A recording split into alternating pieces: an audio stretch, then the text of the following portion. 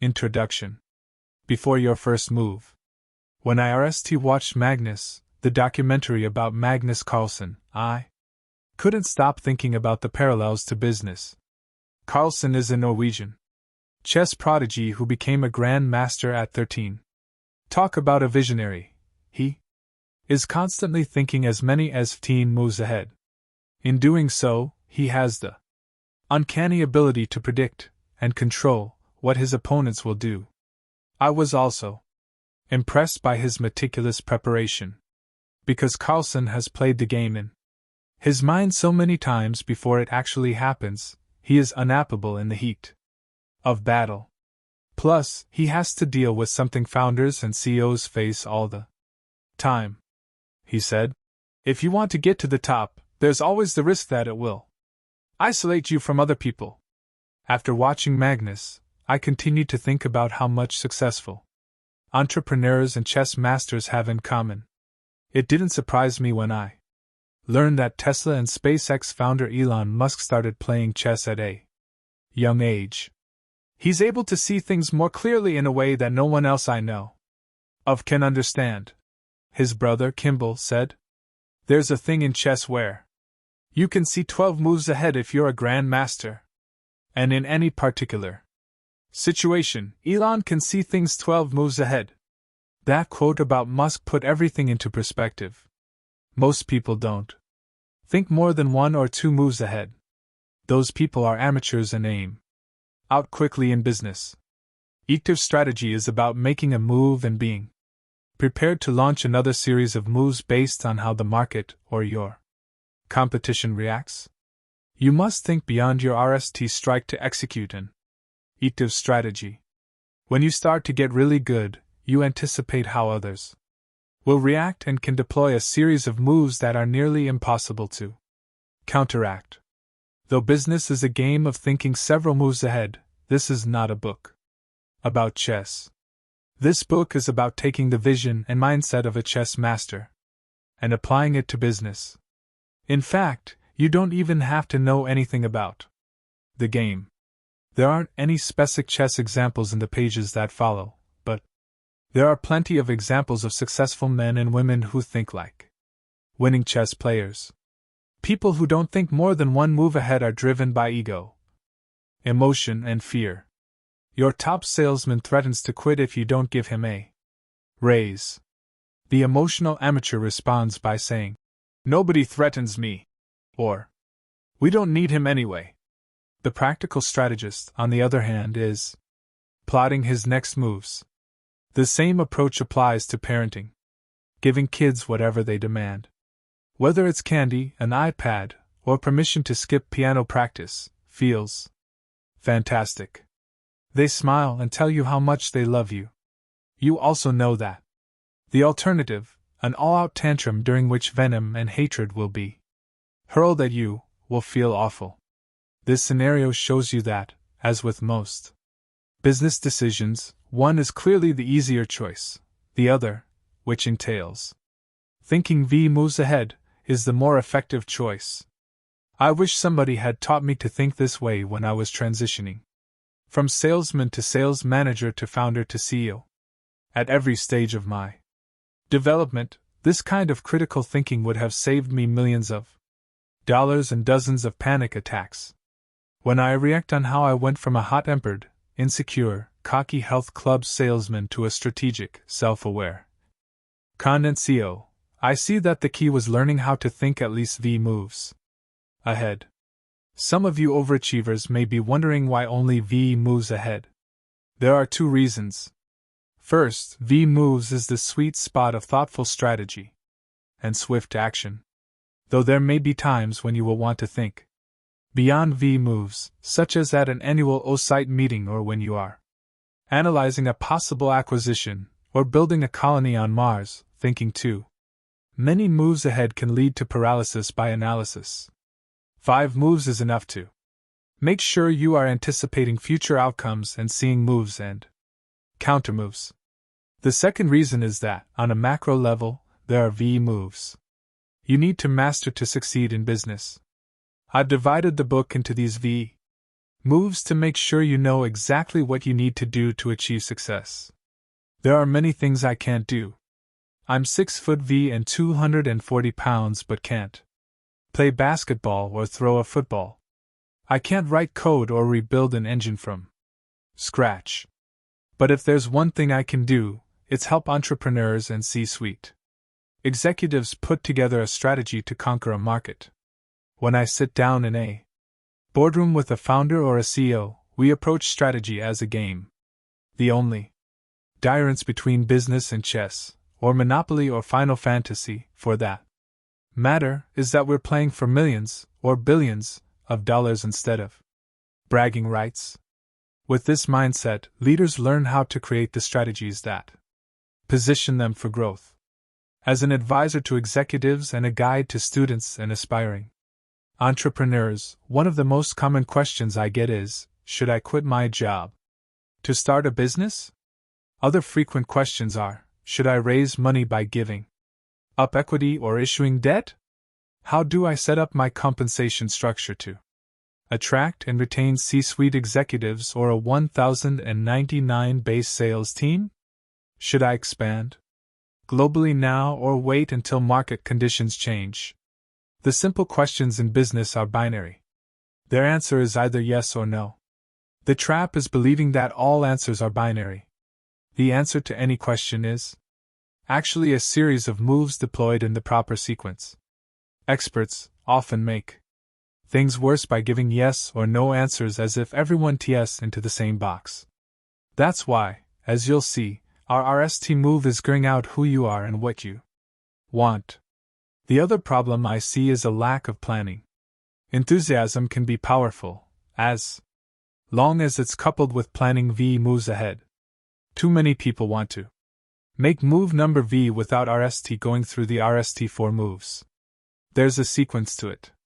To reach the next level, you have to shift from one track and one move, thinking to seeing many moves ahead. If you are clear that you want to be an entrepreneur, quitting your job may be move 4, or it could lead to a series of moves to create a lucrative position within your current company, becoming an entrepreneur, which we'll cover in Chapter 3. If you have a family and don't have any savings, quitting your job is definitely not move 1. In fact, you may not ever have to quit your job to become exactly who you want to be. The information in this book applies to people in all phases of life and at all levels of business. You may be a CFO who loves being a CFO or a freelancer who enjoys the variety and flexibility of being a solopreneur. One of the things I love so much about business is that there's a path for everyone, as long as you have self-awareness and the willingness to think V moves ahead. Regardless of which sequence ts your circumstances, what sets shrewd strategists apart is their ability to anticipate. The best military leaders have a knack for planning several moves ahead. The top guiders know how to set up their opponent. They may be willing to lose round 1 because a move that seems to be working against them early in the GHT is actually being used to bait their opponent into a mistake in a later round. World-class poker players do the same thing, making a blue and sacrosanct chips early in the game to set into motion a series of moves that will ultimately bust their opponent. And though we don't necessarily think of Warren Buffett as a chess master, his sustained success comes from his patient, strategic approach. Buffett isn't trying to win a particular trade or even the quarter or year. He's making a series of moves to win the long game. NBA legend Kobe Bryant told me, less than 6 months before his tragic death, that when he was 13, he already knew he wanted to be one of the greatest basketball players of all time. At that time, he was the FTY 6th ranked player in the nation. He created a hit list of all the names ahead of him until, years later, he passed them all and became a RST round pick right out of high school. Rumor has it that Michael Jordan used playing for the 1992 U.S. Olympic Dream Team as a way to learn the weaknesses of his teammates and use those weaknesses against them when he returned to the NBA. Both of these Players were master strategists who were always thinking at least the moves ahead. You will need to think this way, too, especially if you plan on competing in your market and eventually dominating your industry. In the pages that follow, I'll give you everything you need to think like a master strategist. I'm also going to show you how to 1. Differentiate yourself and communicate your unique value. 2. Find investors and build a high valuation for a lucrative exit. 3. Attract top talent and design incentives to cultivate and keep them. 4. Maintain systems during rapid growth and staying power/sanity during chaos. 5. Process issues, make decisions, and actively solve problems. 6. Identify who you want to be and the legacy you will create. 7. Negotiate, sell, and strategize as if your life depended on it. Maybe you picked up this book thinking that you lack the education or resources to build a business. Or you might be the person with a high IQ who can't make a decision to save your life because you're always overthinking it. It doesn't matter where you start. If you have any doubt that someone can't grow to be an entrepreneur, consider my story. Anyone who knew me growing up would have labeled me least likely to succeed. You're going to see how I went from a guy who couldn't think ahead at all, and as a result had 26 credit cards with a total of $49,000 in debt, to a CEO.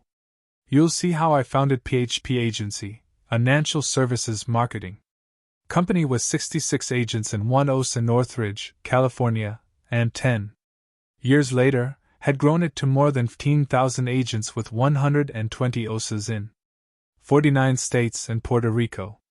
I'm proud of the fact that our agency is recognized for its unique diversity, millennial culture, and social media presence. We did it in the life insurance industry, which has a boring reputation. The average life insurance agent is a 7-year-old white man. Our average agent is a 34-year-old Latino woman. We haven't been successful because of our connections or thanks to any good fortune. In fact, my personal background proves that entrepreneurs can come from anywhere and don't have any qualities that you don't also possess. The least likely CEO. I grew up in Tehran, the capital of Iran. During the Iran-Iraq War in 1987, my family lived with the possibility of an attack at any moment. Even though I was only 8, the sounds still stick with me. Every attack began with a siren, and the sound alone could pierce your soul. Then a voice would warn of enemy planes crossing the border. Finally, we would hear the whistling sound of bombs falling through the air. After each whistle, we prayed that our shelter wouldn't get hit. I remember sitting next to my parents, frightened beyond belief. Finally, my mother had enough. She told my dad that if we didn't leave the country, their son was going to get stuck and have to serve in the Iranian army.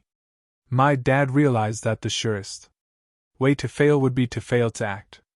My sister, my parents, and I got into our white, 2-door Renault and headed toward Karaj, a city 2 hours from Tehran. To get there we had to cross a bridge. Right after we crossed, there was a massive ash behind us. Dad told my sister and me not to look back, but we couldn't help ourselves. I wish we had listened. When we turned around, we saw the devastation of a bomb that had dropped onto the bridge less than 100 yards behind us, right after we had crossed safely. I still have no words for it, other than to say that no one, much less 2 terrified kids, should ever have to witness something like that. I can replay that moment in my head as if it were yesterday. Times like that can break you, or they can build in you an amazing tolerance for pain and adversity.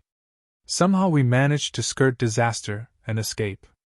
We lived in a refugee camp for 2 years in Erlangen, Germany, before eventually moving to Glendale, California, on November 28, 1990. When we arrived in the United States, I had just turned 12, spoke little English, and couldn't escape the horrible mental images of being a war-ravaged country. Thanks to my parents' decision to make the right move in the face of life and death, I'm alive today, a proud U.S. citizen with a thriving business and a beautiful family of my own. When you learn to think V moves ahead, it may seem as though you're becoming a mind reader. What's actually happening is you've seen the moves so many times that you can anticipate what your opponent is going to say or do next. I bet you are wondering, can I do this? Can I truly go from a person who lacks experience to someone who thinks strategically and builds an empire? You might be saying, but Pat, you have the gift of gab. You have the pedigree of an entrepreneur. You, Pat, are a lot smarter than I am. Smarter than you? Really? Consider the following. 1. I barely graduated high school. I had a 1.8 GPA, got 880 on my SATs out of a possible 1,600, and never set foot inside a 4-year college. I was constantly told by friends and relatives that I would never amount to anything in life. 2. You think I have the gift of gab? At age 41, I still get teased about my accent. As an immigrant teenager, I was more scared of pronouncing certain words than I was of war. Words such as Wednesday Island and government challenged me the most. That was when reruns of Gilligan's Island made the TV show really popular. You can only imagine how I pronounced both words, and how brutally I was teased for it. 3. My parents divorced after they arrived in the United States. I lived mostly with my mom, who was on welfare. Even though I was a tall kid who loved sports, I didn't play any because my mom couldn't afford the $13.50 monthly membership fee for the YMCA.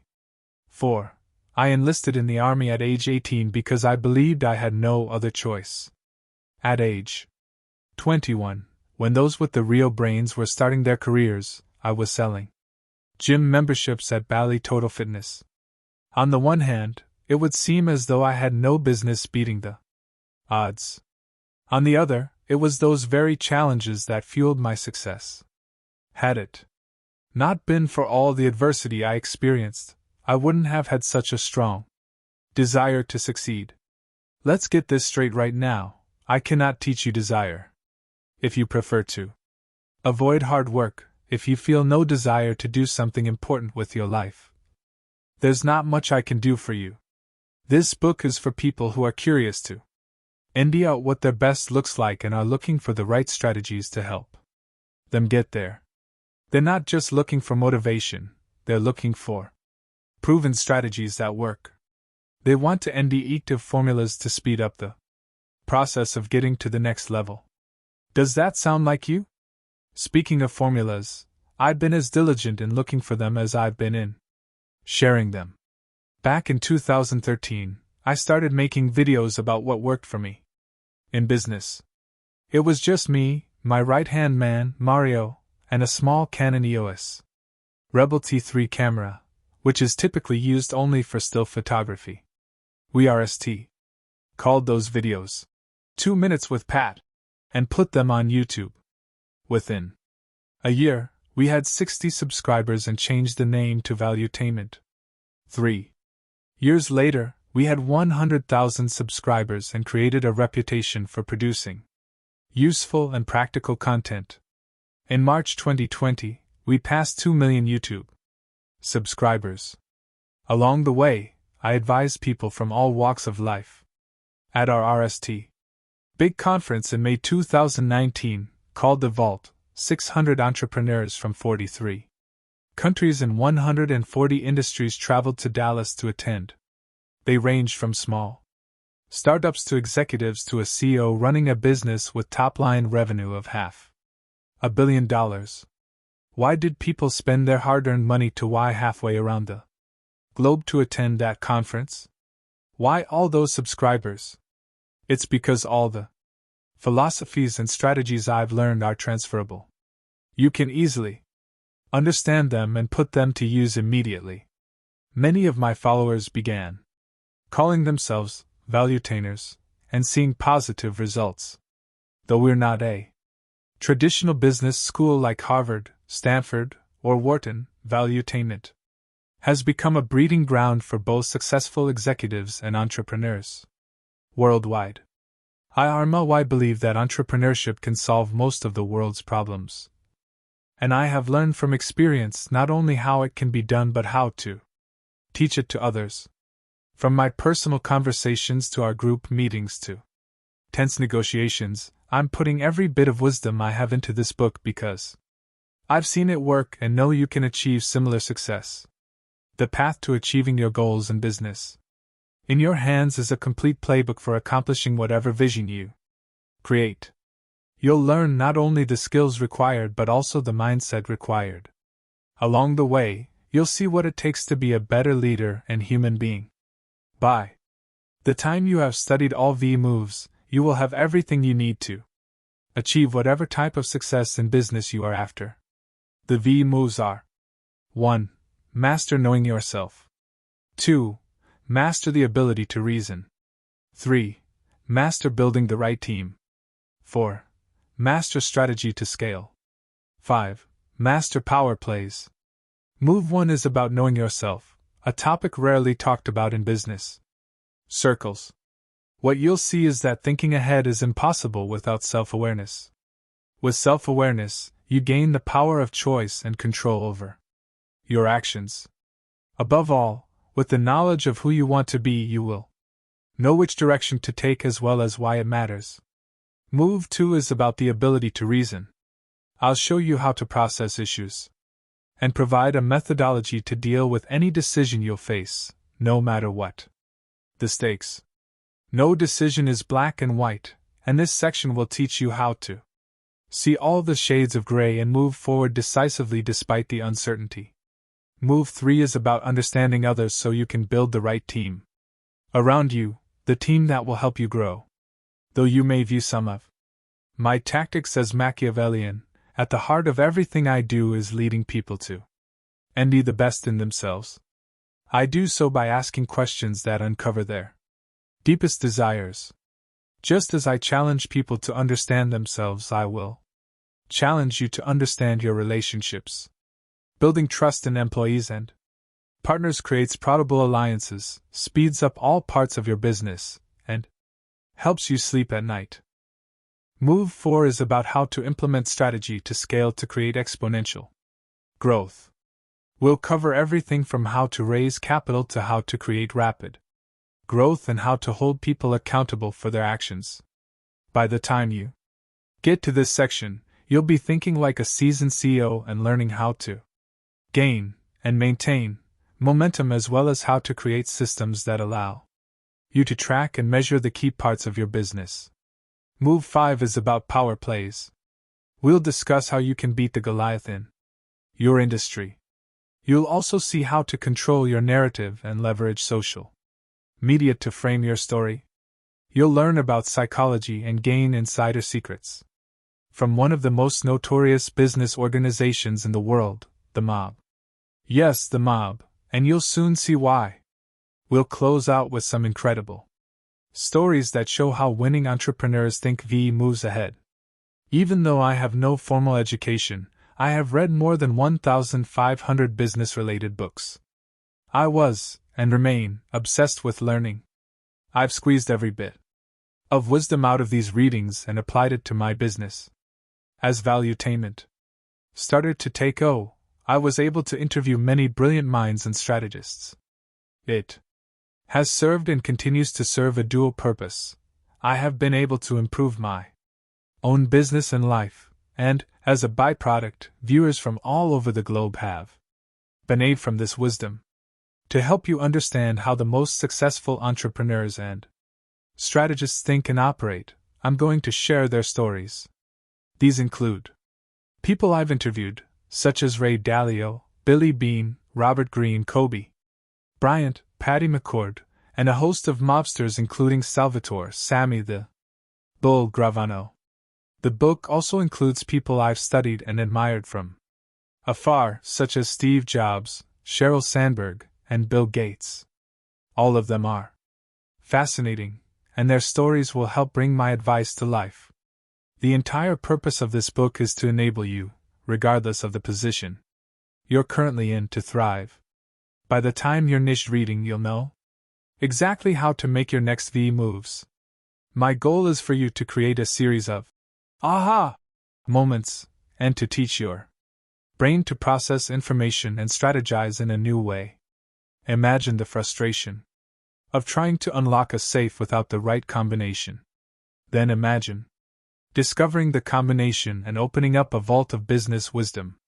By reading this book, you'll gain the level of condense of knowing not only what to do but also how to do it. And as a result, you'll gain the wherewithal to solve problems at all levels while growing your personal brand and business. Move 1. Master knowing yourself. 1. Who do you want to be? I believe that having questions is better than having answers because it leads to more learning. After all, isn't the point of learning to help you get what you want? Don't you have to start with what you want and gear out what you have to learn in order to get it? Ray Dalio, author of Principles, Life and Work and investor, on 2012 Time list of world's 100 most influential people. Michael Douglas, playing Gordon Gekko in the 1987 LM Wall Street, says to Bud Fox, played by Charlie Sheen, and I'm not talking of $400,000 a year, working Wall Street, staying RST class and being comfortable. I'm talking about liquid, rich enough to have your own jet. Some people read that quote and say, making $400,000 a year and being comfortable sounds like a dream come true. Some say nothing at all and claim they have no interest in material things. Others pound their chest and scream to the heavens that they're going to have their own jet. What matters to me is what you think, since all your choices will be dictated by where you want to go. Whether it's a high school student asking for direction or a CEO running a $500 million company, when someone asks me a question, I respond by saying, it all depends on how honestly you can answer this question. Who do you want to be? In this chapter, I'll guide you to answer that question with clarity. I'll also show you how to go back to the blackboard of your life and set a new vision for yourself that will re you up and set you in motion. I'll show you why making a plan and committing to it will unleash all the energy and discipline you'll ever need. Answer questions to reveal your deepest desire. Nothing matters unless you understand what makes you tick and who you want to be. Far too often, consultants and influencers assume that everyone wants the same thing. When I'm speaking to a CEO or a founder, I start by asking questions. Before making any recommendations, I gather as much info as I can about who the person wants to be and what he or she wants out of life. I understand that not everyone knows who he or she wants to be. It's normal not to have all the answers immediately. Remember that this question, and every move in this book, is a process. All the examples I give and stories I tell exist for you. They're meant to get you to react and better understand yourself. If you don't have a clear answer at this point in time, you're in the majority. All I ask is that you keep an open mind and keep reading with the goal, in due time, of answering this question. The purpose of this move is to identify what matters to you the most and help put a strategy together that tests your level of commitment and vision. I may influence you to question certain decisions or ways you'll go about fulfilling your vision, but it's up to you to decide to stretch yourself and think bigger. Who do you want to be? As you continue to ask yourself this question, your answer will determine your level of urgency. If you want to build a little mom-and-pop corner store, you don't have to treat business like war, and you can be laid back in your approach. If you're looking to disrupt an industry, you'd better be armed with the right story, right team, right data, and right strategies. Really take the time to get clear about your story, exactly who you want to be, or you won't be able to soldier on when things get tough. And in business, things always get tough. Make pain your fuel. I could sit here and tell you about the life that you may live one day. Talking about the cars, the jets, and the celebrities you meet all sounds wonderful, but RST things RST? You are going to have to endure more anguish than you can imagine to get there. Those who can tolerate pain the most, the ones with the most endurance, give themselves the highest chance of winning in business. By the time we've been on our own for a few years, many of us have become cynical. It's an ugly thing, but I've seen it happen too often. We all have big dreams growing up, and we make a lot of plans for ourselves. Then life gets in the way, the plans don't happen the way we thought they would, and we lose faith in our ability to focus on who we want to be. You may not notice it, but it also hurts your ability to make your next moves. We may even start to think, hey, what's the point in saying I'm going to do something big if I'm not going to follow through? Better to just aim low and play it safe.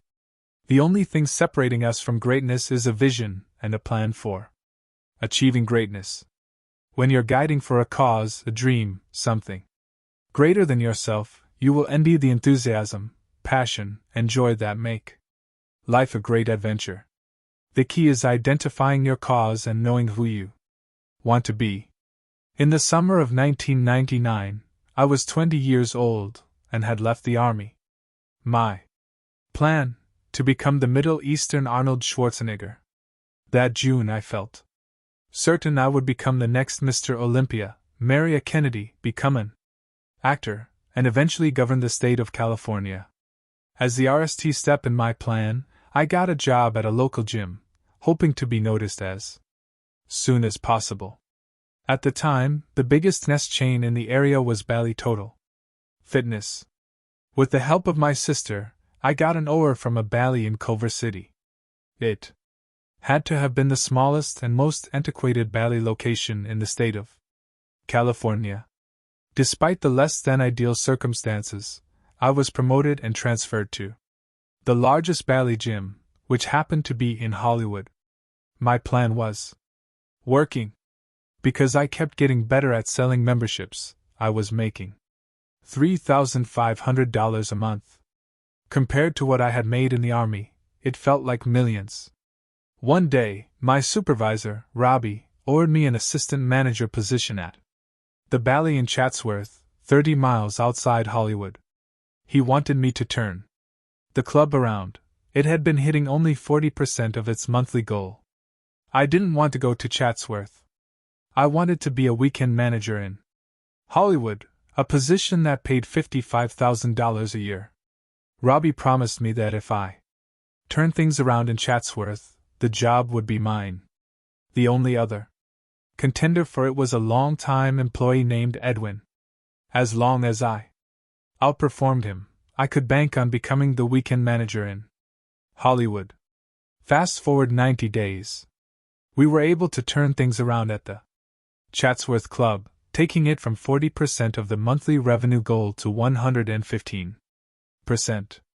I was near the top of the leaderboard company-wide, well ahead of Edwin. When I got a call from Robbie to meet, I assumed that corporate must be pleased. My plans were coming together.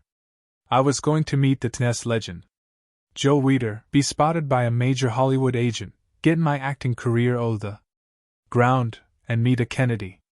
I can vividly remember the anticipation I felt that afternoon before my meeting with Robbie. The moment I walked into Robbie's office, I knew something was This wasn't the same guy who had promised me the position if I outperformed Edwin. That's just paranoia, I reassured myself. Give him the benefit of the doubt and hear what he has to say. Patrick, I'm so proud of the performance you and your team put up the last 90 days, Robbie said. I want you to stay there for another 6 months and take the Chatsworth Club to the next level. What do you mean? I asked. I made it very clear that I wanted the weekend manager position in Hollywood. That position, he said, had already been led. At that point, my blood was boiling. I couldn't believe a grown man could looked me in the eye after going back on his word. I had been so focused on beating the goal that I hadn't put any thought into what I would do if it didn't work out. Who'd gotten the position? You guessed it, Edwin. Why? Edwin had been with Bally for 6 years. I'd been there for only 9 months. Never mind my accomplishments, kicking Edwin's tail on the national leaderboard. Never mind that, according to objective data, I had earned it. In fairness to Robbie, he wasn't being unethical. Because he had to follow marching orders from corporate, he was being political. In many ways it was a blessing to learn at a young age that corporations have agendas and that advancement is rarely based on merit alone. Robbie could tell I was furious, and he asked me to step outside to cool. I walked to the parking lot and tried to think. I imagined how these events were going to dictate the rest of my life. I played the movie in my mind, and I just couldn't accept how it would end if I accepted Robbie's decision. I didn't realize it then, but I was already processing my next moves. The only challenge was that I was reacting to someone else's move rather than executing my own. I walked back into his office and asked him if the decision was NAL. He said it was. At that point, I looked him in the eye and told him I quit. Initially, he thought I was kidding, but I was confident about my decision. What's the point of working somewhere that doesn't give you a clear direction on what you need to do to advance in the company? Why put myself through the misery? It was at that moment I realized I could not live another day with my destiny in someone else's control. I wasn't thinking like a winner at that point in my career. Given my inability to think more than 1 or 2 moves ahead, I was still an amateur. As a result, I was petried. Driving home, I felt as though I'd made the worst decision of my life. My coworkers started calling me to ask what the hell I'd been thinking. My family couldn't believe it either. By the time I got into bed that night, most of the emotion had worn off, and I was left wondering what I was going to do next. Later in my career, I learned how to process while in the heat of the moment. Thankfully, that night I was able to calm down just enough to think about my next moves. When I think back on it now, I realize that it was a defining moment in my life.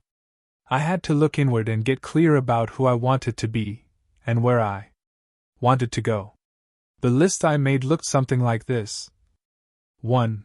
I want to make the name Bet David mean something, so much so that my parents will be proud of the decision they made to leave Iran. 2. I want to work with people who keep their commitments, especially leaders with whom I work and who impact my career path. 3. I want a clear formula for how to get to the top based purely on my results. I can't stand surprises or the moving of goalposts. 4. I want to build a team that has bought into the same vision. I have to see how far we can go collectively. This includes running mates whom I can trust 100%. 5. I want to make enough money that I'm no longer controlled by other people's politics and agendas. 6. I want to get my hands on every single strategy book out there to see the game from a broader point of view so I can learn how to minimize corporate bullying. Once I was clear about who I wanted to be, I could see my next moves. The RST step was getting a sales job with merit-based pay and clear expectations. 20 years later, I can tell you that clarity comes from making decisions that are aligned with your core beliefs and values. Use your haters and doubters to drive you. I shared that story about being denied the promotion because I want you to tap into your own pain. It's those moments of feeling powerless, angry, or sad that clue you into your deepest drive. Don't underestimate the power of shame to motivate you.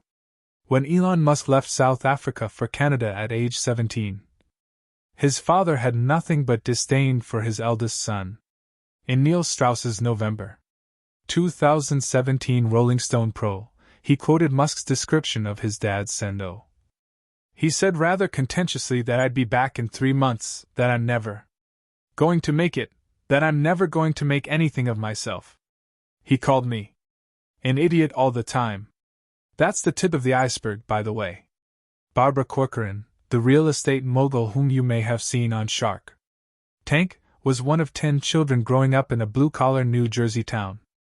In 1973, she was 23 and working as a waitress in a diner.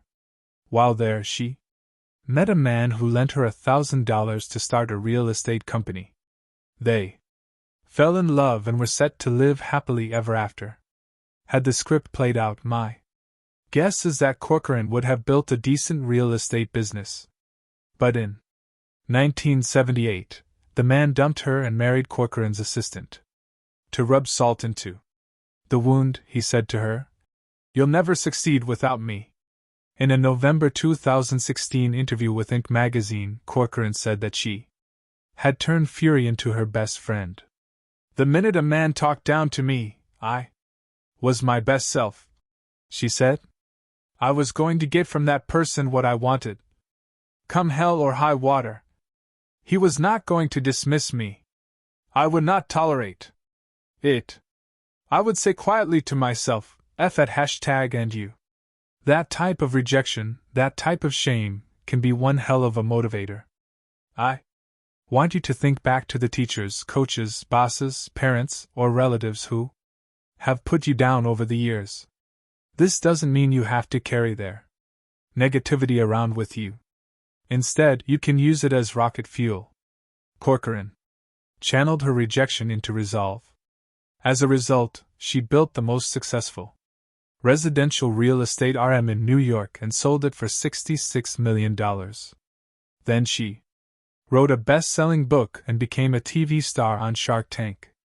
As an investor in entrepreneurs, Corcoran actually looks for people who are fueled by pain.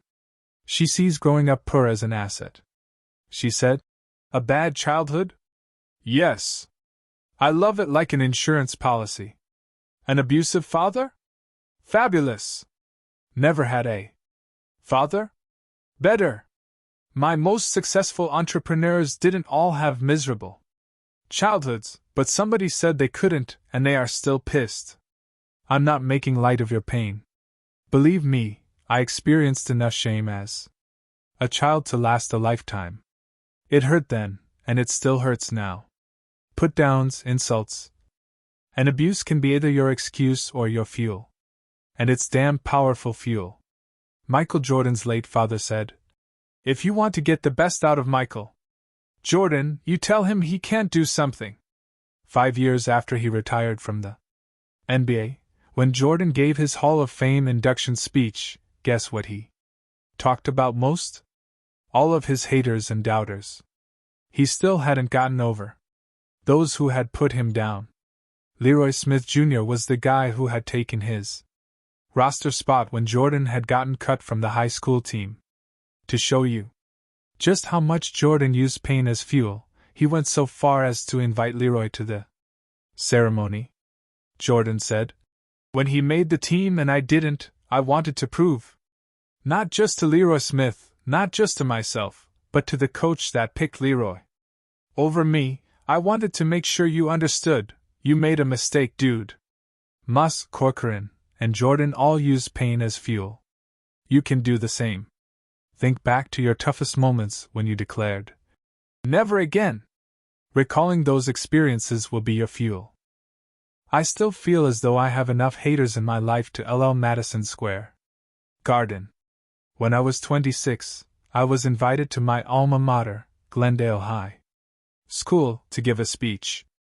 I ran into a guidance counselor, Dottie, who asked, "Why are you here, Patrick? To see the motivational speaker?" She went on to tell me that she had always felt sorry for my parents. Here I was, 26 years old, being invited back to my high school to tell my success story, and Dottie was showering me with pity, reminding me that a decade earlier, she had felt sorry for my parents because I had been such a lost kid with no motivation or direction. Dottie ended up escorting me to the auditorium, where 600 students were waiting to hear from the motivational speaker, when suddenly the vice Principal got up and started to introduce me as the speaker. The look on her face was priceless. I didn't say a word back to Dottie. Instead, I just led her away as another hater who keeps popping up in my life. And those people keep driving me. As a matter of fact, I have a list of statements that people have made to me over the years. Most people read positive affirmations to produce condensed in themselves, but I have a completely different set of affirmations by people who doubted me or tried to put me down. Reading and rereading the list creates a level of inside me that all the money in the world can match. Maybe the most important hater in my life was a stranger. When I was 23, my dad had his 13th heart attack. I rushed to Los Angeles County Medical Center, a public hospital. The people there were treating him like dirt. I completely lost it, lashing out, throwing things. "You don't mess with my dad! You crossed the line!"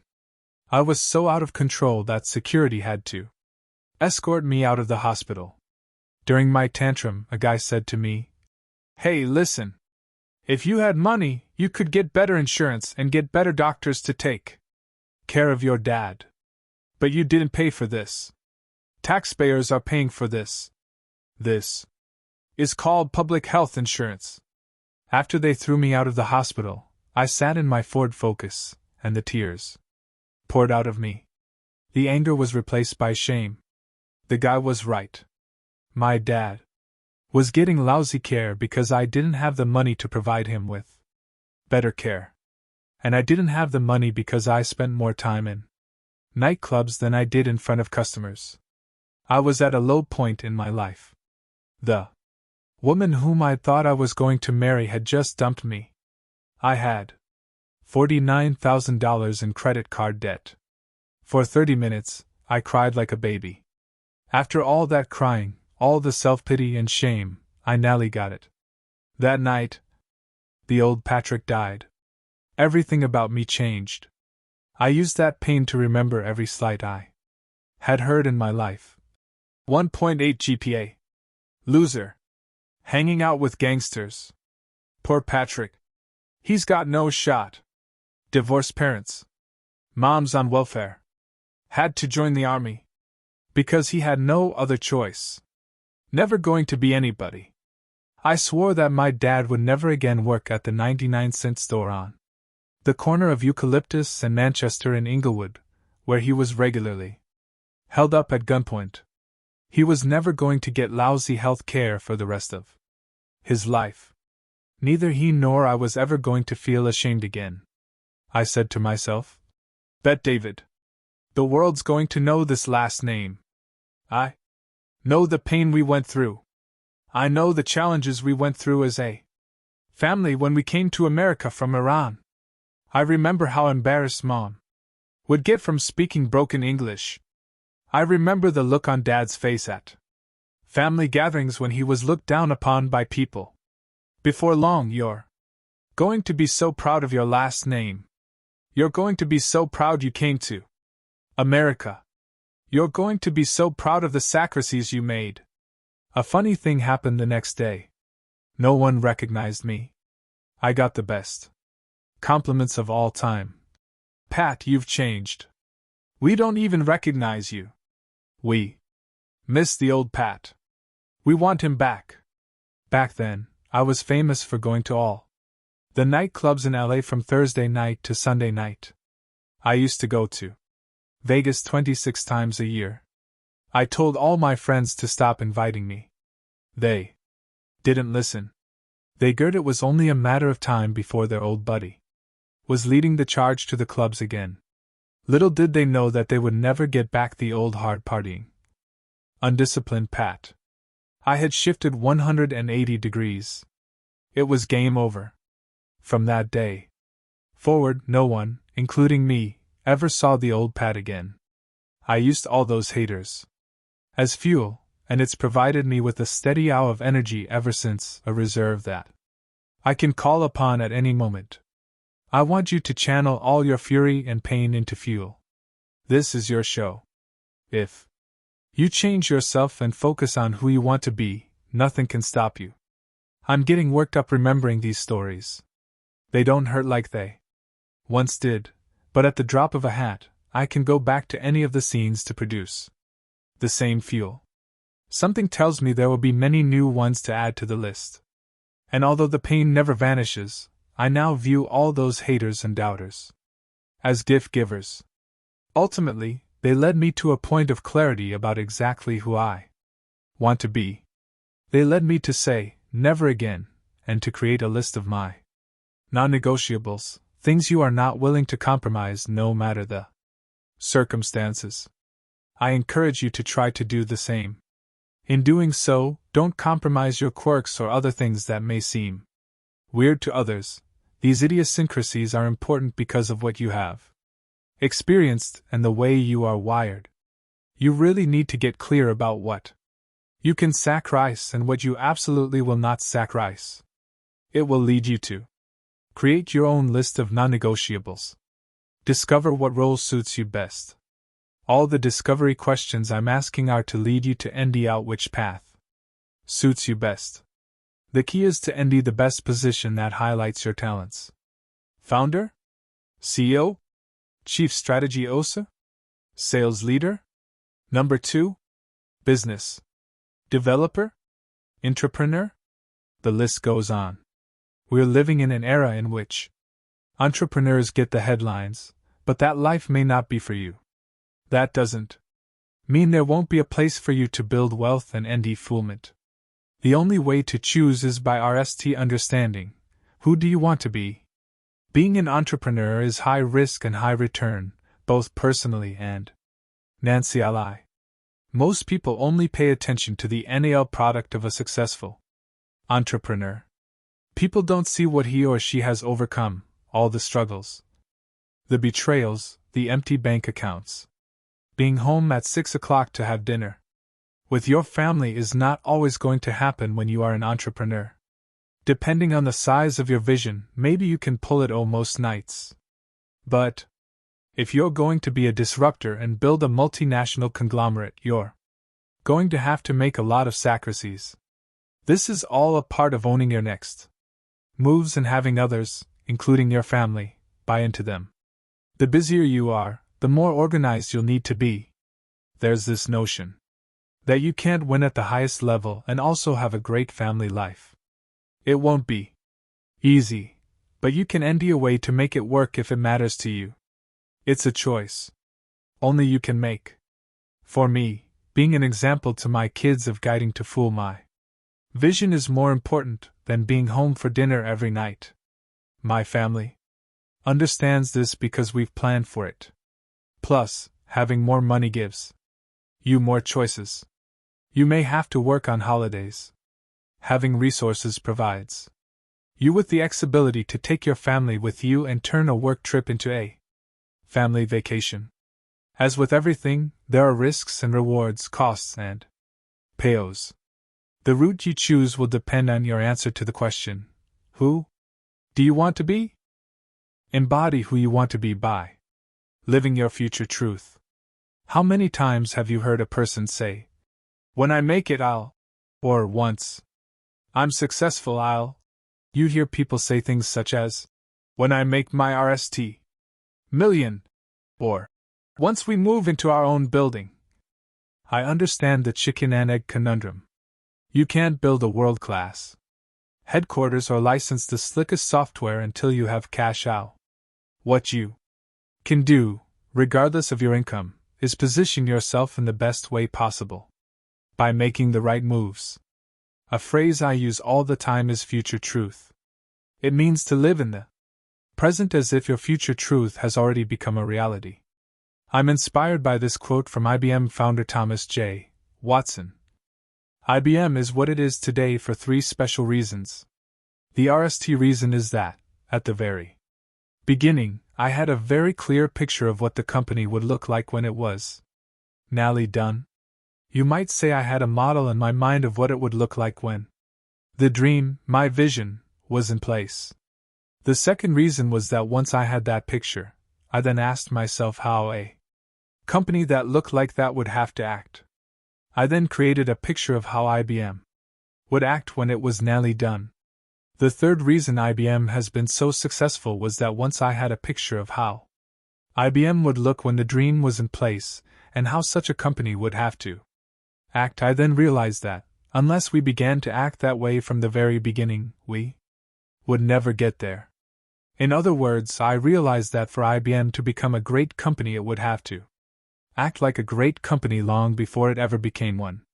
Did you get that last sentence? You must act like a great company, or a great entrepreneur/entrepreneur, long before you ever become one. Are you following? Let me explain. A visionary is somebody who is not living in the here and now. He or she has already seen at least V moves ahead and is living in that reality. Explaining your future truth to others, however, may come across as unrealistic, boastful, or even delusional. Not long after we started our company in 2009, I gave a speech at the J.W. Marriott in Palm Desert, California, to a group of 400 people. I said, "One day, the best comedians, athletes, thinkers, and U.S. presidents will attend and speak at our convention." 9 years later, Kevin Hart performed at our annual convention. Before our agency turned 10, I interviewed former President George W. Bush and the late Kobe Bryant in front of our entire company. People want to follow someone who is driven by his or her future truth. It's the reason we're enamored with visionaries. As long as the person speaking has 100% conviction, he or she will get others revved up. The best leaders have the ability not only to believe in future truths but also to inspire others to believe and execute their vision. On May 25, 1961, President John F. Kennedy delivered a special message on urgent national needs to a joint session of Congress. JFK's goal was clear. Before this decade is out, landing a man on the moon and returning him safely to the Earth. With months to spare, that future truth became reality when, on July 20, 1969, Neil Armstrong became the first person to walk on the moon. Do you know who you want to be? Do you have a clear vision of what that looks like? At this very moment, is the way you are acting consistent with your future truth? Use your heroes and visuals to remind yourself who you want to be. To take things to the next level and set the bar even higher, aspire to be heroic. Think about your heroes, and ask yourself how they would act in such situations. It's no coincidence that there is an entire cottage industry of books asking, "What would name do? You want to be wealthy?" There's a book titled "What Would the Rockefellers Do?" How the wealthy get and stay that way, and how you can too. Want to be more like the founders of America? Reference the book What Would the Founders Do? Our questions, their answers. Asking what someone else would do forces you to take a time out and consider your next sequence of moves. The second thing it does is challenge you to embrace greatness. I believe so strongly in challenging myself to reach another level that I hired an artist to create a unique visual for my OS. It's an unusual painting with an unusual name, Dead Mentors. It stops people in their tracks as soon as they see it. In the painting, I'm surrounded by a number of people who could never have been in the same room together. Whenever I'm in my OS, I turn to them constantly for counsel. They are people with whom I like to process issues on all levels: economics, competition, strategy, politics, and my personal life. Seeing these 10 luminaries together is a constant reminder to me to embody 10 heroic traits. From left to right, Albert Einstein, John F. Kennedy, bust of Marcus Aurelius, Abraham Lincoln, Tupac Shakur, Patrick Bet-David, the student trying to soak up wisdom, Muhammad Reza Pahlavi, Ayrton Senna, Milton Friedman, Martin Luther King, Jr., bust of Aristotle. I chose individuals who differed in their philosophies yet were in the same ELD. John F. Kennedy and Abraham Lincoln. One was a Democrat while The other was a Republican. Both were great presidents, yet each took a different approach to getting things done. Both were eventually assassinated for different reasons, which I won't go into now. Albert Einstein and Milton Friedman both had a way of viewing the world through the eyes of a mathematician, but they disagreed on the economy and taxes. Tupac Shakur and Dr. Martin Luther King, Jr., both wanted similar outcomes but took different approaches. They were also both killed for having strong views. Mohammad Reza Pahlavi, the Shah of Iran from 1941 to 1979, changed his country's direction until his inability to handle too much power led to the fall of an empire. He's a reminder to never get so content as to underestimate an opponent such as Ayatollah Ruhollah Khomeini, who led the revolt that exiled him. Ayrton Senna, the greatest Formula One driver in history, tested his limits to take his craft to the very edge of perfection. He reminds me to push boundaries and hone my power of concentration. I named my daughter Senna. Marcus Aurelius was a leader who never put himself above the people. He didn't let power get to his head. A practitioner of Stoicism, he reminds me to stay both centered and humble. Aristotle was the voice of reason in Alexander the Great's ear when he was on his way to becoming king. The ability of the Greek philosopher to think and reason reminds me of the importance of slowing down and taking the time to process issues. In the back, I am whispering something in Tupac's ear while listening to the discussion being led by Abraham Lincoln. On the far right, there's an empty seat for someone who one day may be revealed. Together, the people in this painting have become a personal assembly of mentors whom I turn to daily. Who do you have in your mentoring vault? Whether dead or alive, that owes perspective and counsel? Creating a visual of your heroes will challenge you to live up to the ideals of those you seek to emulate. Every time I walk into my OS, this painting moves me. I've continued to up the ante. I also have a custom bookshelf that's 15 feet long and spells out read. All the images in my OS push me to think and make clearer decisions. I often plot my next V moves in this room because it's led with a spirit that makes me think big. My OS is bizarre, and it was expensive to create. The key is to start somewhere. I started with pictures from magazines that I taped to my bathroom mirror and now have my entire OS as a reminder of what inspires me. I challenge you to ND a way to create a visual that reminds you to be heroic. Start with something small. You don't need to hire an artist. Photoshop will do. If you're a visionary, blow up a picture of Walt Disney or Steve Jobs and put it in a prominent place. Have a little fun with it. If looking at Walt Disney doesn't inspire you, keep a picture of Mickey Mouse or a stewed Mickey in your OS.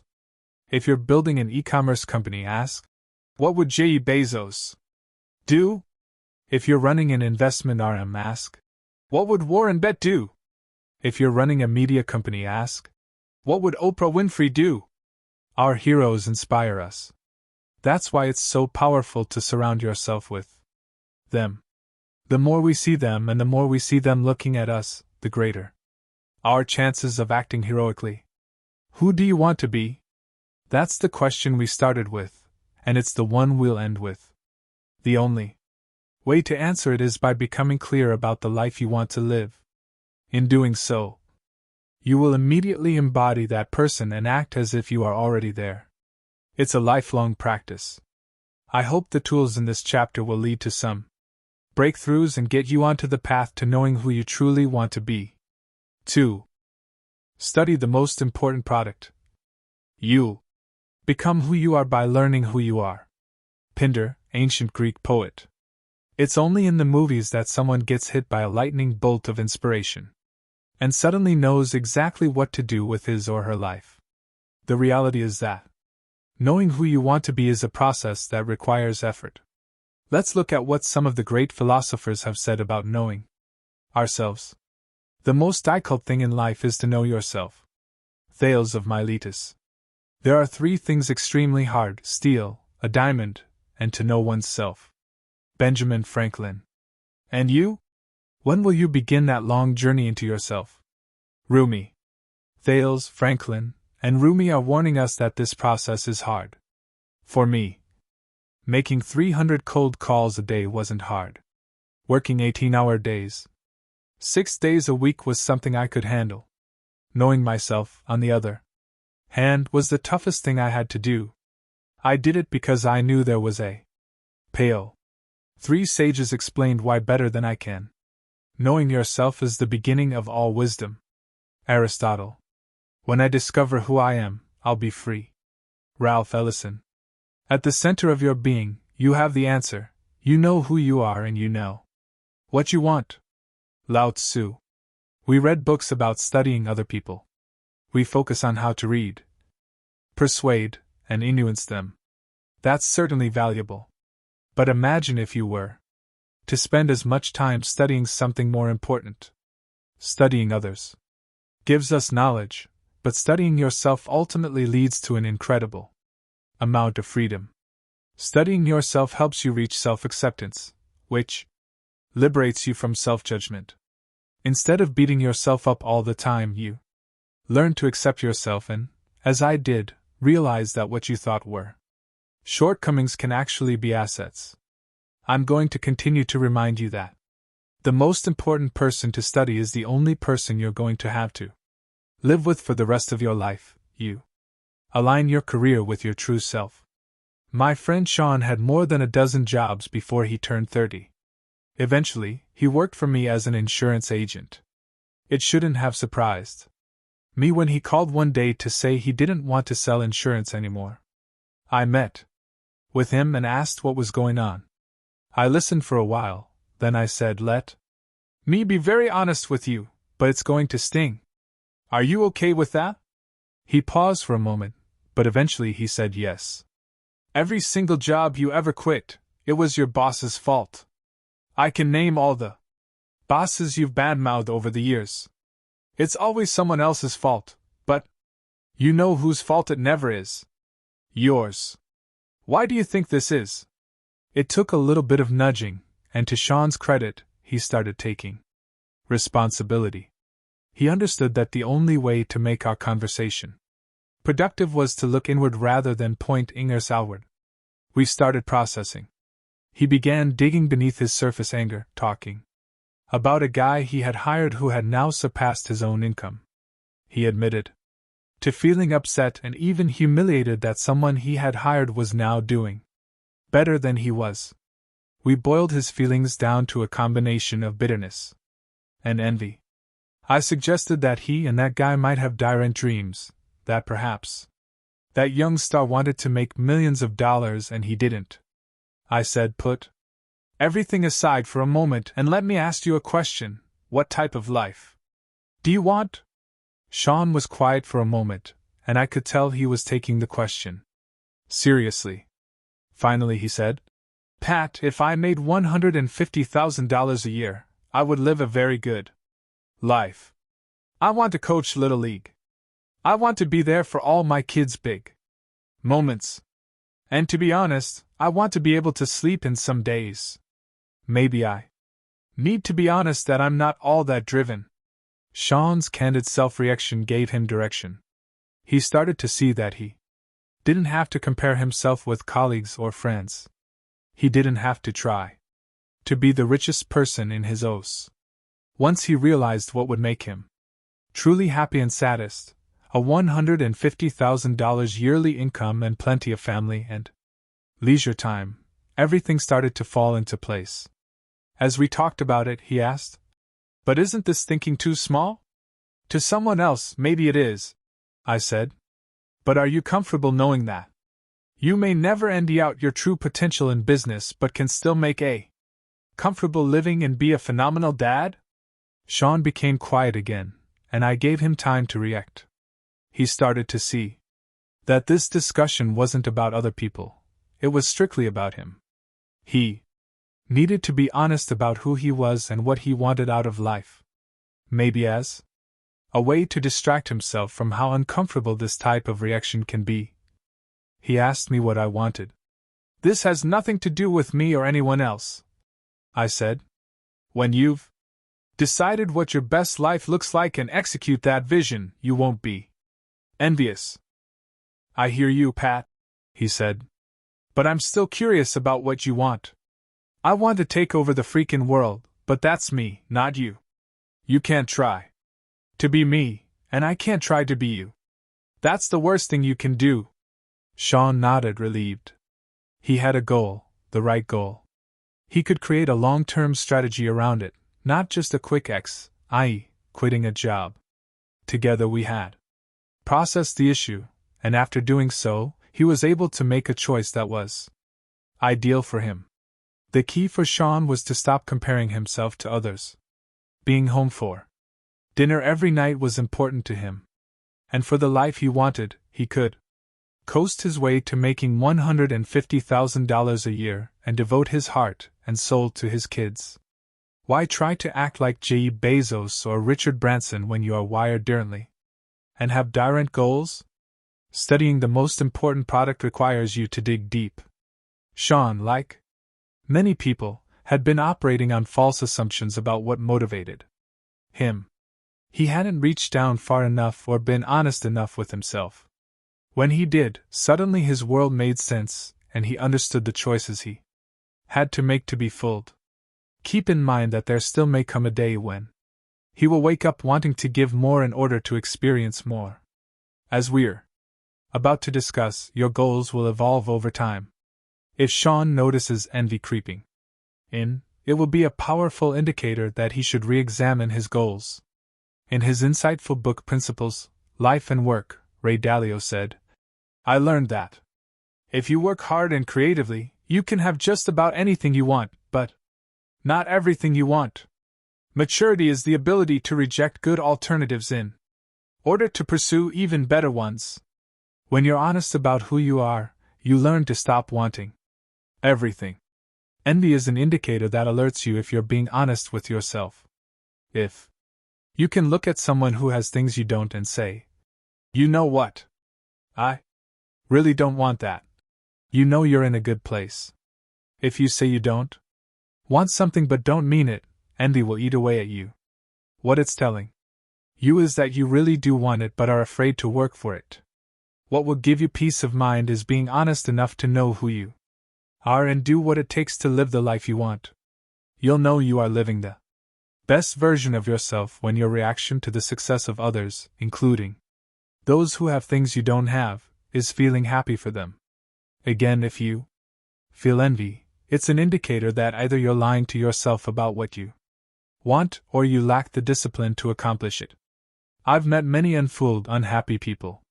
The most dangerous unhappy people I've met are those who are both extremely ambitious and extremely lazy. What this combination produces is envy, which is a deadly sin that will make your life a living hell. These are people who think big and want to do something big, but they're not willing to put in the work to earn it. They'll cheat. They'll throw you under the bus. They're constantly looking for shortcuts. And if someone else has what they want, it eats away at their very soul. If someone is winning at a higher level than you are, either lower your expectations to match your work ethic or increase your work ethic to exceed your expectations. If you do neither, you'll be miserable. What it all boils down to is that alignment is the key to fulfillment. Keep these things in mind. Your vision must align with who you want to be. Your choices must align with your vision. Your yacht must align with the size of your vision. Your behavior must align with your values and principles. Inquiry leads to acceptance, which leads to power. There's only one person you have to spend every second of your life with.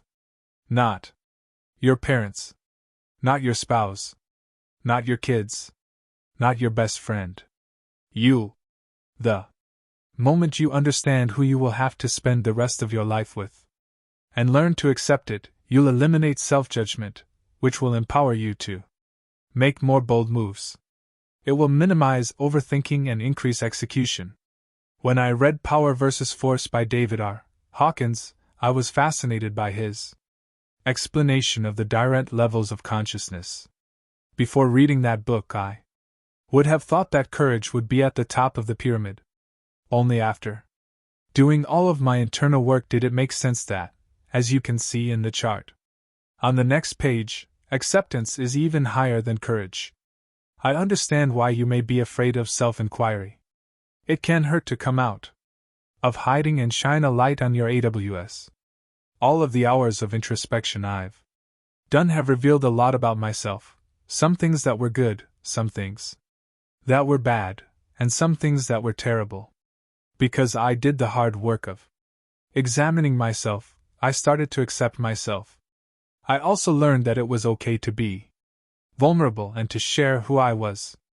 In doing so, my friend Byron Udall, who runs a good-sized company out of Chicago, recommended the book The Hypomanic Edge, the link between a little craziness and a lot of success in America by John D. Gartner.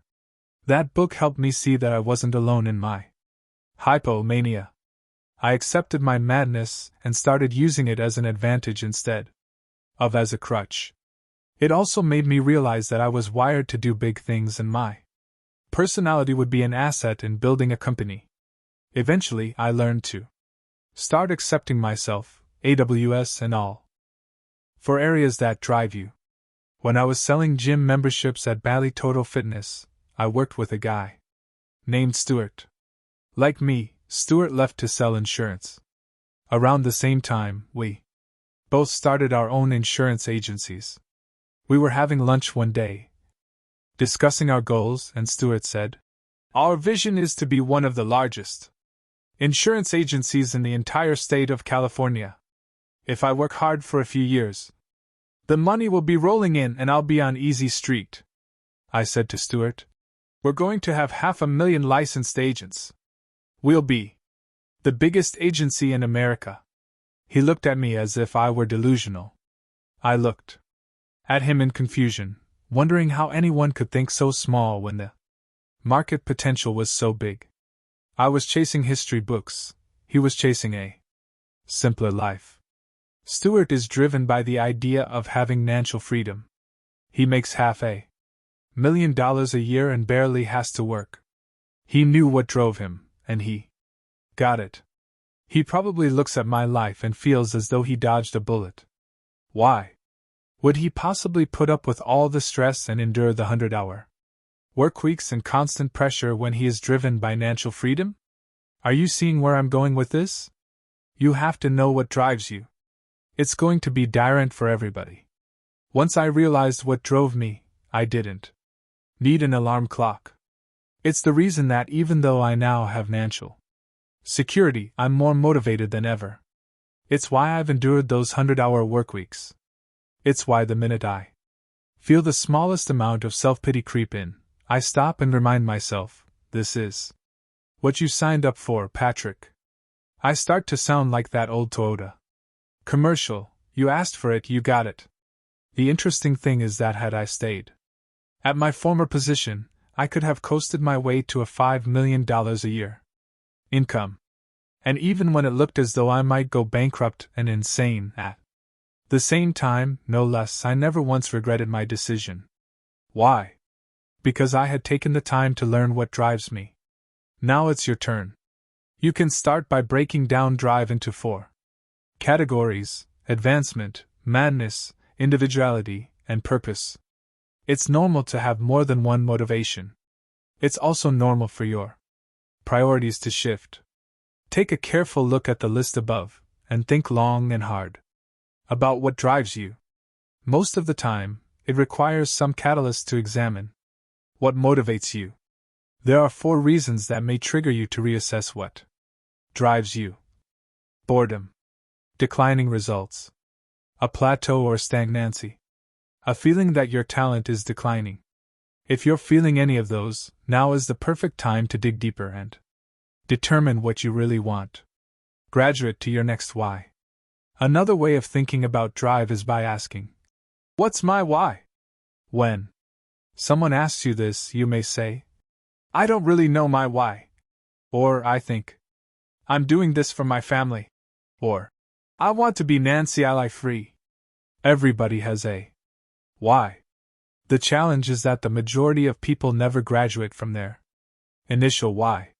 You may be familiar with the psychologist Abraham Maslow's hierarchy of needs.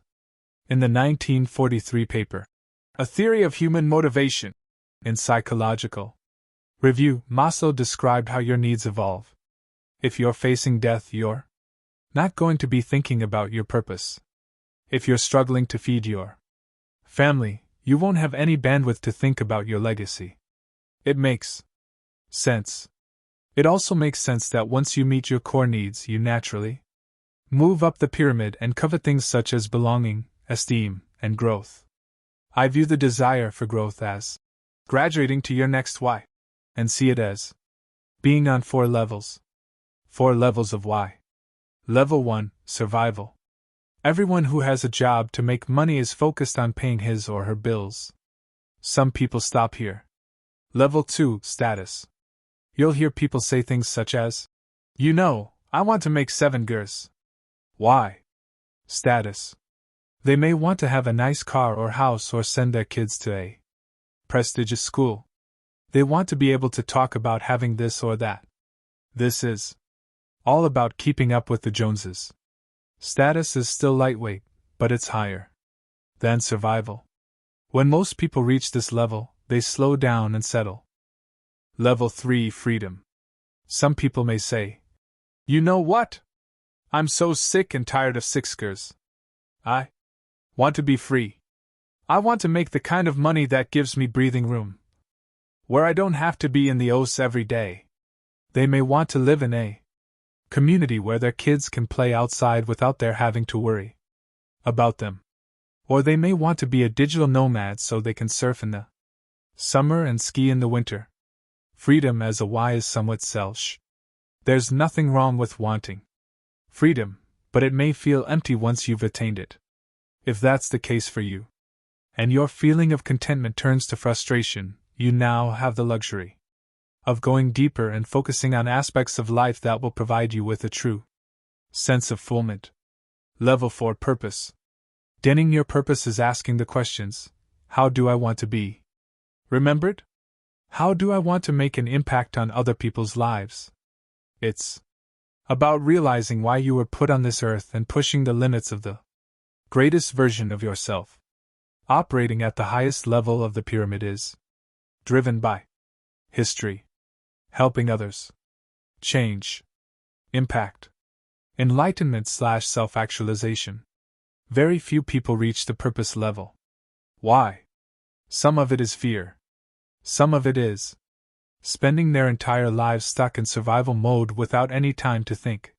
Some of it is being caught up in too many distractions, whether they are social media, sports, or entertainment. In truth, nobody really gets caught up in these distractions.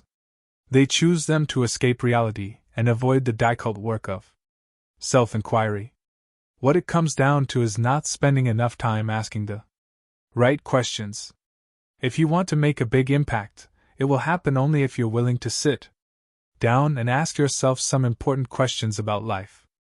Unfortunately, so many times people are just going, and they die never having asked themselves the questions that matter most. My challenge to you is, no matter what level you're at now, get clear on your purpose. Personal identity audit. Of all the tools I offer you in this book, the personal identity audit may be the most important. We tend to overuse the expression, this will change your life. In this case, I'm speaking from experience when I say that conducting a personal identity audit, a series of questions that lead to self-discovery, changed my life radically and exponentially. All the disruptors, founders, leaders, and athletes you admire didn't get there by luck. There was a moment, or many moments, when they were brutally honest with themselves. It's a private time when they face their vices, their fears, and their limiting beliefs that have been stored in their hearts and minds and have been holding them back. This usually happens after adversity strikes. The reality is that very few people are willing to take a time out in life to Experience a breakthrough. Life is going faster today than ever before. Think about how many different apps we have to check on our smartphones that we didn't worry about 10 years ago. How often do we check Instagram, Facebook, Twitter, YouTube, email, LinkedIn, and news apps? The list of all the things we check outside our own selves goes on and on. In August 2003, a wise friend of mine could sense that I was struggling. At age 24, I had begun to show signs of talent and perseverance. I could sell, and I was hungry for knowledge. I was also angry and confused. Rather than lecturing me or sending me to a shrink, that wise friend gave me a list of 83 questions. His only instructions were, go somewhere quiet, keep asking questions, and don't leave until you end some answers. I did exactly as he said. I would sit alone on a beach for 7 or 8 hours and answer these questions. I was so emotional. It was intense. I had moments of frustration and disappointment. I kept asking myself, why are so many people experiencing success and not me? By being alone, I could actually see what was going on and start to notice trends and patterns. Ultimately, I felt a sense of relief, because I realized that all the problems and the answers resided within me. With that knowledge, I knew I was in control of seeing it. That exercise was so valuable that I've condensed the most important questions to create what I call the personal identity audit. When you study the most important person, you will begin to learn how to conquer the most important person who is holding you back, you. These questions, along with the reaction that resulted, completely changed my life. They took me from being an average person to realizing my potential in life. I came out feeling free. I came out accepting my limitations and challenges. Now, when I advise entrepreneurs, I ask them to conduct a personal identity audit. The key with this exercise is to treat it with the utmost respect. You don't need to niche fast or aim for a perfect score. The only right answer is the honest answer. The idea is to have a breakthrough. The more emotional it is for you, the more the likelihood of it creating a breakthrough. Once you go through the audit, encourage others to take it as well. There's nothing like having a breakthrough in life and inviting others to do the same. The personal identity audit can be found in the appendix on page 282. Since I posted the personal identity audit on my website, more than 200,000 people from 130 countries have taken it. The results have been transformational. Please take your time with it. I hope the experience is as profound for you as it has been for countless others. The benefits of self-discovery and conducting a personal audit. 1. Awareness shows you that you are at the center of all your problems and solutions. 2. You realize that your problems can be XCD. 3. You crack your limiting beliefs. 4. By spotting patterns, you can end detrimental habits. 5. Your anger at others dies out once you see that no one but you controls your fate. Study your blind spots by actively looking for them. No matter how much you study yourself, you can't help having blind spots. The RST step in recognizing them is wanting to recognize them. That desire will grow out of understanding that discovering your blind spots ultimately makes you better. That's your why for seeing your blind spots. I wasn't born with self-awareness. In fact, early in my career, I had hardly any. When I RST started my insurance company, I came across as arrogant in meetings. I'd meet with major insurance carriers and start by telling them, we're going to have 500,000 licensed insurance agents. We're going to write more insurance than anyone in history. In their 1994 book Built to Last, Successful Habits of Visionary Companies, Jim Collins and Jerry I. Porras coined the term Big Hairy Audacious Goal. BHAG. They deem it as an audacious 10 to 30-year goal to progress towards an envisioned future. After I declared my BHAG to people at those big insurance carriers, they would invariably respond by asking me, How long have you been in business? 2 weeks, I would say. My blind spot wasn't having a BHAG. My blind spot was failing to understand my audience. The financial markets crashed at the end of 2008. The damage was so bad that AIG, the industry behemoth, nearly went out of business. The entire industry had no choice but to play defense. Here I was in 2009, this 30-year-old Middle Eastern guy, proclaiming that he was going to have 500,000 agents. The last thing other insurance companies wanted to bet on was a risky startup when their focus was on survival, compliance, and risk management. Kathy Larson was an executive with Allianz, a $400 billion company. When I gave her my bold pitch, she said, "You're full of it. You know how many people say this kind of stew? You better have more of a track record before you start making these outlandish proclamations." Her advice hit home. Even though I was certain about my future truth, in my mind I had already seen it happen. I needed to adapt my approach to meet the needs of my audience. My vision didn't change, but my approach needed serious work. I began thinking about how I could adjust my pitch. I thought deeply about who I was. With more self-awareness, I came up with a plan that reacted what I wanted to achieve. I learned to translate my BHAG into my next moves and, more important, to understand the sequence of those moves against the backdrop of a new awareness about the audience. Knowing yourself is an effortful process and rarely an epiphany. You need to understand who you are, what makes you tick, how much risk you can handle, and what type of family you want to create. The key element behind all the stories and exercises in this move is honesty. Looking in the mirror can be painful at times. I shared with you how much I cried when I took the personal identity audit. The pain was worth it. Once you become clear about the most important product your decisions will out naturally and lead you to accomplish your goals. 3. Your path to creating wealth. Intrapreneur or entrepreneur? Money is only a tool. It will take you wherever you wish, but it will not replace you as the driver. Ayn Rand. Eric Dratch was one of the most talented poker players in the world. Over a span of 36 years, from 1973 to 2009, he niched second in World Series of Poker stud events 3 times. Many regarded Dratch as the 7th best poker player in the world. The running joke was that he only played against the best 6. Despite his talent, he was often broke. Let him be your example of how not to choose a business. You want to choose a path that puts the odds of winning in your favor. In poker, it's called game selection. What determines if you win in any game, or business, isn't how good you are, it's how good you are relative to your competition.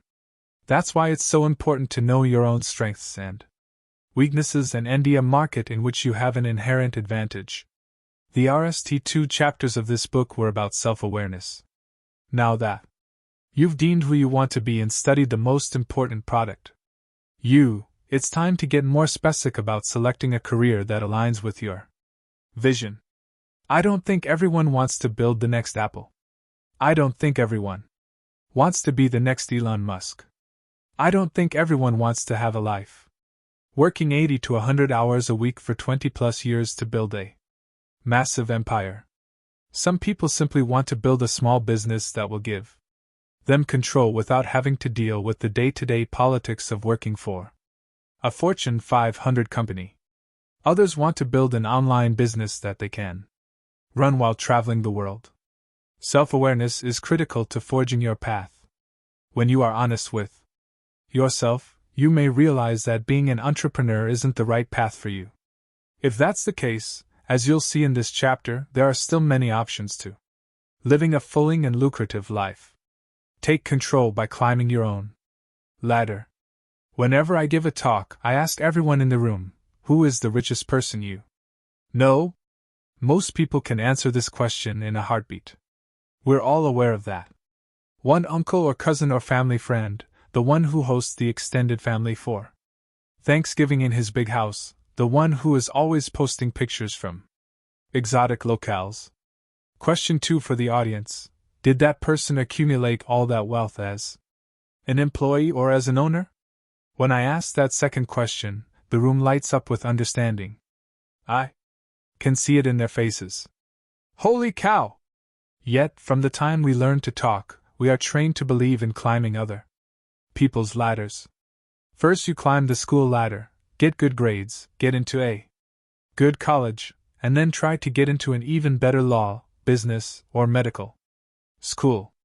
If you excel on the school ladder, you get to start climbing the corporate ladder, work for a comfortable salary, do work with no personal meaning so you can climb your way up to middle management. Then you've reached security. That's a lie, as those who have climbed the ladder can attest. Robert Kiyosaki's book Rich Dad, Poor Dad debunked the myth that education is the path to riches. Wealth and success are not waiting for most of us at the top of anyone else's ladder. A richer life, Nancy Ally, emotionally, intellectually, is possible only when you take responsibility for your own success. There is more than one way to take responsibility for your own success.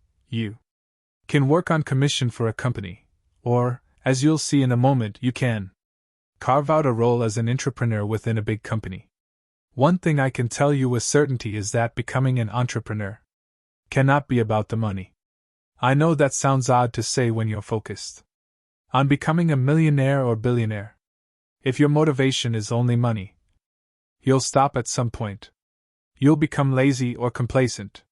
If you want to be an entrepreneur, your reason has to go beyond wealth. The pain of owning a business is too great to tolerate just for money.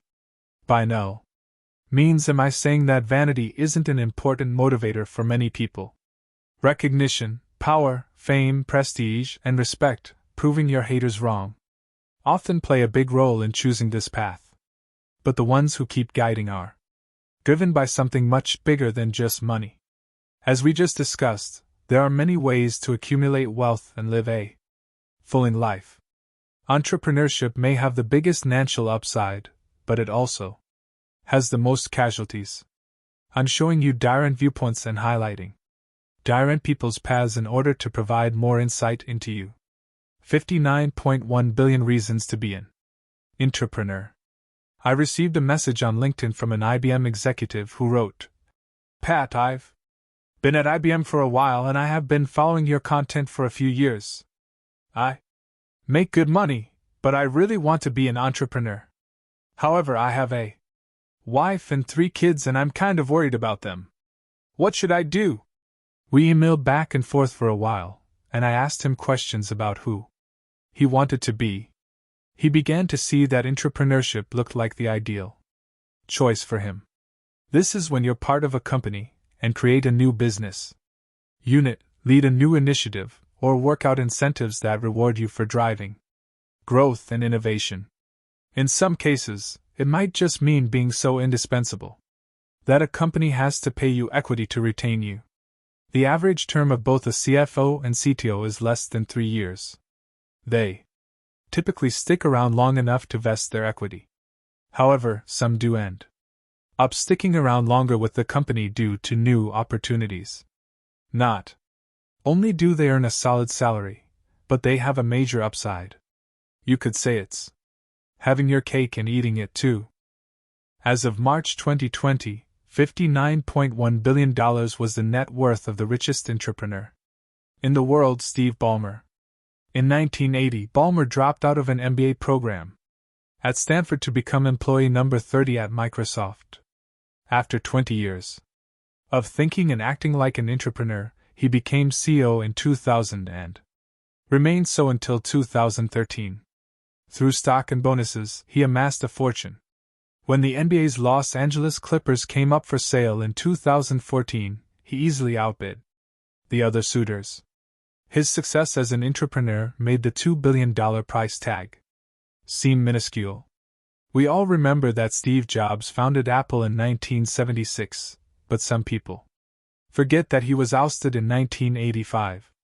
It was only after founding Next and Pixar Animation Studios that he returned to Apple in 1997 as CEO. He negotiated a deal for the company to give him 5.5 million shares, which, of course, were eventually worth billions of dollars. What's the moral of the story? That even Jobs became an entrepreneur. What are the qualities of entrepreneurs? And how can you identify a company that attracts and breeds them? Let's start by answering the RST question. 5 qualities of a successful entrepreneur. 1. An entrepreneur thinks like an entrepreneur. 2. An entrepreneur works like an entrepreneur. 3. An entrepreneur possesses the urgency of an entrepreneur. 4. An entrepreneur innovates like an entrepreneur. 5. An entrepreneur protects the brand and the money like an entrepreneur. This list highlights the fact that entrepreneurs don't act or think like regular employees. They act and think like owners. They're not working for a paycheck. They're working to build something that gives them pride and fulfillment. In doing so, they want recognition, autonomy, resources, and ownership. One way entrepreneurs and entrepreneurs differ is that the former is typically deferential to authority while the latter is dent. Entrepreneurs have the respect to say, "Look, I think like you, I work like you, I'm the same as you, but you put up the money. You ignited the vision, and you took all the risk." Entrepreneurs work within the system but find ways to improve themselves while also improving the company. If you don't have that degree of respect for the founder or the current CEO, you are not in the right place to build a business within a business. How companies breed entrepreneurs. Google hires creative people, and to leverage their skills, it created a policy to foster entrepreneurship. In their IPO letter, its founders, Larry Page and Sergey Brin, described their 20% idea. We encourage our employees, in addition to their regular projects, to spend 20% of their time working on what they think will most benefit Google. This empowers them to be more creative and innovative. Many of our significant advances have happened in this manner. Products created during this 20% time include Google News, Gmail, and AdSense. Companies that attract and breed entrepreneurs do so by communicating in a way that appeals to innovators and stars who might be more comfortable working in a corporate environment. These companies put forth a vision that any employee can come up through the ranks without putting up their savings, without having to risk their sanity and sleepless nights, and still have the freedom to innovate, execute, and cash in on their ideas. When I was in my 20s, I was a big earner for an insurance company. My idea was to grow my wealth by becoming the CEO. I didn't think that I had to quit to make a big impact and the fortune that goes with it. One day I pulled a move straight out of the LM Jerry Maguire and sent a 16-page letter to the higher-ups explaining my vision. Nobody responded. Then I sent it to the parent company. Within 30 minutes a man named Jack responded and set up a meeting. I told several of the executives my ideas and they tried to implement some of them, but a woman named Katie shut down the entire thing. It was the opposite culture to Google's. The company made it clear that it didn't want me to innovate. Just as the journalist Laura Ingraham told LeBron James to shut up and dribble, that company basically told me to shut up and sell. Katie was a perfect example of an aristocrat and a bureaucrat. In the book, Barbarians to Bureaucrats, Corporate Life Cycle Strategies, Lawrence M. Miller described how companies go through multiple states: prophet, barbarian, builder, explorer, administrator, bureaucrat, and aristocrat, and once in a while, a synergist shows up to save the company from going out of business. At the time, there were many lawsuits against that insurance company, not to mention a reputation for unethical practices that damaged its brand. Because Katie was stubborn and unwilling to change, she ended up costing the company a few $100 million. That's not a small number.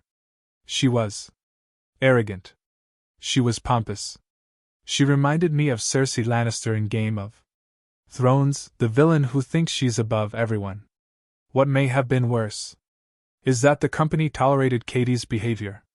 This is very common when the original prophet leaves and the existing builders and explorers give way too much power to someone who doesn't deserve it. Katie forced my hand. She cornered me. At the time, I didn't see my next move as investing all my savings to become an entrepreneur. Before making a decision, I scheduled a meeting with Katie, the executive team, and their attorneys. There were several people in that room whom I respected tremendously. I went there to share my next V moves and see what they had to say. They didn't say much at the time. It was only later that word got back to me that they'd thought it was all a ploy. They had assumed I was threatening to leave, so they would give me cash to stick around. The president of the company at the time was a man I really respected. He said to me, "Patrick, this is very common in this industry. A major player like you comes and makes demands to get money, or else he leaves. The company isn't buying your blue. I can tell you that no one at that table has a chance in hell of winning the World Series of Poker." They read the situation completely wrong. I was being 100% sincere. Rather than viewing my suggestions as an opportunity for growth, they went on the defensive and tried to justify the status quo by claiming that my intention was to shake them down. Keep in mind that by no means do I see myself as a victim in this story or think they were vengeful. I simply think their corporate culture empowered a person who was driven by ego and self-image rather than probability and effectiveness. It was on me to make the next move. At that point in my life, I had no desire to get sued, work 100-hour weeks for 10 years, or deal with IT, HR, CRM, and dozens of other acronyms I didn't yet understand. If Katie had known how to speak to lions, more on this in Chapter 9, I would have stayed. But since she did not know how to foster entrepreneurs, I left. It's worth mentioning a second time that I don't see myself as a victim in this story. Things are going to happen in business that are beyond your control. How you choose to react to them will determine whether you become a master at your craft. Sometimes you are forced to make your next move sooner than you previously intended to. I was clear about my non-negotiables, and once they were compromised, I had to return to the chessboard of my career and devise a new plan of attack. Traits of companies that attract entrepreneurs. 1. Their executives are comfortable taking calculated risks and encouraging creativity. 2. Their compensation plan incentivizes innovation and outstanding performers. 3. Their executives play offense, improve, instead of just playing defense, cover their asses. 4. Their executives elevate potential stars rather than hold them back. 5. Their executives actively seek out ideas from all layers of the organization. 6. Their executives actively look for young talent to keep the company vibrant and innovative. Let me be clear about who this message is for. I'm speaking to you if you're still deciding on your path or contemplating leaving a job to start a business. I want you to see that with the right company, becoming an entrepreneur might make a lot of sense. I'm also speaking to you if you run a company. Knowing how to attract and reward entrepreneurs will have a massive impact on your ability to grow. One NAL story about entrepreneurship. Recently, I was negotiating with an insurance carrier. The employees didn't hesitate to share their frustration about their boss with me. Since their ideas were constantly being rejected, they were always playing defense. The company's culture, starting with the guy at the top who was risk-averse, forced them to stay in their lane and keep the status quo. Is it any wonder that sales were at and the most ambitious employees were leaving? Remember that not making a move is also a move. Losing time on the clock will come back to haunt you, whether you're playing chess or the game of business. Companies must build their compensation structure to reward ideas and innovation. Entrepreneurs want to see that if they work, act, and innovate, their company will reward them like entrepreneurs with bonuses, stock options, or whatever else they have in place to do so.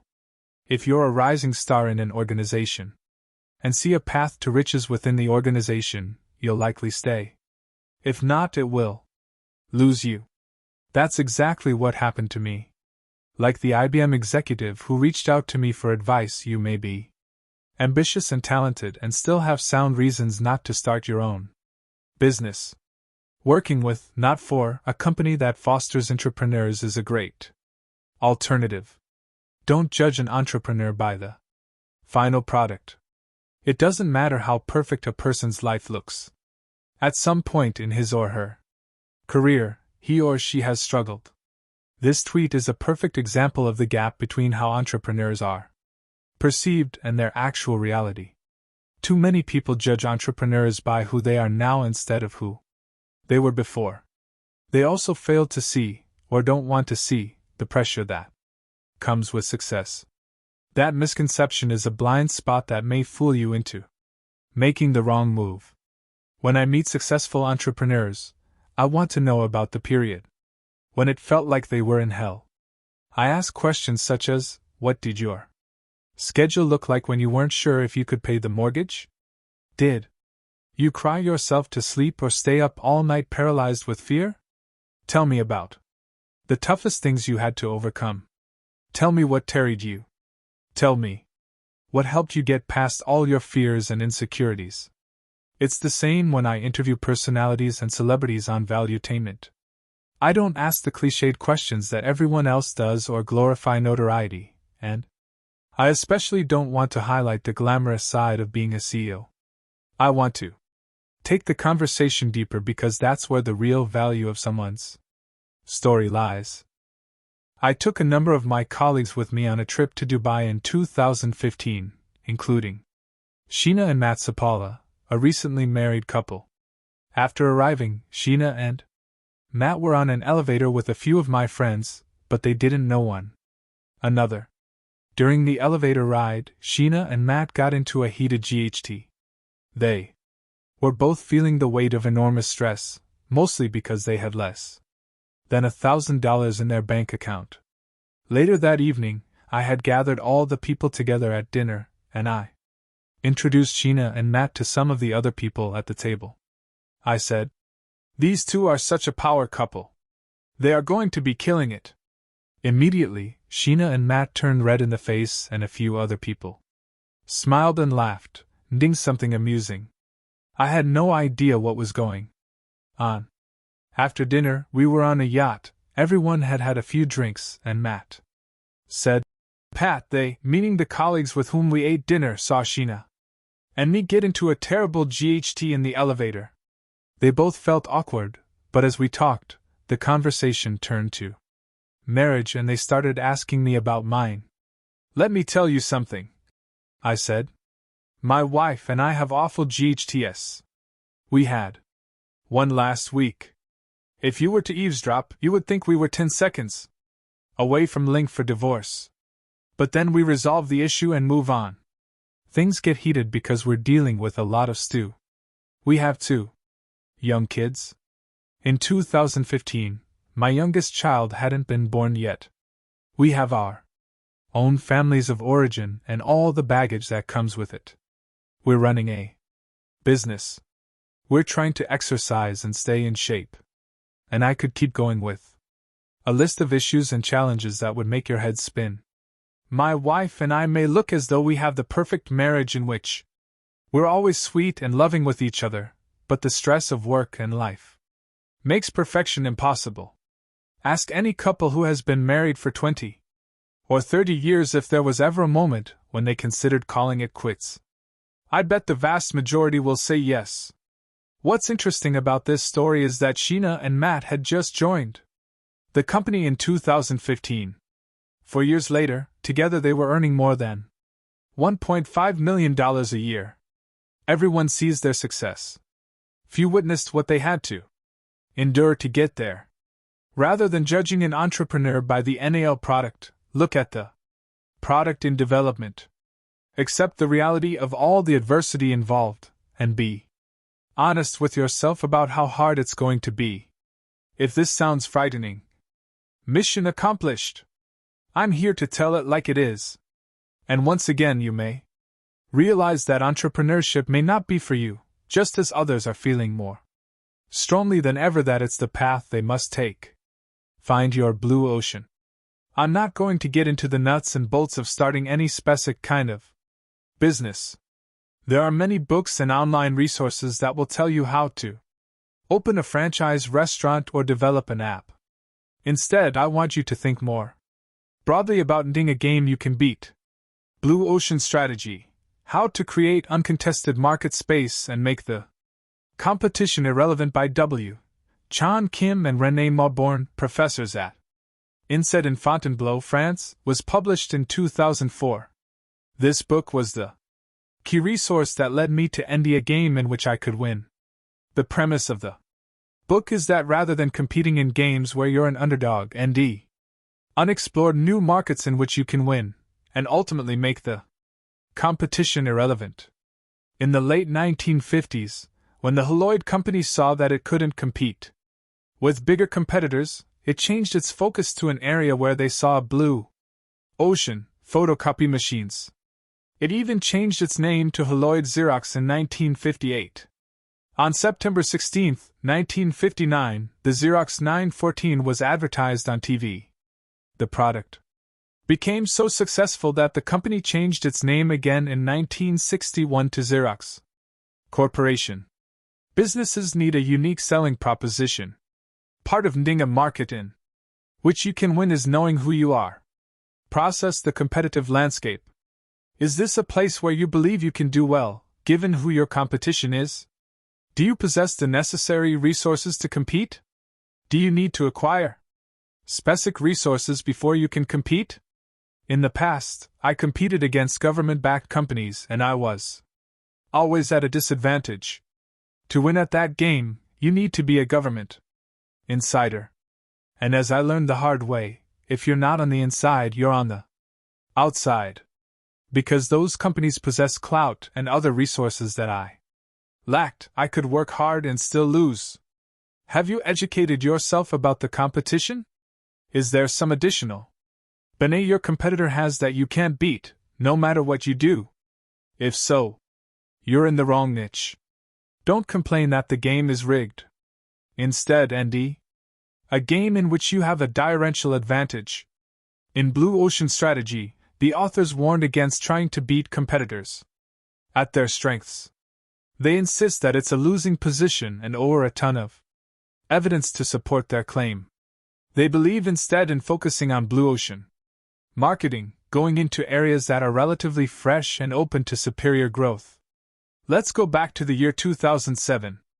Barack Obama, a newly elected senator, was using social media to build his platform and become the hot presidential candidate. Meanwhile, on December 17, 2007, Ron Paul, at age 72, raised $6.2 million, 55,000 donations, more than 24,000 new donors, online in one day. The old establishment brushed it. Oh, how could they make sense of it when they didn't use social media? I was 29 years old, and I didn't have an Ivy League Rolodex, much less a college degree. I was an immigrant from Iran, an outsider in an industry in which the average insurance agent was a 7-year-old white male. If your RST instinct is to think that I was at a disadvantage, you may be more prone to see threats than opportunities. Perhaps you are using your lack of education as an excuse for not forging ahead.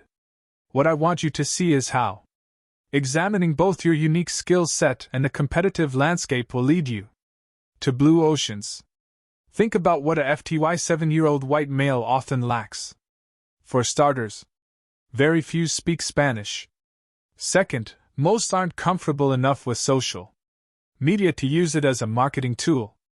And last but not least, baby boomers often struggle to understand how millennials view the world today, which makes it tough for them to relate. In 2007, the typical insurance agent was, in fact, an aging white male. But in 2007, the United States no longer looked like Little House on the Prairie. The United States was Los Angeles, Chicago, Miami, and New York.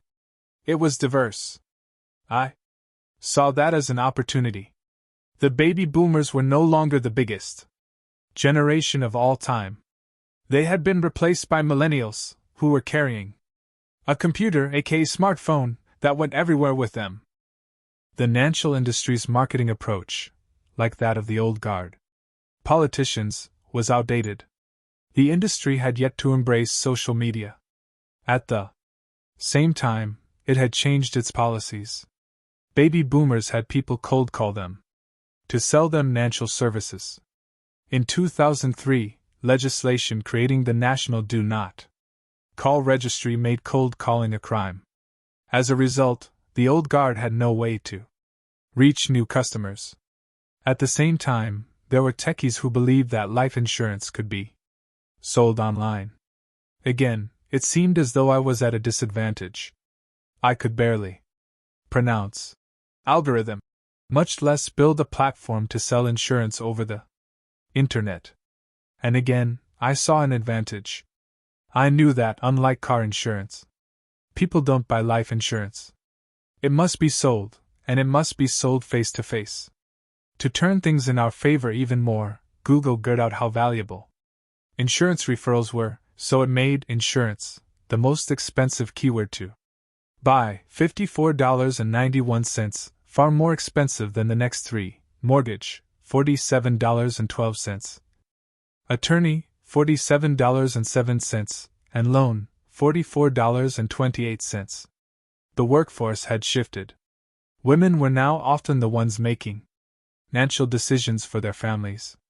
In 2007, the Latino population eclipsed 45 million and was projected to grow to more than 70 million by 2025. Meanwhile, the competition was not looking to hire women or Latinos. Another trend was that financial services RMS were trying to be all things to all people. There was a movement to create a one-stop shop to sell everything, from life insurance to mutual funds to loans, and the list goes on. As a result, workers had to pass more tests and be trained much longer before they could make money. My reaction to this was to end the blue ocean. Rather than go broad, I went narrow. I made it so that new agents, instead of having to get 4 or 5 direct investment licenses, had to get only 1. In doing so, I streamlined the training process and eliminated unnecessary scrutiny by the SEC and other regulators. In 2008, Barack Obama, an African-American man, using social media as a key component of his campaign strategy, was elected president. He beat the establishment candidates Hillary Clinton in the primary and John McCain in the general election. Meanwhile, it was business as usual for the old guard insurance industry. As a result, I found my blue ocean. This gave me confidence that the strategy of focusing on women and minorities, coupled with a strong social media presence, could give us an edge. Following the example I just shared, I want you to focus on using your unique talent to enter your niche in the business you are pursuing. When you compete against people whose knowledge and skills are inferior to yours, you're likely to win. No business is risk-free, but you can decrease the risk by choosing a game in which the odds are in your favor. It's great to have bravado and believe you can beat whatever competitors are in your industry, but it's foolish to believe you can win at somebody else's game. Move 1. Master knowing yourself. Who do you want to be? 1. Whether it's solitude, talking to a mentor, or using the questions we discussed in Chapter 1, set aside time to get clear on who you want to be. It will help if you tap into your pain. Create a visual that is in your face constantly to remind you of your future. Truth. Study the most important product, you. 2. Don't wait for a crisis to look for clues about the most important person you. Make the time now to inspect yourself.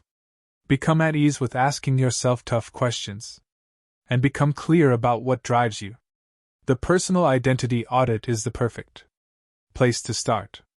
Your path to creating wealth, intrapreneur or entrepreneur? 3. Find the path that allows you to use your unique talents with the best odds for the highest possible return, and that also residential you up. Whether you want to be an entrepreneur or intrapreneur or hold some other position, be strategic about how you're going to build your wealth. Identify the competitive edge that will differentiate you and allow you to enter your blue ocean. Move 2. Master the ability to reason. 4. The incredible power of processing issues. You have control over your mind, not outside events. Realize this, and you will end strength. Roman Emperor Marcus Aurelius, Meditations. Every day, all day long, we are faced with issues. Your best customer threatens to walk away if you don't lower your price. Your star employee says she's leaving if you don't give her equity. A pandemic causes the market to crash 30% in a single month. A bigger competitor is bullying you and trying to put you out of business. Your kid gets into a GHT at school. The issues never stop.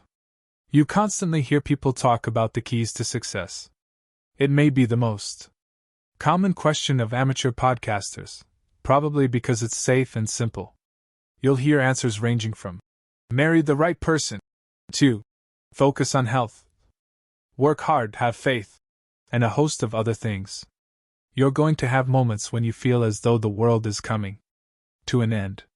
An amateur panics, but a grand master doesn't. Before he does anything, he must process what's happening. He has to do so while staying on an even keel.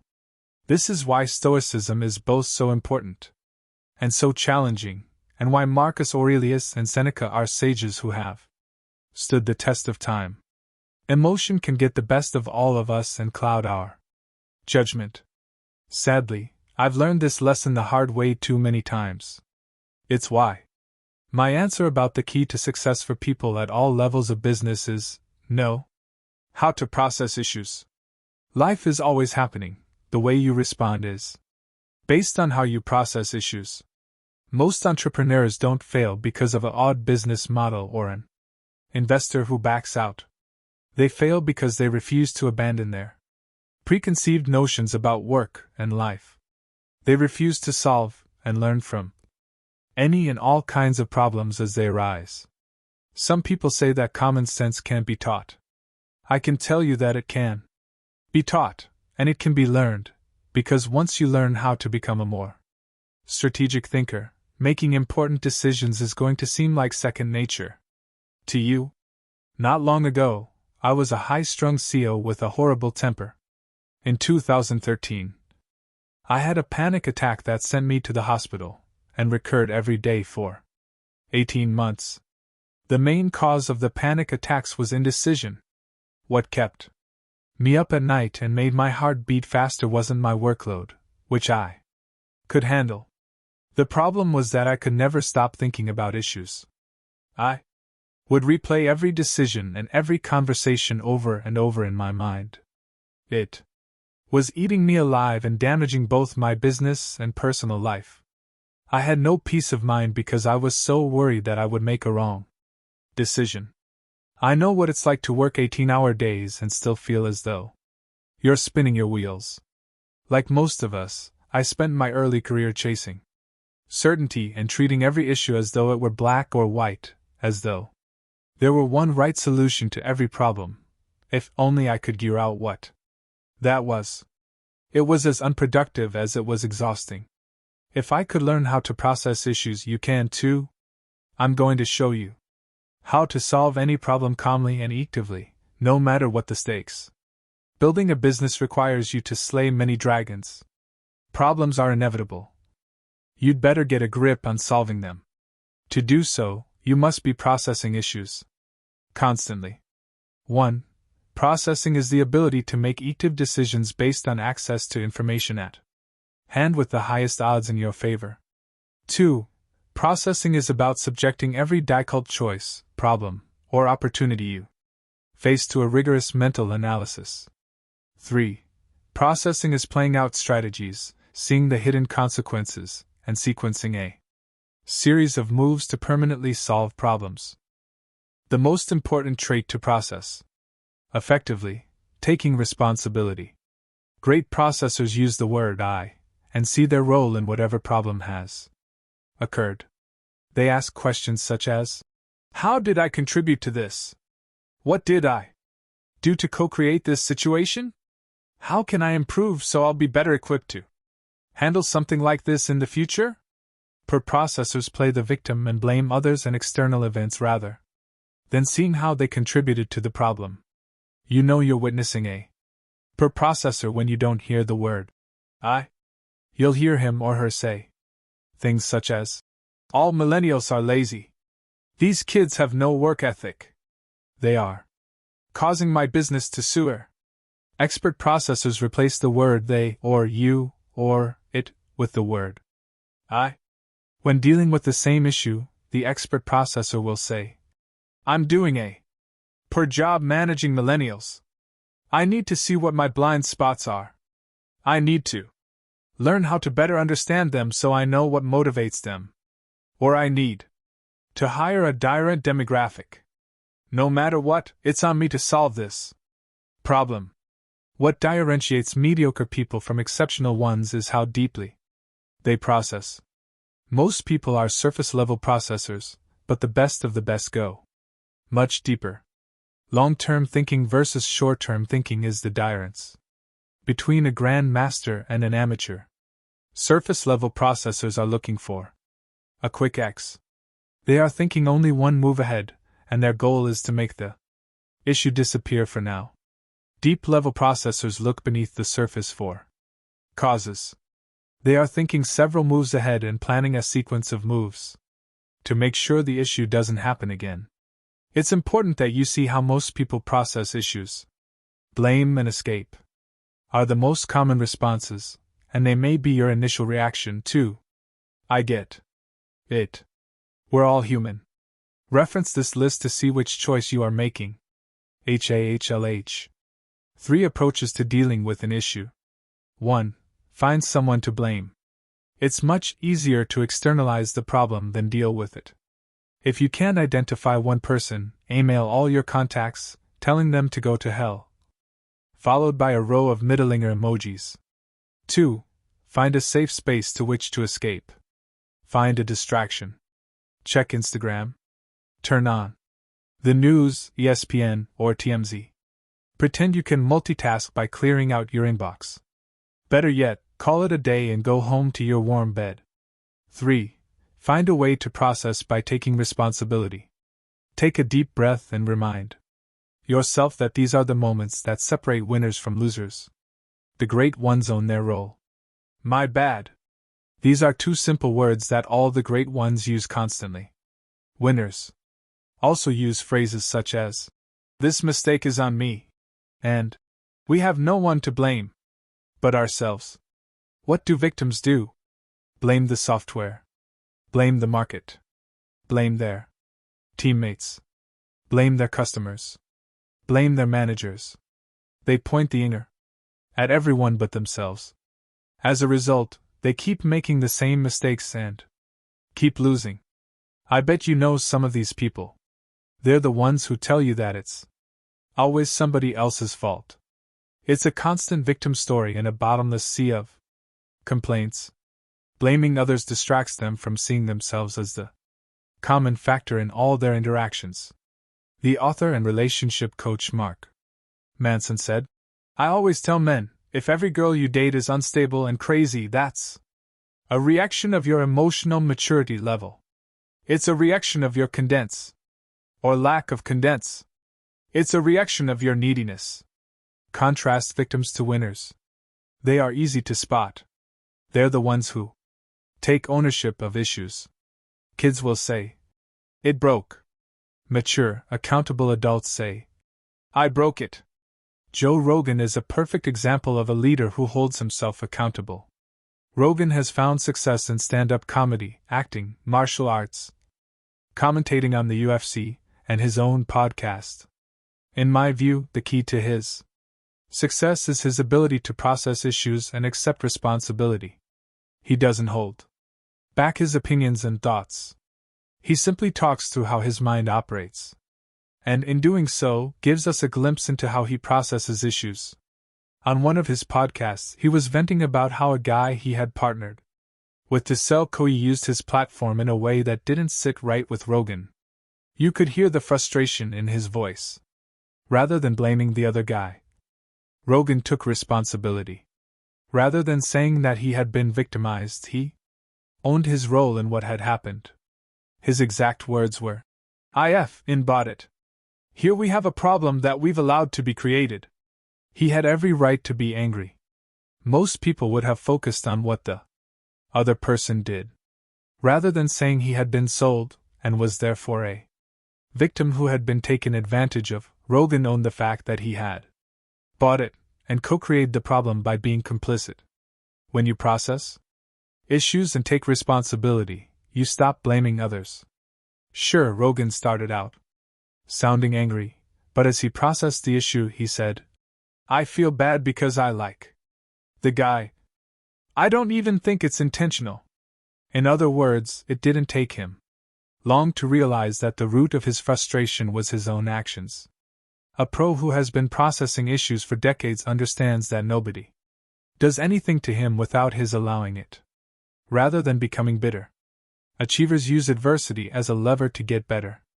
In this case, Rogan directed his frustration to avoid making the same mistake again.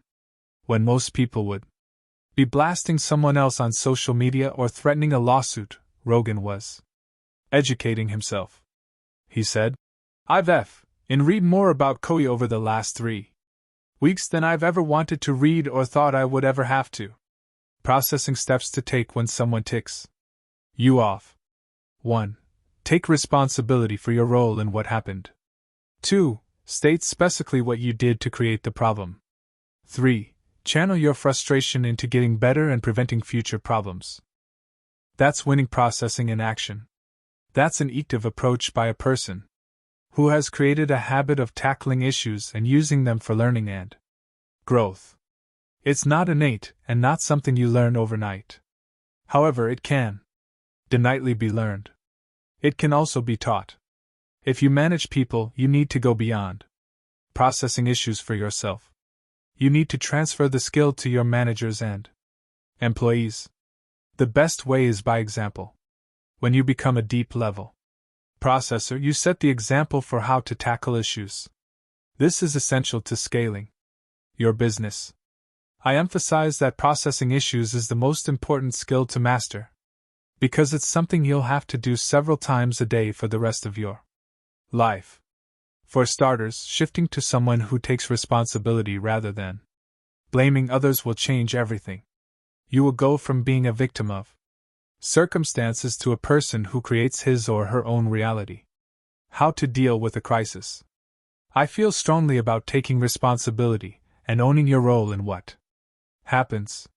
Acting like a victim is the opposite of being a grand master. At the same time, let's recognize that things do happen outside your control. As we learn from the pandemic that started at the beginning of 2020, you are going to deal with external forces that have nothing to do with your choices. Many things are not your fault. Negative events happen that are beyond your control. 10 types of crises. 1. Health. 2. Technology/cyber. 3. Organizational. 4. Violence. 5. Revenge from a former employee. 6. Defamation of character. 7. Financial, personal, or a market correction. 8. Black swan. 9. Personal. 10. Natural. Crises have different lifespans. Some last an hour, and others can last a quarter or even a year. Just as the stock market can't stand uncertainty either, can businesses. The unknown is what creates fear. When a crisis does happen, the responsibility of a leader increases tenfold. During heightened uncertainty, too many leaders make the mistake of going quiet. In the absence of a plan, they feel that saying nothing is better than saying the wrong thing. Going silent during a crisis is an example of making the easy choice instead of the active choice. In fact, the importance of frequent and quality communication magnesium during a crisis. When everyone is freaking out, it's incumbent upon you, the leader, to be the calm in the storm. Decisiveness, resiliency, and calmly processing issues are even more critical at this time. The way you react either shortens or extends the crisis. Let's put every crisis on a scale from 1 to 10. What extends or decreases the lifespan of a crisis? 1. Your strategies. 2. Your level of poise. 3. Your overexaggeration of a crisis, turning a 3 into a 9. 4. Your downplaying of a crisis, turning a 9 into a 3. 5. Your ability to see V moves ahead. There's no reason to blame yourself for an accident or a pandemic. You didn't create the crisis. It's your reaction to the crisis that will determine the life or death of your business. Embrace math and use investment time return ITR. If you think I've gone a bit overboard emphasizing the need to accept responsibility, I plead guilty as charged. So much of processing is about perspective. Instead of blaming external events, you have to shift to seeing yourself as both the creator and the solver of issues. This is hardly a soft skill, and it's one that I can't emphasize enough. I also can't emphasize enough that expert processors possess both emotional and analytical tools. Now let's put those analytical muscles to work. Most issues involve time and money. We make bad decisions when we don't factor both into our processing. Amateurs react RST and think second. They decide emotionally and rationalize logically. Oh, I'm not going to spend any money on new hires right now, when things are high. Or they may say that new software is cool. We've got to get that in place tomorrow. What you hear in those statements is emotion. A Stoic would advise you to take a more measured approach. The software may be cool, but have you calculated how long it will take you to pay back your investment? Have you taken the time to gear out the true cost of a new hire? Salary and benefits are only part of the equation, as well as the expected revenue bump that person will create. You can't make decisions without analyzing properly and thinking several moves ahead. I've probably said ITR, investment time return, to my team a million times. Maybe they're tired of hearing me saying it, but they know how valuable it is. Here's the ITR formula. Before making a decision, start out with the rule of 3 by creating 3 direct proposals for dealing with an issue, each with a direct price tag. When people don't know how I work, they come to me with an idea and say, "Here's how much it's going to cost." If they do that, I'll ask them for 2 other proposals. Having 3 direct proposals / cost estimates helps stretch the dollar. Having 3 proposals gives you options for maximizing the value of whatever action you take. And don't tell me that we have only one option. If you think that, you'll innate rather than stretch your dollars. Next, gear out your time frame. For instance, if you spend $100,000, you can get something done in 6 months, but if you spend $200,000, you can niche it in 3 months. Then you can ask yourself, is it worth spending twice the money to get the project done in half the time? Making this determination is a combination of your cash out and the urgency of the project. If it's heart attack urgent, you'd better spend the additional money. Then again, if you have to borrow to finance the project, you'd better factor the cost of capital into the equation. After you have calculated the cost and time, gear out the return. Let's say a project that costs $200,000 and will take a year to complete will lower your risk of losing clients by 8%. You are currently writing 30,000 orders a year. 30,000 contracts times 8% equals 2,400 contracts. If each contract is worth $200, the total return is $480,000. You don't have to be a math genius to gear out that this investment is worth it. But you need to dig a little deeper into the numbers. Make a list of the blind spots or things that could go wrong with the decision. It's easy to think about what could go right, but it's also important to see the downside. Take a page from Dale Carnegie's book How to Stop Worrying and Start Living and look at the worst-case scenario. In this situation, the worst that can happen is losing $200,000. Can you live with that? Will it put you out of business? Your decision should be based on knowing what your all-in risk will be, instead of just winging it or looking solely at the positive potential. People tend to justify their decisions by running best-case numbers. You need to be realistic with your assumptions. Even if the investment saved only 4% of the policies, 0.04 times 30,000 times 200, you're still looking at a revenue bump of $240,000.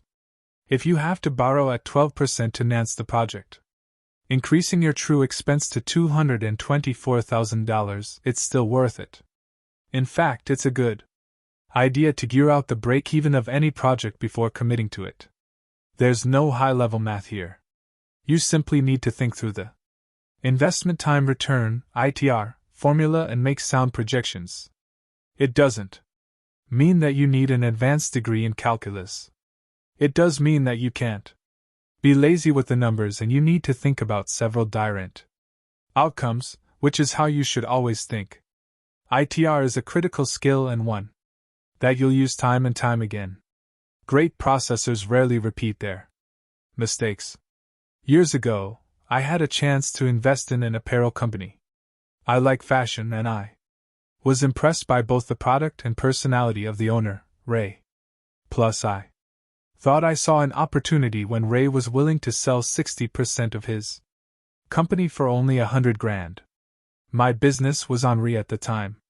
I was patting myself on the back for being liquid enough to buy a big equity stake in that business. Why should I bother doing research when Ray was such a sincere and talented guy? Right after the deal closed, I became a lot more popular. In fact, my phone didn't stop ringing. As soon as word got out to Ray's creditors that he had an investor with deep pockets, they lined up to get their money back. I fought back. I got stubborn. I ended up wasting far too many hours that took away from my actual business to GHT those people. I blamed the creditors. I blamed Ray. I blamed everybody not named Patrick. And I kept digging a deeper hole for myself. There's a wise expression that makes perfect sense: when you're in a hole, stop digging. The problem is that when you're in that hole, you're often too angry and too emotional to do anything but GHT for your life. Those are the moments when it's important to have smart people around you who aren't afraid to pull you out of the hole.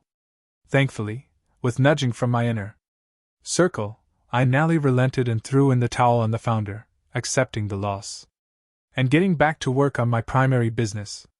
I was more upset about my decision-making process than about the money itself. I went against my own non-negotiables, investing in an industry I knew nothing about, looking past the personal issues of a charismatic founder, trying to generalize instead of specialize, and it ended up costing me. My gut told me from the beginning that I shouldn't get involved, but I failed to think more than one move ahead. I was surface-level processing, and I paid a price for it.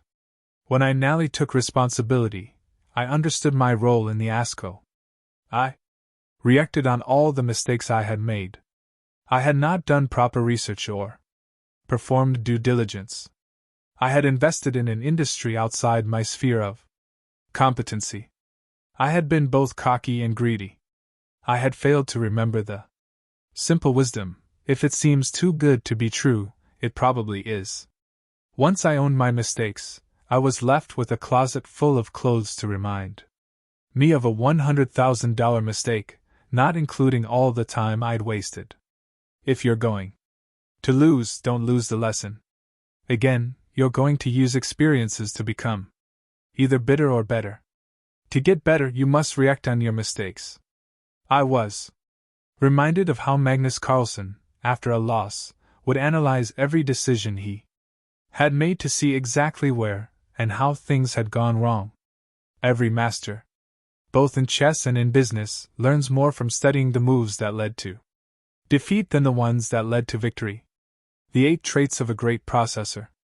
The people I know who are expert processors have very different personalities and business strategies, but they share the following 8 traits. 1. They ask lots of questions.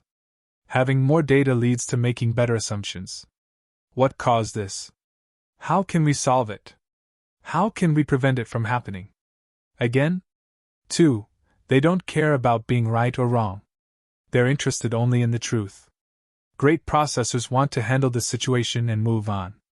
If someone else has a better idea, great.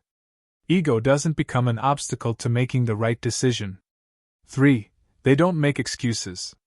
Wasting time and effort on why things went wrong isn't their style. 4. They like to be challenged. Their priority is handling a situation quickly and effectively, and if other people have a solution, even if it differs from their own, they want to hear it. They relish people who cause them to consider alternatives or defend their position. 5. They're curious. You can't solve problems without knowledge.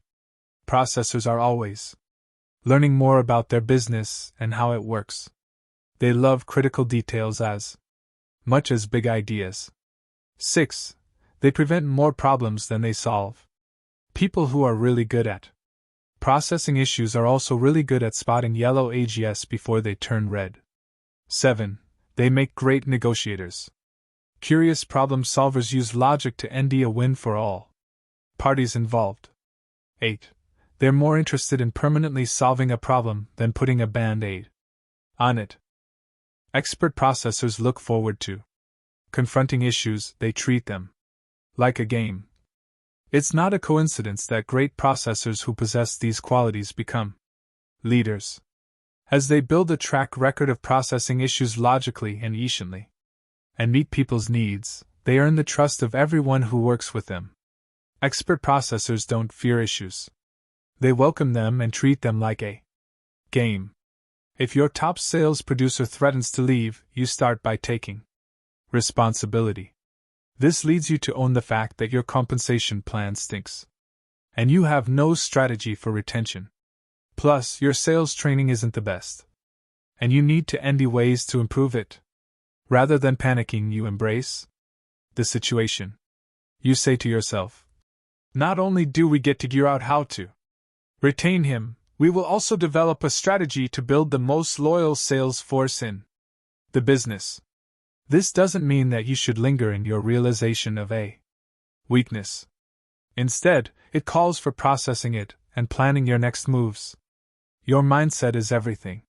When you start viewing a crisis as an opportunity, you are winning the game.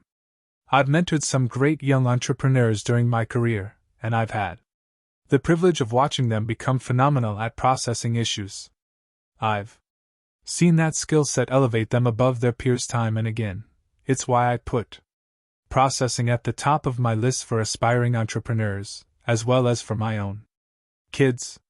Once a month, get together in a room with your leadership team, or simply a group of 3 to be trusted, open-minded peers, and spend an hour focused on the next big problem to solve. What I do in these meetings is bring up issues and let the team have a collaborative debate on the topic. The stronger the debate, the closer we get to the best decision. Listen instead of argue. Remain curious. This is the key to entrepreneurial success. Make processing best practices part of your company culture, and this ability will seep into the heads of your people, who will get better and better at using it. It will improve the bottom line, sure, but it will also produce better leaders and better human beings.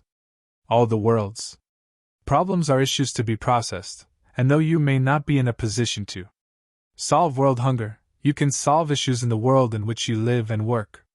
Most of us don't process issues naturally. It's like marriage. Think about the couples you know who have deeper issues that they're unwilling to address. They avoid certain subjects, problems with sex, in-laws, religion, until they blow up the marriage. Perhaps they manage to stay together for a while, often doing so for the sake of the kids. They're not happy. They may live together, but they are psychologically apart. And when they get older, they can't stand it anymore and get divorced. They've wasted so many years being angry because they never addressed their issues. When you refuse to process issues, you live a lie and pay the consequences. Don't waste your time, personally or professionally. If you can learn how to face reality and make decisions based on your own compass, you can succeed in business.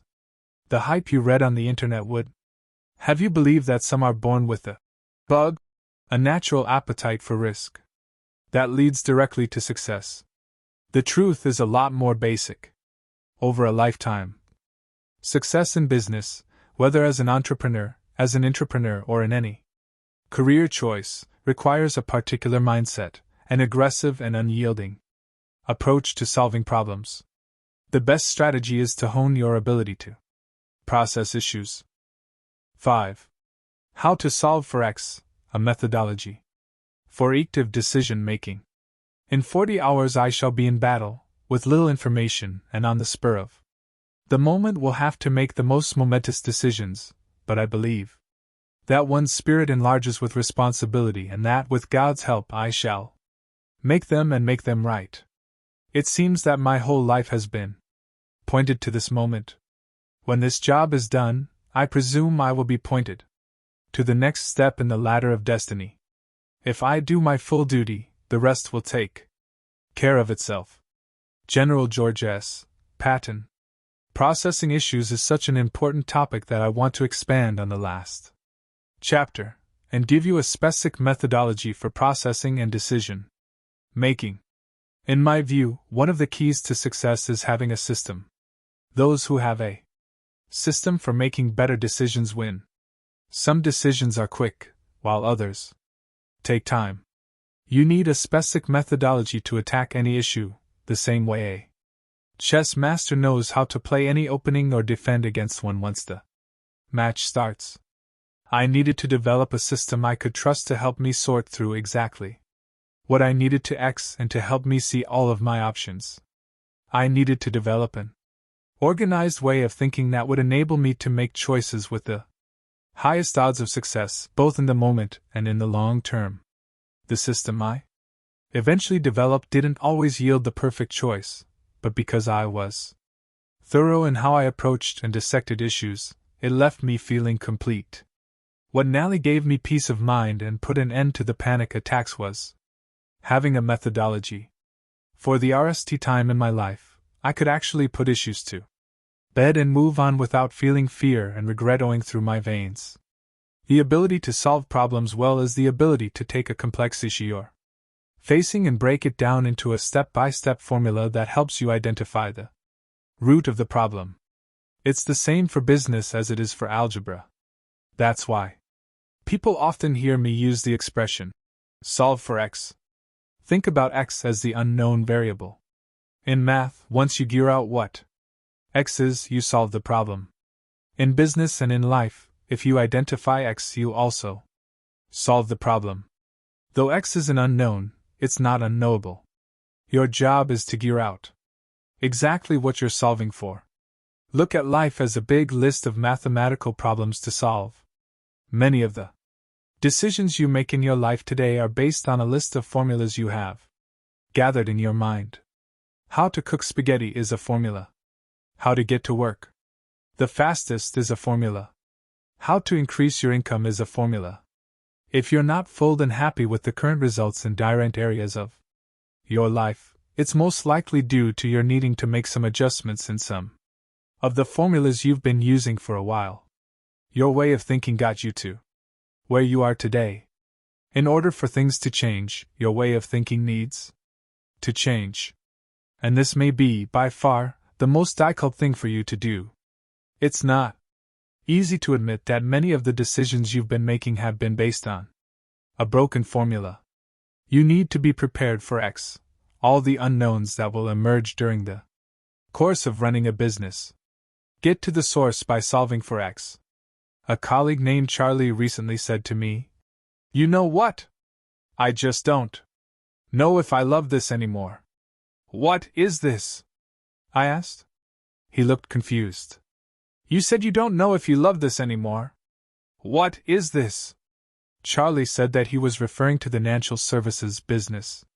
"Well, that's not what this is for me, even though we're in the same ELD. Think about it. If you're in the real estate business, do you love bricks? If you're in pharmaceutical sales, do you love pills? Redeem what this means to you. For me, it's the people. I love people. I'm curious about them. Every day at work, I'm studying people, learning their tendencies, and making moves to bring out the best in them." "Oh, I never thought about it like that before." Our conversation motivated him to think differently. He processed what this was, the X for which he needed to solve, and tried to get to the root of his frustration. Solving for X means isolating your problem. It's not enough to say that your problem is your boss. You need to drill down to determine if it's a lack of autonomy, merit-based pay, or intellectual challenge. You can't solve for your boss. You can solve for a more specific, isolated issue. Charlie had to become clear about the true source of his dissatisfaction. If he was feeling run down, maybe what he needed was a break to recharge. In his case, he was feeling run down because he had put on weight.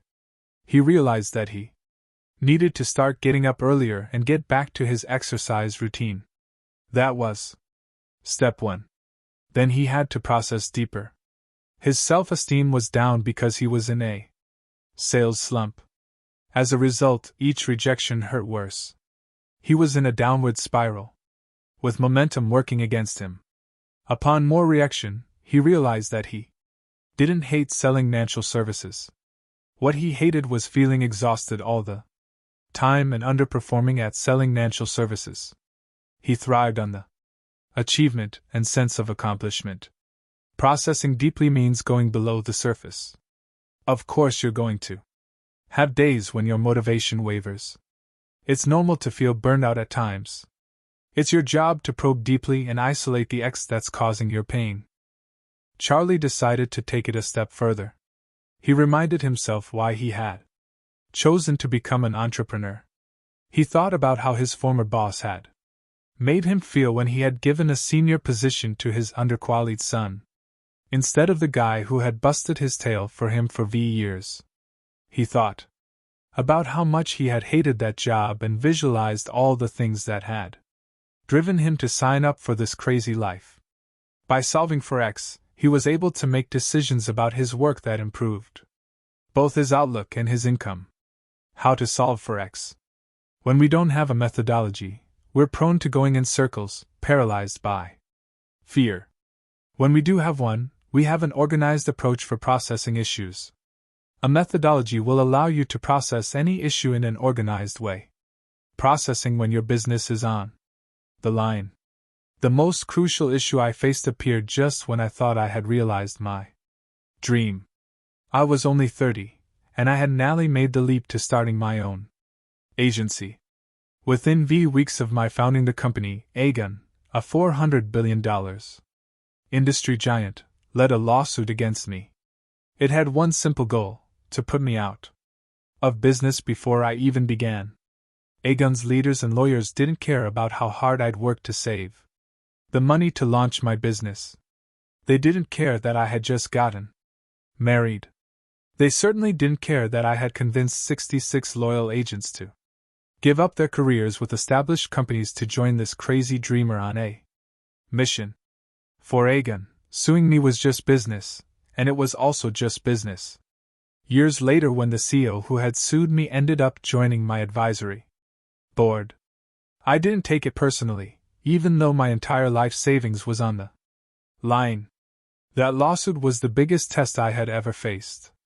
Instead of doing what most entrepreneurs do when things go sideways, blame, complain, rage, and spin in circles because of all the doubt, I decided I would no longer wrestle with the things I couldn't control. What I needed to do was become clear on what I could and could not control. I made 2 lists as follows. What I can control. Plotting my next moves. My daily ort. My choice of attorney and other resources. Keeping our sales force and our leaders focused on slaying the next dragon. What I can't control. Why Aegon chose to sue me. Whether the lawsuit would put us out of business. Whether other insurance carriers would drop our contract. Rather than panicking or overreacting, I crafted a strategy for how to weather the storm and achieve my long-term goals. I chose to settle. I cut a huge check and moved on. Even though the expense crippled us, because I had thought about my next few moves, we were able to stay in business. The important thing wasn't getting revenge on Aegon or winning a lawsuit. I made a decision that freed us to focus on growing our licensed sales force and maintaining our momentum. A funny thing happened after I cut that big check.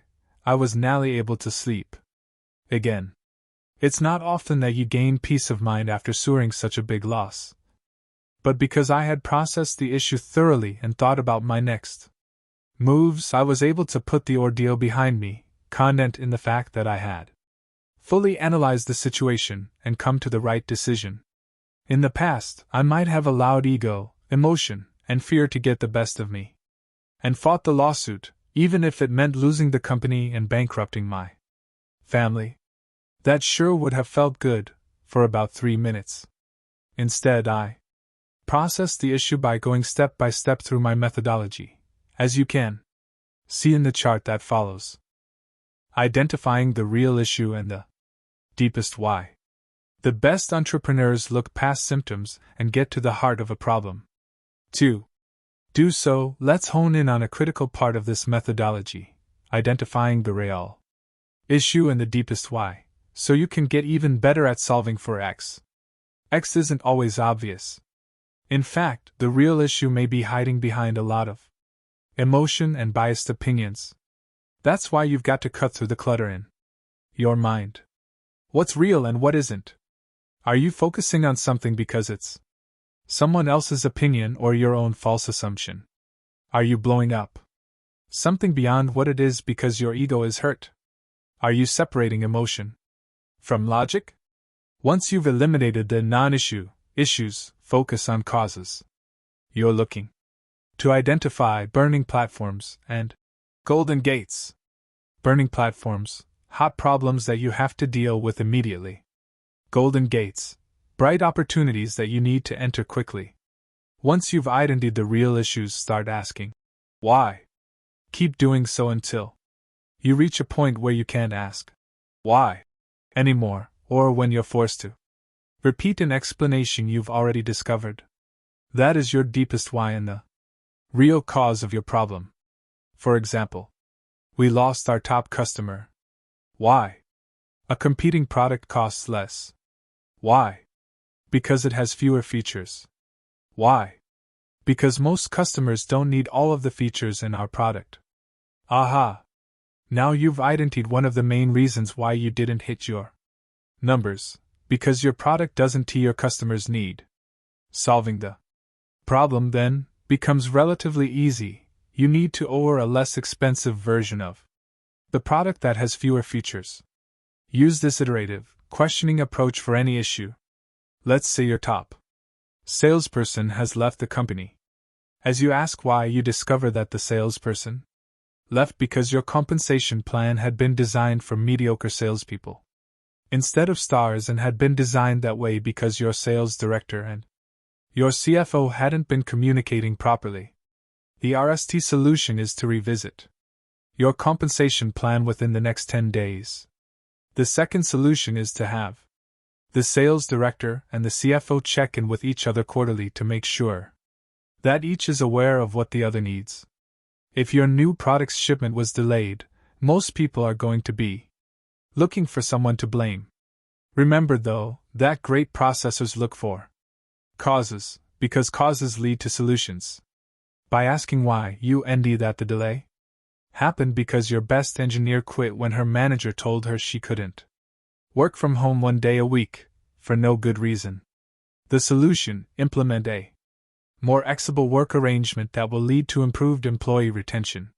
5 questions to ask to identify the real issue. 1. Do I know what the real issue is, or am I looking at a symptom? 2. Does the team have the data regarding the real issue? 3. Is the issue real, or is it an assumption or someone else's opinion? 4. Is there a tangible issue, or is it simply a hurt ego? 5. Am I thinking emotionally or logically? Going pro at playing offense and defense. As an entrepreneur, you feel as though you're going to have to face a million different types of decisions, right? Actually, only 2 kinds of events will require you to make decisions. 1. Offense. The opportunity to make money or advance your business or career. The choices here often revolve around growth, expansion, marketing, and sales. 2. Defense. The opportunity to solve a problem, to stop losing money, or to stop moving backward in some way. The choices here frequently involve legal matters such as compliance and protection against competitors or market corrections. Once the problem or opportunity you're facing can be categorized as owns or defense, it immediately becomes less intimidating. You've labeled it, and whether it's owns or defense, you've dealt with both types of issues in the past. Decision making then goes from something scary and unfamiliar to something manageable. Playing owns involves looking for opportunities to make money or advance growth, expansion, marketing, and sales. Playing defense involves solving a problem, preventing the loss of money, or going backward. Issues such as compliance, legal, and financial hedging fall into the defense category. Doing the math is more art than science. I brought in Alice Terlecki to be our chief operating officer. She'd previously been with Pacific Life, a major insurance company, where she had been very successful. After she became our COO, I noticed that it was taking an unusually long time to process policy applications. I was frustrated and wanted to know what was going on. I sat down with Alice and asked her to walk me through exactly what happens when an application comes in. I asked a lot of questions to help me determine what each step was, what actions were involved, and how long each took. It was the same kind of analysis a manufacturing consultant would conduct on an assembly line to identify bottlenecks. Then I asked Alice another question: which of those steps required a hands-on method, and which could be run automatically by technology that we could buy or create? We talked about what functions had to be performed by human beings and which ones could be handled by computers. We figured out that if our carriers could handle a certain step via software, only a small number did at that point, it would significantly reduce the application processing time. Alice eventually helped me understand why the process had slowed down. She had implemented a new system to help improve the quality of our insurance policies, which made a world of difference in our possible liability. As pleased as I was to hear about the quality improvement, I still wanted to speed up the processing time. I had Alice set up a call with all the carriers who weren't using the software and pitched them on it. Then I brought it up during our next board meeting and asked how much it would cost to cut an additional period of time from our internal process. We determined that, best case scenario, we would need to employ 4 IT guys at $150,000 a year for 12 months to be able to do so. When we tacked on other expenses, it was easily going to be $1 million project. $1 million is an eye-popping number. It's also a number that means nothing without more analysis. That's why we took the time to break down the numbers. We could save V minutes of processing time per policy. 5 minutes times 30,000 policies per year is 150,000 minutes, 2,500 hours. 2,500 hours times $20 an hour, our labor cost savings, is $50,000. Investment time return (ITR) is a tool that becomes more valuable the more you use it. I'm giving you this scenario so that, once again, you can work your analytical muscles. Every issue you face is going to have its own set of challenges. Solving them is not just a matter of doing the math. It's knowing how to think through an issue so you know which numbers to plug in. ITR is useful only when you make the right assumptions. In this case, we could see that it would take 20 years to get a return on our investment. If we stopped there, as any amateur thinker would, the math would tell us it wasn't worth it. Investment, $1 million. Time, 18 months to complete. Return, $50,000 per year, based on current sales. That was back in 2017. At that point, I had projected our growth for the next decade. Being a great decision maker is more art than science. Yes, having a methodology helps. You need to be methodical, and you need to understand the numbers. You also have to learn how to analyze the numbers. Solving the question of how to process policies faster went beyond determining the labor cost saved. In some cases, doing so might win us business. In others, increasing throughput would improve the satisfaction of both our customers and our agents. But the real missing factor in this analysis was our growth rate. When I extrapolated our growth rate, the numbers looked like this. Year 1, 30,000 policies, $50,000 in savings. Year 2, 60,000 policies, $100,000 in savings. Year 3, 120,000 policies, $200,000 in savings. Year 4, 180,000 policies, $300,000 in savings. Year 5, 240,000 policies, $400,000 in savings. When we factored in our growth rate, we could see that instead of taking 20 years to pay back the $1 million investment, it would take less than the years. What had looked like a no-go project quickly became a go project. Here's another thing I learned. IT projects almost always take longer and cost more money than you expect. You need to err on the conservative side when making your time and cost assumptions. As it turned out, the cost of the project more than doubled. The reason, however, was more positive than negative. At each stage of the process, we kept digging to see what other processes we could speed up. With each new ding, the cost of the project increased. The good news was that our processing speed more than tripled, and the long-term savings far exceeded the NAL cost. With the benefit of hindsight, investing in our process seemed like the obvious choice. But go back and think about the potential blind spots. I could have just accepted that Alice, given her extensive experience, was moving the applications along as fast as possible. I could have assumed that for her to be adequately thorough would take additional time.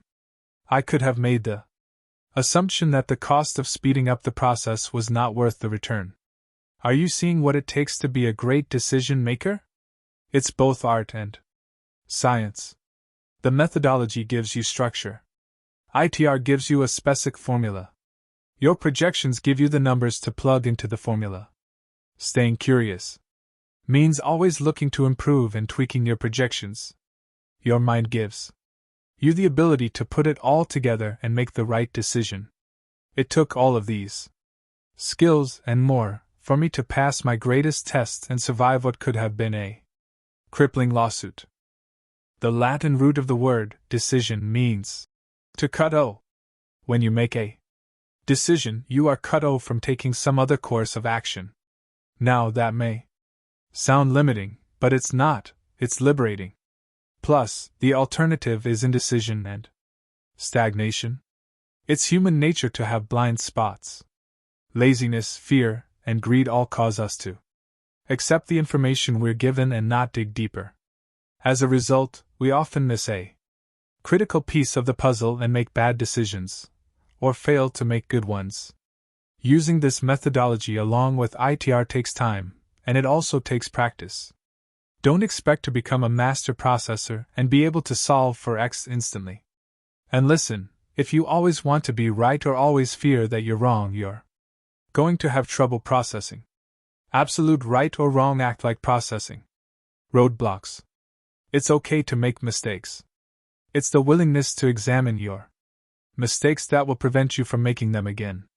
Be patient. If you keep working at becoming a better processor, the result will be more than worth it. It will make a huge difference in your business and your life. Move 2. Master the ability to reason. The incredible power of processing issues. 1. Moving forward, take 100% responsibility for anything that doesn't work out. See your role as the one who created the issue and has the power to solve it. Apply the investment time return (ITR) formula in order to make better decisions and stretch your resources. React on any possible mistakes or weaknesses, and make your next moves accordingly. How to solve for X, a methodology for effective decision making. 2. Share the Solve for X methodology with your leadership team and use it to process 3 problems you're currently facing. The Solve for X worksheet can be found in Appendix B. Make sure you identify their true causes and the reasons they happened. Move 3. Master building the right team. 6. The myth of the solopreneur. How to build your team. No matter how brilliant your mind or strategy, if you're playing a solo game, you'll always lose out to a team. Reid Hoffman, co-founder of LinkedIn. No matter what your line of work, staying successful means working well with other people, whether they are clients, customers, employees, investors, partners, or outside vendors. When you think V moves ahead, you prevent your ego from telling you that you can do it all alone. Don't assume that if you achieved a lot on your own in the past, you'll be able to achieve even more by yourself in the future. At age 27, I was a star salesman and a mediocre sales manager. I had to learn the hard way how to manage people. Eventually, I improved. At age 30, I had become a solid sales manager, but I was a struggling founder. Even years into running the company, I saw myself as an average CEO. It was then that I realized that thinking big alone wouldn't get the job done. I needed the right team to be able to make scaling my business become a reality. My goal is to spare you much of the misery I experienced by showing you how to build your team. Working actively with others will mean the difference between enjoying the process and desperately seeking a day job while hiding under your desk. In this chapter, I'll give you a toolbox for 1. How to choose your business partners and consigliere. 2. How to improve employee retention, create golden handcuffs. 3. How to get your people to perform at peak capacity. 4. How to hire and retain members without creating enemies. What benefits program do you offer? To take the next step from solopreneur or side hustler, you'd better have a good answer to this question. This question is equally relevant if you're currently a CEO. Before your company gets big, you don't recruit people to your company, you recruit them to you. Initially, because people are buying you, and you likely don't have the resources to own an extensive 401k plan, you'd better be owning an attractive benefits program. Later on, you will recruit people to your business. Even then, you must keep improving the benefits program, or your top people will leave for a company that has a better one. Ask yourself this question: if people get closer to you, will they win? Will they do better in life? Do you have a resume, a list of success stories of people whose lives have been enriched from being around you? In other words, think about what benefits program you are offering prospective employees. If you're going to attract good people, they need to believe you have something to offer them. Instead of being selfish and looking to see what I could take from other people, I learned to focus on what I could give them, and I improved my own worth in the process. That paradigm shift, that one decision, changed my life for the better. I stopped asking how other people could make my life better, and instead I asked, how can I make everybody else's life better just by the benefits that I owe them? You'll know you're succeeding in life when others are winning simply because of their association with you. It could be based on the example you set Contacts, your coaching, your knowledge, or your tough love? Think about these 3 questions. 1. What benefits are you currently offering to others? 2. In what way do people improve by associating with you? 3. How many lives have you changed positively in the past year? Once you have a track record of people you have enriched, you can start attracting people to your team. Think about who you need to help you, not just to do well today but also to achieve your deeper, long-term objectives. Take care of them, and they'll back you up. This advice isn't just for aspiring CEOs, it's equally relevant for established executives. Some CEOs make the mistake of thinking that recruiting ends once a person joins the company. The reality is that when you recruit top talent, you'll have to constantly re-recruit that talent. It's naive to think that your team members aren't constantly receiving offers from direct companies. There's a reason why there are so many headhunters out there. Their job is to recruit your best people away from you and send them to other companies that need exactly the people you have. Headhunters get paid handsomely to steal your best people. You can bet they're coming after them, so you'd better make sure you know how to retain them. Depending on the size of the business, a headhunter earns between $30,000 and $60,000 to place a CFO. The fee to place a CEO starts at about $80,000 and may go as high as $500,000. The people you recruit are also watching you closely. They are constantly reevaluating the Bennett's program, and if it doesn't keep up with their expectations, they will start looking elsewhere. Your top people, especially, are watching you to see if you're constantly developing yourself and finding ways to take the company to the next level. They want to see if you're bringing in other top talent to keep increasing the value of the company. Showing them that you're doing all these things as part of re-recruiting your best people. It can never stop. Questions that people will ask, and you must answer, when they are deciding to work for you. 1. What makes your company distinct from your competition? 2. What separates your leadership from that of others? 3. Do you have a code of honor? Do you embody it? 4. What Bennett's program will they get from being associated with you? 5. Do people constantly see you growing? Can they tell that you are evolving? Everyone needs a consigliere, finding trusted advisors. Even the greatest entrepreneurs aren't solo acts. For many reasons, they require help. They only have so many hours in a day. Their knowledge is limited to certain areas. They need other perspectives to help shape their own. In a mob family, there is a position specifically designed to provide wise counsel, the consigliere. The same holds true in the business world. Warren Buffett may get the headlines, but Charlie Munger is indispensable to his success. Steve Jobs had Steve Wozniak. Bill Gates had Paul Allen. Mark Zuckerberg had Sean Parker to challenge him to expand the vision, and then Sheryl Sandberg to execute that vision. Patty McCord spent 14 years at Netflix and is the author of Powerful: Building a Culture of Freedom and Responsibility. Her expertise is in human resource management. Her title at Netflix was Chief Talent Officer. In my opinion, her greatest value was challenging CEO Reed Hastings. When I interviewed her, she told the story about a time when Hastings had to deliver an important speech. The next day, McCord noticed a sheepish look on his face as he hammered away on his computer keyboard. She suspected that Hastings was doing what had made him successful as an individual, rather than what he needed to do as a leader.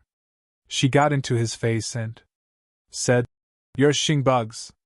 Stop being a geek engineer and be a leader." Keep in mind that Hastings had the authority to re-her. Not only did he keep her for 14 years, they also used to carpool to work together. Why? Because she was not afraid to challenge him and point out his blind spots. Insecure leaders surround themselves with yes people. Active leaders surround themselves with people who challenge them. They also ND and hire people who are much smarter than they are, especially in areas in which they are weak. In my videos, you constantly hear me talk about Mario. He's one of the guys I depend on most. When IRST started making videos, I struggled in front of the camera. Mario had this incredible way of extracting a better delivery from me, without making me feel self-conscious. Even though he technically works for me, he wouldn't hesitate to hold me to the higher standard we had set for the content and the brand. Your future consigliere is likely someone you already know. The key thing to look for is similar values but different temperaments. If you're impatient and hot-headed, you want someone who is calm and deliberate. If you're an introvert, ND an extrovert. If your inclination is to be judgmental and unforgiving, ND someone who is empathetic and accepting.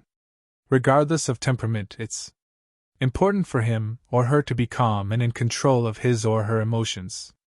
Both in business and in life, I'm very choosy about whom I allow into my inner circle. One of the reasons I married my wife, Jennifer Bet David, is that she's the only person who can calm my nerves. For different facets of life, I have cultivated a small group of people I can go to for counsel on different topics. I put so much stock in balance that when I'm in the middle of a big decision, I'll often invite two different personalities into the boardroom to help process an issue. It's most effective when the two people are polar opposites. After I present the issue to them, I simply sit there and watch them go back and forth. Occasionally, I'll ask a question to stoke the I want to make sure I hear the most convincing arguments for all sides of the issue. The clash of two opinions leads me closer to the truth. I have a friend who creates written content. He's impatient, and his primary belief is that perfection is the enemy of completion. His partner is patient to a fault and believes that urgency is the enemy of professionalism. Their yin and yang approach creates the perfect balance. Mario and I have a similar dynamic. We don't need to pretend to play good cop/bad cop. Because we have similar values but different temperaments, he naturally balances me and saves me from being my own worst enemy. He would tell you that I have also saved him on many occasions, and we laugh about those stories as we work and travel together. As much as I love numbers, having someone with whom I can react and reminisce has value beyond what I could ever begin to quantify. A trusted advisor. 1. Is skilled at processing issues, able to think many moves ahead. 2. Has values similar to yours but a different temperament, is strong where you are weak. 3. Is calm under pressure. 4. Is not afraid to challenge you and point out your blind spots.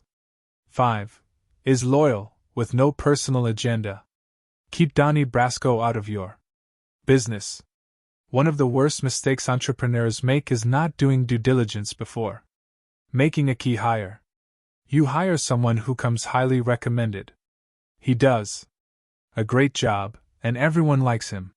You promote him until he's in a position of influence within your company. You trust him absolutely, sharing information without reservation. It is inconceivable that he would ever do anything to violate your trust. Until he does. You may have seen the movie or read the book about Donnie Brasco, the name used by undercover FBI agent Joe Pistone when he infiltrated the MA. He worked undercover for 6 years as part of the Bonanno family, earning the trust of the top people, including crime lord Dominic Napolitano, aka Sonny Black. As a result of Pistone's undercover work, the FBI arrested 212 mobsters. After 6 years, the FBI wanted to pull Pistone out, but Pistone insisted that he stay longer in order to become a made man. FBI agents Nally went to Sonny Black and told him that the guy he knew as Donnie Brasco was actually an FBI agent. Sonny responded, "I don't believe you." Eventually, Sonny Black was murdered and his body was discovered with his hands cut. The Ma Dons were furious with Sonny for letting a rat into their operation. The fact that the rat had shaken hands with all of them was the ultimate insult.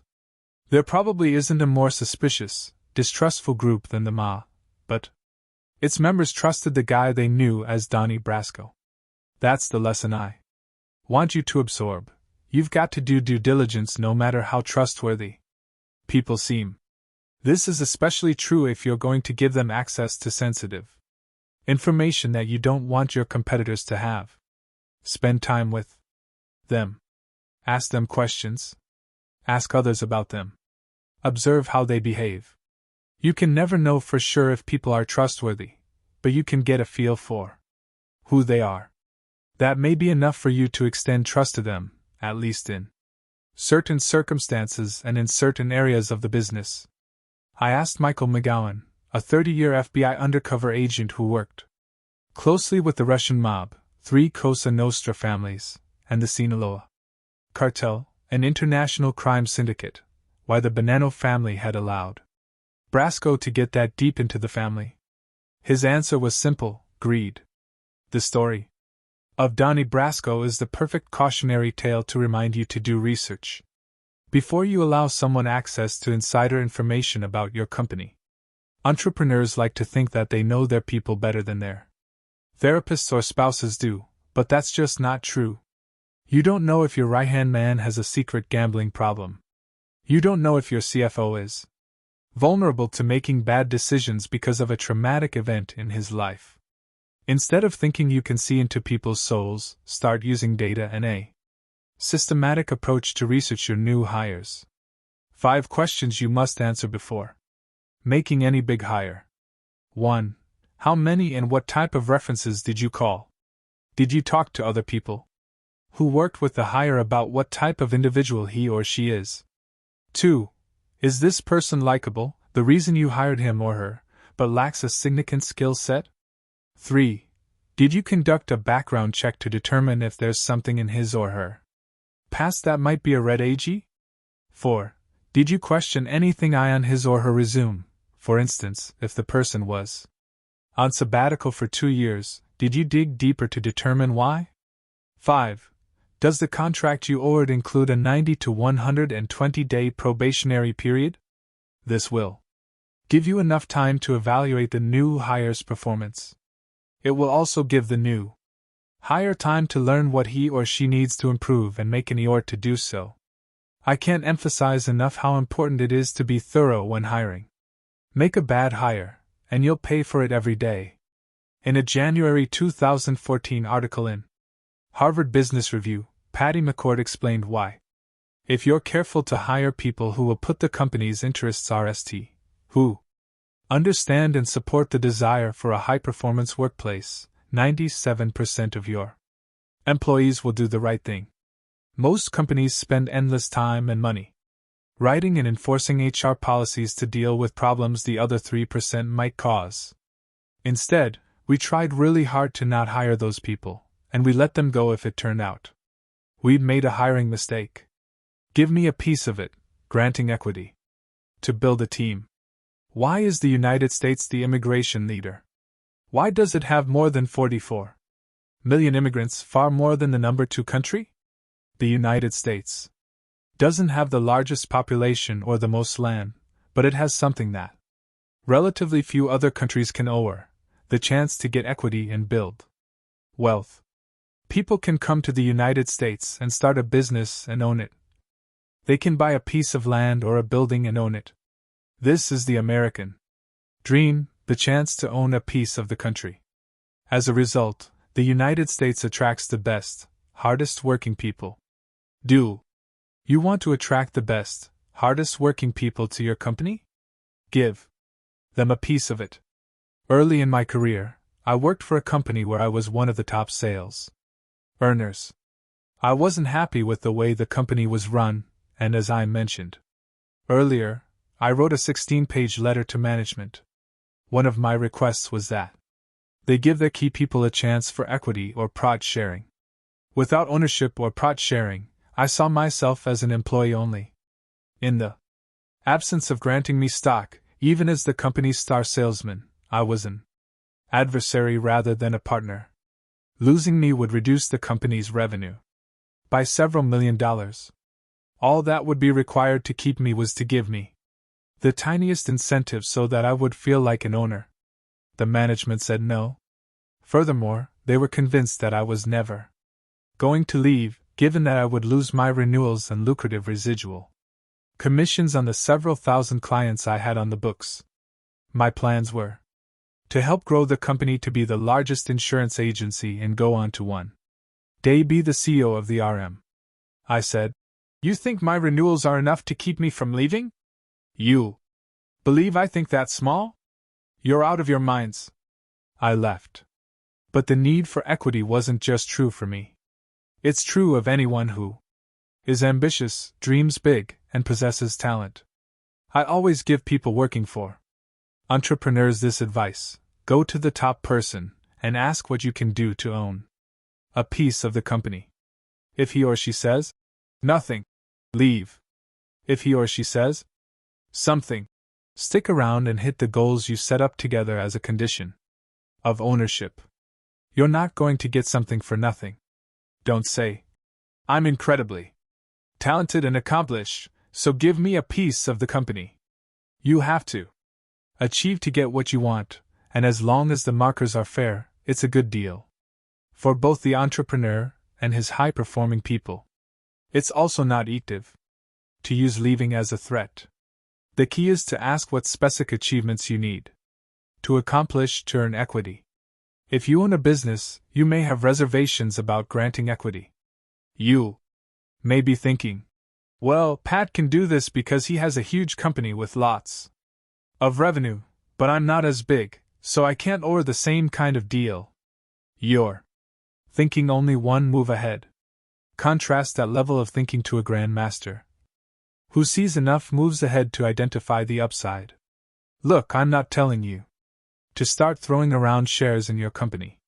What I am saying is that granting even a few shares of stock is enough to make people feel as though they have skin in the game and are long-term partners. If you have a scarcity mindset, you're always thinking that there isn't enough, or some disaster is just around the corner where you won't have enough. If you have 100% conviction about your future truth, you'll think differently. If conviction isn't enough, do the math. Let's say your company has averaged $10 million in revenue the last 3 years with a 15% profit margin. That's $1.5 million in net income. You decide you want to hire Johnny to help you grow the business, but Johnny is insisting on either an equity stake or a bonus. At RST, you balk at that. Johnny tells you that if he helps take the business from $10 million to $15 million, he wants a $250,000 bonus. Your initial response is that you can't afford that large a payout. You do the math. Your net income will go from $1.5 million to $2.25 million. How can you begrudge Johnny $250,000, given that increase in profit? It's essentially a 2-for-1 trade in your favor. Johnny's hard work will put $500,000 into the company's cores. This example assumes that your company wasn't already growing. If it was, you would structure the incentive based on his ability to outpace current growth. For example, if the company had been growing at 20% the last 3 years and Johnny was able to increase it to 50%, that additional 30% would be attributed to him. The only justification for saying no is that you are thinking short term. If you're still protesting, thinking that everyone in the company will want the same thing, your short term thinking is digging you into a logic nightmare. Think about it. What could be better than everyone in your company wanting to generate more profit to increase both their wealth and yours? Do you think Bill Gates begrudges all the wealth created by those who worked at Microsoft? Gates didn't give people equity because he was thinking several moves ahead. He granted equity to those who earned it. I read one estimate that Microsoft has created 3 billionaires, let us not forget Steve Ballmer, and 12,000 millionaires. Are you starting to see that the way to build wealth is to give others the opportunity to build it alongside you? Some people are motivated by equity, some by profit sharing, some by big salaries, some by bonuses, and still others by long-term security. No two are the same. The key is to create the right type of compensation plan that will attract and retain the kind of talent you're looking for. Personally, I favor equity and profit sharing over bonuses, since it increases the odds that the right people will be with you over the long haul. I'll elaborate more on that in the next section. Plus, just as homeowners treat their houses better than renters do, once you give people ownership in a company, their mindset shifts. All of a sudden, they are working for themselves and have an incentive to increase not only their own income but also the value of the company. This may all seem like common sense, but it's easy to be penny wise and pound foolish. Take a European company, one of the continent's largest battery cell manufacturers. It came to me because it was growing only 2% annually. When I met with the CEO, the RST question I asked was, "How much do you pay your salespeople?" $2,100 monthly. "Okay, but how much more than that can they receive?" I asked. "I don't get it," he said. "I mean, how much in addition to their salary do they receive for performance?" "Nothing." "Nothing?" I couldn't believe it. How hard would you work if all you could expect was $2,500 each month, regardless of your performance? He changed the compensation plan, focusing on implementing a profit-sharing plan. Shortly after he put it into place, the company's growth rate increased by 25%. Sometimes the key to growth is staring you in the face. Change your compensation plan so that people feel as though they've been given a piece, and they will work harder, longer, and more creatively. Don't give up on the first date. How to create golden handcuffs. Here's the strategy. Give your key people equity, but don't do so immediately. Let them earn it. You may be smart and perceptive, but no one is a mind reader. Perspective. Employees may look great at RST glance, but you've got to get to know them before you make an investment in them. By creating a waiting period to grant equity, it gives them time to sell you that they belong there. I'm always selling my people. That's part of my job, to re-enlist them continuously in our mission and vision. I'm selling them on the money they can make, the future they can have. I'm selling them on the culture. I believe in the company I created, and I want to make sure they believe in it, too. When people get hired, they often stop selling themselves. They think they're in, so they can just go about their business. No. I need to feel that my people want to be there, that they're excited about it, that they believe they are uniquely able to help us reach our objectives. I'm paying attention to what they say and do. If their words and actions align with what the company needs, then they've sold me. Don't make snap judgments about the people you hire. Instead, take a wait-and-see approach. They may seem perfect, and they may have a lot of talent, but they may not be a good fit for the culture you're creating. When they're interviewing for the job and RST start working, they're on their best behavior. Don't buy it. Make them sell you. Granting equity to your team is more art than science. When it's done correctly, you will accomplish 3 objectives. 1. You'll transform your team members' thinking from an employee mentality to an ownership mentality. 2. You'll incentivize your people to work harder and smarter to increase your company's value. 3. You'll increase employee retention by structuring compensation intelligently. Only 2 years into founding my company, I created an equity plan.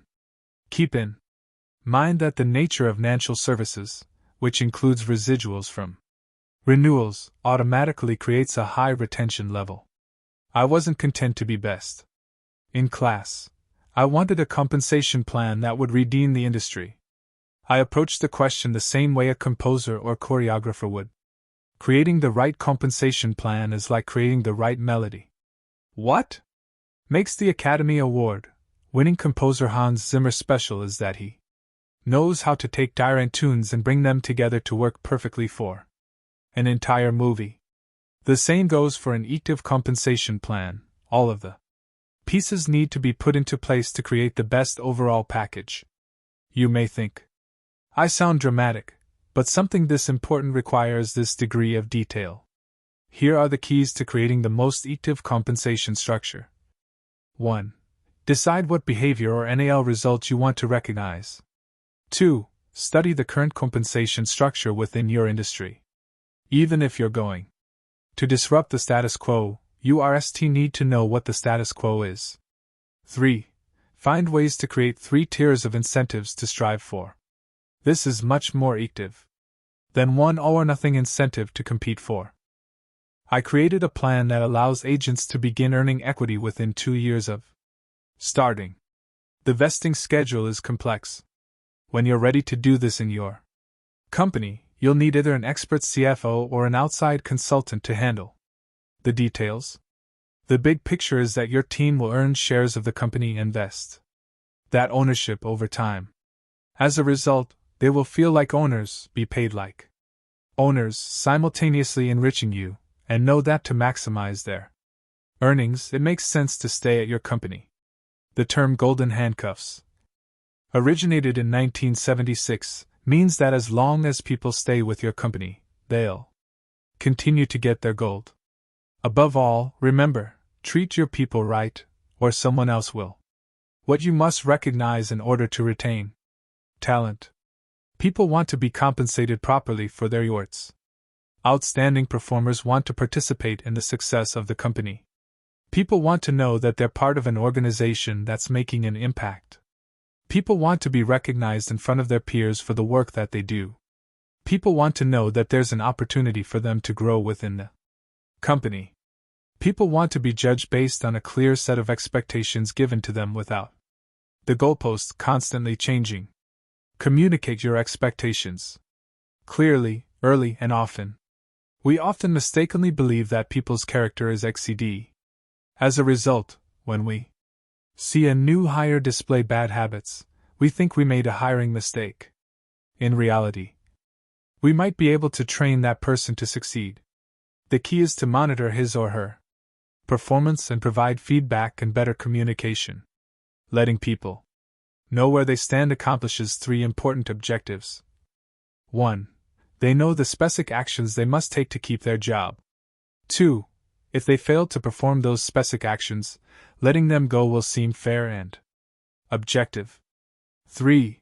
You can begin the process of needing someone else to complete their tasks. The best case scenario is the person will improve, and you will have deepened your bench. If that doesn't happen and the person leaves, someone else can step in and take over his or her job seamlessly. Set clear expectations like this. Bob, you told me you're somebody who shows up on time, but 3 times in the last 2 weeks, you've been late.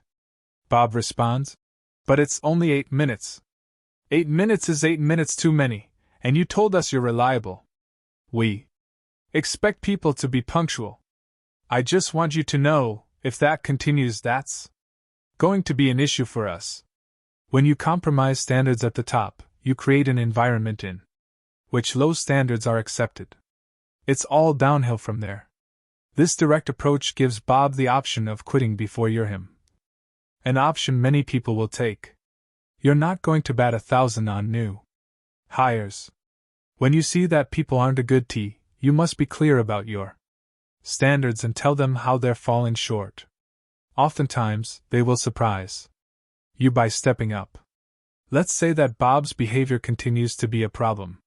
When it comes time to let him go, he won't be surprised because you've told him what he needed to improve. You say, Bob, I don't think this is going to be a surprise to you because you were late 3 times in 2 weeks, and I told you that's an issue. Even so, you continued to be late. I'm afraid we have no choice but to let you go. Straight to the point. For those of you who run a successful business that isn't dependent on people showing up on time, it's an entirely different story. You may be in the creative ELD and be okay if your editors and developers show up when they feel like it, as long as their work gets done. That's any if it works for your industry. However, if it's necessary for employees to show up on time, you can't compromise or the bad behavior will spread. I tell this story to emphasize that the way you both hire new people and manage them will lessen how often you have to re-people, and it will lessen the bad feelings when you do have to let someone go. For specific strategies on ring actively, let's dig in more deeply. Fire gently. Again, fire gently. One of the toughest things for entrepreneurs to do right is people, and doing it wrong can poison the company culture. Once you accept some responsibility for an employee not working out, you'll approach this unpleasant task with a more empathic mindset. Don't take it out on your employee. Instead, learn how to well. As you're about to discover, this is an important but much neglected entrepreneurial skill. Show me someone who burns bridges every time he terminates people, and I'll show you someone who lacks empathy at best or is a sadist or bully at worst. The same is true of entrepreneurs who can't pull the trigger, who warn problem employees constantly but lack the gumption to let them go. If you have one bad employee, his or her attitude and actions can affect other employees negatively. Let's draw a parallel between ring someone and breaking up a relationship. 2. Avoid the unpleasantness of a breakup. Perhaps you have relied on classic lines. It's really not you, it's me. Given the direction of our relationship, we both knew this day was coming. I'm the problem. You've tried to be amicable in order to minimize the anger, sadness, shame, and other strong emotions that can arise in such a situation. As an entrepreneur, ring someone, you're going to want to resort to similar lines. I'm sure you'll do great elsewhere, we just have philosophical differences. Or, you've got a lot of talent, I'm sure you'll get another job soon, and I'll be glad to give you a good reference. Generally, though, relying on classic breakup lines won't work. People aren't stupid. They are human, and that means you need to treat them with respect. This isn't just a decent thing to do. It's not just you who is going to be giving them a reference. They're the ones who will be using social media to talk about you, and you don't want them hurting your reputation. Don't drag the ring out, but don't go nuclear either.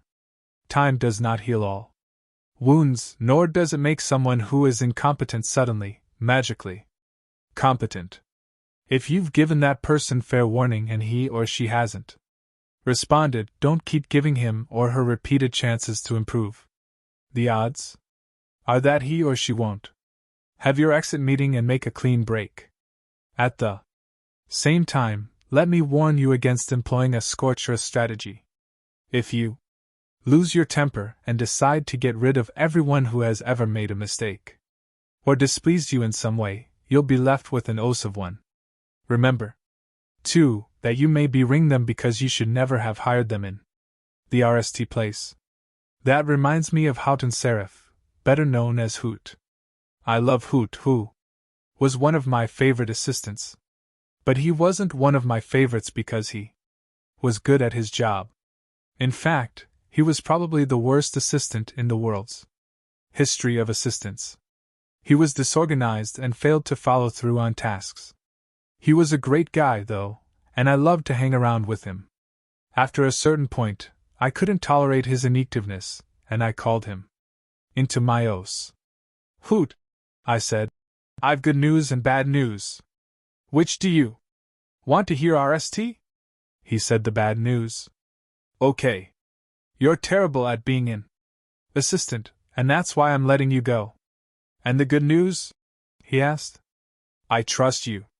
You're a kind, wonderful human being who will do well, just not in an assistant position.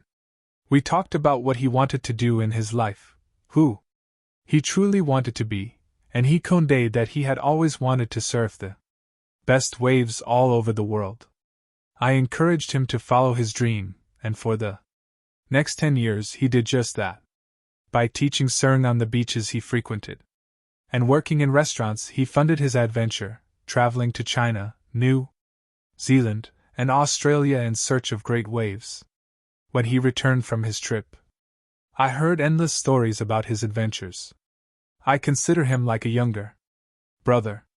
I also trust that he'll never apply for an assistant's job again. Patty McCord summed up my philosophy perfectly. If we wanted only players on our team, We had to be willing to let go of people whose skills no longer no matter how valuable their contributions had once been. 6 techniques for becoming an effective Terminator. I've compiled this list from a great deal of experience.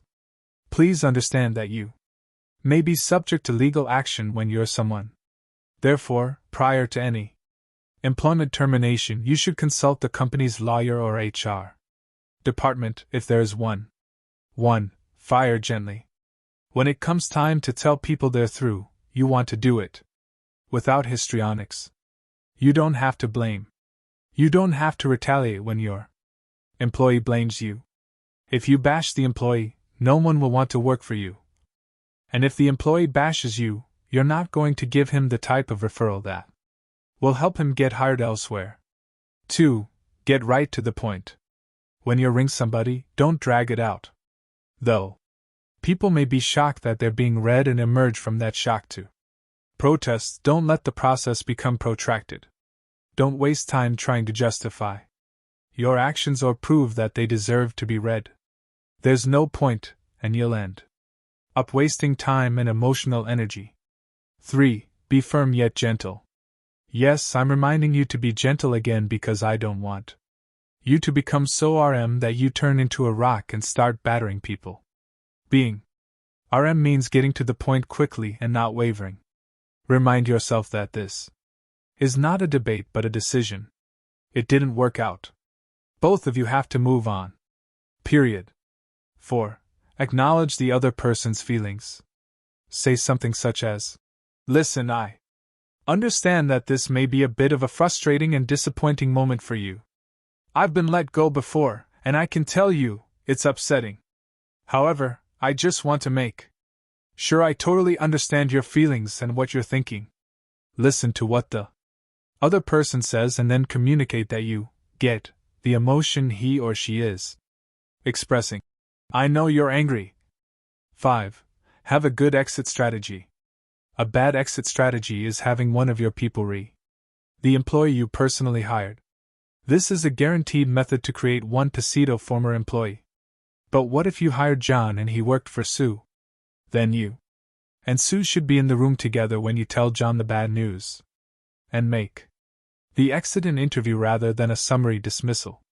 Don't kick the person out the door but ease him or her out with information and compassion.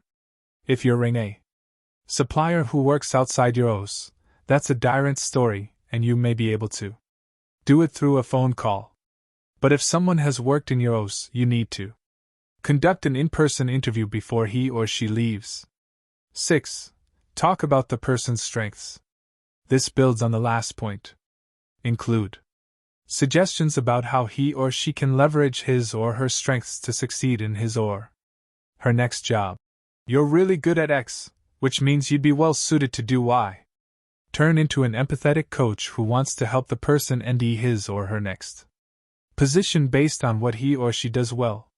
If you take that approach, even your former employees will be fans of your company. Hire slowly, quickly. Take your time to be sure you hire the right people, but when you're convinced that someone is the wrong person, don't let the individual linger and hurt productivity and morale. I hope that by now you are thinking beyond being a solopreneur. A company of one has a limited impact. No one builds a billion-dollar company on his or her own. 7. Create a principles-based culture. Leadership is about making others better as a result of your presence and making sure that impact lasts in your absence. Sheryl Sandberg, COO of Facebook and founder of Leanin.org. It doesn't matter if you're an atheist or an agnostic, elements of religion have a place in your business. Before you dismiss this idea, let's look a little closer. I actually believe there's a lot to be learned from studying the religions of the world. What 2 things do all religions have in common? True believers and rituals. What business can succeed without people believing in it? And what business doesn't have particular symbols, sayings, and credos that are part of its culture? Google is a religion. So is Apple. So are Southwest Airlines and Walmart. Their CEOs won't acknowledge it, but each company follows commandments, evangelizes through social and other media, and believes passionately in its business strategy and cultural norms. I believe in the same things, and this belief energizes my company. It helps sustain us when things are tough, and it emboldens us when things are going well. True believers are formidable, so whatever entrepreneurial venture you create, make sure that you and your people are united by a common belief. Having a great business idea and talented people isn't enough. As an entrepreneur who knows the importance of strategy and talent, you might disagree. I guarantee you, though, if your team doesn't have similar principles and values, it will never come close to reaching its full potential. It doesn't matter if you've invented a better mousetrap or if you employ the best and the brightest. Without shared values, you can't sustain what you've built. It's one thing to know who you want to be, it's another thing to mold an entire organization to a set of core beliefs that will remain in place with or without you. In this chapter, you will learn how you can achieve this. Build the principles. Right after I started my company, I was in Hawaii with my then girlfriend and now wife, and we went upstairs to our room. Hawaii is a romantic place, so naturally, we did what young couples do. You know where this is going, right? As I put the Do Not Disturb sign on the door, I couldn't help but think of that 80s hit by the system and started to sing. Hang a sign up on the door. Say, "Don't disturb this groove." I secured the deadbolt and promptly got down to business. And when I say, got down to business, I mean that I grabbed a pen and piece of paper and said, "Let's make a list of values and principles that we want to live by. Let's see how many we come up with." We came up with 43 right off the bat. Then we narrowed the list down to 10. You might think this is a weird thing to do when you're in Hawaii with your girlfriend, but as everyone who knows me will tell you, I'm obsessed with principles. When we decided to have kids, my wife, Jennifer, and I took another piece of paper and did the same exercise. As a result, our family has a culture. We stand for something. We have principles along with clear values that we repeat over and over. What we stand for as a family. Lead, because it will be necessary in every situation you face.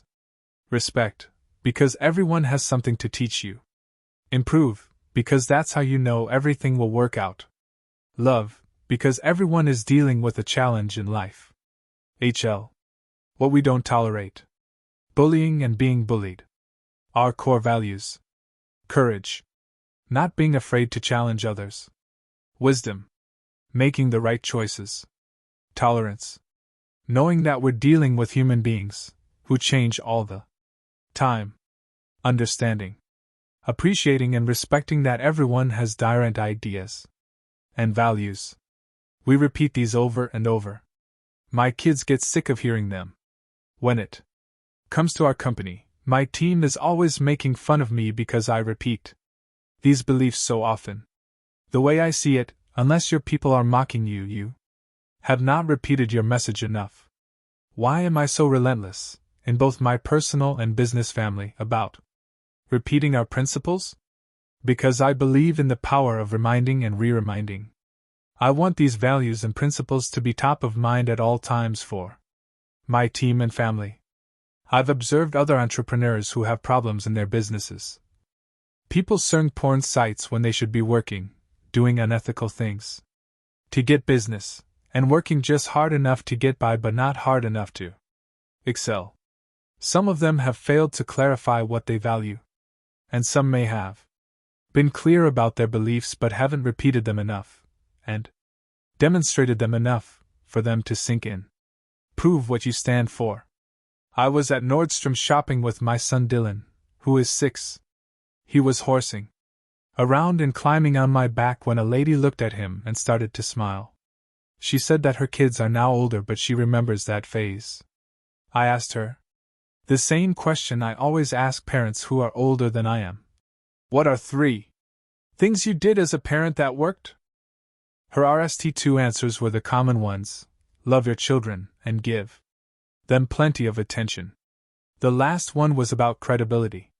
She said if you threaten to punish them or take something away from them, do it or else your word loses value. In 2010, only 1 year after starting my company, I hired some rogue agents. As I soon learned, they were willing to cut corners and engage in unethical practices in order to get business. Obviously, I didn't know they were rogue agents when I hired them. In fact, they seemed like great hires because they were killing it, each making more than $100,000 during their RST 3 months with us. Then I started hearing about their shady methods. At that point in the business, I couldn't justify the expense of hiring a full-time compliance officer. But I soon realized that to balance our explosive rapid growth, we also needed to play defense. The reason I hired Amur Nabarance, he'd been my branch's manager back in 2002, was that I knew he shared my principles. I asked him to look into the allegations about those new hires. Amur warned me that I had to let him do his job and I might not like what I heard. There was a chance that those big earners might be guilty of behaviors that didn't align with the principles that I was pounding into our company's culture. I promised him free rein. 3 months later, he presented me with evidence that our number one producer had generated business in a way that was not only unethical but also possibly illegal. You have to terminate him, Amur said.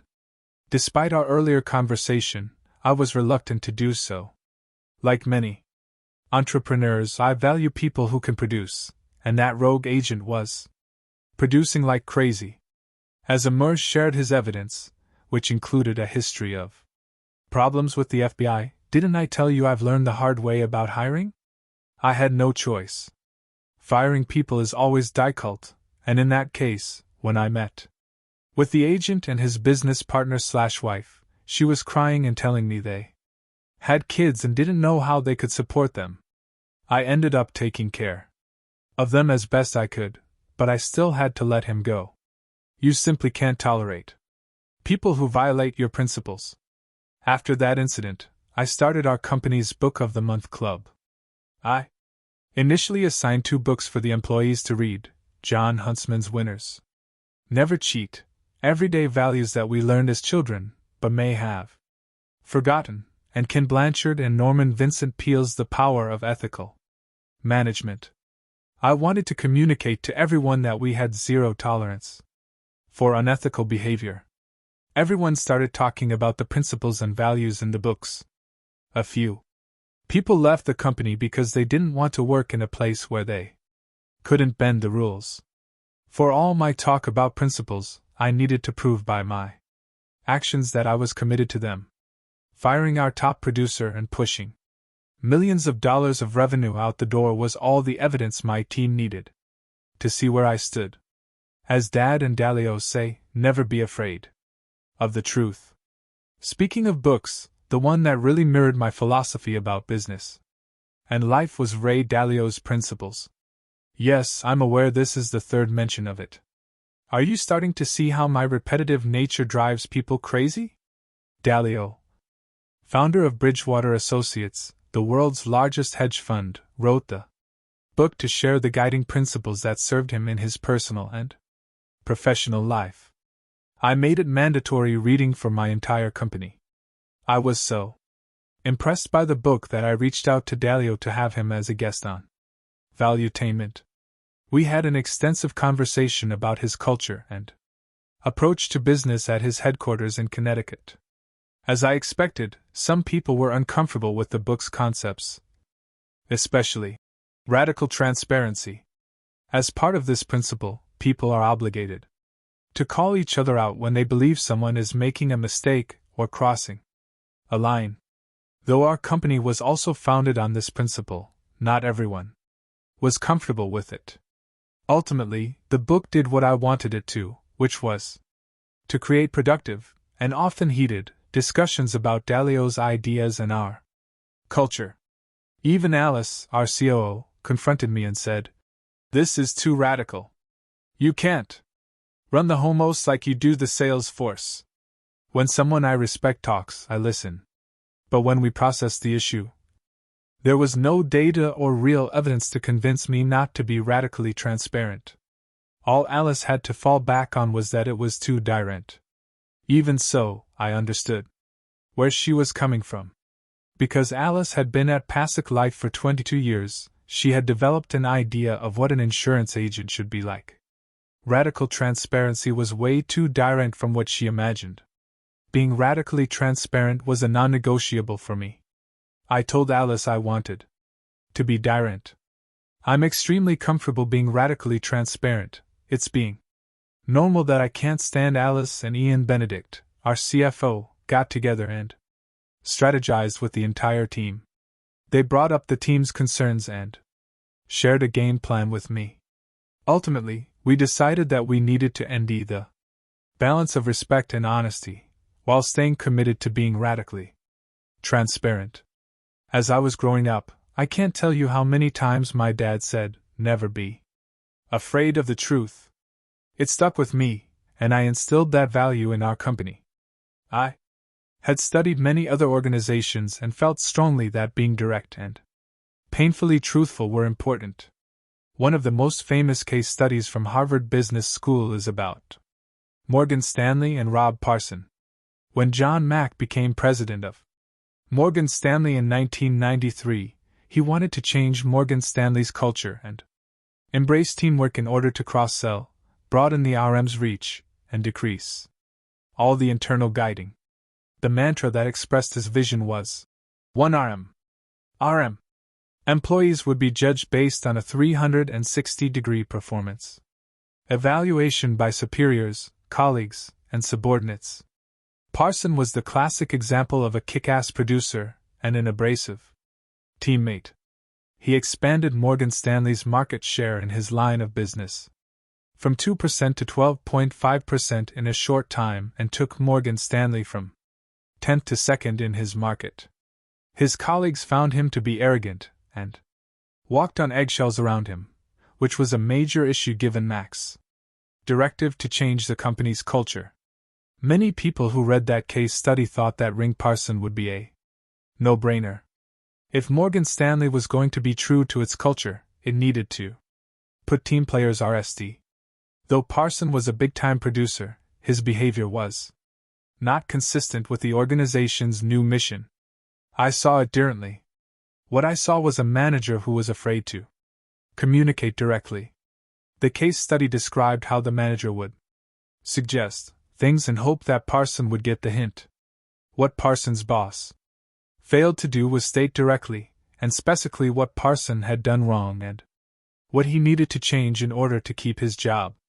The problem wasn't Morgan Stanley's culture, it was the lack of direct communication from one of its senior leaders. As is often the case, managers are afraid to honestly tell people how they feel. I can understand being fearful of hurting the feelings of a star salesman. But it beats the alternative. Without direct feedback and radical transparency, Parson continued treating his coworkers poorly. In my view, justice was ultimately served when his manager, not Parson, was terminated. My business principles: never compromise our non-negotiables. Micromanage until there is trust. What brought us here won't take us to the next level. No one has 100% job security, including the founder or CEO. Create positive peer pressure by challenging one another. Beat your prior best. Treat the company's money like it's your own. Be radically open-minded but not easily persuaded. Fight any temptation to lower expectations and standards. Create an environment where our team is taken care of financially and professionally. In addition to these principles, I share with my employees things that don't sit well with me: feeling entitled, complaining, being negative, being pessimistic, leaking secrets, not taking care of one's health, gossiping, and taking advice from the wrong people. Establish a company code. Establishing a company code is crucial if you want to run a thriving business. We hear so much about building a large network. As a result, we may forget that our most important network is within our own business. People need boundaries. They need to know what lines can't be crossed. Part of the code may be that you can't poach business from one of your colleagues. Or it's forbidden to be disrespectful to your boss when he makes a request.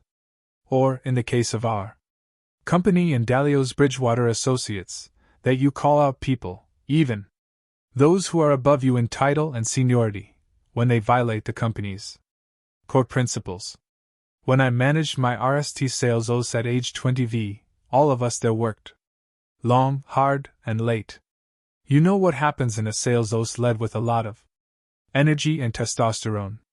That was any, except that we established a code. If you're going to date someone's relative, direct report, or anyone else where sensitivities might exist, you had to clear it with the acted individual RST.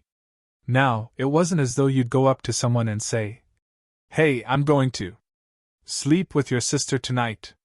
But you owed your colleagues the courtesy of requesting permission to date someone who was meaningful to them. By adhering to that code, we avoided creating blood enemies and the kind of animosity that would poison the work environment. I'm a man with high testosterone. I'm extremely driven, so I can't sit here and tell you I was an angel. I partied hard from age 18 to 20, but I had one code: my private life was private, and my choices didn't have a negative impact on the business. I wasn't perfect, but I did my best to stick to that code. I share this story from a period of my life when the biggest challenge we faced was the teen partying together on the weekends and things getting out of control. 15 years later, now that I am the founder and CEO of my own company, the code has only gotten deeper and more technical. Especially when people have kids and spouses who depend on their income, the need for integrity becomes even greater. If you're going to establish a culture, you have to let people know what you stand for. Have a clear code, a guiding set of principles, and make sure everyone knows, without any ambiguity, what the consequences will be for violating it. Create a replacement game plan. One of the reasons you create a culture is that it elevates everyone. It also allows you to scale up faster. The less your business depends on you, the more valuable it is. The more your business depends on you, the less valuable it is. There's no exit opportunity if the business relies on your personality. A company that rarely makes headlines is Microsoft. Yet in September 2019, it was the only public company with a market cap of more than $1 trillion. At various times, Apple, Amazon, and Google have had valuations north of $1 trillion. Are you starting to notice a trend here? If your mind didn't immediately go to cultivating entrepreneurs and owning equity, you're not reading carefully enough. Now consider that 13 years prior to the company's reaching $1 trillion valuation, on June 15, 2006, Bill Gates announced his decision to leave his full-time position at the company in order to focus more on philanthropy. At the time, Microsoft was trading at $23 a share, putting its market cap at $176 billion. In other words, the value of Microsoft has increased by more than $1 trillion since Gates left. Still think organizations can't create a culture that is more powerful than a visionary leader? As highlighted in a December 31, 2019, story in Barron's, since Satya Nadella took over as CEO on February 4, 2014, Microsoft's valuation has increased by $930 million. Not to be outdone.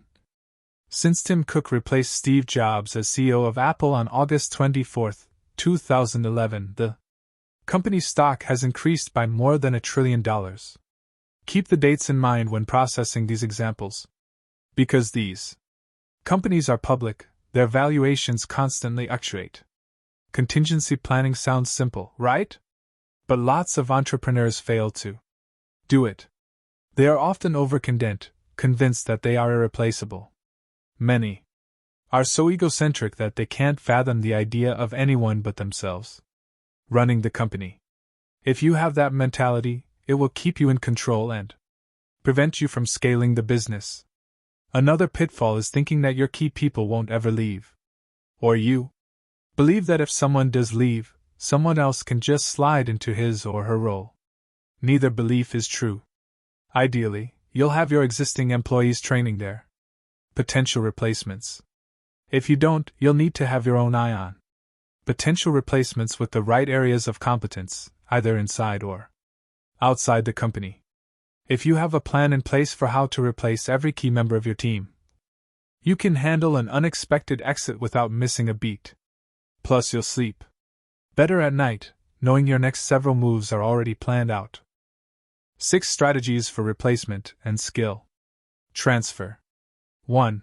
List your tasks and skills.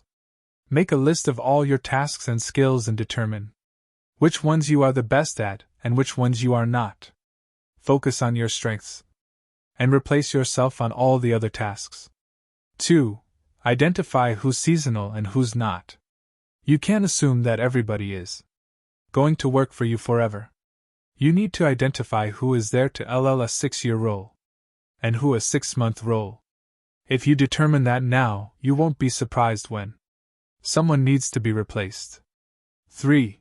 Know the different languages spoken by your sales, support, technical, and executive teams. Sales leaders generate revenue and build a company through their yorts. Employees are hired to support those yorts. You need to know the difference between them. Executives require empowering language that makes them feel autonomous and respected. 4. Know who can maintain the company culture. It is very important that whoever replaces you will teach the culture you establish so that the business can keep growing after you leave. 5. Know your company's practices and procedures. You need to put pen to paper and write down each department's practices and procedures. Replacements will then have a manual to follow, regardless of their level, making the transfer of specific skills quick and painless. 6. Develop leaders to help spread the right mindset. Have one-on-one conversations with your future leaders to inject the company's mindset into them. Now, before they need to replace someone, you're having a mindset of leadership. Development will also increase the value of your company. Entrepreneurs need to play a continuous replacement game, replacing parts of themselves. At the beginning of the business, you did all the paperwork. Now, you can hire someone to take over that task. You handled all the financials. Now, you can hire a CFO to do so. This gives you time to devote yourself to the tasks that matter most to the business. Media.net founder Divyan Turkiya, a 38-year-old with a net worth of $1.76 billion, once said, "Keep figuring out how to replace yourself, because your time is most valuable in this process. Once you gear out what you're passionate about, and as long as you're doing it, you'll be successful in doing that one thing, and you keep doubling down yourself learning more." Friction is good. There's a misconception that the best company cultures include everyone joining hands and singing "Come by," that everyone gets along great, and that no one ever argues or gets upset. Going back to personal relationships, show me a marriage in which the couple never argues, and I'll show you a marriage that's headed for a blow-up. If you and your spouse don't argue, one of you has probably found someone else to argue with. We need friction in all areas of our lives. It's healthy, and it stimulates growth, creativity, and learning. That's why I create friction when there is none and encourage you to do the same.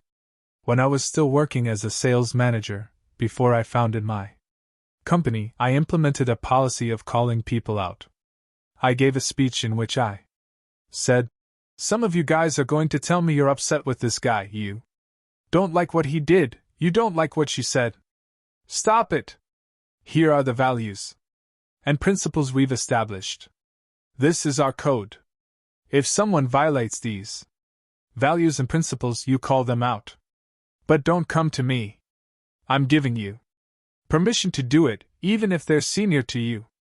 Values and principles transcend titles and seniority. You know what happened after I made that speech? Immediately, the oaths started growing, and the friction between people stimulated the growth. Positive. Peer pressure is another way to describe the environment that we created. Everyone was pressuring everyone else to give their best and become better team players. We were all holding one another accountable. I'm not saying that people started chewing one another out vindicatively or cruelly.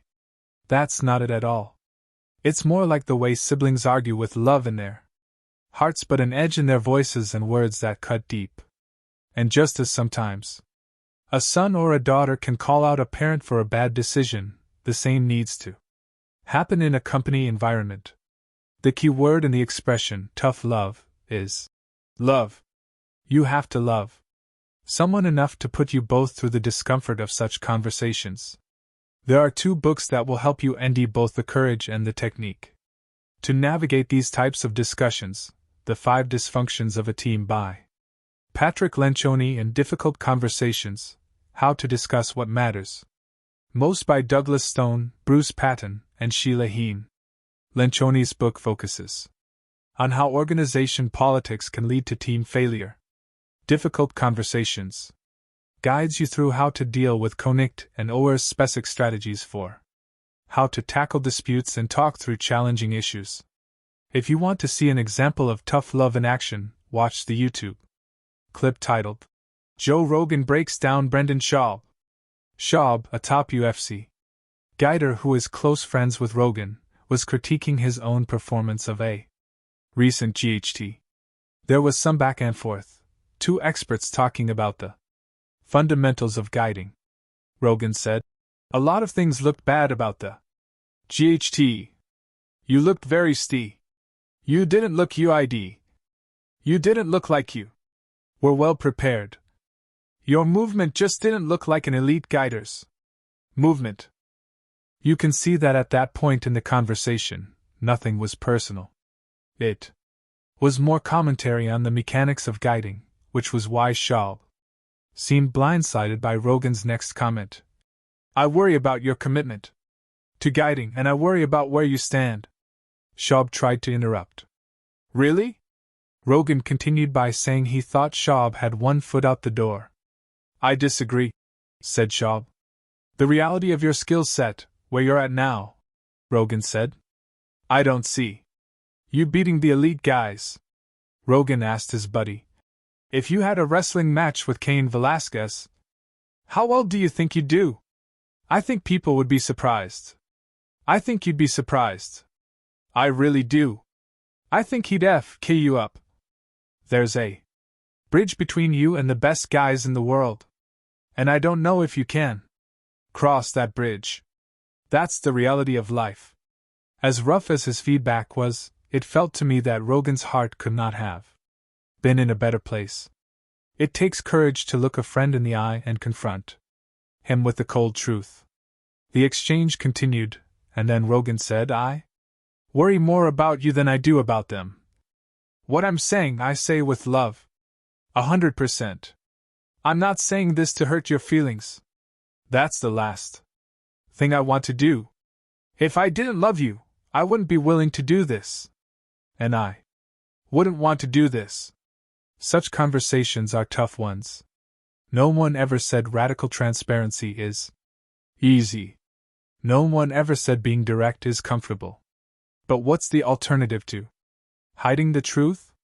Watch a loved one self-destruct without doing anything to stop it, or, in Rogan's case, watch his friend risk horrible injury, feeling more and more guilty as it all unfolds.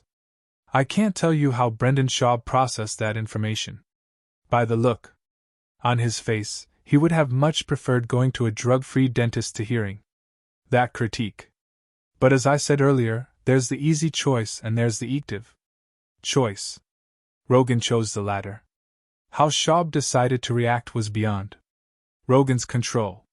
Whether in life or business, it takes both courage and skill to be direct with people. Are you willing to go there in life? If not in your personal relationships, in your business, are you going to watch your star employee treat his coworkers poorly, think Rob Parson, and pray that he telepathically catches your drift? If you want love without conflict, get a dog. I want it so badly that I have 2 adorable Shih Tzus, Jimbo, and Kutchi. But if you want to build an active, principles-based culture, learn not only to embrace friction but also to create it. Talk behind people's backs. Your parents probably told you, don't talk behind your friends' backs. It's not nice. Your parents were right. It's not nice. But if you want to produce results, it can be a winning tactic. In How to Win Friends and Influence People, Dale Carnegie talked about giving people a reputation to live up to. Others call it identity building. If you constantly praise a particular skill or character trait, a person will manifest it more often.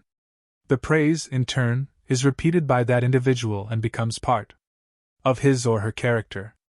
Let's say I have an employee named Garrett. I tell another employee, Lois, that Garrett is brilliant at following up on requests, that he never lets things slide, and is always accountable for his assigned tasks. Invariably, Lois tells someone that I told her that about Garrett, and someone else tells another employee until it gets back to Garrett. When Garrett hears what I told Lois, he gets excited about the recognition.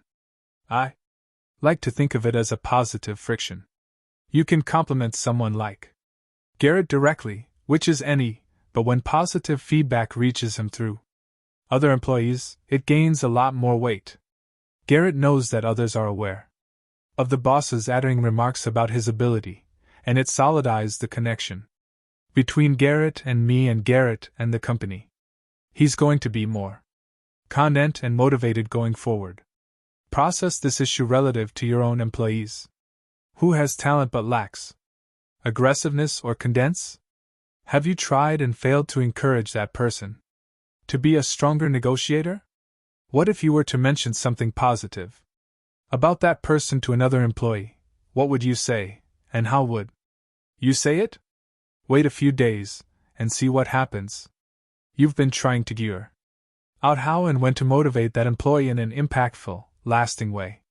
Now, you know exactly what you have to do. Make saying positive things behind your teammates' backs a habit, not just a once-a-year behavior. If you don't do it, your workplace will lack the friction that produces creative problem-solving and positive peer pressure. Don't leave friction to chance. Create a culture in which you spread good words about people.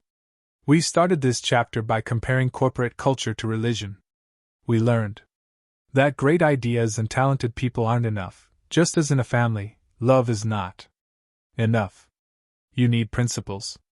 You must write them down, repeat them often, and show by example your commitment to honoring them. I hope that studying Microsoft has provided you with a trillion reasons to make culture a priority. It's the key to scaling and the key to your business becoming less dependent on you. If your primary goal is wanting to be loved by everyone, you're in the wrong racket. It takes courage to have difficult conversations. If you believe strongly enough in your principles, you'll end the courage needed to be radically transparent, and, as a result, incredibly active. 8. Trust equals speed, the power of reliability. The more you know each other, the more you know what each other's thinking, the faster you can accelerate the trust and condense in one another. When you get on the ELD? Tom Brady. I am in the anticipation business. I'm in the life insurance industry, not because people are going to die tomorrow, but because when they do, their family is going to sue for a lack of preparation. Contracts are all about anticipation. After being ripped and screwed too many times, I've learned the importance of anticipating issues and putting documents and controls into place to guard against the unknown. I am not pessimistic about human nature. I am, however, a realist about the details of a contract negotiation. It was John McAfee, the eccentric software entrepreneur, who said that when a soldier is captured, he will disclose whatever secrets with which he's been entrusted, that he would give up his own mother under torture. That may not be true of everyone, but I do believe that entrepreneurs need to be cautious about trusting just any team member, especially with information that could hurt or even destroy the business. Trust is multidimensional, not one-dimensional. You may trust one of your people to handle sales but not human resources. You may trust someone with information about your current plans but not your future strategy. Trust is nuanced. For instance, I trust my enemies.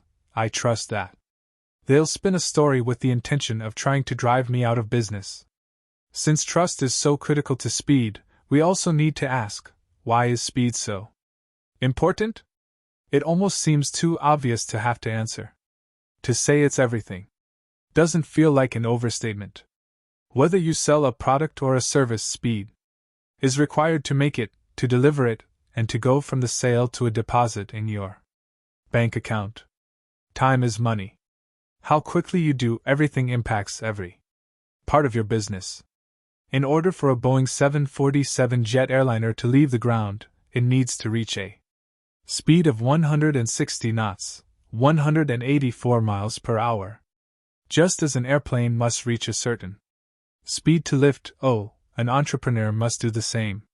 If a plane doesn't create momentum and sustain it for a long period of time, it will crash.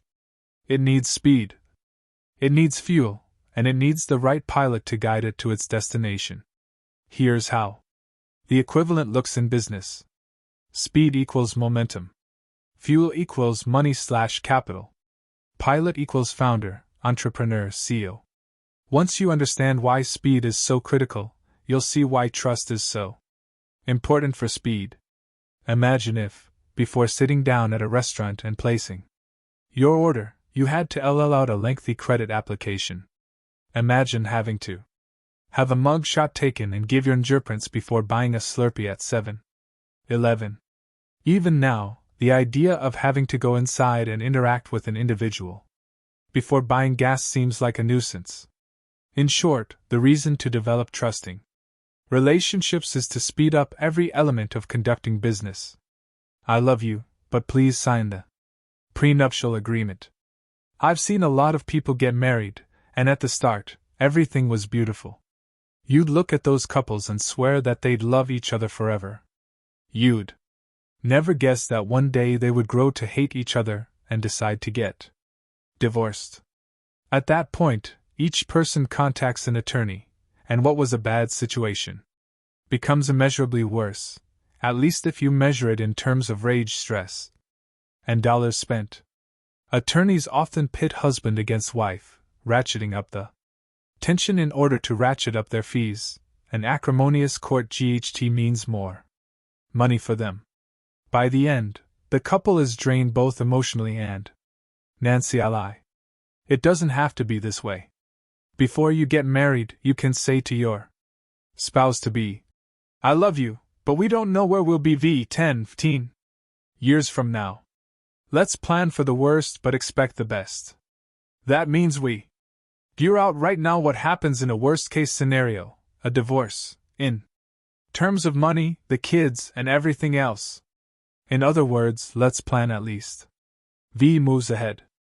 After a few dates with Jennifer, the woman who would become my wife, this was long before our Hawaii trip, we went to a bookstore on 3rd Street Promenade in Santa Monica and bought a book titled 101 Questions to Ask Before You Get Engaged. One of the questions was, how many children do you want to have? I answered V. My wife answered 3. We ended up having 3 kids, which now feels like the perfect number. We made an agreement on that and other issues, and my wife compromised on some things and I on others. We talked about all of the key marital issues in advance and hammered out an agreement. Prenups are great for divorce settlements, but they are also valuable for marriages. By discussing key issues in advance, you can navigate the rocky moments that arise in every long-term relationship. Some entrepreneurs say proudly, I don't need a contract, we have a handshake deal, and my word is my bond. That's great, assuming the other person is equally honest and forthright. Unfortunately, that's not always the case. The romantics may argue that by signing a contract, you're planning to fail. The realists see it as something every smart business owner understands. Contingency planning. In business, you're going to have relationships with employees, partners, investors, suppliers, and advisors. You might love each and every one of those people, but if you don't have a formal agreement, you're asking for the type of stress and financial loss that comes with the most contentious of divorces. When you hire someone, document everything: code of conduct, equity, ownership, salary, vesting period, probationary period. If it's not documented, there will be no plan in place when you do have a connect. Before agreeing to any major business deal, you want the following to be agreed upon. 1. Liability cap: what's the most we can lose? 2. Indemnification: you can't sue me. 3. Finite term: once it's over, it's over. Let's return to our marriage analogy. People get married emotionally and divorce logically. More specifically, they fall in love and think love will conquer all the problems simmering below the surface. They don't logically weigh the pros and cons of marrying someone. When they divorce, though, there's obviously emotion involved. It's a much more logical process. People argue about what they want and what they're willing to give. Lawyers insist on putting a cognitive frame around emotional issues. It's all about numbers. How many weekends will your kids spend with you versus with your spouse? How much support will you provide? What is a logical division of property? In business, it works the same way. You fall in love with a job applicant or an investor or a supplier or a customer, and you think, this will be forever. I can't tell you how many times I've gotten excited about a hire, and then, a few months or years later, I realized I had screwed up. In every instance, when the relationship arrangement wasn't documented, the breakup was messy and stressful. One of our investors said to me, "Look, we just gave you $10 million. What happens if you die? We'd like to take out a $10 million life insurance policy on you." I didn't get upset and protest that I was in great shape and didn't plan on dying. Instead, I loved what he said once I realized that he was telling me, "I love you, but please sign the prenup." Ask questions that go below the surface. People tell me I'm demanding. When people describe me, the phrase tough love comes up a lot. Before you can care for someone, you have to know him or her. I believe what sets me apart as a leader is my desire to really understand people. I do so by asking the right questions and holding people accountable to their own answers. I recently got a call from an old colleague named Danny. He said, "You have no idea how reluctant I've been about calling you. It's been a decade." I was curious to know where the conversation was going. When I had been a sales manager, I had been especially tough on Danny. He was one of those guys who had so much raw talent, brains, charisma, street smarts, and who was also so likable that people let him get away with anything. As a result, he was a pushover who was constantly underperforming. I had asked Danny, as I ask everyone else, "Who do you want to be?" Danny had big aspirations. He constantly talked about wanting to retire his parents by providing for them Nancy Ally. He may have acted like the life of the party, but when we got real together, he talked about wanting a big life. Not only did Danny want the big life, I knew he had what it took to live it, and I accepted nothing less than his best. If, in his eyes, that made me a hard ass, so be it. We caught up on our lives, and then I could tell he was getting emotional. Danny said, "I remember how you always used to say, you will temporarily hate me, but you will permanently love me, because no one will push you like me." "Of course I remember," I said. "I didn't just say that to you. I've said it thousands of times." Danny and I reminisced about how tough I had been on him and how much he couldn't stand me back then. He confessed that he had even printed out a picture of me and put it on his dartboard. I remember everything about the people who have worked for me. I remember their stories because I care about them. Danny said, "Pat, I have to tell you something." He got quiet, and I could hear that he was crying. he continued. I'm now the president of the bank. I am married.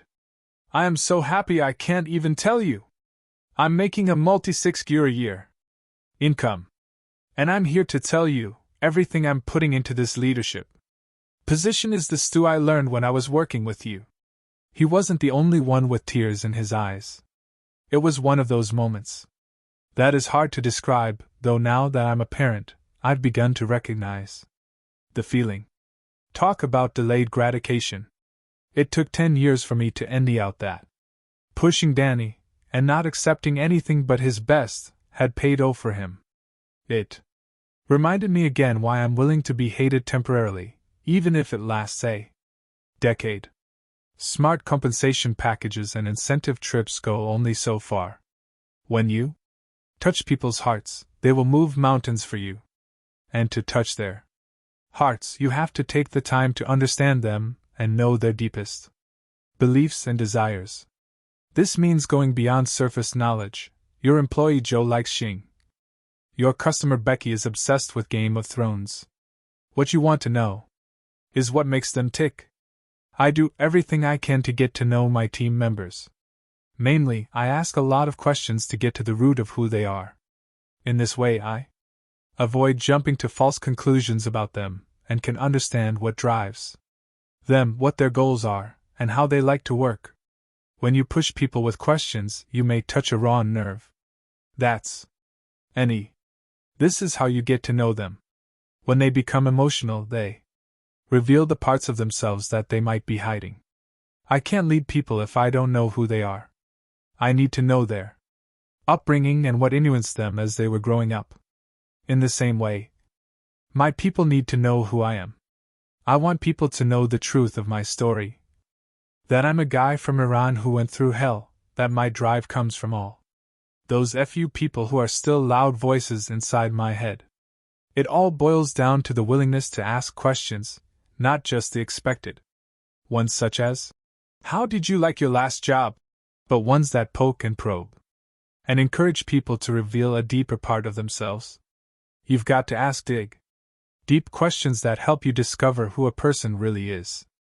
That knowledge is gold because it will allow you to think several moves ahead in terms of how the person ties into your game plan.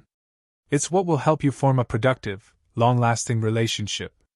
In doing so, the trust you develop grows stronger, and speed follows. Trust is a pendulum. Typically, entrepreneurs move from trust to distrust and back again in a predictable pattern. It pays to be aware of this pattern, since it's going to govern how much leeway you give your people. When you hire people, your willingness to trust them is low, and your desire to micromanage their work is high. After they've been on the job for a while and they've done good work, your trust is high, and you are much less likely to micromanage them. To a certain extent, this pendulum-like pattern makes sense, but you need to be aware of which direction you're swinging. If you're not, you might elicit the following reaction from an employee who feels suffocated. If you don't trust me to do the work, why don't you just hire someone else? Or you may wrongly trust a veteran employee, someone who misses deadlines frequently and fails to hit his numbers. After the fact, you get upset with him, but you really should be upset with yourself. Why?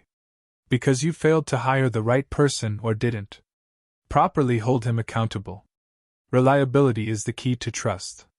After a while, people establish a track record.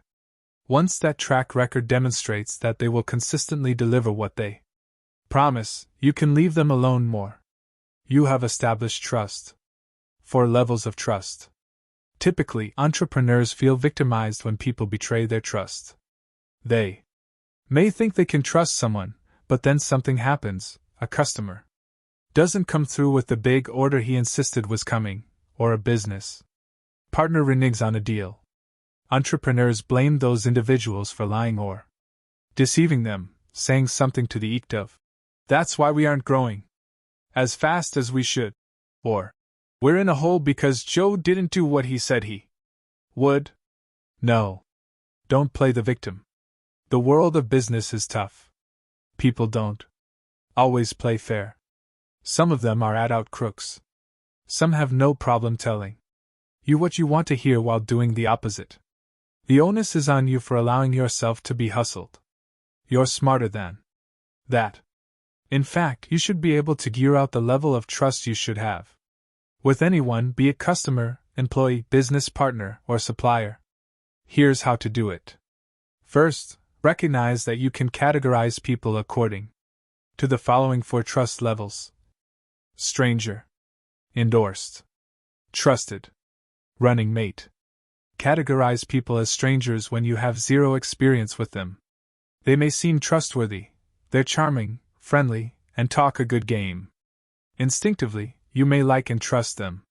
Remember, though, that even homicidal sociopaths can gain people's trust. Experience is the best teacher. If you don't have personal knowledge of someone or know an individual who worked with him, put him into the category of stranger and don't trust him until you know more about him. The endorsed category is for people who arrive with a track record. They are recommended by people you trust or possess a resume that demonstrates their ability to deliver what they promise. You still need to be wary because resumes can be fudged and recommendations may react bias or an unwillingness to be completely honest. Still, this category should provide a somewhat greater possibility that an individual is worthy of your trust. Individuals who are trusted are those with whom you possess personal experience. One way or another, they've demonstrated their loyalty, honesty, and reliability. They are more trustworthy than those in the endorsed category because you've witnessed their positive traits, not just heard about them secondhand. The 4th category, running mate, is the highest category, and you're not likely to have more than one individual who tests this description. This is the professional equivalent of your best friend. This is someone whom you can call when you have a problem or an opportunity, and who will immediately ask, "What can I do?" If you need someone to help you out of a jam, he or she will move mountains to assist. Before you despair that you lack a running mate or start searching for one, recognize that needing one can take time and experience. It took me a lot of battles to discover my running mate. I had to learn the hard way who could be trusted, and who was to be trusted absolutely. My trust had to be betrayed before I developed a mental measuring system. Recognize, too, that the more successful you become, the fewer people you'll be able to trust. If you've read motivational books or heard motivational speakers, you've been fed a lot of propaganda about developing large networks of trusted people. Maybe this is true if you're a consultant, but if you're running a business, you will learn the hard way, as I have, that you can't trust everyone. And those you do trust, you can't trust equally. Talk to any savvy entrepreneur, and you'll hear stories about trusted lieutenants who betrayed them, about employees they considered family who bolted as soon as they received a good or. Remember Donnie Brasco? Don't expect to build big circles of trust. Forget about working with tons of people with whom you'd trust your life. Instead, your expectation should be that you'll place each person in one of the 4 levels. Once you do, you are much less likely to be burned and will have a good idea of whom you can trust and how much you can trust them. Learn each individual's love language. A man can't wait to show his wife how much he loves and appreciates her. It's their 10th wedding anniversary, so he saves every penny to buy her a pair of diamond earrings. He wraps them elegantly, and when she opens the box, he's on pins and needles, waiting for her to light up and thank him for his generosity and caring. When she now opens the box, she barely reacts. This is not what he was expecting. Her apathetic response reacts ungratefulness and contempt. How can she be so unappreciative? When he Nally asks her what's wrong, she says, "I don't know how many times I have to tell you that I don't care about things. Why don't we ever go on a picnic?" To make better sense of this interaction, I recommend reading The 5 Love Languages, The Secret to Love That Lasts by Gary Chapman. It's phenomenal. The V love languages are the ways in which we give and receive love. They are quality time, words of affirmation, gifts, acts of service, and physical touch. In the above example, the man spoke the language of gifts when, all along, his wife had been telling him that she preferred quality time. In relationships, forget about the golden rule. Replace do unto others as you would have them do unto you with do unto others the way they want to be treated. It's applicable to business, family, and friends. One of the reasons I chose Greg Dinkin as my book collaborator is that when I interviewed him, he couldn't stop talking about how, as part of a workshop he had given to bank executives, he had required that they take the love language quiz. In fact, I recommend taking the free quiz online and asking those close to you to do the same. You need to stop asking what motivates people and instead ask, what motivates a person? Whether you choose to look at this through the prism of hot buttons or love languages, you'd better take the time to understand what works for each individual. Each of us is motivated by different things. You have to know what makes people tick. If you're paying attention, you'll end out. I know a CEO whose top salesman makes $825,000 a year. After his biggest month, he said to his boss, "You didn't even call me." That statement makes it obvious that he wants to be appreciated. It also tells you how he wants to be appreciated. His love language is words of affirmation. Had he said, "You didn't even take me out to lunch," he would have been indicating that he wanted quality time. Had he asked for a Rolex, he would be indicating that he wanted gifts. Do you want to excel as a leader? Show people that you take the time and care needed to understand what they want. The mistake most of us make is that we give love and appreciation the way we like to receive it. If you like to receive praise, you're probably good at giving it. If you're more of a money talks person, you probably have a great comp plan. The truth that you're going to run into is that everyone on your team is motivated by different things. People who make broad statements such as, "Everybody likes to be appreciated," or "Validation is an important human need," are on the right track. You need to go to the next level by getting specific about how you show appreciation and validation. As a CEO, I know who needs one-on-one time and who needs public praise. As a father, I know which of my kids thrives on action, praise, and quality time. Even though I know it's the right thing to do, I don't always remember to do it. It's not easy to meet the demands and speak the specific languages of all your loved ones, especially if you're already running a good-sized business and have a family to take care of. It can sound overwhelming sometimes, because, after all, we are human. I read a book titled Thank God It's Monday: How to Prevent Success from Ruining Your Marriage that made a lot of sense to me. The author, Pierre Mornell, was a marriage counselor, and after 20 years, he now found the best solution that worked for him and the families he was counseling. Give each of the people closest to you 15 minutes of undivided attention every day. I'm not suggesting you do this with everyone, but your key leaders and rising stars need more one-on-one time with you than you may think. It's easy to try to develop leaders just by conference calls or Zoom calls, but nothing is more effective than giving them your undivided attention. Questions to ask yourself to reach each individual. 1. What makes this person tick? 2. How does this person want to be loved? 3. What makes this person feel appreciated? 4. What's the most effective way to show that I care? 5. What action will best land on this person? The 9 love languages of entrepreneurs. Remember that trust equals speed. The higher the level of trust, the faster the speed. Showing people that you care about them brings out their best. As a result, they become more dependable, and all elements of the business move faster. Just as there are V love languages in a relationship, there are 9 love Languages that great entrepreneurs learn how to speak with their teammates. 1. We need you. Giving people responsibility is one way to show them that you need them. There are people who need to feel needed. In sports, a coach may go to a player who isn't performing and say, "We can't win a championship without you. We need you to come through. We need you." There are also people who don't care to be needed. The more they feel needed, the more they may abuse the relationship. They may say, "Oh, you need me. Without me, you can't do anything."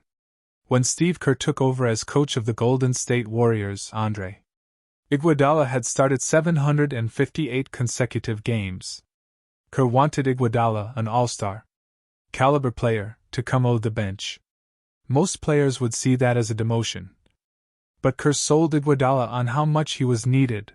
There was a need for a spark. The bench, a need to lead the second unit, a need to bring in fresh legs to defend the other team's best player. Not only did the Warriors win the NBA championship in Kerr's RST season, but Iguodala became the RST player in NBA history to be named MVP of the NBA nows without starting every game. This demonstrates what we talked about earlier. When you give people a reputation to live up to, they often do just that. 2. Recognition. If you look at companies that are stagnant, you'll envy that recognition is not part of their culture. It's all about pressure, pressure, pressure.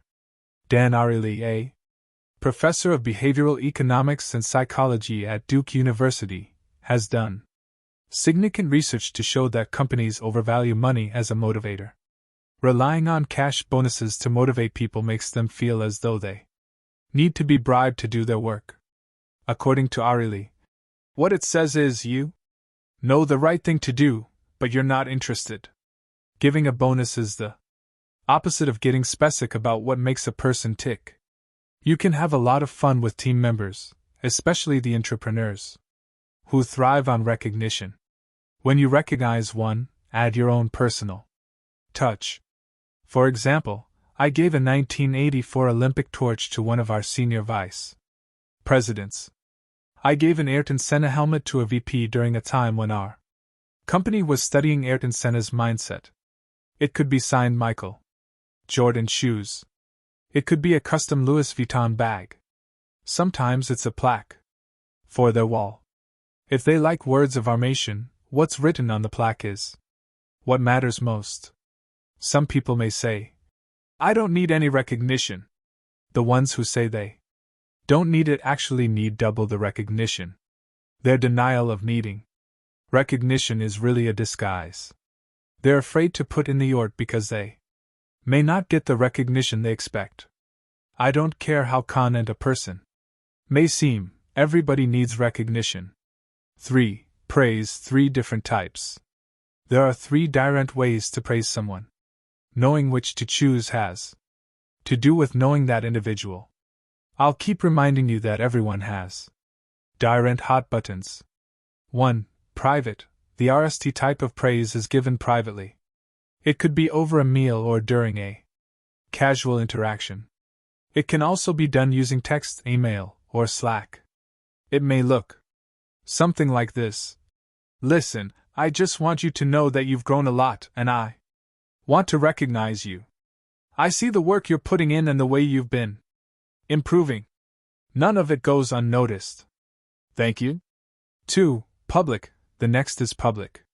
This plays on recognition and works best with people who like to be in the limelight.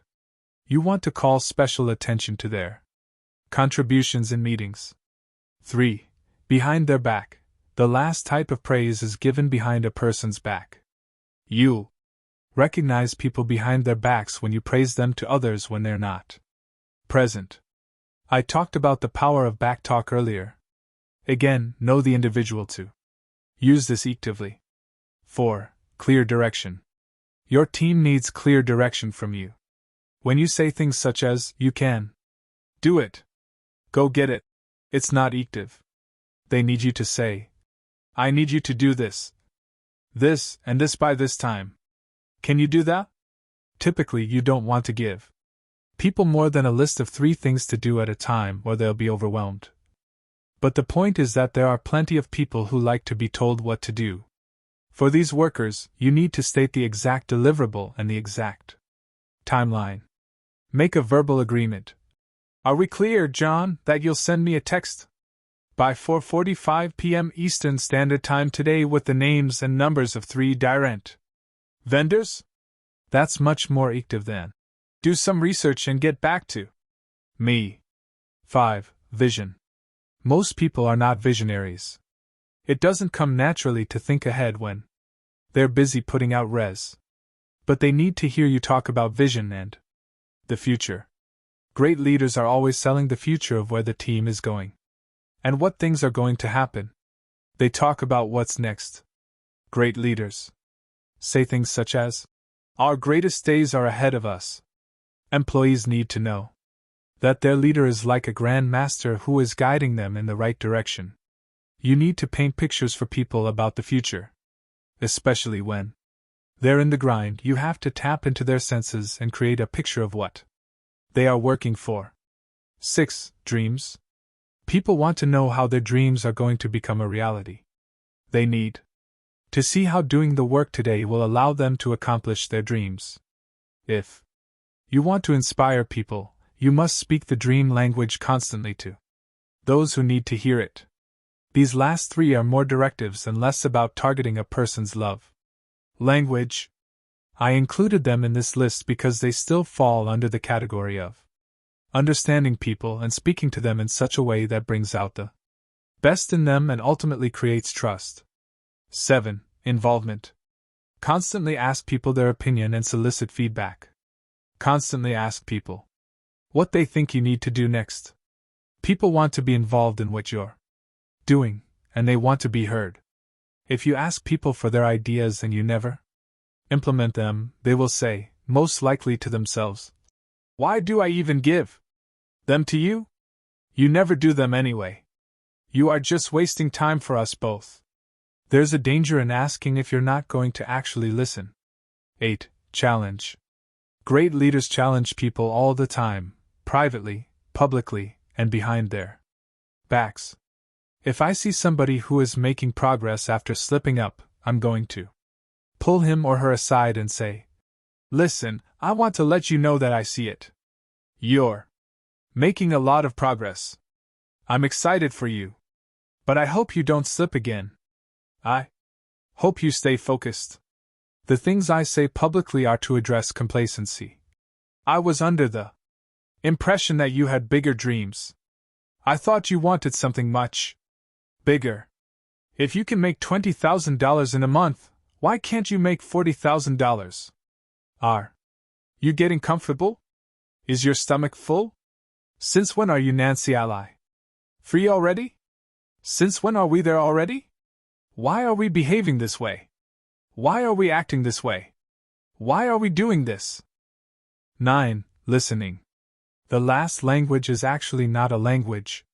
The last language is when you just zip your mouth and listen, since many people like to talk about themselves or what they are going through. This is not always easy, especially for an impatient CEO, but listening is a critical skill. Sometimes it just means sitting there and hearing a person out. Some of the leaders I'm mentoring just want to call and talk for 40 minutes. I let them. I listen, and take notes. I give them feedback. I don't get on the call and put them on mute and do other things. I'm listening and I'll say, "That comment you made 15 minutes ago. Do you still think it's true given what you've heard from the rest of the team?" You need to listen and show genuine interest. In fact, with all of these love languages for entrepreneurs, you need to be genuine. People can tell if it's an act. If you're not genuine, people can tell. When you speak people's love languages, they feel appreciated. An expression that you often hear in sports is that you cannot teach speed. You can teach how to exploit it, yes, but speed is something you either have or you don't. Other than incrementally, it can't be improved. In business, however, speed absolutely can be improved. And you must be relentless about improving it. Every part of business, from identifying trends to reaching your customer to delivering your product, relies on speed. You can use the trust levels to alter your assessments to understand the nuances of a given person or situation. In doing so, your aim is to speed up all aspects of your business. Think long and hard about whom to put your faith in and why. Is John at the trust level of stranger or running mate? Given that, are you willing to entrust him with major responsibility for the business, or do you need to keep him on a tight leash when you give him an assignment of any significance? Address these and other questions, and you'll envy that you can gear out who to trust and who not to, with great accuracy. The point of creating trust is to increase speed. Analytical people often miss this point. They also miss the fact that the key to building trust is to tap into people's humanity. Once they know that you see them as human beings and not simply as employees, trust grows and speed builds. Understanding their love languages and what makes them tick are the keys to showing you care. Move 3. Master building the right team. The myth of the solopreneur. How to build your team. 1. Identify the types of team members you want to attract. Create the right value proposition. Bennett's program to attract and retain the right team members. Be even more selective about whom you allow into your inner circle. Create a principles-based culture. 2. Establish and communicate your values and principles, both for your business and as an individual. Don't compromise your non-negotiables, or else they will be only words on a piece of paper. Trust equals speed, the power of reliability. 3. Inspect every skill needed in each department to make it transferable to any new hire in order to develop new leaders. Inspect the language you use to communicate with your teammates and leaders. Is it one that creates trust or doubt? Ask questions to understand what people care about most, and speak the language that moves them. Make a list of your top V team members, and identify their key motivators. Move 4. Master strategy to scale. 9. Scaling for exponential growth. I am not afraid of an army of lions led by a sheep. I am afraid of an army of sheep led by a lion. Alexander the Great. In the United States, you can register any business for less than $200. You can then call yourself a CEO. You can even order business cards with the letters CEO in big, bold print. You can call yourself whatever you want. It's when hundreds of other people call you a CEO that you've earned the title. In October 2009, I launched a business with 66 agents. In our RST full calendar year, we did less than $2 million in revenue. There was one small problem. As the CEO, I had no idea in hell what I was doing. I had yet to learn what it takes to scale. For my entire professional career, I had been either a salesperson or a sales manager. I had never been the chief executive officer of a company. I knew nothing about vision or strategy, much less all the logistics and paperwork that are required to turn a sale into a contract. I basically faked it at RST, trying to gear things out. I started searching, thinking what moves I had to make to succeed as CEO. The RST move was joining Vistage, an organization for entrepreneurs in which Vistage essentially becomes your personal board of directors, providing you with advice. I also attended a program at Harvard for company owners/presidents that enabled me to interact with other CEOs and learn about management. I tracked down every resource that could help me, including every case study I could get my hands on. I ordered every book that could shed light on the day-to-day of running a company. In addition to buying every book by Patrick Lencioni I bought. At the time, I made a RM commitment to myself. Either I was going to decide that I had what it took to be a CEO whom I would personally trust to run a Fortune 500 company, or I was going to myself. The transition to leading a company nearly crushed me. It ultimately required both knowledge and tremendous stamina to survive. Eventually, I got a grasp of not only the everyday moves of a CEO but, more important, what moves were essential for me to produce the type of company I envisioned.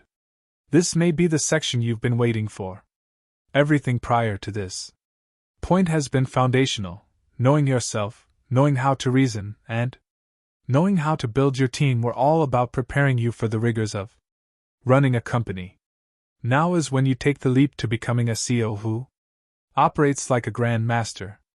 We're going to talk about the 4 strategic areas that every CEO needs to focus on. As we do so, you're going to get a clear picture of how to create exponential growth for your business. Ultimately, we'll answer the question: how does a CEO scale to achieve and maintain growth? The 4 phases of every startup. 1. Formulation. 2. Survival. 3. Momentum. 4. Plateau. As you read this, you need to ask yourself what phase you're in. Formulation phase? Survival phase? If you haven't reached the momentum phase, it's because you have yet to gear out what leads to exponential growth.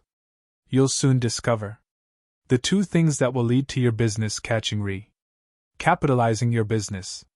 No matter what stage your business is in, you need a plan for capitalizing it. When you're starting out, will you borrow from family? Should you end an angel investor and give up equity? Once you start crushing it, should you look to exit, or will you leverage your success to raise funds and grow even faster? This topic could be a book in and of itself. It's also very industry specific. If you're building a tech company that doesn't have a measurable method of making money but can attract tens of millions of eyeballs, such as Twitter, Instagram, and other such companies, you need to raise as much capital as possible up front. In other industries, you are better off growing organically. In April 1999, Jack Ma started Alibaba in his apartment. It wasn't until January 2000 that the company received a $20 million investment from a group of investors led by SoftBank Corporation. The Wall Street Journal reported that Ma's meeting with CEO Masayoshi Son was atypical of most investment pitches. Ma said, "We didn't talk about revenues. We didn't even talk about a business model. We just talked about a shared vision. Both of us make quick decisions." In an interview with Charlie Rose that aired on a 60 Minutes segment extra, J. Bezos reacted back to 1995 when he was raising seed capital to start Amazon. "A lot of people did very well on that deal, laughs. But they also took a risk, so they deserved to do very well on that deal. But I had to take 60 meetings to raise $1 million, and I raised it from 22 people at approximately $50,000 a person. And it was nip and tuck whether I was going to be able to raise that money. So, the whole thing could have ended before the whole thing started." That was 1995, and the RST question every investor asked me was, "What's the internet?" During an interview at the George W. Bush Presidential Center's Forum on Leadership in 2018, Bezos also talked about raising money to start Amazon. He said, "And that was in 1995. But just 2 years later, a Stanford MBA with no business experience could raise $20 million with a single phone call if they had an internet business plan." There are many avenues to creating a well-capitalized company. I'm going to give you 10 questions to ask before you start to raise money. If you're serious about doing so, don't just read them, answer them. 10 questions to ask before raising money. 1. Should you even raise money? Is your company at the point where you should even be considering raising money? Your idea could be small enough that you could bootstrap it with your own money and get it started today. 2. If you were not able to raise money, how would you make your business idea work? If you can answer this question, angels and VCs will be more interested in your business. By demonstrating that you don't need capital and gaining momentum before you try to raise money, you will become a more attractive investment. 3. How will the money you raise be used? When raising money, you need to put yourself into investors' shoes. Investors want to know how you will use the money. You need to show them how you will convert cash into growth. Whether the money will be used to make a key hire, ramp up production, or secure intellectual property, they need to see your plan for putting it to use. 4. What does an ideal investor in your business look like? Is it somebody who's involved? You need to think about not only who a prospective investor is as a person but also what type of relationship you want with him or her. Do you need someone to make key introductions that open up distribution channels? Or do you need someone who has specific experience you lack and can act as an advisor? 5. Do you want to keep total control of the business? Whenever you ask for money, it comes with a lot of expectations. People don't write checks without making demands. Prepare yourself to either retain full control of your business and possibly not be able to raise as much money or seed some control in order to get a bigger cash infusion. 6. Do you want accountability? Most entrepreneurs don't like other people telling them what to do. But venture capitalists want to do just that. They want to work with nimble entrepreneurs who are open to suggestions about their business. Do you view this as guidance or meddling? If the latter, look for a more passive investor, such as a bank. 7. Have you done enough research about your industry? Don't waste investors' time by failing to do your homework. You need to know what your industry looks like before you go out to raise money. It will show potential investors that you are serious and prepared to use their money wisely. 8. What makes your business model different? Investors need to understand why your business stands out. Your company needs to be positioned so that it will have a distinct competitive advantage in the marketplace. 9. Have you done the math? What is the value of your company? The moment you present bad math, investors are going to walk away. They are expecting you to have real projections and to back up your valuation with sound numbers. Know the industry comparisons and use comparable businesses for multiples of revenue, sales, or other industry-specific metrics. 10. Are you building to sell? Investors want to know if they will be able to sell their investment for a solid return in 3 to 7 years. Do you have an exit strategy? Some VCs don't want to invest in businesses that are built to sell. Others are looking for quick returns. You need to do your homework to determine this. It's a huge boost to you and your team's condensed to get venture funding. Look at raising money as buying a longer lifespan. It's like playing a video game in which you have just scored 2 more lives in case you die. Having smart and demanding people invest in you creates accountability and can lead to high-level introductions and wise counsel. It makes sense for some people. As with everything else in business and life, you will pay a price for these advantages. Using your own funds, by contrast, often puts you at constant risk of running out of money. The upside is that you get to keep control of your company and your equity in it, which ultimately gives you even more choices. In terms of connecting with money people, the best way to ND investors is through your mentors. Having a person introduce you will go a long way toward legitimizing you. The best way to gain credibility with your mentors? Answer the 10 questions thoughtfully and in great detail. Doing so will prove that you are serious and prepared. There's no perfect time or method to raise money. You have to do great work while keeping track of your options. It's better to attract than to beg. Now that we've covered raising capital, let's move on to growing your business. The strategy quadrant. Have you ever gone to the gym and seen the same person there every time, but for some reason, you never see him or her making progress? How is it even possible that that person works out so much but continues to look the same? It's possible, all right. In fact, it's normal. Whether in the gym or the OS, most people show up and just go through the motions. They work in their business, but not on their business. If you do the same, at best, it will keep you out. At worst, your lack of thinking several moves ahead will lead to your company's demise. Growth is important, but entrepreneurs often treat it as the only function. And that's a mistake. Two types of business growth exist: linear and exponential. The former represents steady but not spectacular gains. You meet deadlines, sell and maintain customers, and expand your network of contacts. The latter represents quantum leaps. It's what happens when entrepreneurs step out of the day-to-day running of the business to do something exceptional. They have a vision and are able to make tough but smart decisions to implement that vision. They don't just want to grow incrementally, they want to conquer the world. I've boiled down the responsibility of an owner or CEO to these four strategic areas. The linear growth side is operating systems and business development/sales. 1. Operating systems. This is about tightening up your systems, technology, and processes, making them more efficient and effective.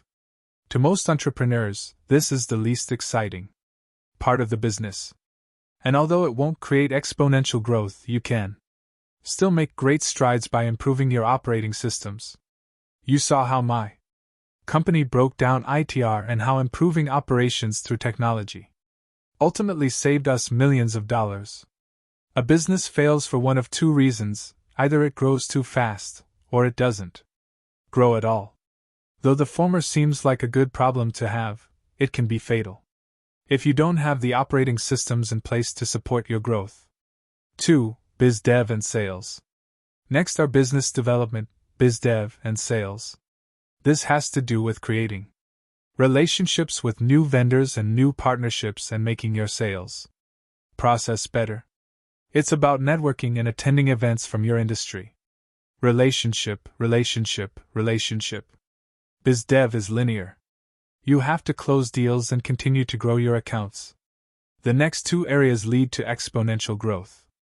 3. The next innovative campaign. As CEO, you may launch a program or promotion that is potentially game-changing. Bally Total Fitness did this when it introduced zero down payment gym memberships at a time when its competitors all required a sizable down payment.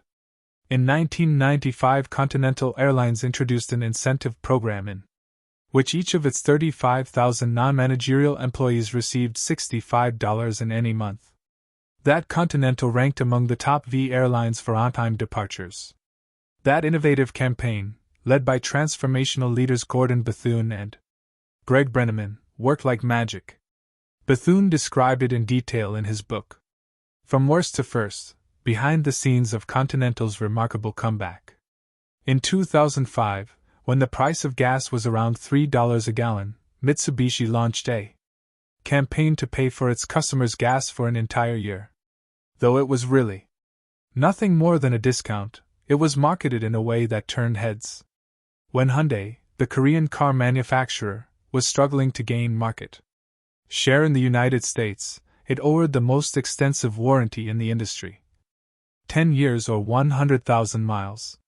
Those were not day-to-day operational decisions that made a small impact. They were choices that led to exponential growth. In February 2005, Amazon launched Amazon Prime. For $79 a year, members would get free 2-day shipping on all purchases. The company later added music, free movies, and free delivery of perishable goods. As of September 2019, there were more than 100 million Prime members. At the present cost of $119 per year, that's $11.9 billion in revenue. Now, that's an innovative campaign. Making the right move can create a massive surge in your business.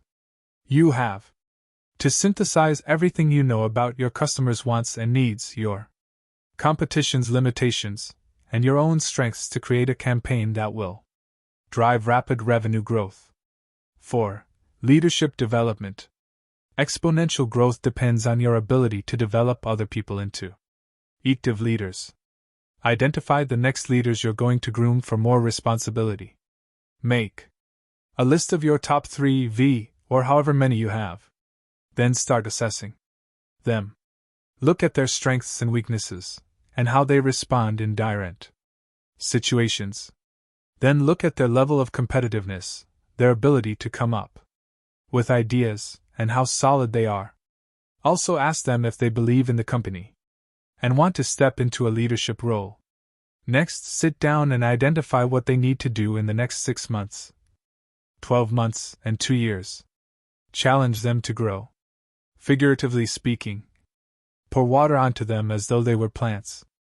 As the CEO, you will be judged based on the type of leaders you develop. Finding others who can build the business on their own rather than just following marching orders will lead to exponential growth. This requires the right type of people to recruit and making leadership development a high-level priority. Your challenge. Most people stay at the linear level. Just because you chose to become an entrepreneur, that doesn't make you a visionary or a CEO. If you spend most of your time in the linear quadrants, you are not going to build much momentum. If, on the other hand, you spend all of your time in the exponential quadrants, you run the risk of not being able to support your growth. You need to look at the strategy quadrant and ask yourself where you are and are not doing a good job. Where do you need to pivot? Do you need to create an innovative campaign? Maybe you need to look at the next 90 days and prepare for your next innovative campaign. You'll be amazed by how gratifying putting together a strategy for your business can be. It's exciting when your business grows and money starts coming in. Once that starts, let me tell you, it gets very, very interesting. To improve your employees' performance, apply pressure to the point of desensitization. How can you get your people to perform at peak capacity? How can you motivate them to make significant improvements year after year? These are tough questions for entrepreneurs. Maybe you try to be your people's best friend. Maybe you provide tough feedback. Maybe you owe support and encouragement. Lots of theories are floating around about this subject, but I know what works for me, and if you can get past your desire to be liked, I bet it will work for you too. I have a friend, Chris Hayes, who played defensive back in the NFL for 7 years.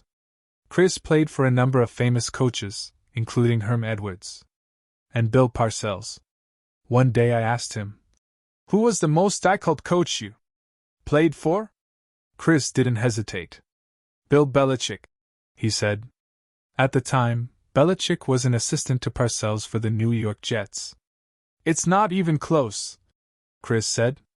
His expectations were so high. It was incredibly annoying.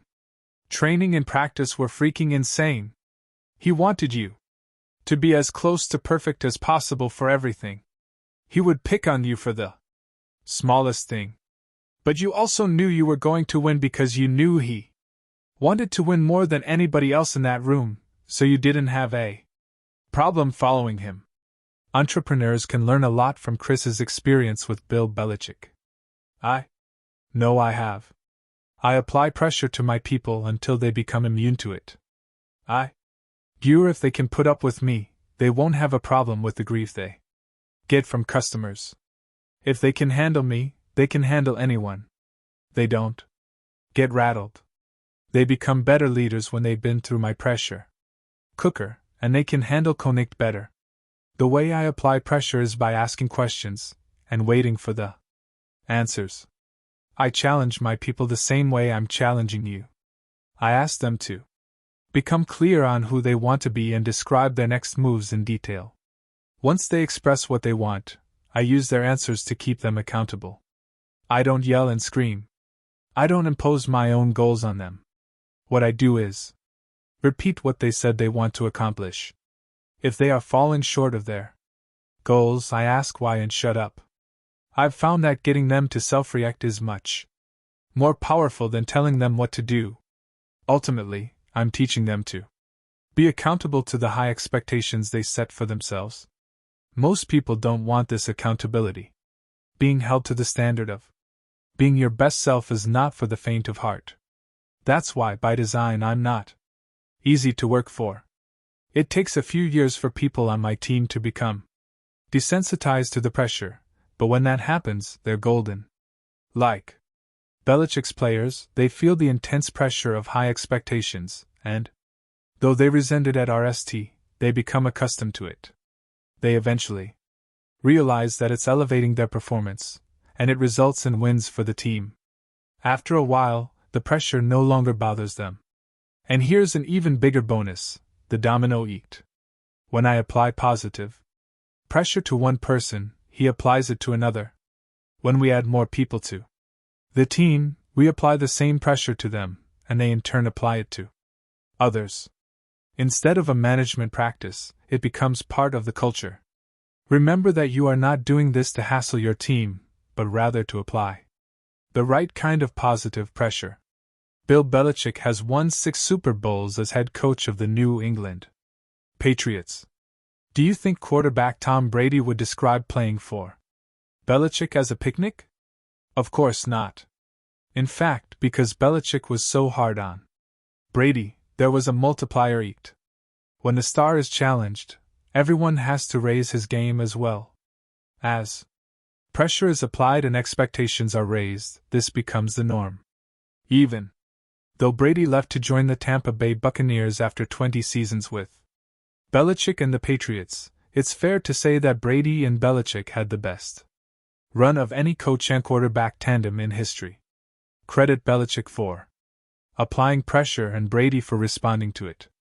Many options exist for applying pressure: providing constructive criticism, increasing results targets, asking tough questions. Keep the pressure constant by asking questions that create accountability, and you'll see how people will raise their game. I realize that this might sound a bit tough and could scare some people, so I want to emphasize that it's not something that works for everyone. It has to tee both your personality and your philosophy. It will also depend greatly on your team and culture. Again, I'm just sharing what works for me. By now I trust you to process what I say and use your own approach.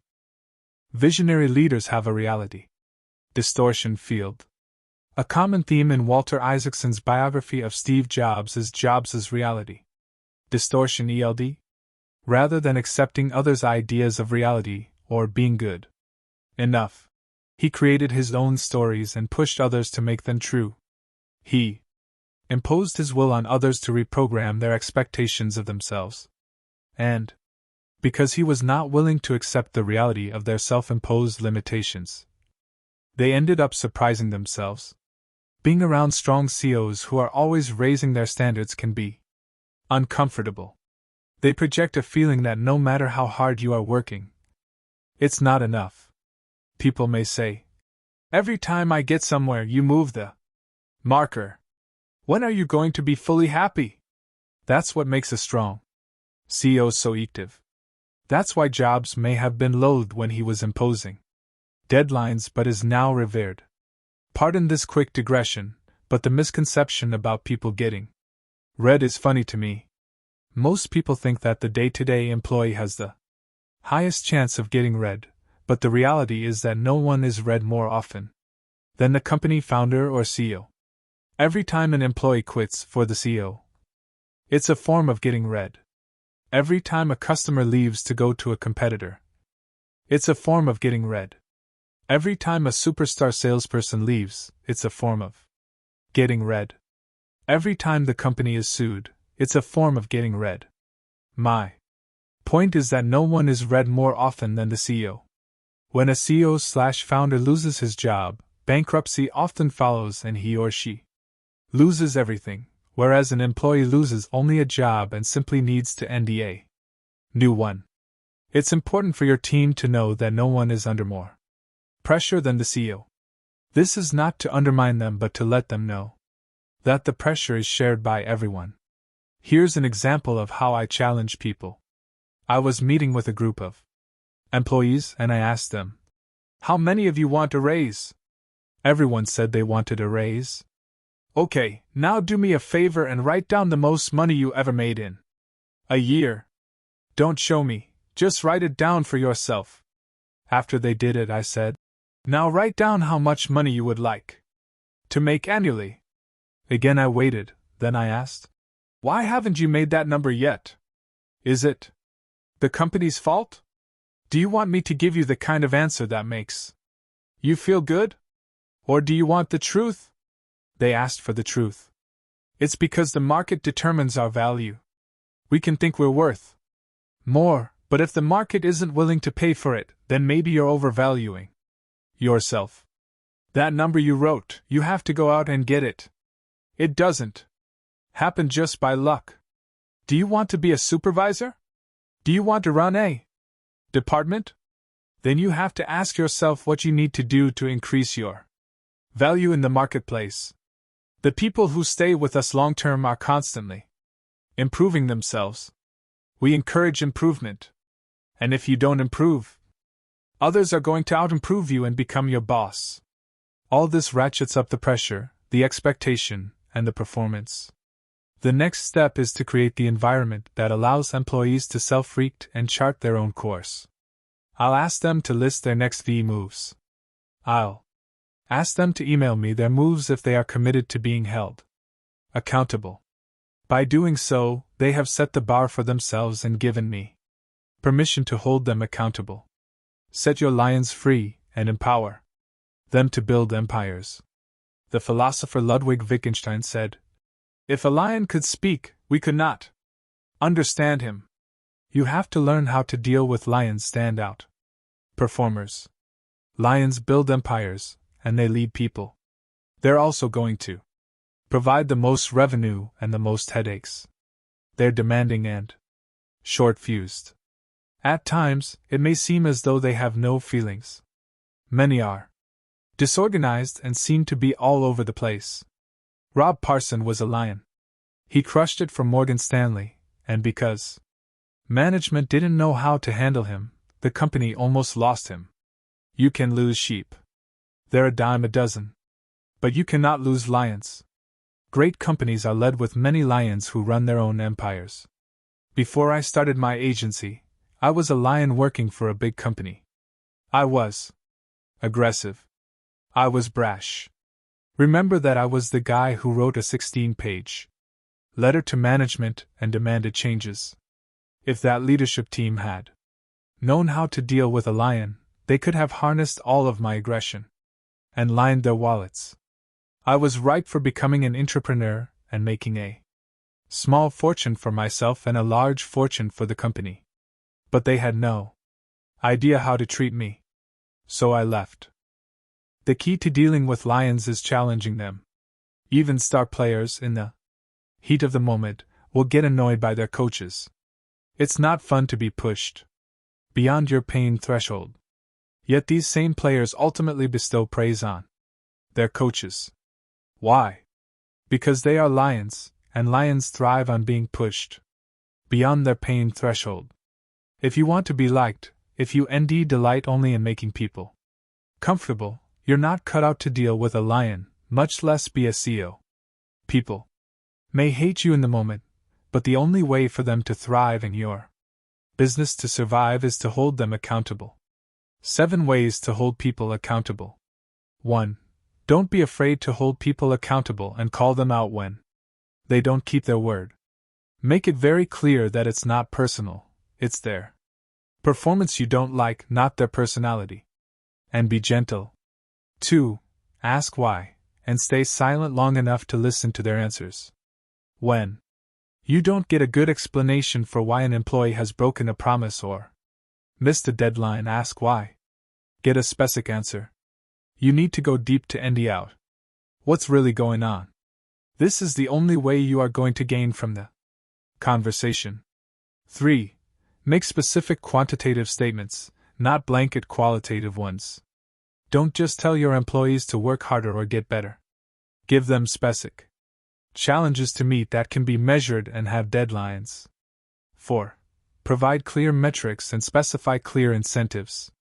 Let them know what they will get for hitting, or missing, their metrics. Numbers don't lie. You will avoid future conflicts by being clear about the goalposts. 5. Coach your people through the workflow. It's not enough to tell them what to work on. You have to coach them through how to work on it. Make sure they have the resources and the expertise to complete the task. 6. Know the role each person plays on the team. How will accountability affect others on the team? Who else might you also need to hold accountable to make sure that person succeeds? 7. Finish with heart and empathy. Know that we are all human beings with feelings. People go through things in their lives that we're not aware of. You can be RM and compassionate. What's notably missing from this list is who will be keeping you accountable. People at your level or lower are not going to be tough on you. Don't look to them to hold you accountable. Find someone you respect who is willing to keep you accountable on a weekly basis. In some cases, it might be your manager. If you're an entrepreneur, it could be an investor or a board member. Organizations such as Vistage and YPO, Young Presidents Organization, can provide a sounding board and advice. It's up to you to take it to the next level by seeking out people with whom you share your big goals and who will agree to hold you to them. Make a list of the people who hold you accountable. What's their level of credibility? If those who hold you accountable rank low in credibility, why have you chosen them? You may be ready to make the move to CEO. To do so, you need to have enough capital to run your business. As we discussed, choosing the best option requires you to balance the amount of control and equity you're willing to give up with the amount of accountability you're willing to accept. Once your company is properly funded, your focus will turn to growth. You'll need to execute both linear and exponential strategies to build momentum and maintain it. Your next innovative campaign will be the catalyst for your business to expand. Developing leaders will also create exponential growth, albeit at a more predictable pace. Let's also not forget that the most important resource you will ever have is the people around you. If you think the world revolves around you as a CEO, you're in deep trouble. Without your people, you have a job, not a business. You have to really care about your people. They will see through addery. They will respond to sincerity and authenticity, and the best way to provide them with that is by asking thoughtful questions. Do you think about their dreams, goals, and purpose? If you do, you're going to end up becoming a great CEO one day. The number one product of all is human capital. You have to know what happens when one person is down, why another is not all in, and why a third is being a little forgetful. Take a person who is having problems out to lunch and talk to them and ask, "Is everything okay? How is your wife doing? Are the kids good?" Good business is about relationships. If you're reading this and saying, "I have a lot of work to do," know that all of this work is going to take years. Don't expect to become good at this overnight. It's a never-ending process that relies on your never-ending desire to keep improving. One day, you won't just be one of those people who calls himself a CEO just because you registered a business and bought business cards. You'll know you're a CEO when other people start looking at you as one. 10. Make momentum your friend, and be prepared for chaos. The feeling that everything is about to fall apart. That panic is precisely what growth feels like. You'll want to escape that terrifying feeling as fast as possible. Your brain thinks that your body is in danger, and the most important thing is to get rid of that danger, to end the tension. You'll want to run away. That's the critical moment when most people lose. The key is to recognize when you feel this way, and to lean even deeper into those moments. Seth Godin, blogger, entrepreneur, and best-selling author. To accumulate wealth, success, and power, you need to be like a basketball team on a 10-game winning streak. You're rolling and gathering momentum as you roll. Dictionary definitions of momentum describe it as the product of the mass and velocity of an object. Translated into entrepreneurial terms, it's the product of who you are and the speed at which you're moving forward.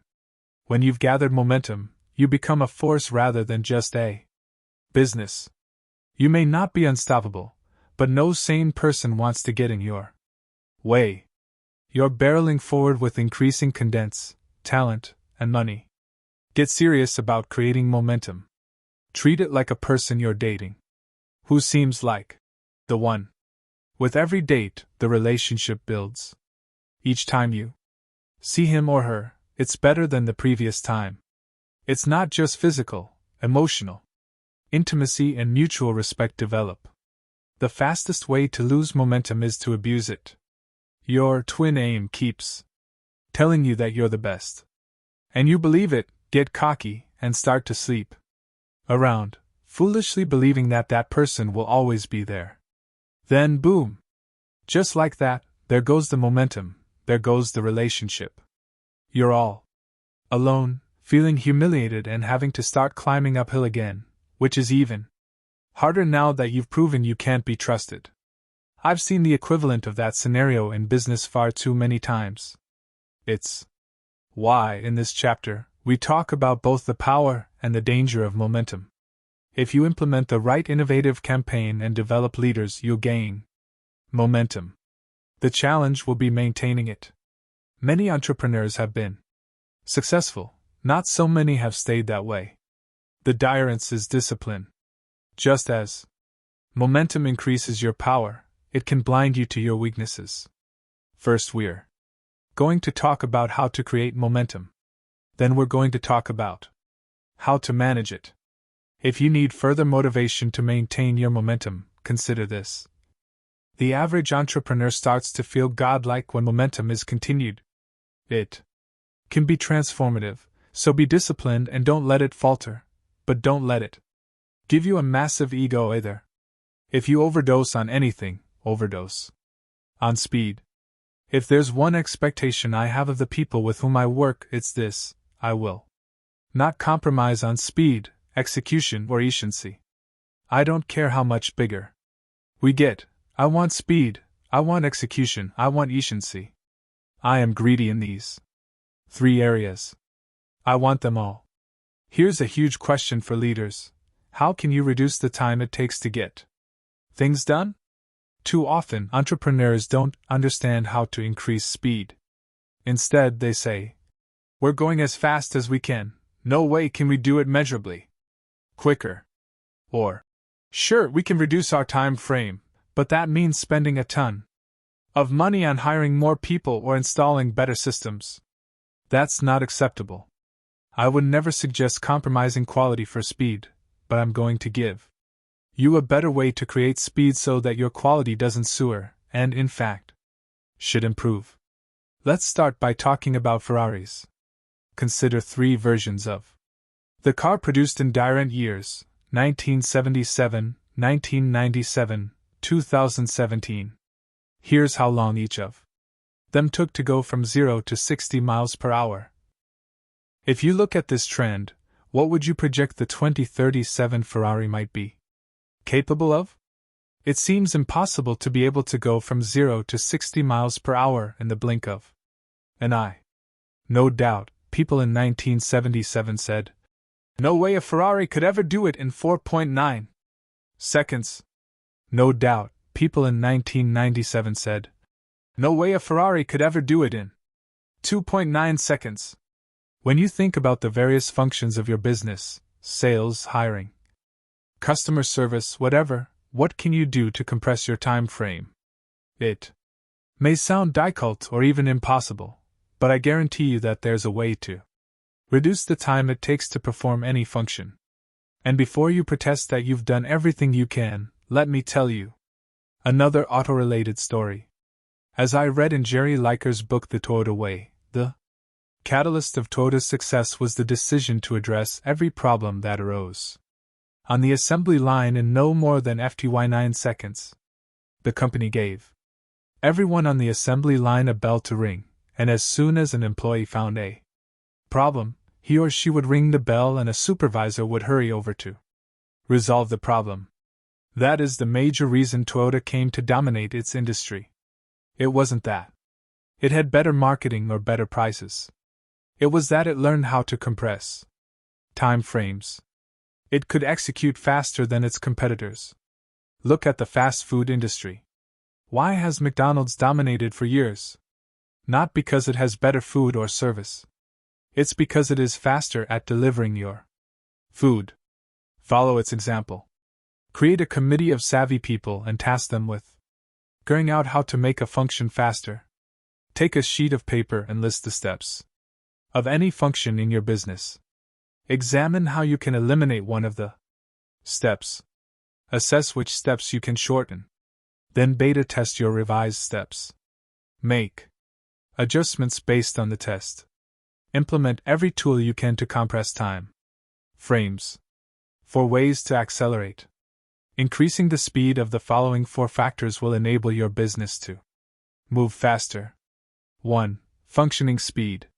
This is the support system you provide to your team. Examine who your people are and their capabilities. Can you help them improve through training and other means so they might cut some time from a function? Do you need to bring in someone who has the talent to speed things up? Your functioning speed is the core of your business. 2. Processing speed. There are a number of functions or processes that make your organization go. How quickly do you get your product from A to Z? Earlier I suggested that you break down the steps of a given function and analyze each one of them with speed in mind. Let's say you have an online store.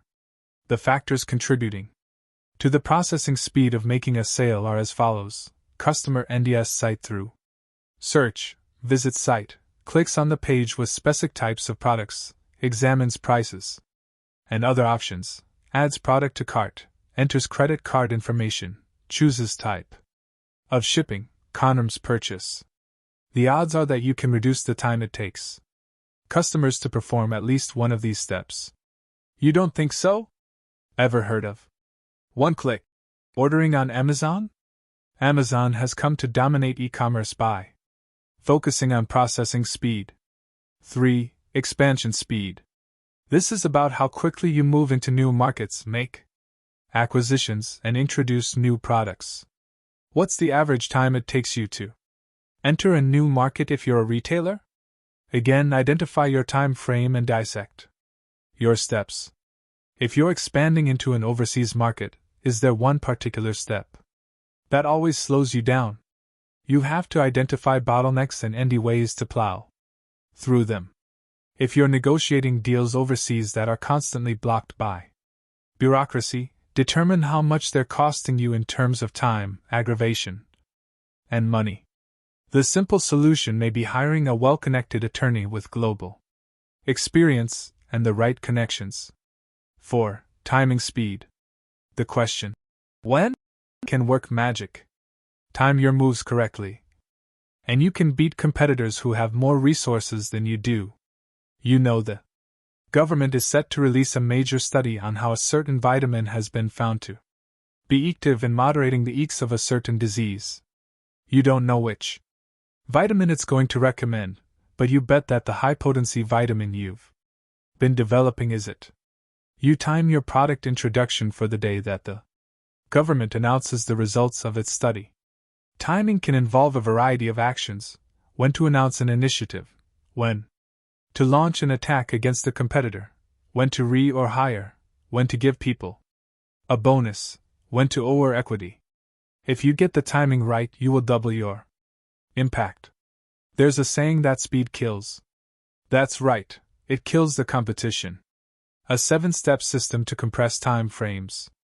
1. Choose a process. From buying a house to ordering a cab to sharing pictures online with your friends, there is a process to follow. In fact, one of the great ways to identify a potential business is to end the odd process that you can improve upon. 2. List the steps of the process. 3. Remove a step. This is where the magic happens. See if you can remove a step. How would the process function without that step? This is where disruption is born. If you're not convinced, turn back a few pages and see why my company spent more than $2 million to accelerate its processing speed. 4. Minimize the steps. Take the remaining steps and condense their time frame. Condensing the remaining steps will help streamline the process, which is now missing one of the original steps. 5. Beta test the new process. Find a subset of customers to test and see how the new process functions. How does the market respond to it, and where do improvements need to be made? 6. Adapt the process. Based on the results of your beta test, adjust your process. This is where you adapt the process to TA specific need. 7. Refine. You've beta tested, and the adjusted process is ready to be unleashed. Sell your product faster to all corners of your market, and don't forget to repeat these steps again and again to create exponential growth. Plan optimistically and wisely for growth. Steve Jobs said. There's an old Wayne Gretzky quote that I love. I skate to where the puck is going to be, not to where it has been. And we've always tried to do that at Apple. Though this quote has become so overused that it now seems cliché, there is plenty of wisdom in it. Gretzky was the ultimate grandmaster of hockey. His ability to see more moves ahead than his opponents did is the reason he's still called the Great One. You're constantly going to be forced to make decisions while living in the present time, just as your mind and heart live in a future truth. Let's take your space as an example. If your company is successful, it's going to grow. If it's extremely successful, its growth trajectory will be steep. That means you will need more people, equipment, and space. When the tech hub built in Chicago announced in September 2019 that VillageMD, a primary care-led medical company, had raised $100 million in Series B funding, its press release said the company has raised a total of $216 million to date and has outgrown 4 headquarters since its launch in 2013. Rapid growth can cause chaos, but you can control the chaos to some extent. By following this simple rule, if you have the capital, lease space based on what you'll need 18 months from now. For many companies, if is a rather important word. With 4 moves in 6 years, the rapidly growing company VillageMD seems to have found the right balance. If your company grows fast and doesn't have enough space, you'll have people on top of people. When your employees are in too close proximity, some will rub others the wrong way. People will start arguing more often and more loudly. They'll start bickering over who gets to use the conference room. They'll be telling each other to stop listening to their phone conversations. There's no question that not having adequate space can slow your momentum. Romeo raised $750,000 to start a national marketing RM in Long Beach, California. Like a lot of entrepreneurs, Romeo was a terrific salesperson. A charismatic closer, he was brilliant at getting people, to quote Alec Baldwin's character in Glengarry Glen Ross, to sign on the line which is dotted. Even the best salespeople, however, can be terrible businesspeople. I went to Long Beach's World Trade Center to see Romeo's operation. He had leased the entire 19th floor of the building, nearly 30,000 square feet. At $30 a square foot per year, the monthly rent alone came to $75,000. That was before taking into consideration phones, internet, electricity, or any of the other ongoing expenses of running an OS, let alone the support STA. It was apparent that Romeo wasn't thinking more than 1 or 2 moves ahead. Romeo's investor asked me if I thought he'd made a good investment.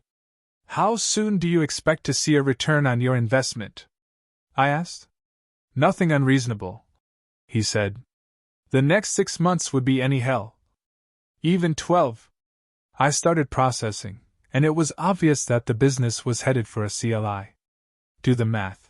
The RM would need to gross $100,000 a month just to cover its OS expenses, plus another $62,500 a month over the RST year to pay back the investor. Not to mention personal expenses such as food, clothes, and cars for Romeo, who had expensive taste. I had dinner with Romeo before leaving.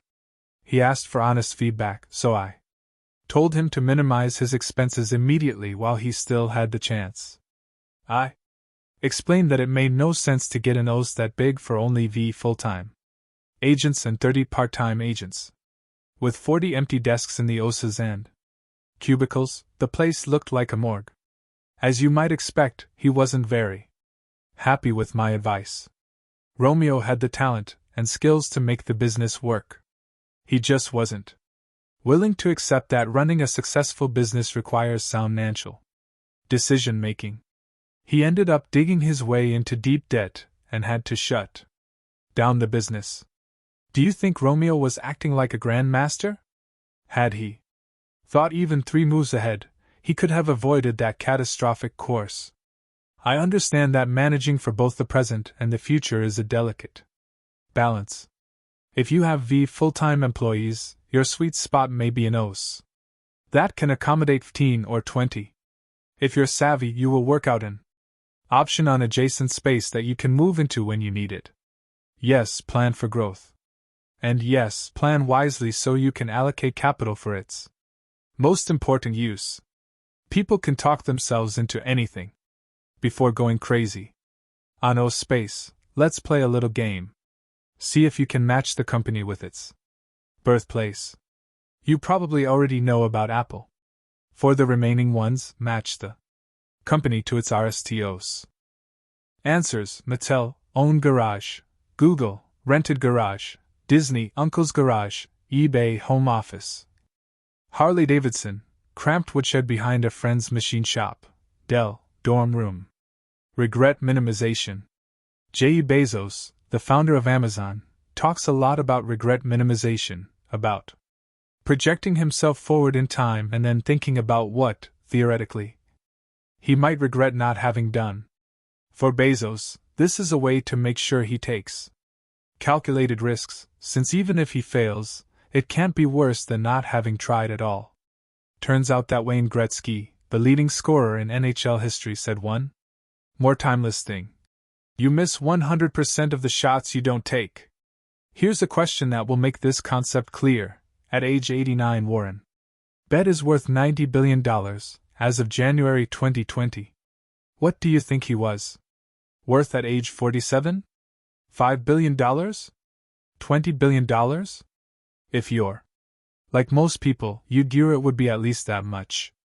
After all, even though we're talking about a 42-year gap, it makes sense that he'd have to have had a lot of money back then to get to $90 billion today. At age 47, Buffett was worth $67 million. How is that possible? He had a lot of catching up to do in order to make the leap from $67 million to $90 billion, right? So how did he do it?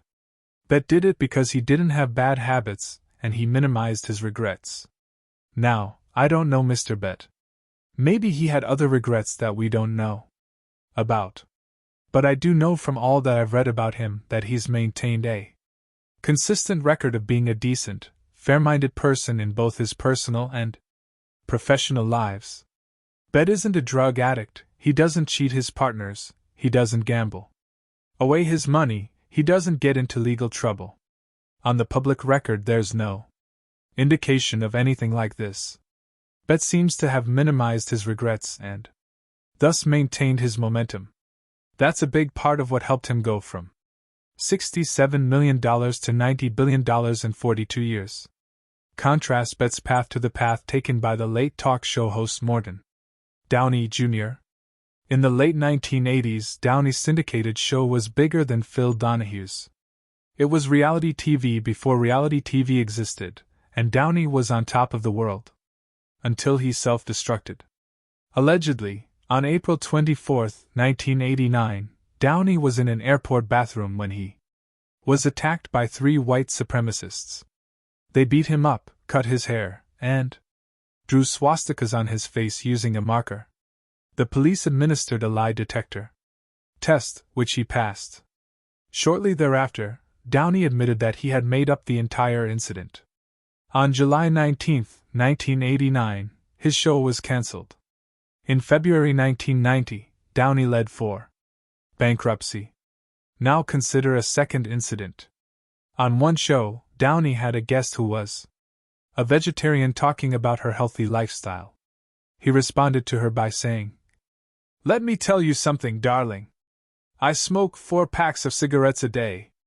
I drink 4 glasses of alcohol a day. I eat red meat.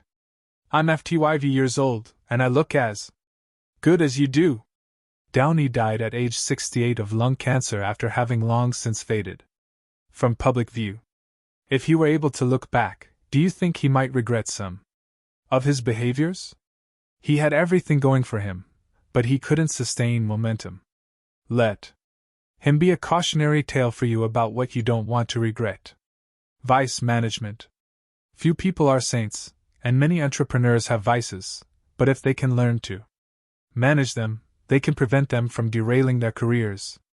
I learned from Pastor Dudley Rutherford that there are 4 G's that can destroy a business/person.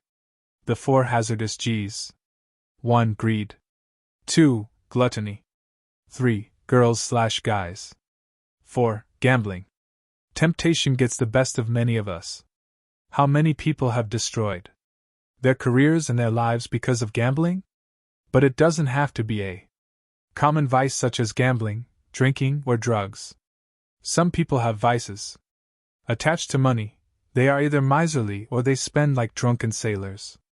As a result, they either fail to make the right investments in technology, people, etc., or they spend foolishly and can't sustain their operations. Some people's vice is arrogance. Everything is about them. They fail to give other people credit and hog both the spotlight and the money from the business.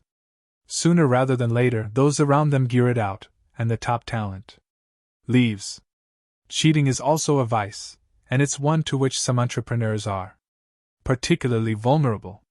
Early in my career, I was competing for customers with Larry, and he was kicking my ass, producing 3 times as much business as I was. It was humiliating for more reasons than one.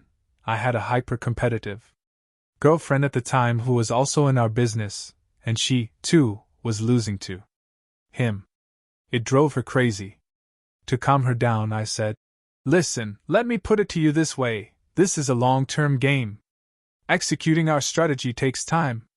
We're going to keep doing it the way we're doing it because this is a long-term play." 6 months later, the SEC charged Larry with convincing clients to take money out of their mortgages and invest it in variable annuities.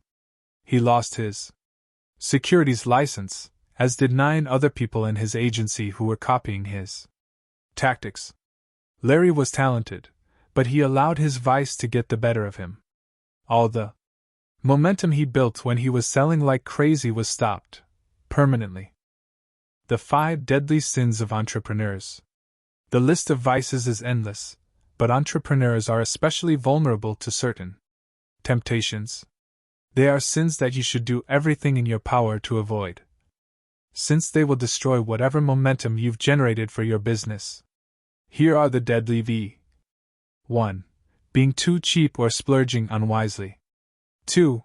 Letting the wrong people have influence over you. 3. Having a royalty mentality. 4. Refusing to adapt. 5. Obsessively comparing yourself to others. 1. Being too cheap or splurging unwisely. If you're a sports fan, you've probably witnessed a football coach who plays conservatively when his team has a lead, without the aggressive play calling that helped build the lead. The other team has an opportunity to mount a comeback. The coach thinks he's being wise and protecting the lead.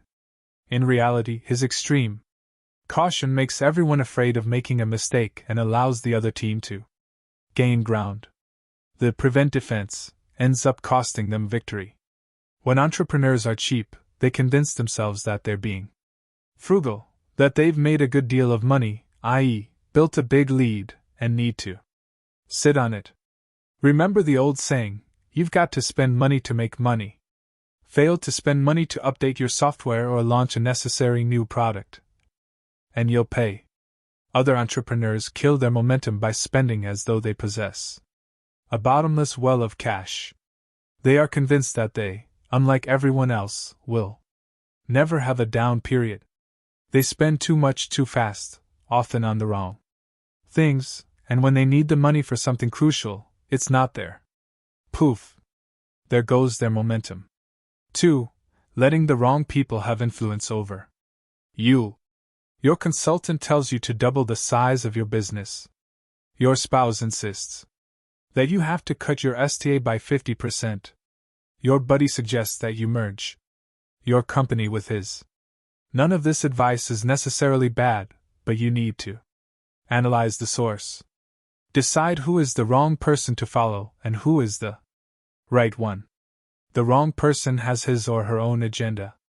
The wrong person is more interested in gaining your favor by being a yes man than offering objective advice. The wrong person is jealous of your success and secretly wants to see you fail. The wrong person may also be a loved one who doesn't have access to all the intel and data that you have access to. Process these issues. Don't let people sway you without analyzing who they are, their character, and their motivations. Remember, too, that just because they've been with you for a long time, as a colleague, a friend, or even a spouse, it doesn't mean that their suggestions are sound. 3. Having a royalty mentality. You feel entitled, invincible, and infallible. Like a king or queen, you rule and expect your subjects to obey rather than challenge your every proclamation. No doubt you've been successful and feel as though you rule your empire. But stop and think for a moment about what your entitled attitude is doing. No one questions your decisions. No one ventures an opinion different from your own. No one is willing to take a risk, for fear of having his or her proverbial head chopped. Oh, leaders who act like royalty lose their thrones. If the peasants don't revolt, a new leader who doesn't have this mentality will take the territory. NAA. 4. Refusing to adapt. Agility is prized in organizations today for a reason. In Chapter 12, we'll discuss how quickly companies fall out of the Fortune 500 and the S&P 500. If you can't adapt, you're going to fail quickly. Pivot is a useful buzzword. It means the ability to turn quickly as situations shift. Too many entrepreneurs are convinced that they have to stay the course, that they have to double down on a strategy that isn't working. Just because strategy worked and helped your business prosper last year, that doesn't mean it's viable this year. 5. Obsessively comparing yourself to others. You can lose sight of the bigger picture if you're constantly envious of a competitor. I'm a highly competitive guy, and if someone in my industry is doing better than I am, my reaction is to envy a way to beat him. There's nothing wrong with that. What's wrong is when you obsess about someone else, a competitor, your brother-in-law, your mentor, and don't focus on your strategy and objectives. All you want to do is beat the object of your envy, and if that's all you care about, you're caring about the wrong thing and your business will lose its way. Grand masters possess the incredible ability to focus. They know that if they allow any distraction to seep into their consciousness, they will quickly lose their edge. The downside of speed, fast money, temptations. Are you hellbent on growing your company? Most entrepreneurs are. They're ambitious and map out a strategy that will help them add new products and services, increase their revenues, expand their territory, and grow in other ways. You're going to be tempted to take shortcuts. Trust me. You're going to be offered ways to make quick money or shortcuts to growth. You may be tempted to partner with someone who has a reputation for being unethical but also has critical contacts. You may try to offer a gift to a government official or someone else with the clout to overlook a violation or help your proposal go to the front of the line. You may get into a lucrative business where you see the benefit of violating your moral code. I'm not saying that you're going to do anything illegal, but you may violate your values and principles for the sake of growth. There are repercussions for doing so. When my agency started to grow, I received calls from guys who were doing a lot of insurance business with us who were asking for side deals. You have no idea how tempted I was to say yes. I wasn't greedy for money, I was greedy for momentum. If a guy offers me a side deal that pays $200,000, it's easy to rationalize accepting that money so I can use it to hire more leaders or spend more on our next innovative campaign. Those types of deals will tempt you, but you have to see V moves ahead to understand that the poison they contain is enough to destroy your business. If I had ever made that kind of side deal and my loyal guys had found out about it, it would have been game over. Never cross your loyal guys. If they ND out that you have made questionable deals, two things will happen. First, they will say, "Hey, I want a side deal too." Obviously, you can't give everyone one of these deals. And second, when you eventually have a falling out with one of the side deal guys, he will tell everyone about it. He may tell you, "Just give me that contract, I won't tell anyone." But he will when he's mad at you, and then everyone will know the games you've been playing. Maintaining your integrity is always a winning strategy. What happens when you compromise your integrity is that you chase little pockets of growth at the expense of much bigger growth targets. You opt for little scores instead of big, sustainable ones. It's the perfect formula for building a mediocre business and being paralyzed by paranoia. You're better than that. Mass times velocity equals momentum. When your business gathers the force of a boulder rolling downhill, it is going to be dangerous. The key is managing its speed. Build on the momentum, and your competitors will be in trouble. Get ahead of yourself, and your creditors will be. Chaos is to entrepreneurship as dangerous waves are to CERN. It comes with the territory, and if you don't know how to handle it actively, you're in trouble. You can process information actively even when your world is topsy-turvy. More than that, you can draw energy from the chaos and use it to redouble your efforts to manage your business. In fact, I deliberately put the move about systems right after this one. If you're feeling nervous about speed, having the systems to track it and manage it is the perfect antidote. 11. Moneyball, designing systems to track your business. It is a capital mistake to theorize before one has data. Sherlock Holmes. In business, you should be constantly asking yourself, what can I track? Entrepreneurs love the expression, move the needle. But you must gear out what the needle is measuring. If you don't have measurable numbers, you look at thing in the morning. When you wake up, you're managing initially. Leaders who are hands-on in every aspect of their business have yet to learn the benefits of data. Creating systems and protocols limits the need for you to micromanage. Once you learn to track the key indicators of your business, you will know exactly where to direct your energy and expertise. A CEO is responsible for getting things done, and in the old days that may have involved a lot of management by walking around and creating implementation systems. Today, everything depends on data. CEOs often possess strong personalities with distinctive talents. Some of us are brash and bold and use our aggressiveness to get deals done. Some of us are clever and creative and rely heavily on our innovative ideas to sustain our business. As a result, we tend to lean more heavily on our personality than on systems. If you're not that ambitious, maybe this approach is any. But if you want to build something big and sustainable, you also have to rely on systems.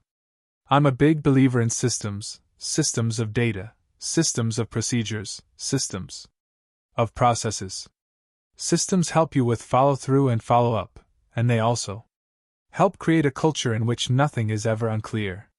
When you're trying to move to the next level of business growth, and you're not sure which option is best, data on different markets can help you make the right choice.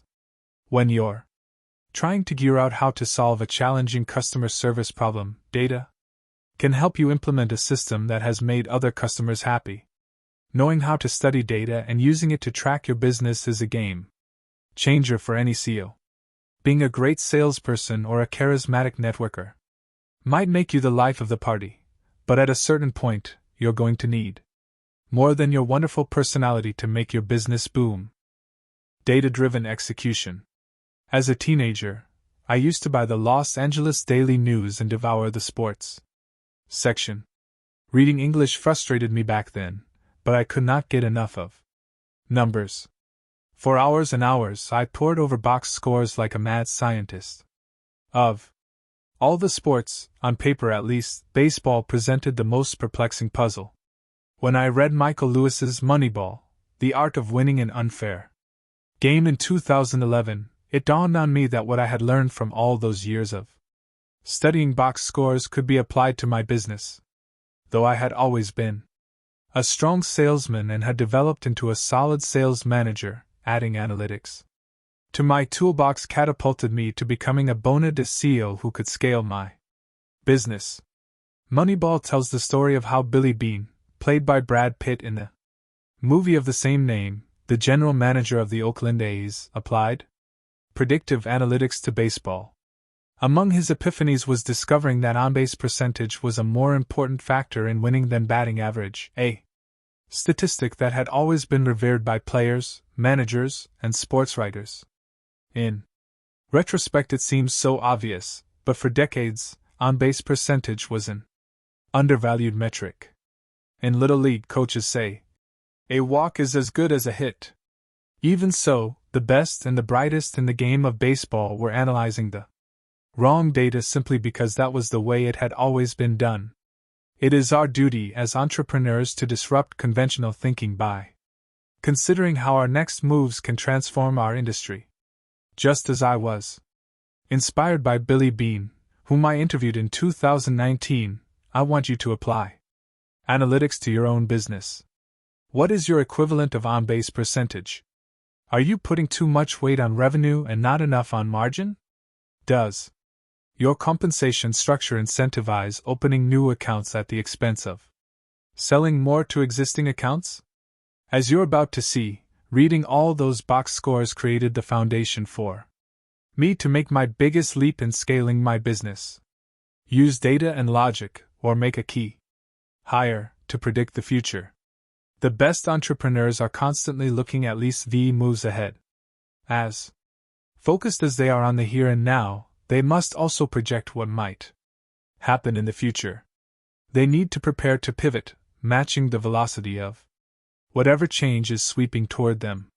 Do you see a new competitor on the horizon? If so, what moves can you make now to counteract that competitor? Do you believe your industry is on the verge of fragmentation, of turning into multiple niches? If so, what strategy implemented today will help you dominate your niche next year and in the years to come? When you prepare for a likely future, your competitors who have not done so will be rattled while you steal their market share. You'll handle trends and other changes calmly while other companies' leaders are ousted. No one can see the future, but you can make logical deductions about trends if you gather the data and project scenarios. Another Michael Lewis book, The Big Short, Inside the Doomsday Machine, illustrates this concept beautifully. It tells the true story of Michael Burry, played in the movie of the same title by Christian Bale, a hedge fund manager who predicted in 2005 that the housing bubble would be the catalyst that would make the entire banking industry collapse. According to Burry, the evidence of the coming crisis was there for anyone to see if he was willing to look, but Burry's peers were too busy raking in money to worry about their next moves.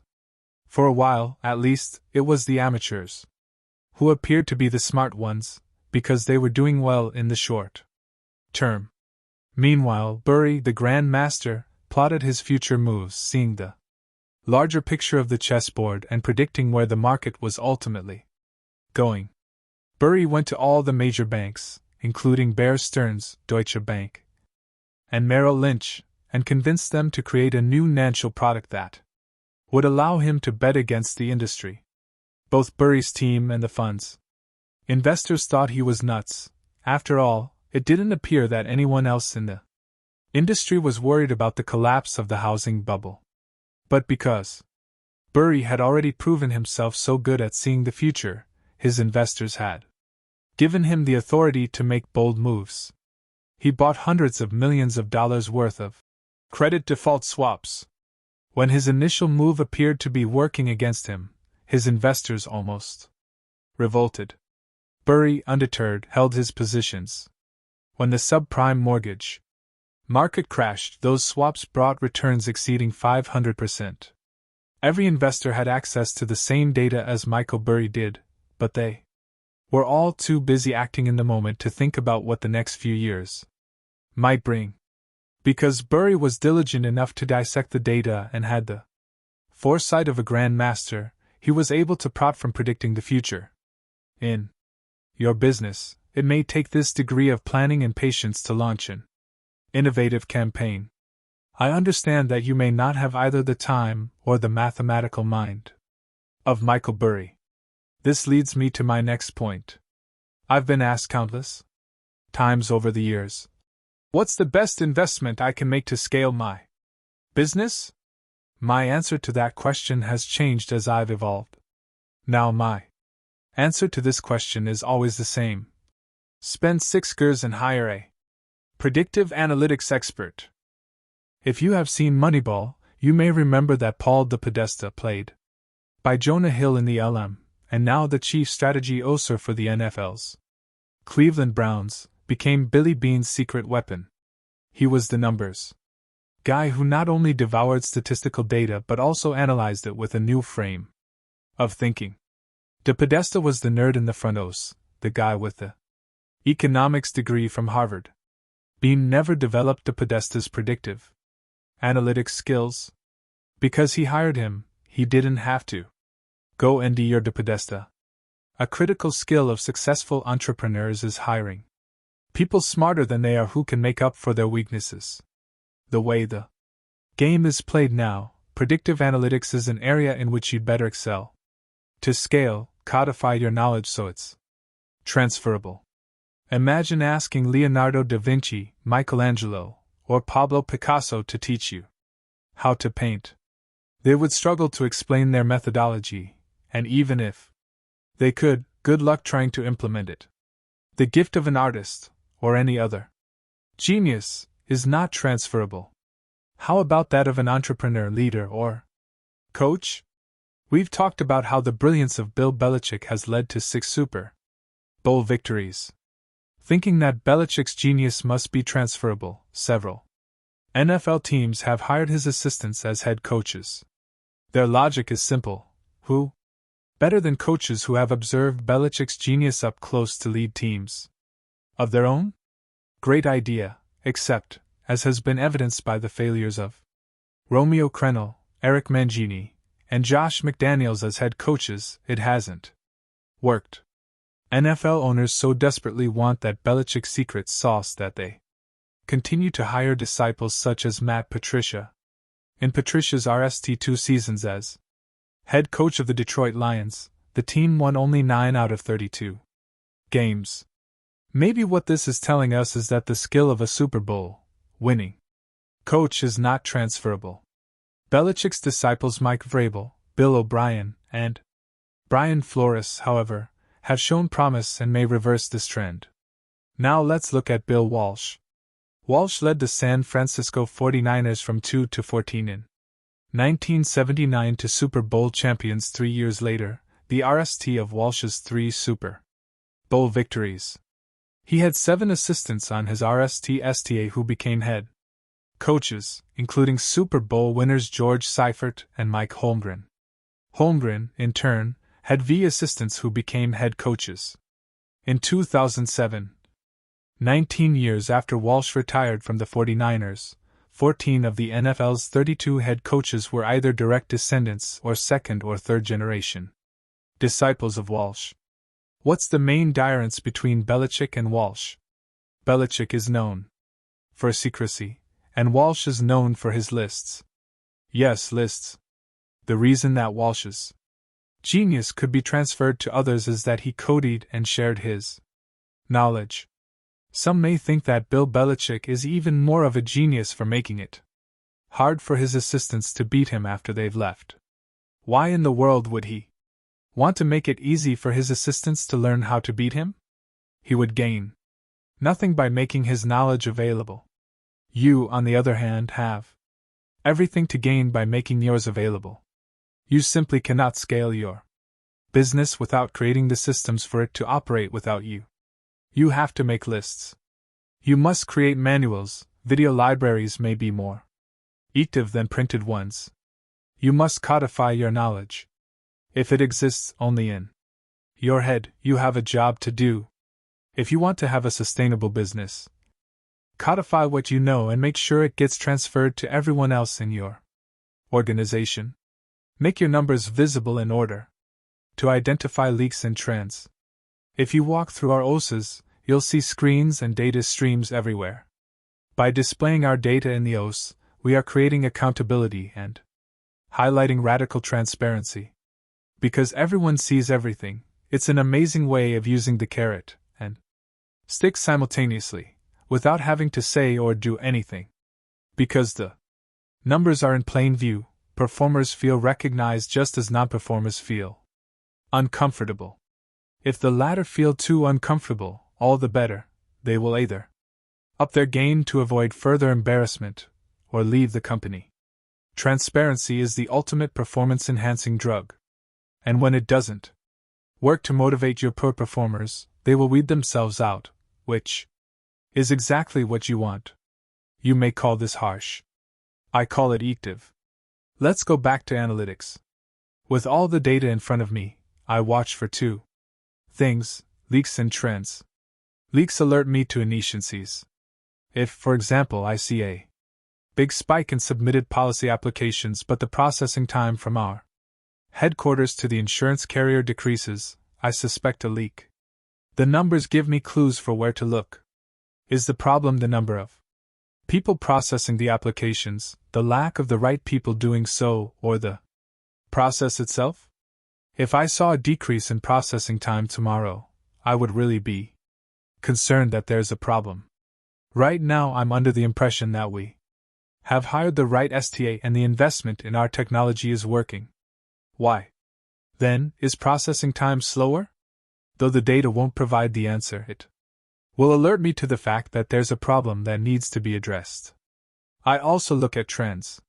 Like a stock analyst, I look at line graphs to see how quickly things are moving. Why did we have a downswing in the RST 3 months of the year? Why did sales skyrocket in May? What are we doing right? And what shouldn't we be doing? Digging down into the numbers helps us tweak our approach and make it more active. Most businesses have some degree of seasonality.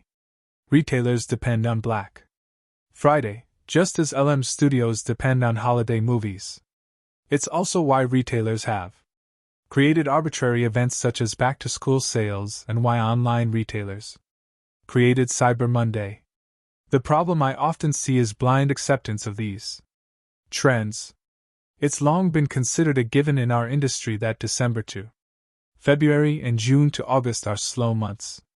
When I started analyzing data, I saw that 75% of policies were sold in 6 months of the year, March to May and September to November. When I looked deeper, I saw that there wasn't any good reason for this.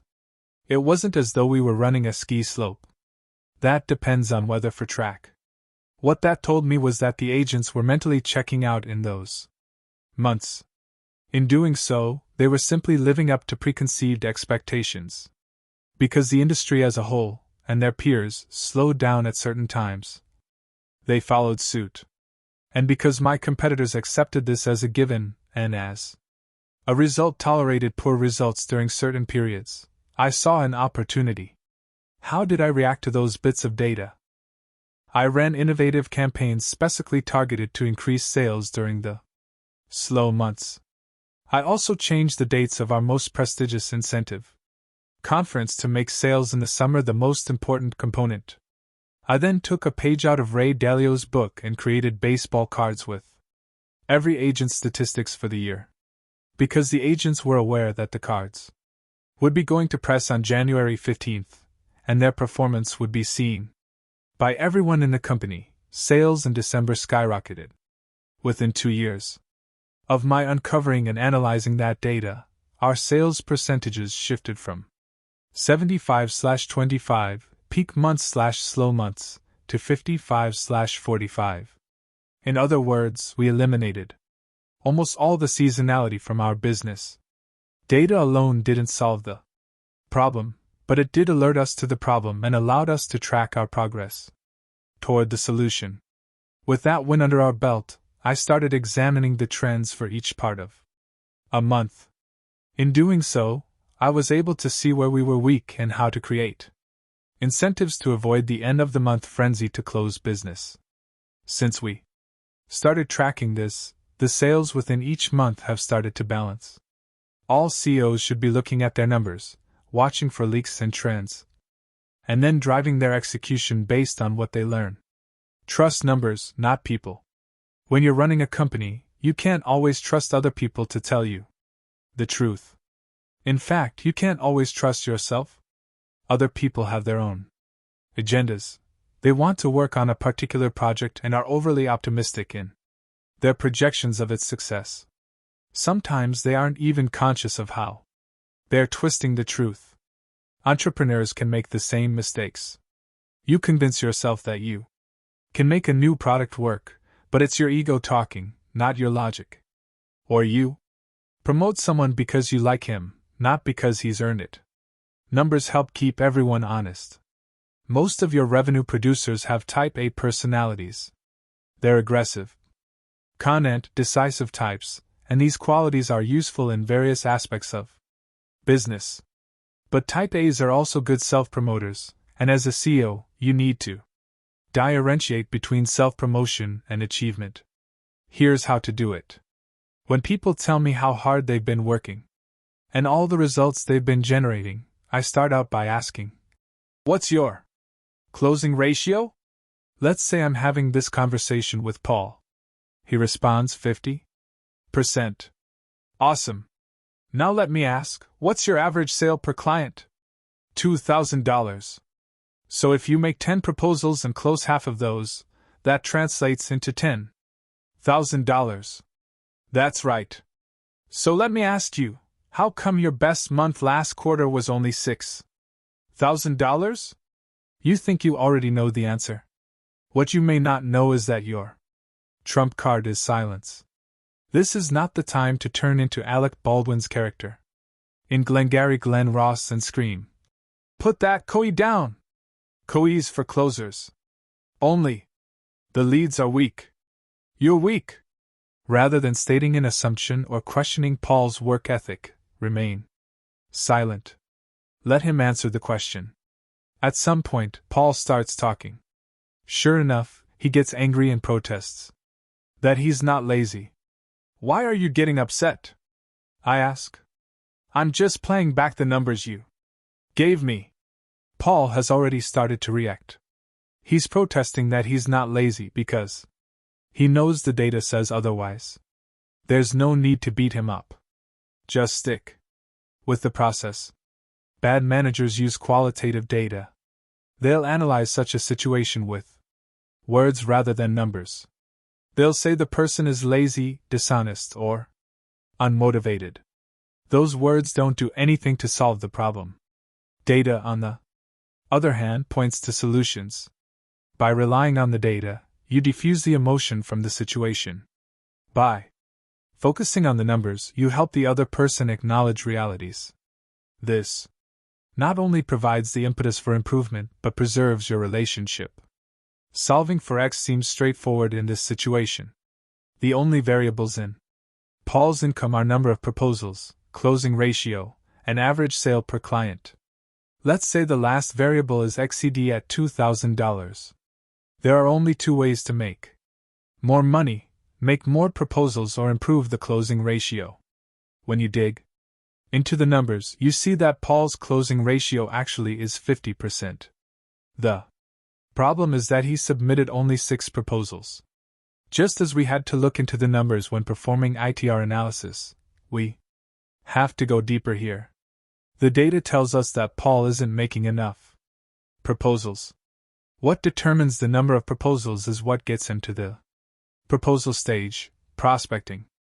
The culprit is that he's not generating enough leads. That's the X you need to solve for. Has his social media marketing dropped? Has he dropped out of his networking groups? Has he stopped calling existing customers or making cold calls? You were on the right track when you measured the number of his proposals and his closing percentage. Digging deeper, you see that your next move is to revisit his prospecting strategy and ND a way to measure it. For some ideas, let's look at how a major company uses data to manage its sales force. Analyzing data goes beyond solving. For X. Lanier Worldwide, now a subsidiary of Ricoh USA, an OS Products company based in Atlanta, is well regarded for the quality of its sales training. Its metrics for copier sales reps, when Greg Dinkin worked there in 1994, were simple: 20 cold calls per day, 2 product demonstrations demos per day, 10% closing average, 1 sale per week, $1,200 commission per sale. Therefore, $1,200 commission per week. For recent college graduates, you can see how appealing this pitch is. Sell just 1 copier a week, and you'll make $60,000 a year. Even better, you had to close only 10% of your demos to meet your quota. It's a formula that Lanier girt out based on years of data. The hard part, of course, was that on average you had to make 100 cold calls a week to make 1 sale. Let's pretend that Chris is exceptional and has a closing ratio of 50%. When you look at his weekly numbers, you see that he is averaging $2,400 per week. He's absolutely killing it. He's the number 1 rep in the OS. What a stud. Do you see the problem? We have to revert back to qualitative data. Being a stud doesn't tell us anything. When we dig into the numbers and see that Chris closes at 50%, we start scratching our heads. It's time to solve for X. His monthly numbers look like this: X cold calls per day, X demos per day, 50% closing average, 2 sales per week, $1,200 commission per sale. Therefore, $2,400 commission per week. Figuring out the number of demos is easy. Since he closes half of them, it's obvious that he does 4 demos. But how about the cold call numbers? They're nowhere to be found. By the way, doesn't this story remind you of the story I just told you about Paul? The reason is that I want you to spot a trend. It is common for your most talented employees to skate by on talent alone. It's human nature that when things come to us easily, we tend to coast. As a leader, it's your job to challenge your most talented people to live up to their talent. Unless you understand the numbers, people such as Chris and Paul are going to earn a nice living and completely underachieve. But they shouldn't, not on Jobs' watch, not on Belichick's watch, and hopefully not on your watch. To see what happened with Chris, let's examine the math. If he had been doing 10 demos a week, he'd have been making these sales instead of 2. That would have been $6,000 a week instead of $2,400. Because he was top dog in the OS and his boss didn't have a moneyball mentality, no one bothered to track his activity. As a result, Chris stopped prospecting. When you dig deeper, you see that he did 0 cold calls. The demos all came from referrals or existing clients. The simple answer? Make Chris do more cold calls. You should have known that that was a trick question. There are no simple answers in business. The data led us to gear out the reason Chris is underachieving, a lack of prospects. Data alone, however, isn't what differentiates the Billy Beans and Paul DePodestas of the world from other people. It's data combined with analysis. If Chris is that good a closer, my RST inclination would be to envy him more prospects. Especially if I had people in the RM who were great at prospecting and bad at closing, I'd envy a way to combine their talents. Before I did that, I would ask Chris, you guessed it, Who do you want to be? Great leaders envy the intersection of data and human nature. Like a smart doctor who runs blood tests, they use the data to diagnose problems. They then use their expertise to envy solutions. For some entrepreneurs, data is the boring part of the business. They aren't interested in the numbers. But I hope these stories make you see why I am obsessed with data, especially when I can use it to gain a competitive advantage. As I've said many times, reading about how to solve a problem can do only so much. You need to put this information to use in your own business. I gave you a simple formula for tracking sales success. If you're in the trucking business, your formulas are going to be much different. Before turning the page, come up with 3 formulas that will allow you to track your business. Ideally, these will become the RST numbers you look at before you start each business day. If you don't have a system, you have a limited chance for exponential growth. You can see by now that words are not sufficient to tell you what's really happening in your business. Here are 4 phrases that people with no data or systems use. Roughly. I think we're at. Around. I believe we did. Companies that scale and grow eventually create an iterative system. If you believe you are going to grow your business on mere personality, your business will be unpredictable. You need to create systems and protocols that will decrease the need for you to micromanage. 5 reasons to implement systems. 1.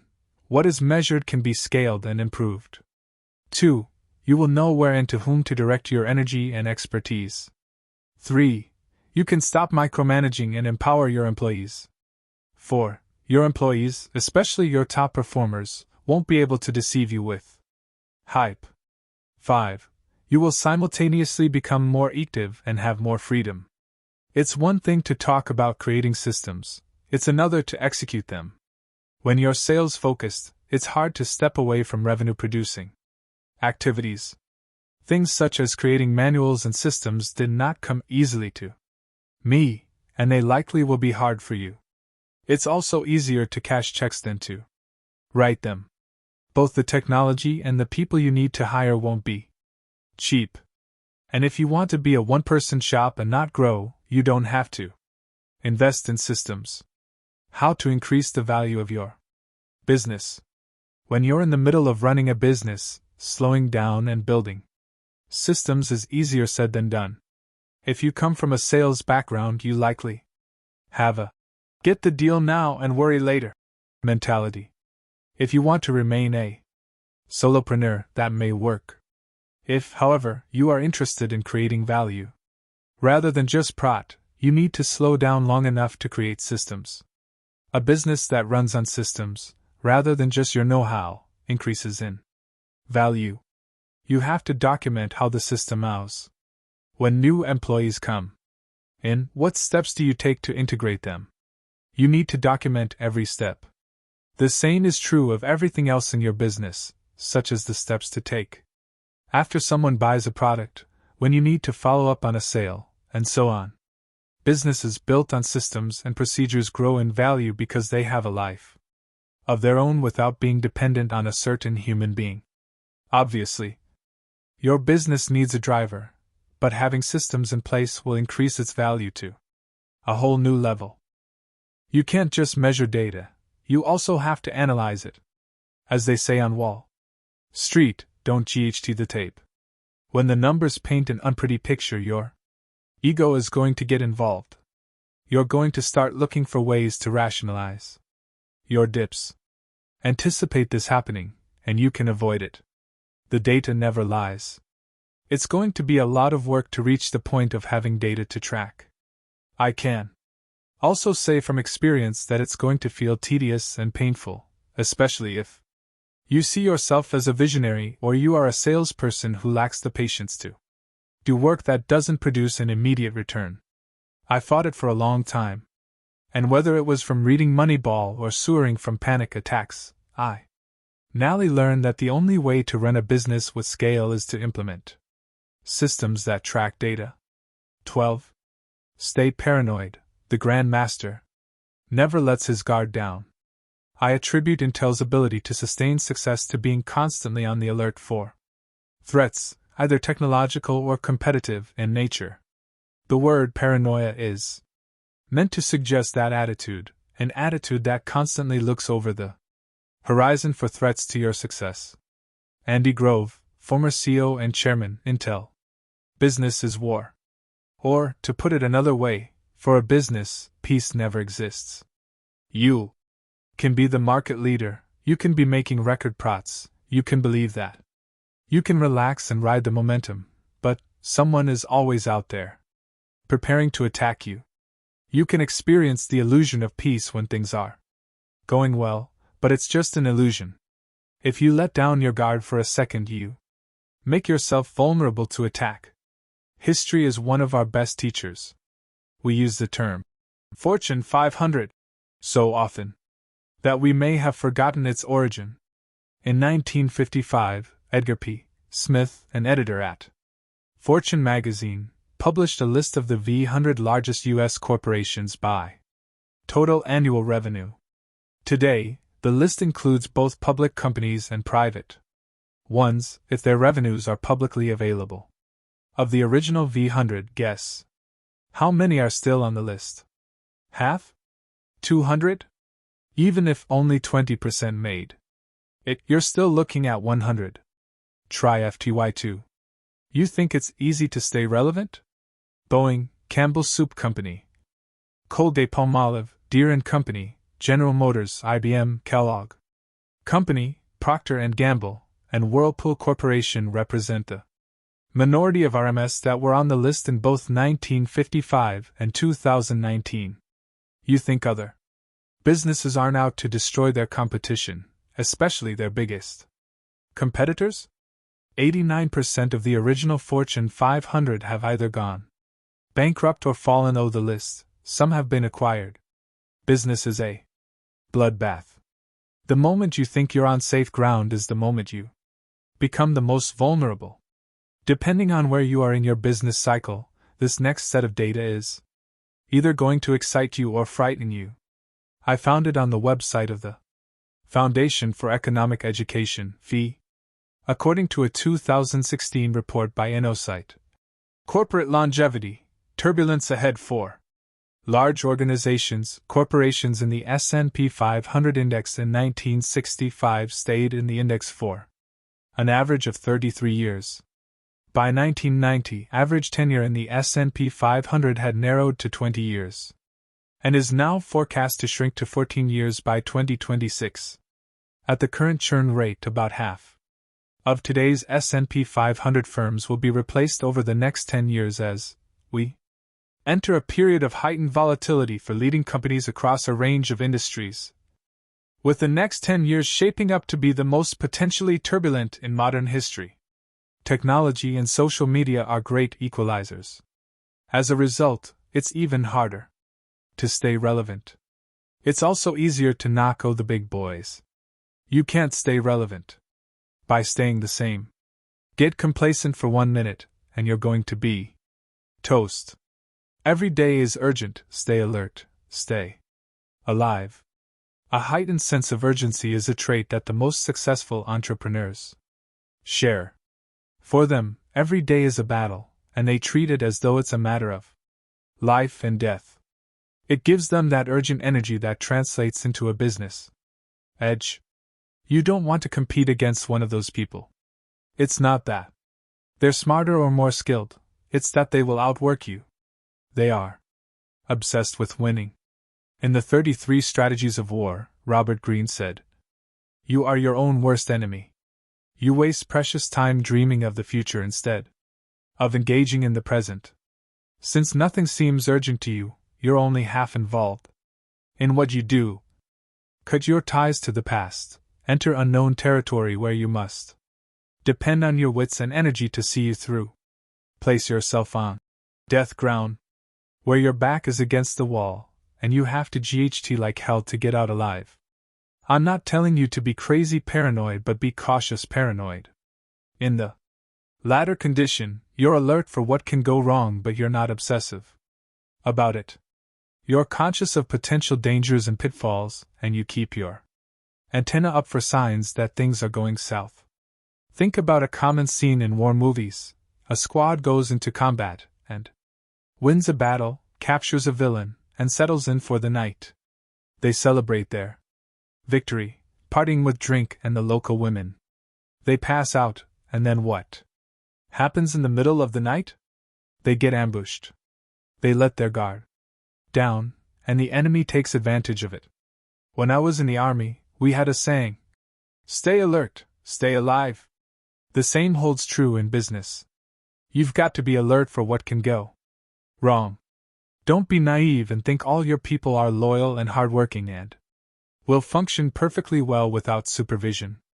Don't think you've squashed all your competitors and no one can come up with a way to challenge your position. Don't trust that the innovation that paved your way to success will continue to pave your way into the future. Good generals are paranoid, and they respond to that paranoia by creating one great strategy after another. If you can out-strategize the competition, you can protect yourself from things that will go wrong. Don't wing it. Don't rely on a strategy until it gets stale. Keep mapping out fresh plans based on changing conditions, anticipate trends, and have a strategy in place to capitalize on them. Every general from Napoleon to Patton mastered this technique, and every business leader needs to do so as well. Why are your numbers always in February? Why is there always a mad scramble as deadlines approach? Why do a lot of your meetings degenerate into yelling and scapegoating? Why have you lost 3 major customers in the last 6 months? These are the types of questions that ought to give you pause. Investigate the deepest cause. See if you can identify the problem that is hidden beneath the surface of things. When paranoia leads to curiosity, which leads to solutions, it is serving its function. The better you do, the more vulnerable you are. Success will diminish paranoia. This may seem counterintuitive, but think about what happens when everything is going great. You've probably experienced this. You had one win after another, and then suddenly, out of nowhere, you're dead in the water. What happened? What happened was that you got complacent. What happened was that you stopped being the hungriest person in your industry. What happened was that you felt you had graduated past the point of having to be paranoid. I'll tell you what happened to Rick, a good friend who was a criminal defense lawyer in Los Angeles. Not just any criminal defense lawyer, but one of the best. He ended up representing powerful and wealthy drug dealers in the 1970s and 80s, and they invited Rick to party with them. One line of cocaine led to another, and pretty soon he was doing a lot of it. They introduced him to Playboy playmates, and soon Rick was going out with not one of them but 2. And at the same time, after a series of poor decisions and cocaine-related legal transgressions, Rick was sentenced to 20 years in prison. He lost his law license, and when he nearly got out of prison, he was earning around $3,000 a month selling ad specialty items such as pens and shirts. He was in his late 60s when I asked him what kind of guy he had been in high school. He said, "I was a regular guy. I married my high school sweetheart." As we talked, it became clear that he had been overwhelmed by his success. As his law career took people began treating him like the captain of the football team, and women threw themselves at him. He was a late blooming golden boy, and the glamour of the drug scene beckoned. Rick couldn't resist. Like many successful people, he couldn't imagine how anything could derail his career.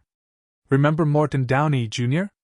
As a result, he wasn't prepared for the success that ultimately ruined him. I'm sad thinking about Rick, who died in 2019.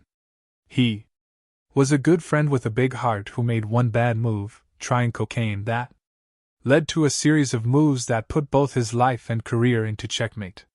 Brené Brown, a research professor and best-selling author, gave a TED Talk called "The Power of Vulnerability" that has been viewed online more than 46 million times. She understands how peer pressure can get the best of us. She said, daring to set boundaries is about having the courage to love ourselves even when we risk disappointing others. Loving ourselves often translates into saying no. I wish Rick had been wise enough to heed that advice. You might remember Robert Shapiro as the lawyer who helped defend O.J. Simpson. He was and remains a highly successful attorney who maintained his momentum despite his success. He's made the transition from criminal to civil law, and when I interviewed him, I asked him about his criminal defense work and whether he had ever been tempted by clients who could offer him drugs and beautiful women. Shapiro said, I never established a relationship, a friendship, with my clients. I always kept them at a distance. In contrast to Rick, by setting up boundaries, Shapiro maintained his momentum, even after achieving fame and success.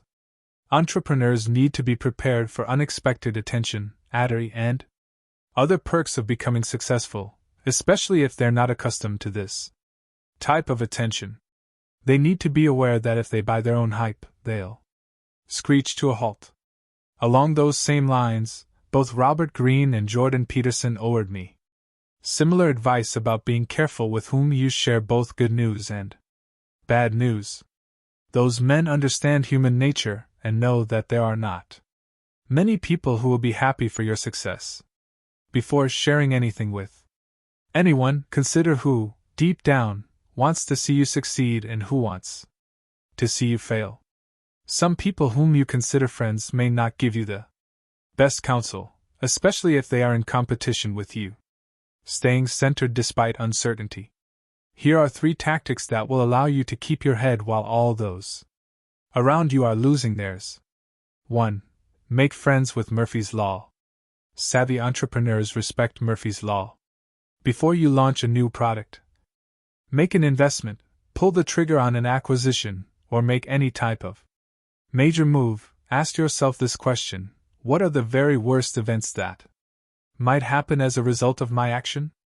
Then take steps to mitigate those potential worst events. You may be a positive thinker, which is great, but don't be a naive one. This holds true for smaller events and decisions as well as big ones.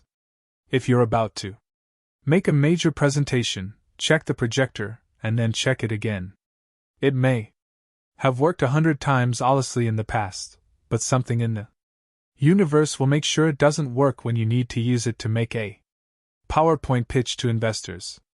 And when it doesn't work, you're going to be dealing with chaos. Maybe not all out, wreck the business chaos, but the kind that ruins both the presentation and your day. The kind that causes you to chew out and alienate your people. The kind that throws you over your game and raises questions from your potential investors. Here's an Murphy's Law technique I use all the time. I meet with the best brains on my team, no more than we sit and talk about what we should anticipate and prevent from going wrong.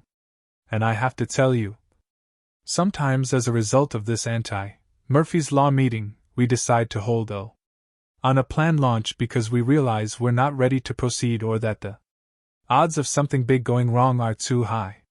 Sometimes, too, we may even trash an idea that seemed like dynamite when we conceived of it. Having a brain trust provides a valuable check and balance. 2. Admit defeat by accepting small losses. When Groupon and Living Social became popular, I saw an opportunity to start a competing service. I imagined something like Groupon and Yelp, combined with a gamification component, and put $100,000 into creating and testing early versions. Several investors were willing to go along on the ride with me, but before pulling the trigger I decided to run the idea by several trusted friends. They ranged from the CEO of a large life insurance company to the head of one of the largest transportation companies in the United States. After I presented my business plan and projections, they pointed out holes I'd missed. After answering their questions, I accepted their concerns that the project would steal focus away from my successful core business. It didn't mean that the idea would fail, but there was a good chance that it would create chaos. That might affect my company adversely.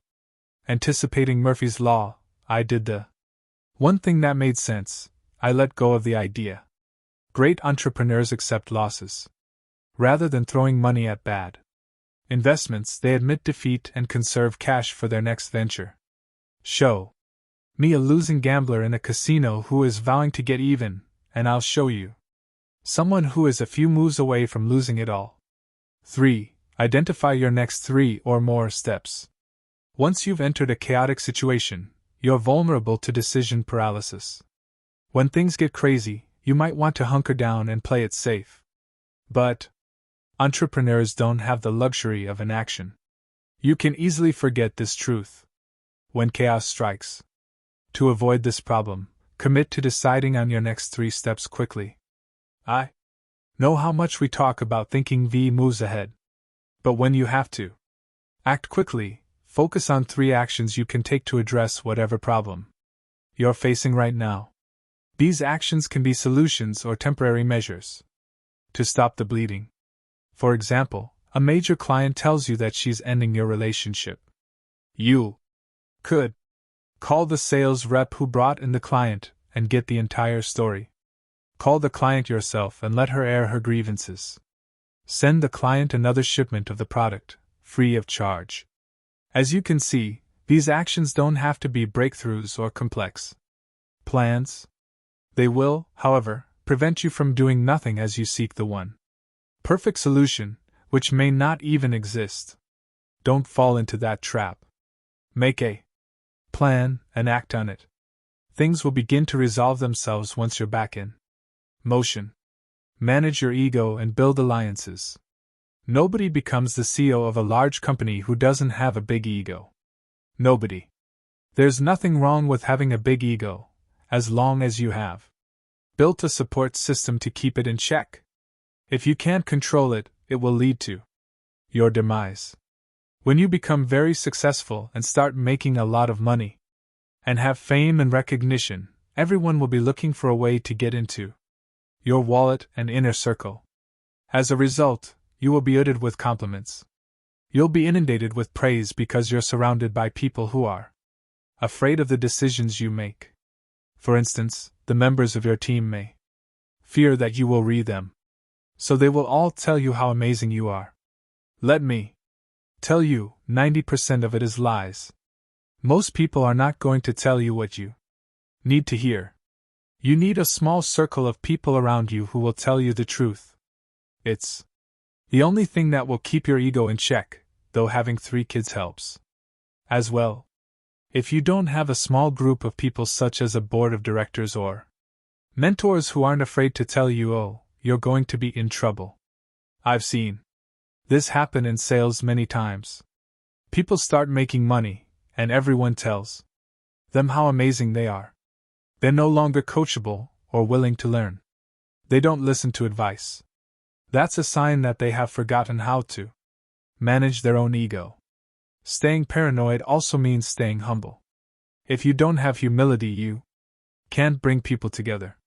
Without humility, people who disagree with you won't want to do business with you. How can you generate new ideas or invite fresh perspectives when you don't have diversity or dissenting voices in the room? When you have only people around you who agree with you, you'll naturally get complacent, which is the opposite of being paranoid. Keeping your ego in check means understanding that you can't do everything yourself. If you're overly paranoid, you won't trust anyone. If you're sufficiently paranoid, you'll build strong alliances. It's important to have partners who are also on the lookout for competition. Think of it as a way to increase intelligence. In the 48 Laws of Power by Robert Greene, Law 18 states, "The world is dangerous and enemies are everywhere. Everyone has to protect themselves. A fortress seems the safest, but isolation exposes you to more dangers than it protects you from. It cuts you off from valuable information. It makes you conspicuous and an easy target." Greene makes the point that as hard as it is to trust people, the alternative, working in isolation, is much worse. You may be surprised at where you will end the allies. When Apple was struggling in August 1997, there were few people who would help Steve Jobs. What had once seemed unthinkable, going to an enemy, became possible. Because he was willing to get past his ego. He bit the bullet and approached none other than his arch-nemesis, Bill Gates. All he did was ask for a minor favor, an investment by Microsoft of $150 million. As reported by Steven Silver at Apple Insider, according to Jobs, there were too many people at Apple and in the Apple ecosystem playing the game of for Apple to win, Microsoft has to lose. And it was clear that you didn't have to play that game because Apple wasn't going to beat Microsoft. Apple didn't have to beat Microsoft. Apple had to remember who Apple was because they'd forgotten who Apple was. In truth, it wasn't really a favor. Microsoft invested $150 million in Apple stock, and the companies agreed to settle their existing legal disputes, saving both RMS time and money. In addition, Apple agreed to make Microsoft OS compatible with the Mac. In short, rivals became partners. Imagine what would have happened if Jobs hadn't built that alliance.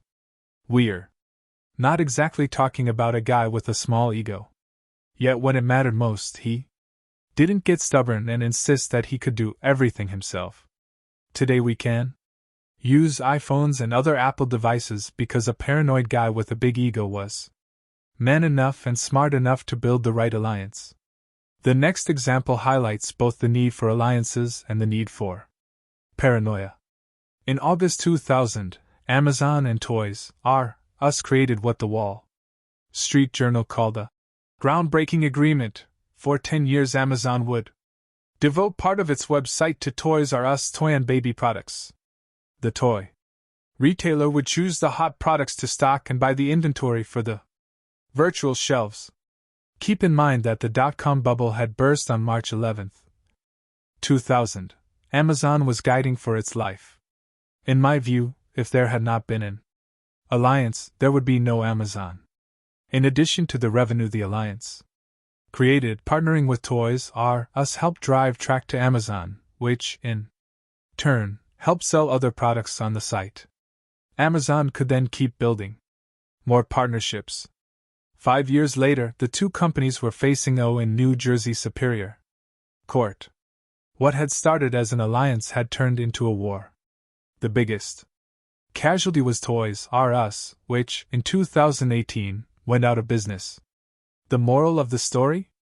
Even after you build an alliance, stay paranoid. Seek wise counsel. When adversity strikes, you're going to need help. If you've created a wise team, selected them well and treated them right, they can save you when things get tough. You need allies, especially when your business starts to falter. They'll give you the strength to overcome obstacles, to rebound and grow. I've met many smart entrepreneurs who failed in business, but I've yet to meet a wise one who wasn't able to rebound. The difference between being smart and being wise is that a smart person thinks he knows all the answers while a wise person is comfortable knowing he doesn't. Wisdom is especially valuable during chaotic times. Here's how I learned this lesson. By age 22, I'd racked up $49,000 in credit card debt and had a credit score that failed to crack 500. My relationship with my girlfriend at the time was headed into the gutter, mostly due to my financial situation. I had an epiphany: if I limited myself to what I already knew, my life would keep going in the same direction. I decided to seek wisdom. I went from making fun of nerds in school to becoming the biggest nerd of all. All I wanted to do was learn. I devoured books. I became a sponge with my mentors. And, most important, I surrounded myself with the wisest people I could need to teach me about life and business. One of those mentors gave me the questions that became the personal identity audit, which we discussed in Chapter 2 and can be found in the appendix. How do you ND wise mentors? Let me share some hard-won lessons. I've worked with lots of coaches and consultants, and I have discovered that many of them owe advice based on their reading rather than their experiences. It struck me that when it comes to mentors or advisors, you can choose from three expertise levels: theory, witness, and application, TWA. Theory. These are well-read individuals with degrees from prestigious universities. Most consultants and professors fall into this category. They're smart, but they may not be wise. Wisdom comes from practical experience, and these people owe suggestions based on theory. They will teach you how to run a business, but if you ask if they've ever run a business, they will likely answer, "No, I have not. But I've consulted many. I've read all the books." That's a theory-level mentor. There's nothing wrong with that. They can still give you good advice, but they're the lowest-level mentors. Witness. These advisors have worked directly with successful entrepreneurs and, thanks to that vantage point, can tell you exactly how successful leaders built their business. For example, Guy Kawasaki often shares what he learned working with Steve Jobs on the original Macintosh team. Witnesses didn't run the business, but they worked closely with someone who did. For example, if you wanted to be mentored by someone in real estate, you could ask, "Have you ever done real estate before?" If he answers, "I never have, but for 10 years I was the assistant for the #1 real estate agent in Beverly Hills and learned a lot from her," that's valuable right there. That person can tell you what the person did, how she worked, how she treated her clients, what she did when she almost went out of business, and so on. Application. Application means that the information is coming directly from the source. These are the people who can tell you what they've done that has worked for them. The most valuable mentors are those who have walked their talk. Fellow entrepreneurs can share what didn't work in their businesses in a way that someone operating from theory or observation simply can't. Those who possess all three characteristics, theory, witness, and application, are called trifectas. And by the way, they're tough to ND. A lot of people making YouTube videos are purely theory and witness. Very few are application. So again, do some due diligence to know where a mentor sits on the TWA hierarchy. All three of these levels can be useful, though application is far and away the best, especially when you're trying to make your way through difficult periods.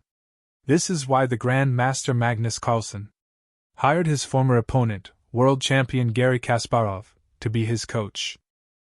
The game of business can be ugly at times. If you have a warlike mentality, you won't take it personally. Your competitors can make you frustrated, angry, and confused. You can almost guarantee that they're going to hit below the belt. Similarly, one of your top people may leave suddenly, an employee whom you nurtured, helped grow, and supported during his struggles. You will feel the sting of ingratitude. Or you may have a consumer activist group or a government agency on your case. You believe it's singling you out and making you jump through hoops for no reason except that it has a grudge against you. Recognize how unproductive it is to take things personally.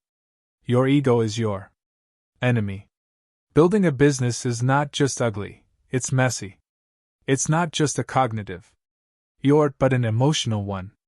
When you take things personally, you get drawn into the chaos and can't think clearly. You become furious and vengeful. As difficult as it may be, step back and view situations analytically. Don't let fury or shame dictate your decisions. I'm not saying to strip yourself of all emotion. You're entitled to whatever feelings you're feeling. Just don't let those feelings cloud your judgment. The best entrepreneurs are able to push their emotional reactions aside and make objective decisions in the midst of chaos. Show me a successful CEO with decades of longevity, and I'll show you a CEO who has stayed paranoid. Being a CEO means connecting the dots and doing things in ways they haven't been done in the past. Stay alert, stay alive. Move 4. Master strategy to scale. Scaling for exponential growth. 1. Decide how you're going to capitalize your business. Execute strategies for both exponential and linear growth. Lead people by demanding their best and holding them accountable. Make momentum your friend, and be prepared for chaos. 2. Create strategies to increase the speed of growth without crashing your business. Look for ways to compress time frames. Keep your ego in check to avoid temptations and being your own worst enemy. Moneyball, designing systems to track your business. 3. Decide what are the most important formulas of your business and track them religiously. Codify what's in your head by creating manuals to transfer knowledge. Determine if new hires are needed to help implement this transfer of knowledge. Stay paranoid. The Grand Master never lets his guard down. 4. As your company gets bigger, it will become more vulnerable. Know where people can attack you, and stay on guard. Constantly put yourself in your enemy's shoes and ask how you would put yourself out of business if you were them. Don't take it personally when they try to do just that. Move 5. Master Power Plays. 13. How to beat Goliath and control the narrative. I'm not a businessman. I'm a businessman. Jay-Z. Everyone in business has a Goliath, and it isn't always the biggest company in your industry. Your Goliath could be a company that is taking up market share in a particular region, or it could be more localized, such as another salesperson in your own sales department who has more experience and bigger, more lucrative accounts. Before you decide to go up against Goliath, you need to know that Goliath is bigger than you are and has more capital, experience, and resources, especially attorneys, than you do. Goliath also has a well-known reputation and brand. As a result, Goliath is more comfortable than you are. If, knowing all this, you're still dedicated and committed to taking on Goliath, you'd better know the obstacles you face. Hopefully, you also see an opportunity. If Goliath is comfortable, and, as a result, less paranoid, you have an opening to make your moves. I want to make one thing very clear. This GHT isn't for everyone. The odds of beating a real Goliath are stacked against you. Who would have thought that the small Walmart could practically put Kmart out of business? For every story of Amazon, Microsoft, and Google, there are tens of thousands of stories of individuals and companies that lost everything. Beating Goliath is doable, but it requires being someone who can tolerate pain. If you're still thinking about trying to do it, keep reading. Things to know before facing a Goliath in business. 1. You'll be afraid. As scary as the thought of losing money is, it may be even more painful to your ego to put yourself out there and fail. 2. You'll have panic attacks and anxiety.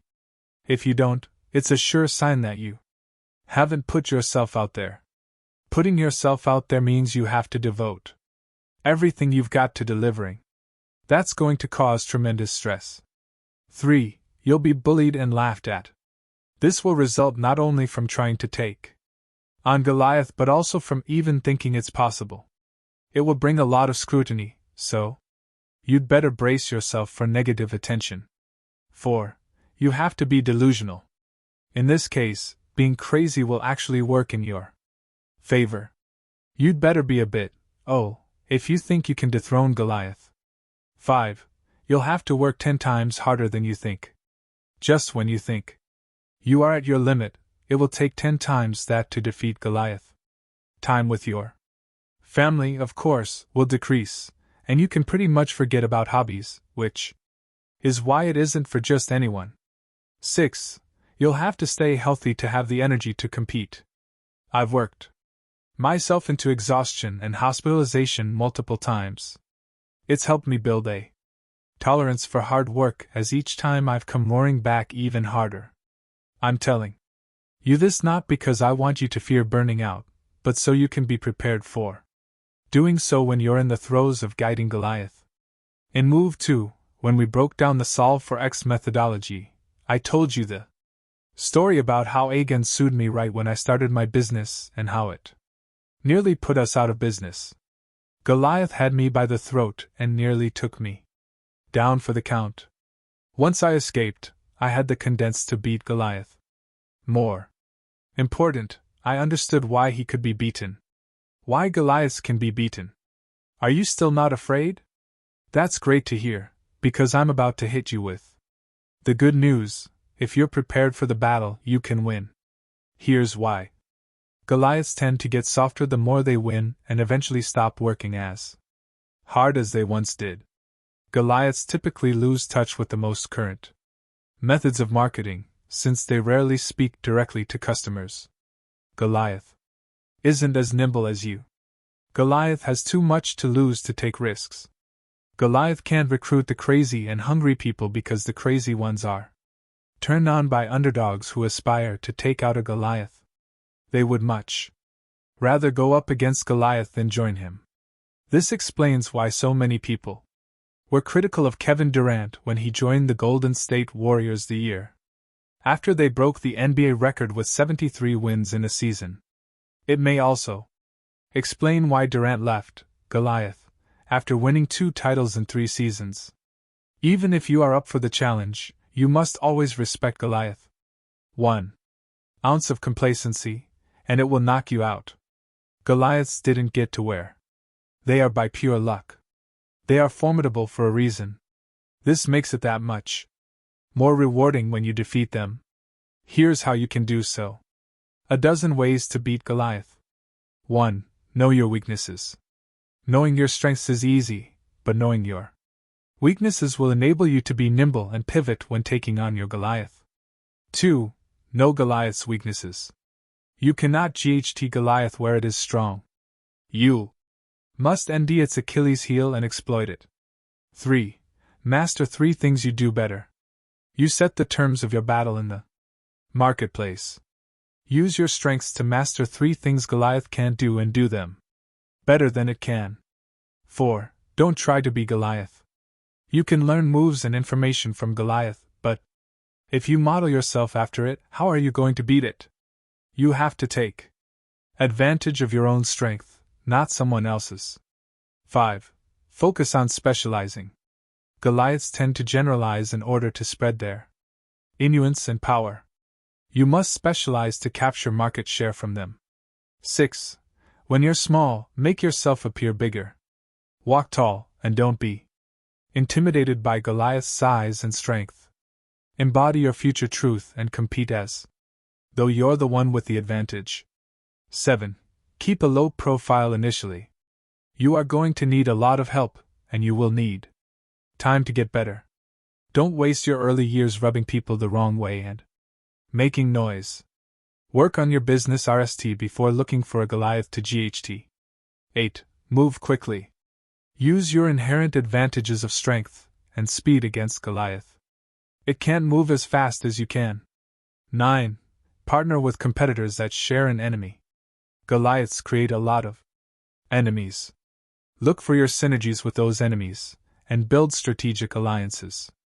10. Study history.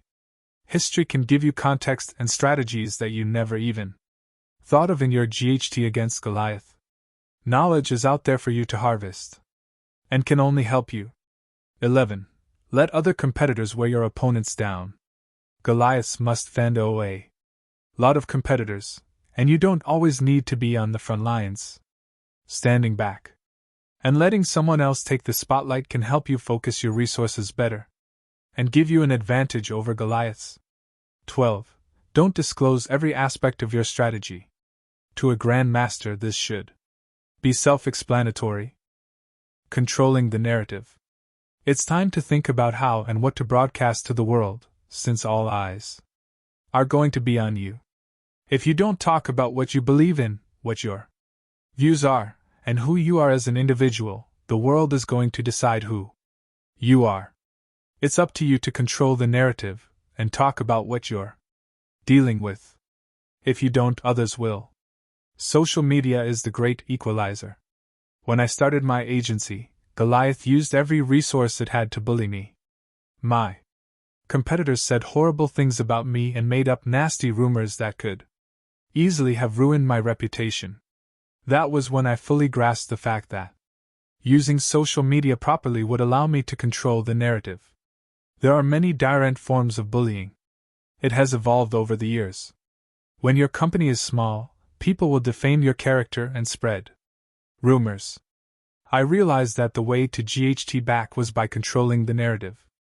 When people heard awful things about me, they would turn to Google to calm their suspicions. And what did they end? That the monster they had heard about was very direct from the guy they were watching online. I was able to control the narrative, and as a result, many of the people who heard negative gossip about me ended up becoming my partners. Think about how direct this was in a pre-internet world. Steve Jobs had to call Playboy to ask it to write a story about him that ordered his narrative. From the time Jobs did the interview until the time people saw it, 2 months had elapsed.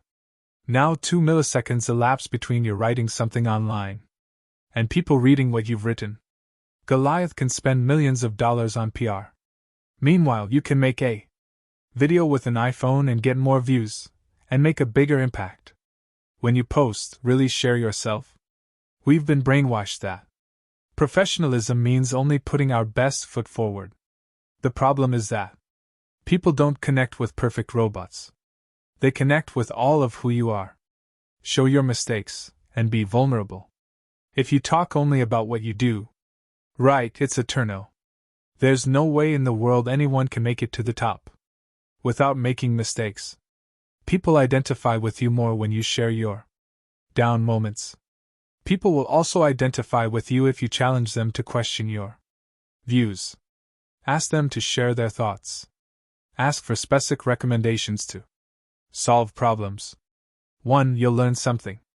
2. You'll increase your viewers or readers' engagement. Another key to connecting with your audience is to be consistent. Your audience should know when they are going to hear from you and rely on a regular schedule of content. 2 best-selling authors have direct approaches. People following Seth Godin know they can expect a short and thoughtful daily blog post. Daniel Pink, on the other hand, sends out his Pinkcast every other week. The key to both strategies is that each one's audience has an expectation that is met. Going hand in hand with consistency is integrity. Especially as you gain a following, you are going to get proposals to promote other people. Do not prostitute your brand. If you're going to take on a sponsor, you need to be aligned with that brand. Your followers will appreciate you if you stay solid with your message and don't sell out. This is going to require you to delay gratification and refuse a quick buck in order to play the long game of maintaining your integrity. Be shameless about self-promotion. The RST rule of self-promotion is that you have to be shameless. What holds people back is the fear of being judged. Visionaries have gotten past that. You can't be afraid of judgment when promoting yourself. You want people to notice you. Phil Knight of Nike is shameless. Jerry Jones of the Dallas Cowboys is shameless. Dwayne "The Rock" Johnson is shameless. Kevin Hart is shameless. Do you think Hart reached nearly 100 million Instagram followers by being timid? If you're not shameless, no one is going to know who you are. What holds us back from being shameless is the fear of humiliation. So what if you're humiliated? Do you know anyone who's not been humiliated?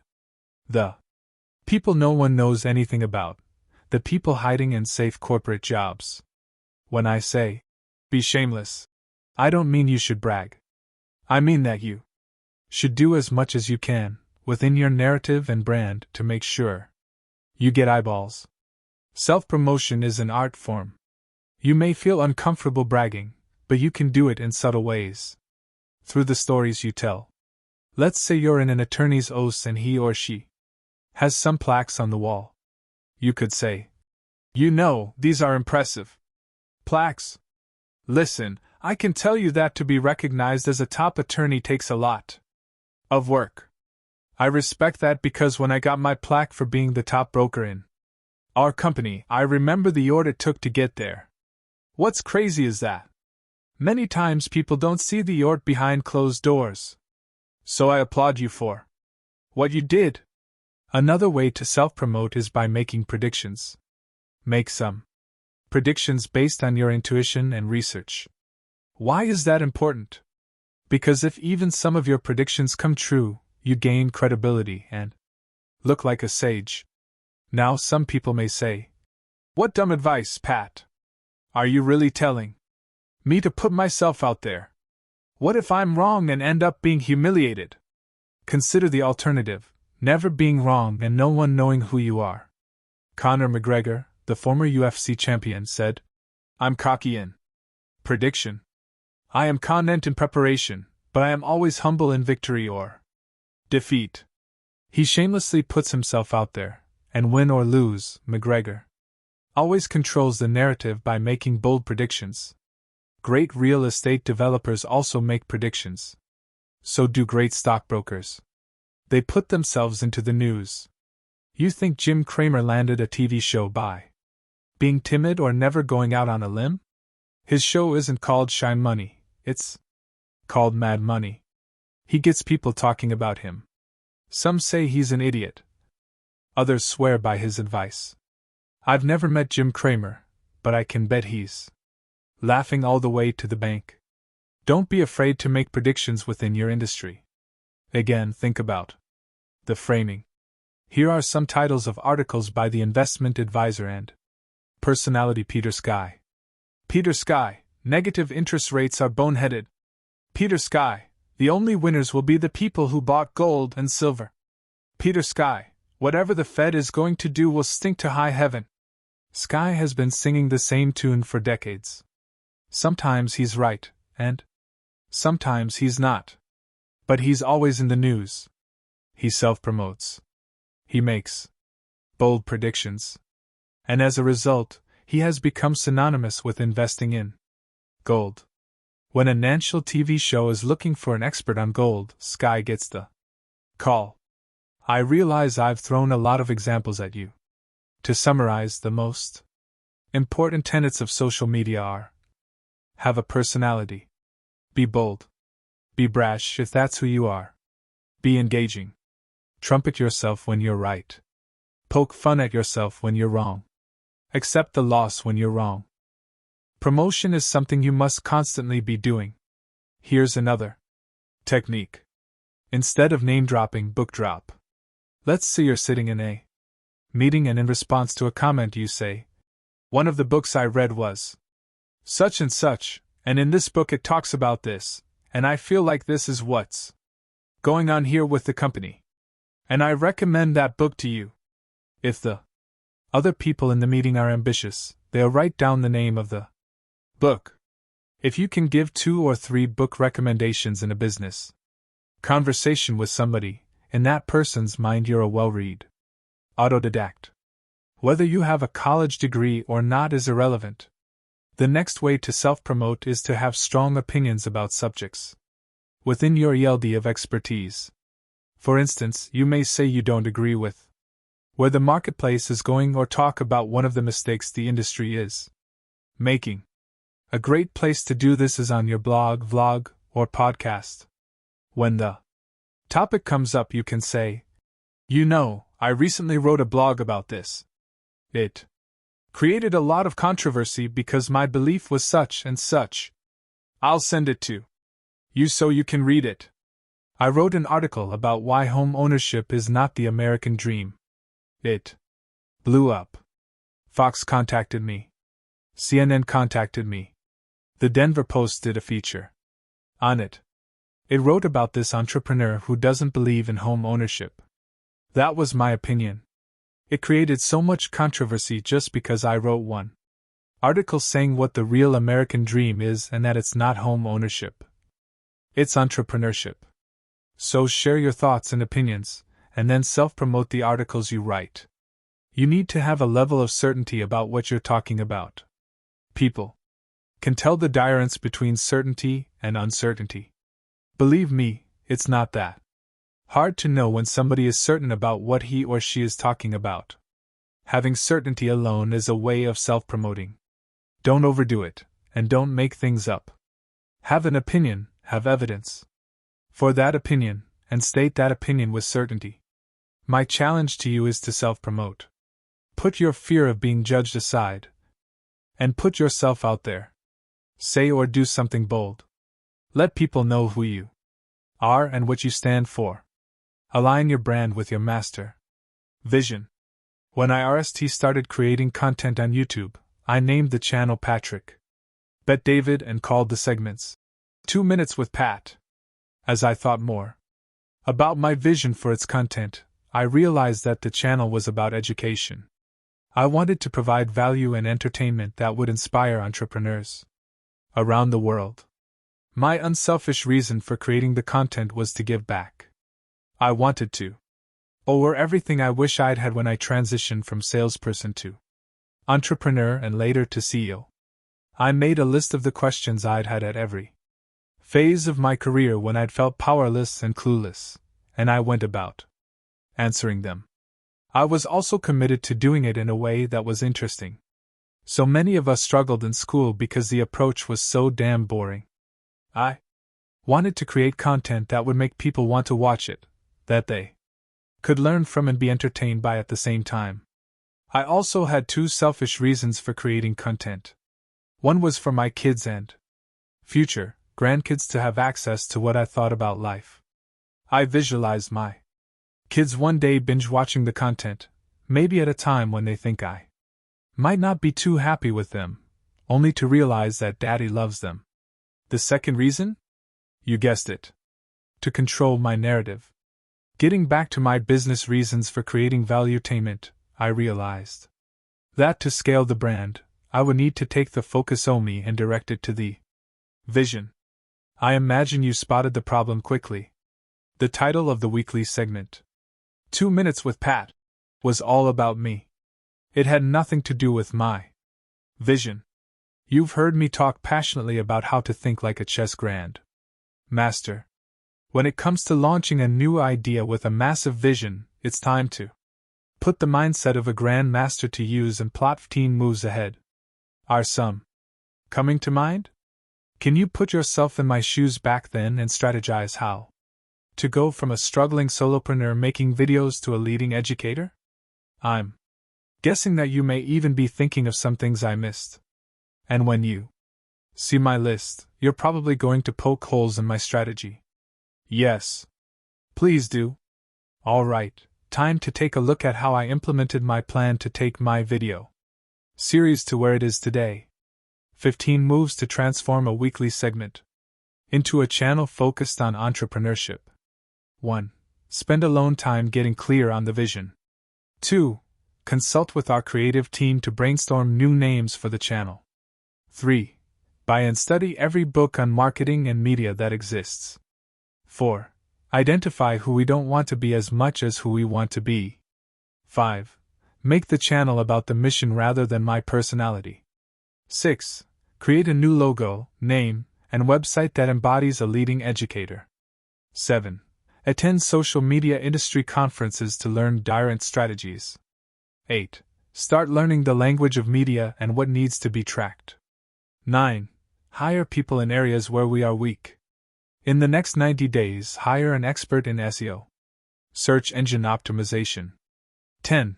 Gradually increase the rate of posted content. 11. In the next 30 days, hire a full-time editor. 12. Map out a strategy for Instagram, Twitter, Facebook, and YouTube, and be prepared to act quickly if the next social media app overtakes the big four. 13. Present myself as an expert in the marketplace. Write an article as an expert and post it on multiple platforms. 14. Create clear criteria for which guests to invite on the show that match the brand of valuetainment. 15. I'm keeping this one quiet for now. This next move will be revealed soon enough. The result of those 15 moves? We changed the name to Valuetainment, and the rest is history.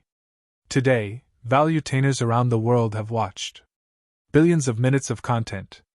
What's been fascinating is that each time I've chosen to touch on a new topic, a new audience has shown up from that community. It's led to many business deals and contacts that have helped cement the brand and, as a byproduct, attract business to my company. As of May 2020, we have more than 2.3 million YouTube subscribers and are the leading channel on entrepreneurship. Turn off the noise and cut the fat. In 2005, the National Science Foundation published an article stating that the average person has between 12,000 and 60,000 thoughts per day. Of those, 80% are negative and 95% are exactly the same as those of the day before. A major power move is turning out the noise. Once you start controlling your own narrative, you also need to reduce the time you spend paying attention to everybody else's noise. Do you think big thinkers are paying attention to celebrity gossip? Do you think they obsess over the news? They do get the bullet points in the morning because they need to stay informed about current events. But they don't waste time with conspiracy theories or clickbait. That's way too much noise. Also, turn out the noise of negative friends and small thinkers. Turn out the noise of family members who don't support what you want to do. Don't even bring up ideas in front of them if you know you'll hear only negativity. Turn out the noise. Stop any distractions and negativity. Remember, there is a big difference between someone who will give you constructive criticism and someone who is just downright negative. You also need to cut the fat out of your life. If playing video games isn't how you plan to make money, cut them out. If you have multiple boyfriends or girlfriends or you party at a nightclub 3 times a week, stop it. If you post 20 selfies a day or check your fantasy football team score every 30 seconds, cut it out. If you have bad habits and vices that no one knows about, and ways to take control of them. Anything that holds you back from thinking big needs to stop. You know exactly what I'm talking about. I don't need to explain it to you. Think about it. Right now you're thinking about what you need to cut. The thing that you're thinking about? Cut it right now. It's holding you back, and it's not worth it. It won't give you as much fulfillment as thinking big and carrying out your vision. Let me give you an example. I love women. When I was younger and single, if you wanted someone to go clubbing with and have a great time, I was that guy. I was being interviewed on a radio talk show, and I was talking about my plans and goals. One of the hosts asked me, "What's the biggest thing that changed in your life?" I told them, "When I was in my mid-20s, I made the decision not to have sex again until I made my first million. So you must have made that million really fast." Unfortunately, no. I fasted for 17 months. It was difficult. But doing so accomplished 2 things simultaneously. First, it provided me with the discipline and motivation I needed to achieve my goal. Second, it forced me to spend my time on what mattered. Before setting that goal, I was spending so many hours in clubs, not to mention all the mental energy it required to meet and court women. That was nothing but noise. Once I replaced that noise with revenue-producing activities, my productivity skyrocketed, and I eventually met my wife and settled down with her. There's no margin for error if you want to beat Goliath. You can't afford to waste time if you want to succeed at the highest level. Wasting time also impacts your social media strategy. Thank goodness Instagram didn't exist during my partying days, or else you'd envy some strange pictures all over social media. I'm not telling you that you should copy my example.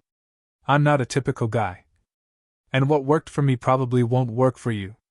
I would tell you that if you are aware what your weakness is, stung yourself with desserts, binge watching TV, obsessively following sports, you can put your focus there. Some people think nothing of spending all day Sunday watching football and another 3.5 hours watching Monday Night Football.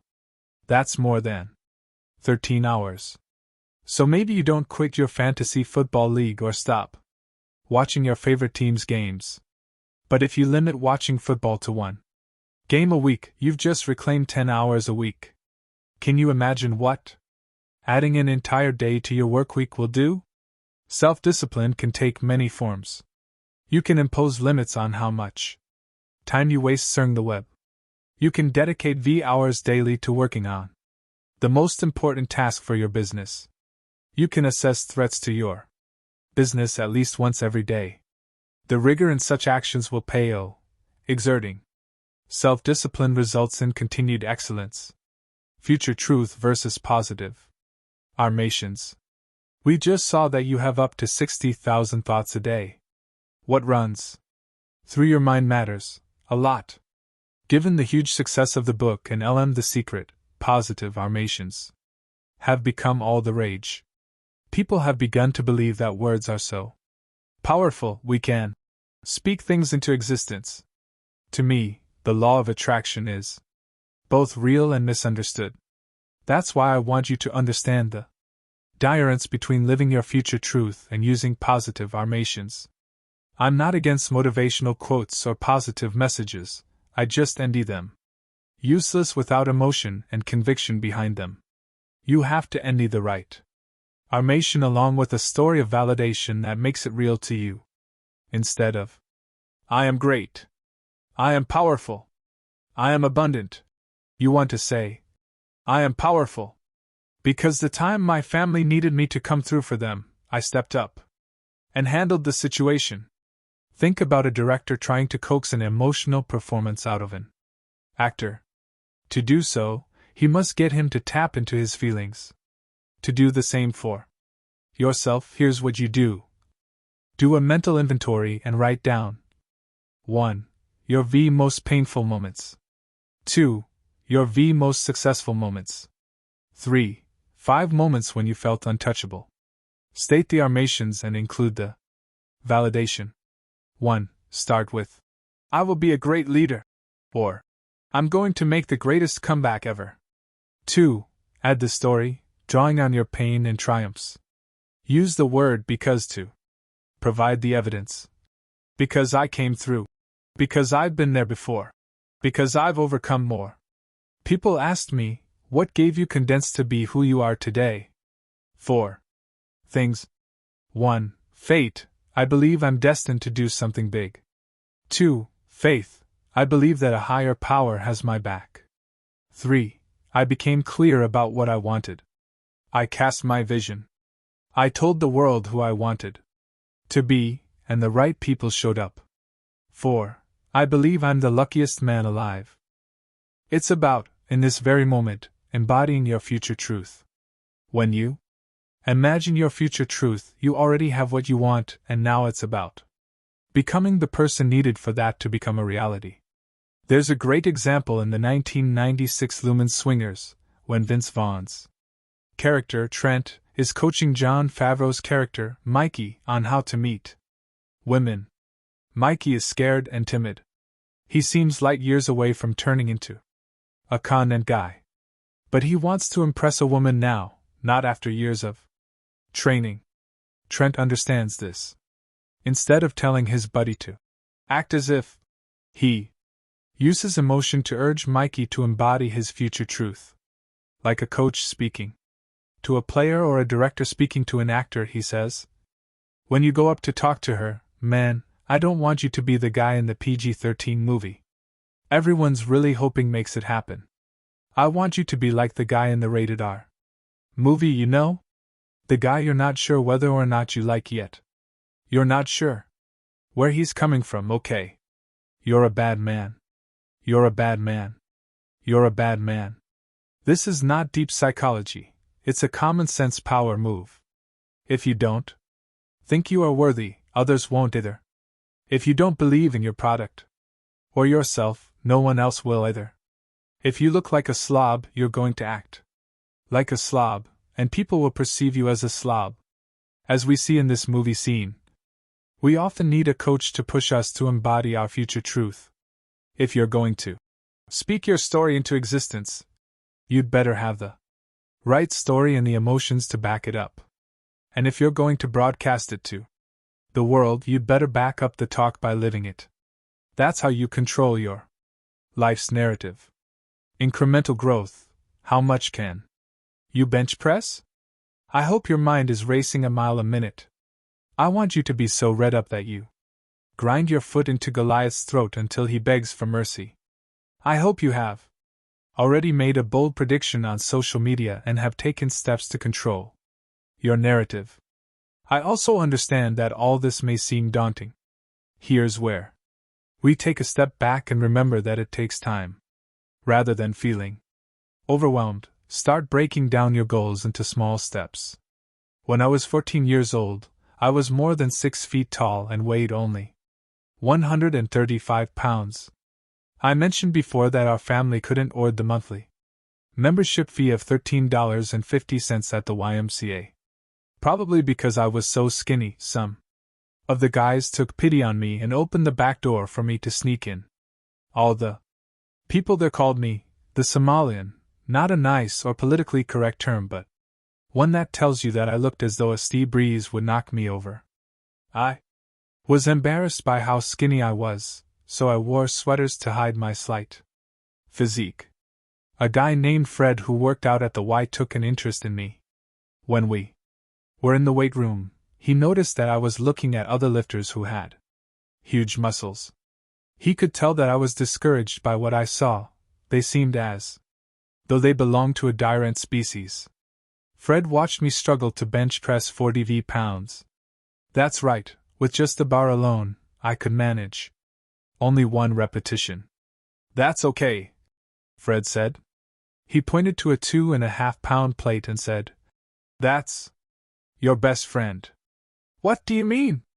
Moving forward, I want you to improve your press by pounds 1 to 1/2 pound plate on each side, every week, and see what happens. That's embarrassing, I said, referring to the small weight increment. Don't worry about it, just do it and see what happens. Reluctantly, I followed Fred's advice. Gradually, I could lift a bit more each week. Gradually, I got bigger and stronger. I persisted. I followed Fred's advice with religious devotion. After 18 weeks, just as Fred had predicted, I could bench press 135 pounds. After a few years, I was bench pressing 385 pounds. I looked like the guys I'd used to envy. Translate this 2.5 pound principle to your business and career. Stop comparing yourself to people and companies that seem light years ahead of you. Instead, focus on regular, achievable improvement. I guarantee you that other people and companies will be vulnerable if you follow this regimen. Even Goliaths get lazy. Goliaths can be beaten because they rest on their laurels at some point. Remember how we talked about so many of the Fortune 500 companies from 1955 that were no longer on the list in 2019? Committing to incremental success will help you out-improve anyone. If you can out-improve others, you will catch up to them and pass them. They may be bigger than you, but eventually they will slow down and start celebrating their victories. While that is happening, those who quietly keep improving themselves and their company will suddenly show up and surprise them. The commitment to constantly beating your prior best is by far the simplest and best proven formula to eventually end yourself at the top of your game in your industry. We covered a lot of material in this chapter. By now I know you can handle it. We looked at what's required to beat Goliath, and what makes Goliath vulnerable, as well as specific steps you can take to beat the giant in your industry. You have let go of your fear of being judged and seen the importance of self-promotion. Because you understand that social media is the great equalizer, you are on your way to creating a strategy that best suits your skills. In doing so, you will be controlling the narrative. If you want to achieve greatness, you have zero margin for error. You can't allow negative thoughts, negative people, or negative activities to distract you. It's time to be honest about what's holding you back and cut that fat from your life. 14. Study mobsters, how to sell, negotiate, and influence. I'm gonna make him an oar he can't refuse. Marlon Brando as Don Vito Corleone in The Godfather. You've read the title of this chapter, and you're thinking that I've taken leave of my senses, right? But hear me out. In a way, mobsters are the ultimate entrepreneurs. They're willing to take big risks for big rewards. And the most successful among them are brilliant at negotiating. They have to think on their feet, and they have to make the right decisions quickly at the same time that lots of information is coming at them. Let me be clear, I'm not suggesting that you run your business in unethical or criminal ways. I shouldn't have to state the obvious, but I will anyway. I'm against murder, extortion, and drug dealing. I'm against breaking the law, but I'm all for breaking rules. There's a big difference between the two. To disrupt a market or to tap into a market that's extremely competitive, a founder has to be comfortable breaking the rules. This chapter is not an endorsement of bad guys. It's about learning from what they do well. In September 2012, I asked everyone in my company to read The 48 Laws of Power by Robert Greene. The goal was not to become manipulative or learn how to play games. The goal was to understand those laws so they couldn't be used against us. At every stage of our growth, others have used every dirty trick in the book to try to take us down. We needed to better understand how such people think in order to combat their tactics. There's a reason why so many CEOs and leaders consider The Godfather Parts 1 and 2 more education than entertainment. Every struggle a CEO or a founder will experience occurs in those movies. Betrayal, loss, recruiting, negotiation, working with family, stealing money, having to get rid of someone with loose lips, and having success get to their head are things mobsters deal with. And you will as well. It's why I've interviewed so many mobsters for my YouTube channel, guys such as Sammy the Bull, Gravano, Frank Collada, Ralph Natale, and Donnie Brasco himself, Joe Pistone. You may think you're in a competitive ALD, but consider the fact that mobsters have competitors who literally kill to win. You screw up, you lose your business. They screw up, they lose their lives. Most mobsters aren't operating under any illusions. They know exactly what they're getting into. Networking, negotiating, and selling are power moves that will have a massive impact on your bottom line. Mobsters are masters at recruiting because they know how to sell the dream of the Bennetts of joining their team. The ability to attract, influence, and convince people from all walks of life is the special talent every entrepreneur needs. I have found that former mob members are some of the best teachers. Because the stakes are so high, often life and death, they are experts at communication, preparation, and reading other people. They are also master psychologists and negotiators. These are skills that can be learned by anyone. Studying mobsters is a great place to start. Let's see how. A made man knows how to prepare. Michael Franzese was reputedly one of the highest money-making capo regime captain, not boss, in the history of organized crime. Michael walked away from the life and left his criminal past behind. Still, he's been compared to the Tayano Michael Corleone character in the Godfather movies for good reason. Both Michaels share the ability to process information with lightning quick speed and thrive in stressful situations. Years ago, when Michael was still working for the mob, he was summoned for a meeting with his boss in Brooklyn. He recalled that the short walk from the car to the apartment was the longest walk he had ever taken. His boss confronted him with the rumor that Michael had stolen $2 billion from the government. It wasn't that the mobsters cared about the rumor that he had taken money from the government. They just cared that if it were true, they would get their cut. It was a life-or-death situation. Michael knew that when he walked into the room, he might not walk out if the boss thought he was withholding a tribute. Because the stakes of a meeting like this were life and death, Michael was obsessive about preparation. He's not big on lists, but I am. Here are 7 things you must do before any meeting. 7 essential steps to prepare for a meeting. 1. Consider the other party's needs, desires, and frustrations. Remember that what motivates most people is fear, greed, and saving face. 2. Anticipate what the other party will say. 3. Develop a script/outline for what you want to say.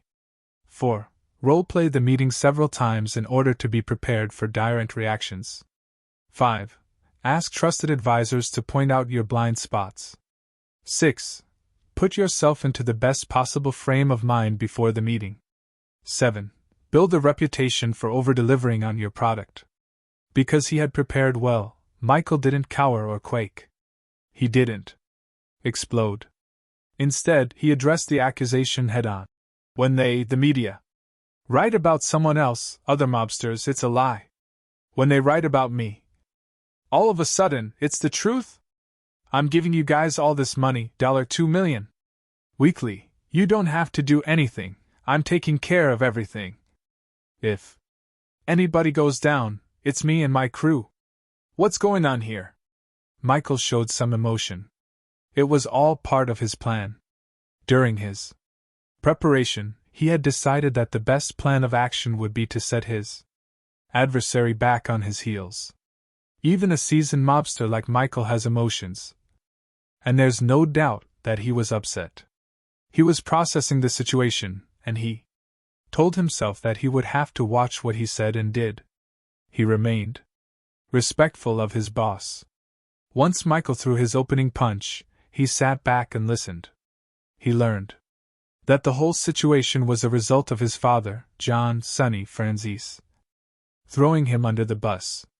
Michael's father thought it was possible that Michael was making more money than he was disclosing, and this meeting was designed to determine the truth. Imagine you're in a life and death meeting and you've just learned that a family member, close friend, or a business partner has sold you out. You would probably be seething. Submerged in all that emotion would be your ability to think and process. How can you think about solutions and survival when all you can think about is revenge? Even though he was hurt by his father's actions, Michael processed the situation like a master. He remained calm in front of the boss and told him he would take care of the issue. He even thanked his boss for bringing the issue to his attention. He could not have done so had he not rehearsed every minute of the meeting beforehand. Once the meeting was complete, Michael had to process the impact of his father selling him out. He knew not to talk to his father until he had worked through these issues on his own. After much thought, Michael came to terms with his father's actions. He knew that the life could separate a father and son. He refused to let that happen. He never mentioned the incident to his father. He told himself, "In that life, you learn to keep things quiet until the right time. But it really put me on notice that I've got to be careful." I was very disappointed in him, but it didn't change my love for him. Great processors take responsibility for their actions and redirect their frustration to learning and creating new patterns. When Michael reacted on what his dad had done, he said, "I almost thank him for it now. I met my wife 2 years after this incident, and that's when I made the decision to walk away. I think that was God's way of separating me from this bond or hold that my dad had on me." Problem solving isn't easy. In the heat of the moment, Michael had to defend himself credibly but at the same time not appear defensive. A lot of thoughts must have been swirling in his brain, but he processed them under pressure and came up with the right solution. The real brilliance was in what was not seen, his obsessive preparation. The art of the sit-down, preparing for a high-stakes meeting. The Big Ma families relied on a business resolution method called the sit-down. In ways, it was similar to what goes on in business, where the top people get together in the boardroom to discuss important matters. In Michael's world, though, the meeting place was often the back room of an Italian restaurant. I had a sit-down recently in the Cayman Islands with the senior executives of one of the world's largest insurance companies. The CEO was in the room, as were 2 other senior vice presidents. My purpose in being there was to request an increase in my company's compensation. The stakes were high. The worst possible scenario was that they would be so ended by my demand that they would drop my account. That would have been catastrophic for my business. Another bad scenario would be if they refused to give me an increase. If that happened, I risked losing many of my agents because I simply wouldn't have enough revenue to pay them as much as my competitors did. It was a tough request to a tough audience at a tough time in my business. These are the types of meetings that can wreck you emotionally, if you lack the tools to process and prepare for them. Therefore, I followed the RST rule of sit-downs. Do not attend a meeting unprepared. As is always the case, I used the 7 essential steps to prepare for a meeting to guide my preparation. Like any grandmaster, I was planning many moves ahead. 1. Consider the other party's needs, desires, and frustrations. Remember that what motivates most people is fear, greed, and saving face. Before the meeting, I had assessed what the executives' frustrations were and who wrote the most business for their company, as well as our company's. Standing with them, I did my homework and found out that, in 2 years, we had skyrocketed from a small player to the RM that wrote the second highest number of policies of all the companies with which they dealt. In the 7 Habits of Highly Effective People, Stephen Covey said, "Seek RST to understand, then to be understood." What that meant for me was getting out of my own head and walking in their shoes to see the situation from their perspective. I played on fear. Losing my account would have meant their companies losing millions of dollars in revenue. I played on greed. Keeping my account would potentially bring in even more millions of dollars of revenue and 7-year bonuses for the executives. I played on helping them save face. They would look really foolish if I left for a competitor. 2. Anticipate what the other party will say. Think about how a shrewd attorney crafts an argument. He has to consider what the other party will say. The more you can anticipate what the other party will say and why, the better you can craft your story or request. 3. Develop a script/outline for what you want to say. I started out with pages of notes. As I continued to practice, I was able to become more precise about my message. How you prepare depends on your style. Some speakers like to write out their entire speech, and some simply need bullet points. I prefer bullet points. 4. Role-play the meeting several times in order to be prepared for different reactions. The next step was to assemble a team and ask them to play the roles of the executives I was going to be meeting in the Cayman Islands. Stepping into the shoes of those executives, they asked questions and challenged me. As a result, I modified my script and was prepared for direct reactions. 5. Ask trusted advisors to point out your blind spots. Much of this was handled during role plays. To take it to another level, I asked the opinion of trusted peers outside my industry to make sure I didn't have any blind spots. 6. Put yourself into the best possible frame of mind before the meeting. Every detail before I arrived at the meeting mattered. I in a day early, so I would be rested and didn't have any fear of a delayed making me late. The way I dressed, what I ate, and my exercise routine were all part of putting me into the right frame of mind. Visualizing the success of the meeting, and my business, was also a critical step. 7. Build a reputation for over-delivering on your promises. None of the above matters if you don't do what you're going to do.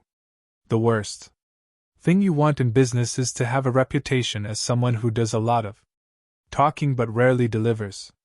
Since I was so committed to understanding the situation from their viewpoint, I became keenly aware of my company's AWS and the areas in which it needed to improve.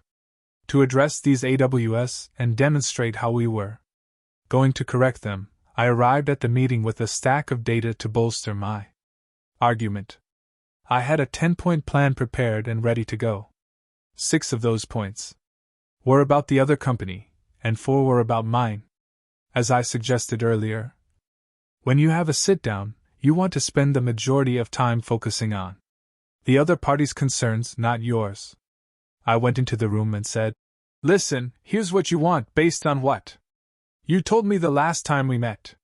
This is what makes you unhappy, and this is what we're going to X. If we do what I'm proposing, you won't have to hire additional people.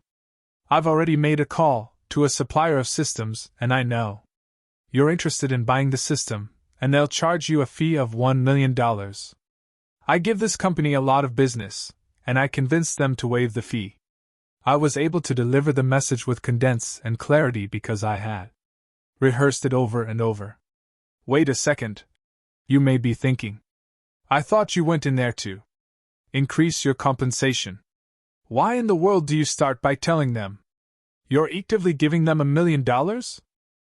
A simple rule of business is that in order to get, you have to give. Most amateurs are experts at making demands. What they fail to do is overvalue RST.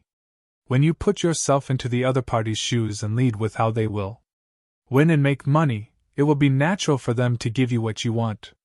I then pitched them on providing us with a compensation increase based on the data I had gathered, data that showed why the increase was warranted. If you say no to it, no problem. I have another company that I think will give us what we want. Do you have any questions? They had many. We went back and forth for 2.5 hours.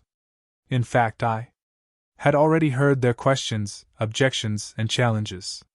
How is this possible? Because I had role-played like a Grand Master CEO who is always several steps ahead. I was able to lead them to where I wanted them to be because I had anticipated their moves.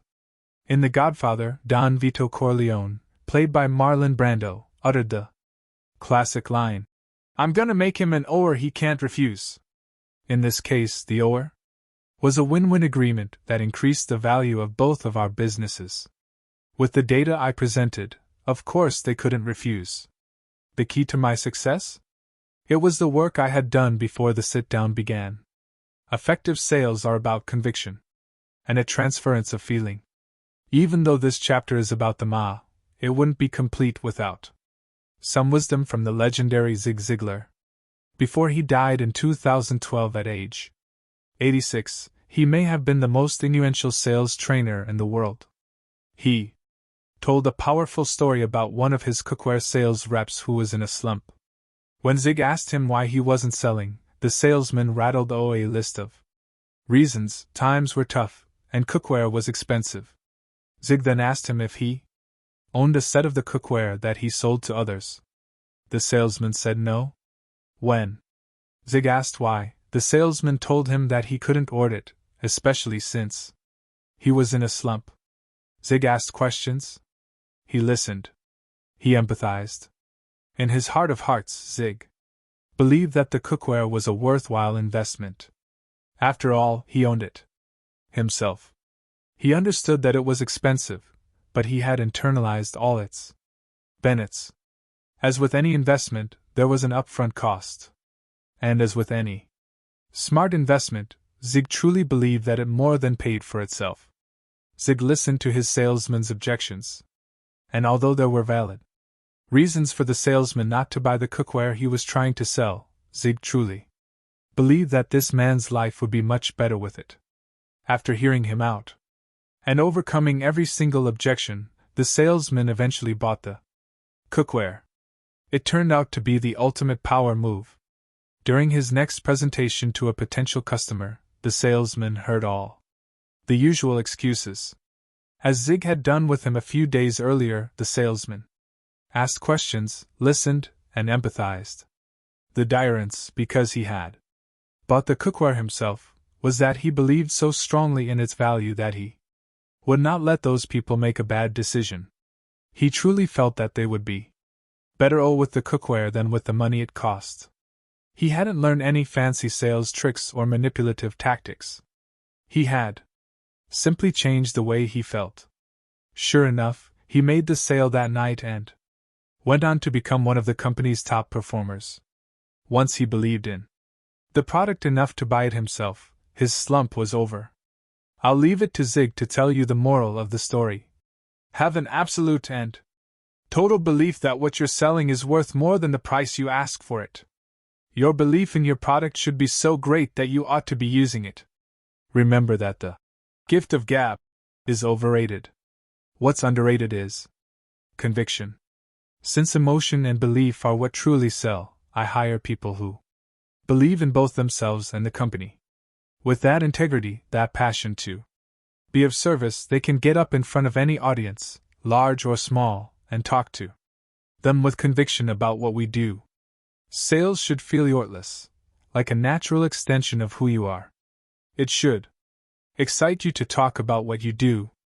Estee Lauder, who co-founded the cosmetics company that made her the only woman on Time magazine's list of the 20 most influential business titans of the 20th century, once said, "I have never worked a day in my life without selling.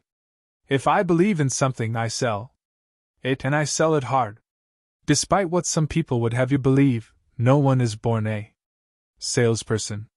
Stop trying to ND naturals. Rather than looking for salespeople, look for people who believe in your vision and want to build relationships. They may not be social butteries. In fact, some of the most outgoing, magnetic, and influential people I know are honest-to-goodness introverts. Having influence isn't about selling anything to anyone, or convincing people to act against their own best interest. Selling is about believing in yourself, believing in your business, and believing in the value you can owe to the other person, whether a potential customer, a key vendor, or a major industry gear. If you believe in what you're selling, if you're operating from your heart and gut and not your head, if you believe in a win-win outcome for every negotiation, if you believe deep down that you can be of service to that other person, then networking, negotiation, and sales will all become second nature to you. Negotiation is about leverage. Whoever has more leverage in a negotiation should come out on top. However, it's not always obvious who has the leverage. For one, as much as you prepare, you can never know exactly everything that's going on with the other party. Ultimately, the important thing is to understand leverage and know how to gain power from that leverage. If you use too much leverage and overplay your hand to maximize your profit from a particular deal, you may win the battle but lose the war. The late Amarillo Slim, a gambling legend and 1972 World Series of Poker champion, said, "You can shear a sheep 100 times, but you can skin it only once." Even a hustler like Slim recognized that the key to a long career is treating people in such a way that they want to keep doing business with you. In any game, the goal is not to make a score, it's to build a partnership in which both parties make scores in perpetuity. Early in my career, I rarely had leverage. What made me an active negotiator was not pretending otherwise. In other words, I didn't feel a need to blue. Instead, I would structure deals so that the other party could minimize its risk, thereby making the deal much more enticing to them. In the short term, it often meant I was getting the worst of the deal. Because I was thinking several moves ahead, however, I asked for deal points that would improve the deal if we hit certain markers, while still enriching the other party. Because I was viewed as being fair, I was able to build long-term partnerships. In the early days of my agency, a guy named David came to me with a proposition for licensing his software. He asked me to negotiate with other insurance companies on his behalf. He knew that the more people who used this product, the more it would ultimately make my business more efficient. Because his software was best in class and something he knew I needed, he pushed the envelope. In addition to asking for my help with other companies, he wanted me to pay $50,000 to license the software. Since the retail price was slightly more, he pitched it to me as though he were doing me a favor. I thought David had a lot of nerve trying to sell me the product and leverage my contacts in the business. But just as a grand master doesn't tiptoe his future moves, I stayed quiet. The reality is that I did need the software, and given our cash position, I was happy to get a discount. Plus, even though David was seemingly asking me for a favor, it would also benefit my business if other companies used the same software we did. David pitched it as a win-win, and there was plenty of validity to that claim. Truth be told, if all our partners adopted the software at that time, we knew we could significantly reduce processing time on contacts. You know how I feel about speed, and significantly reduce our labor costs. This is where understanding leverage comes in. For one, I didn't share all my thoughts with David. It would only have hurt my leverage if he'd known what I was thinking. And to David's credit, he had pitched this so smartly that my own president, at the time, told me it was a good opportunity. He may have been partially right, but I was still flabbergasted. Sometimes in an organization, a top executive may not value the cash in the bank as much as the founder does. 50 grand might not have seemed like much to him, but he wasn't the one writing the check. I asked my colleague to set up a call with David. The call lasted only 4 minutes. I simply stated how I viewed David's proposal. "Let me get this straight," I said. "You want me to use my credibility to negotiate on your behalf with carriers, yet you still want to charge me $50 grand for your software?" I stayed quiet for a few beats to let that sink in. Then I said, "That won't happen. Unless you waive the entire fee. You can let my guy know if you're comfortable with that, and if you're not, I understand. Do you have any questions?" After a V-second pause, he said, "No." You might think that I was reckless for taking such a hard line. But because I had followed my own rules of preparation, I had walked in his shoes to see the deal from his perspective. In doing so, I saw how much he had to gain if I used all my contacts to negotiate on his behalf. I figured that he would be smart enough, know your opponents, to think like a grandmaster and realize that waiving the $50 grand for me would mean nothing in the long run, since I would be able to help him gain so many new clients. I used that as leverage and made my request. How did that power play turn out? I've shared enough of my failures with you by now that I can sit here with a smile on my face and share that success. Not only did David accept my terms and waive the fee, but he also told the story to his friend Greg, who runs a private equity RM. David told him I had what it took to compete in the marketplace. As a result, Greg invested $10 million in our next round of funding. How was all that possible? When you're confident about your delivery and you are committed to coming through, you can push the envelope. If you don't execute, you're just another arrogant loudmouth.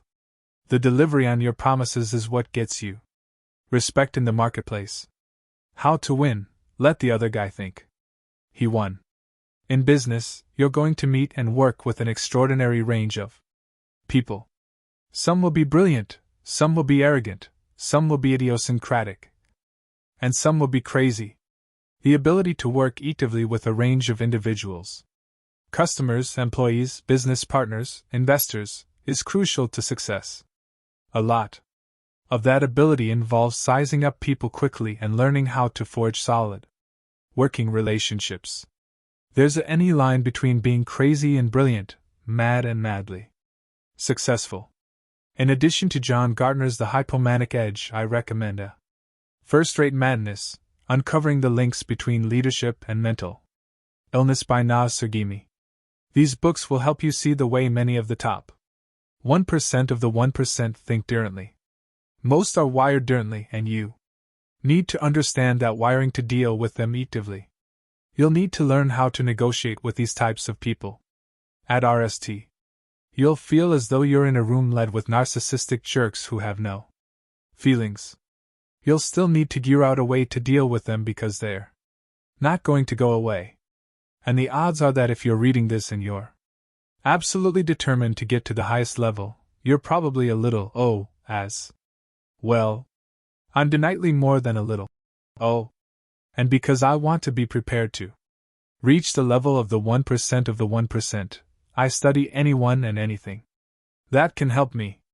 If you can step outside your ego, you'll realize that you often win by letting others also win. It also pays, at times, to let others think that your great ideas are Actually, there's. Let's shift from the mob world to another pressure-packed world, the hedge fund business, to see how it works.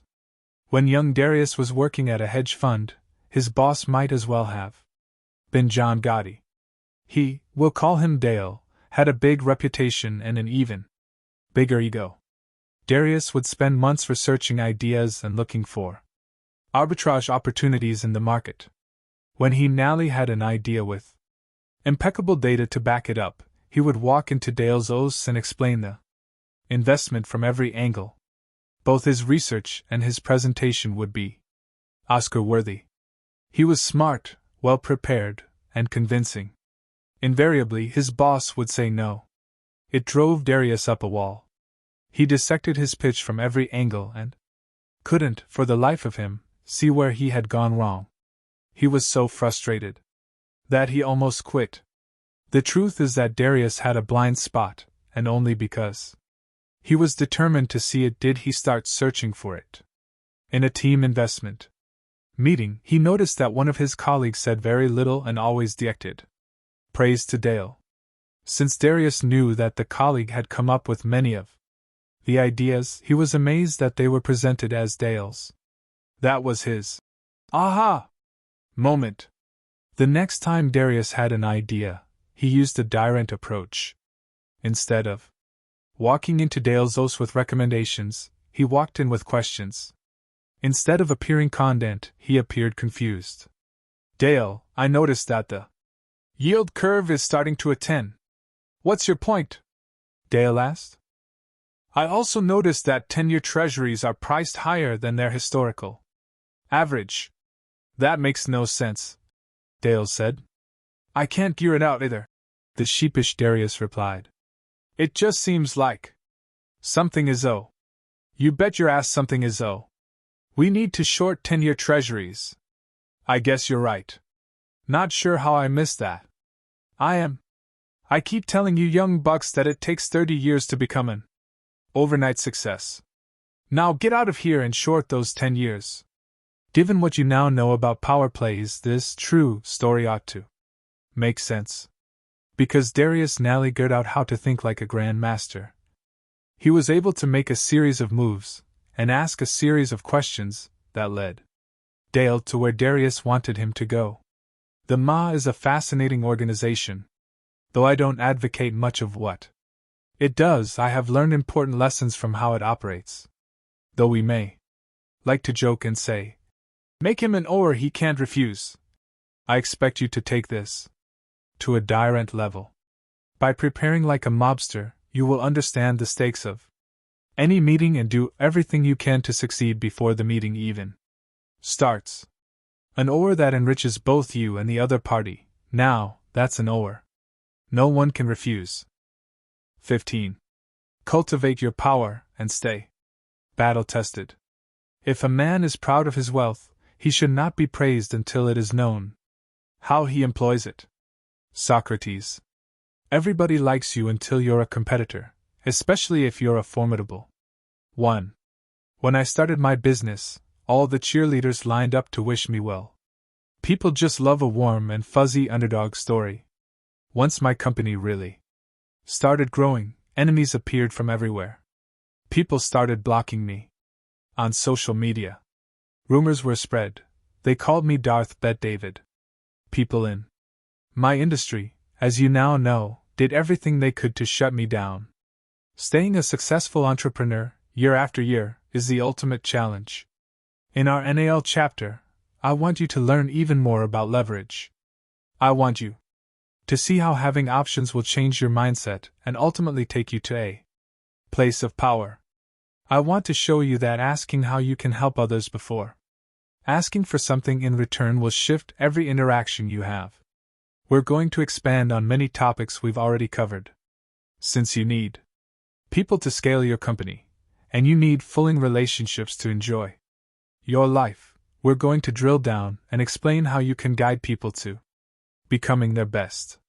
Don't mistake drive as meaning you're the one who is at the wheel.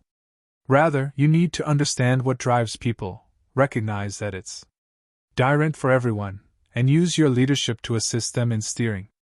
Real power is having options. Leverage is such an important element of power that we need to dig deeper to understand it better. The person who really has the leverage is the person who needs the deal the least. Options give you power. If you can walk away from a deal, you're in the best position to negotiate the best terms. If you must make a deal happen, you're going to be at the mercy of someone else's power, and you're probably going to make a lousy deal. That's an obvious concept. The question is how to put it into practice. The short answer is, whenever possible, cultivate multiple options. Instead of looking for that one dream home, the same idea applies to a car, an OS building, and a key hire. Survey the market and ND 3 options you would enjoy. Then when you go to make a deal with your top choice, you'll have the advantage because you'll have other options that would also make you happy. If you sense that you are the seller's only option, now you really have leverage. I know entrepreneurs who go after one big client, hoping it will solve all their problems. They think that getting their product into Costco, Target, or Walmart will mean they can stop prospecting. Maybe a deal like that will become your magic bullet for a month or maybe even a year or two.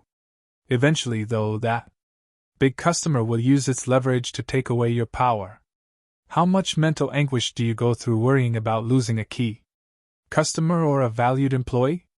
Now look for your deepest why. The real reason is that you don't know if you would survive if you lost the customer or employee. As a result, you've already given away your power. I'm an advisor for Bobby's company, which is doing $8 million in annual revenue. On paper, his business looks great. There's only one problem: $5 million of his revenue comes from one customer. For a while, the customer was saddest and life was grand. Over time, though, the customer kept pushing for more concessions. And why didn't Bobby push back? Because he had no other options. For all the talk of posturing and blung, which can have its place, people know who has the power in a relationship. The customer kept asking for better and better terms, which came with an implied threat: if you don't give us what we want, we'll take our business elsewhere. We're all supposed to be grand masters in business by now. We should be able to come up with the perfect move to get Bobby out of this jam. That, in fact, was what he asked me to do. The problem, however, was that the moves he had failed to make years before had put him into that bind. When he had stopped prospecting, when he had stopped growing his business, when he had gotten complacent after landing this big customer, that was when his problems had begun. I had an easy solution for Bobby. I told him to go get more options. His leverage was already gone. There was no move he could make, no posturing he could do, to keep the big customer and make even a cent of profit. He, of course, didn't want to hear it. Bobby lost the customer and went from an $8 million to a $3 million business overnight. As if that weren't bad enough, he was forced to sell the company because it was unsustainable without his main customer. You know who bought him? That's right, his old customer, and it cut Bobby out of the business right after making the acquisition. Because Bobby was playing like an amateur, never thinking past one or two moves ahead, he got checkmated right out of business. The moral of the story? The key to power is having options. If Bobby had spread his revenue over a larger group of customers, he wouldn't have been so vulnerable. If he had grown to the point where the demand for his product exceeded his capacity to produce it, he could have been the one dictating the terms. The power would have shifted, giving Bobby the ability to raise prices or insist on quicker payment terms. Maybe in your relationships you'll get lucky and end the perfect person and live happily ever after. But in business, the perfect customer doesn't exist, no matter how beautiful or rich she may be. If 30% or more of your revenue comes from one place, you're in trouble. It doesn't matter how much money you're making. When your revenue stream is concentrated in one customer, that customer is in control. Generate options for yourself. This is true regarding customers as well as talent. When you have plenty of both, you won't have to worry constantly that people are going to leave you. You can make yourself more attractive to anyone if you keep yourself in good shape. In business, that means outworking, out-improving, outlasting, and out-strategizing your competitors. Playing the long-term game of power, humility, and service. In 2019, I gave a speech for a group of aspiring entrepreneurs at an event called Driven in Long Beach, California. After I spoke, a guy came up to me while there were 40 people around us, cameras on us, and he started talking. "I've got to tell you, Pat, your content has changed my life. I mean, I'm not the same human being." I live for such moments. Hearing how my content has helped people is a tremendous source of pride for me. Just as I was enjoying the adulation, he handed me a business card and said, "My name is Richie. If you ever want to buy real estate in Vegas, give me a call." I stopped him right there. "Let me ask you a question," I said. "Do you know what you just did?" "What did I do?" he asked. Let's pause for a second so you can think about what he did. In my view, what he did was the equivalent of walking up to a woman at a bar and saying, "Oh my gosh, you look so good. Oh my gosh, your hair. I can see you put time into it. Your eyebrows. Perfect. Wow. You're absolutely gorgeous. Listen, if you ever want to go to bed with me, here's my card. Give me a call." Does that sound like a power move to you? I liked Richie. I appreciated the hustle. I just wanted him to see how his method was going to kill any chance of his building a long-term relationship with me. Sure, a shotgun approach to business or dating will enable you to make a sale every now and then if you play strictly a numbers game. Even amateurs who only think one step ahead close the occasional deal. I asked him, "What do you want to do here with this relationship?" "Look at the lens you've got on. Your only lens is to see what you want to get out of this." We chatted a bit more, and I sensed enough curiosity and humility in Richie to tell him a story. In my early 20s, when I had just started selling insurance, I met a well-connected guy named Eli. He was also Middle Eastern, and we had some mutual friends. It wasn't a business connection. He was more like a friend of the family. We became buddies, and he invited me to his 50th birthday party. The party was at his house in an expensive suburb of LA. I arrived in my Ford Focus, and I saw a bunch of nice cars parked near the house. I realized that the party could be an incredible networking opportunity. Even so, I kept a low pro. I didn't talk business or hand out one business card. I even stayed and helped wash the dishes. Eli and I built a friendship. As we got to know each other better, I asked him, "How can I help you? What can I do to make your life better?" Eli got emotional and told me that his son had been in prison for 9 years. No one was visiting him because it was 4 hours away, near San Luis Obispo. And it was a rough prison. "If you're willing to go," Eli said, "it would mean the world to me. I understand if you don't want to, but that'd be a big favor that you could do for me." I said yes. Before going, I had to do a background check, fingerprints, the whole 9 yards. It took 30 days to get clearance. Once I did, I drove there and spent an entire day with Eli's son.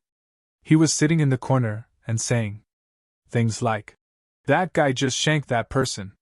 He was in the hole for this. That guy's the king around here."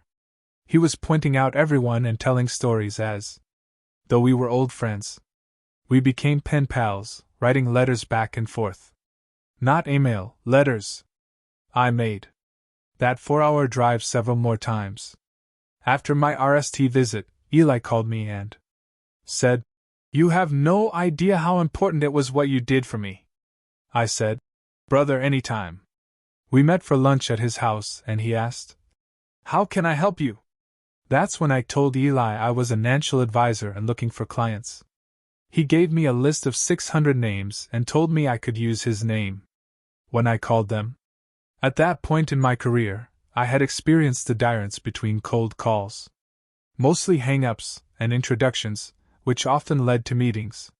One of those people led me to meet somebody who introduced me to somebody who introduced me to somebody who introduced me to somebody who introduced me to somebody who ultimately made me $30 million. When I finished telling the story, Richie had a direct look on his face. I said to him, "See, if I would have gone to him on day one and said, 'Can you get me some leads for clients?' Can you imagine what would have happened?" He would have said no. Power plays are all about the long game. Why do you think we've been talking so much about chess masters? If you want referrals, if you want to build long-term relationships, the next time you meet anyone, much less a key influencer, don't go up to him or her and say, "Do you want to go to bed with me? Can you give me what I want?" The power move is to IP it and instead ask, "What can I do for you? How can I help you?" It's a life-changing move that requires a complete shift in mindset. Not only will you build better relationships, but also, if you are truly committed to the long game, it will make you a boatload of money. The formula for gaining power: outwork. It's critical to put in the time. But hard work alone won't be enough. Out-improve. This constantly gives you new ways to take your business to the next level. It gives you condense. If there was an area I was always obsessed with competing in, it was improving faster than my peers. Out-strategize. This means thinking V moves ahead. It means figuring out how to scale and having the patience to plan many moves ahead before they bear fruit. Outlast. You really learn about people both when you achieve great success and when you suffer tragic failure. It's hard to know who will keep going. To outlast, you need endurance, which comes from making choices that keep you alert and focused on the game. Shadow who you want to be. Now we're bringing things full circle. The RST move was for you to gear out who you want to be. The power play for becoming who you want to be is being someone who is already experiencing that success. Warren Buffett enjoyed the good fortune of having Benjamin Graham as his professor at Columbia University. The late Graham was the author of The Intelligent Investor, the definitive book on value investing, and is regarded as the father of value investing. Having a front-row seat to one of the greatest minds in investing played a massive role in Buffett's success. Buffett so badly wanted to shadow Graham after business school that he was willing to work for him for free. Graham didn't owe him a job, and Buffett went back to his hometown of Omaha, Nebraska. Graham later hired him, and Buffett said, "I took a job with Ben Graham, my hero. I never asked the salary. I found out at the end of the month when I got my RST paycheck what I was earning." Physical proximity is what differentiates shadowing from being a mentor, which we discussed in Chapter 12. If you can ND a person who will let you observe him up close, take advantage of the opportunity. There's a big difference between having a mentor and shadowing someone. A mentor may tell you what to do, but a performer you shadow shows you what to do. You get to observe, understand what he does during connect and intense negotiations.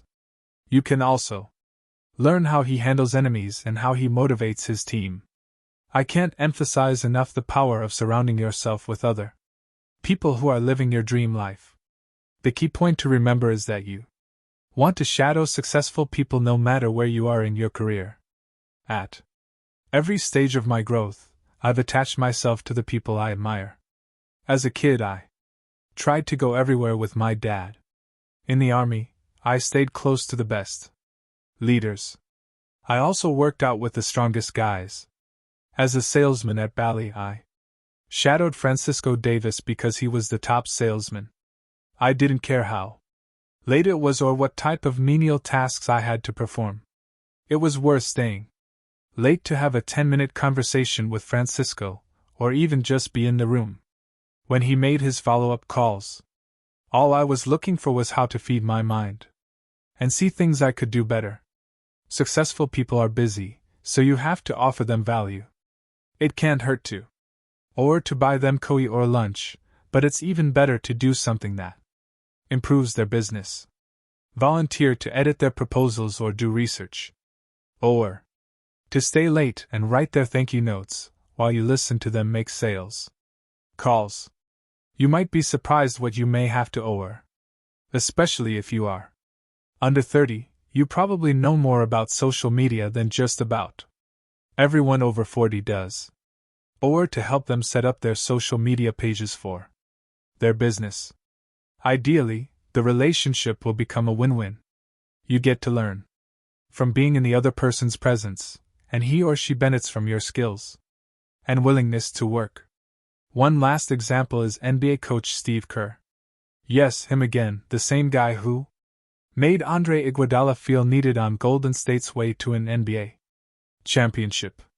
In his RSTV seasons as a head coach, Kerr led the Warriors to the NBA Nows every single year and won 3 championships. After grueling seasons, including the last one in which he witnessed Klay Thompson, Kevin Durant, and DeMarcus Cousins sustain awful injuries, and the latter too leave the team via free agency, you might think that he would have spent the summer of 2019 getting some well-deserved rest. In the summer of 2019, Team USA was preparing for the FIBA World Cup. I'm a huge basketball fan, and I couldn't even tell you what FIBA stands for. There's no glory, no Olympic medal, and little recognition to be had from coaching the team. In fact, so many NBA stars refused to play that there was only a handful of all-stars on the roster.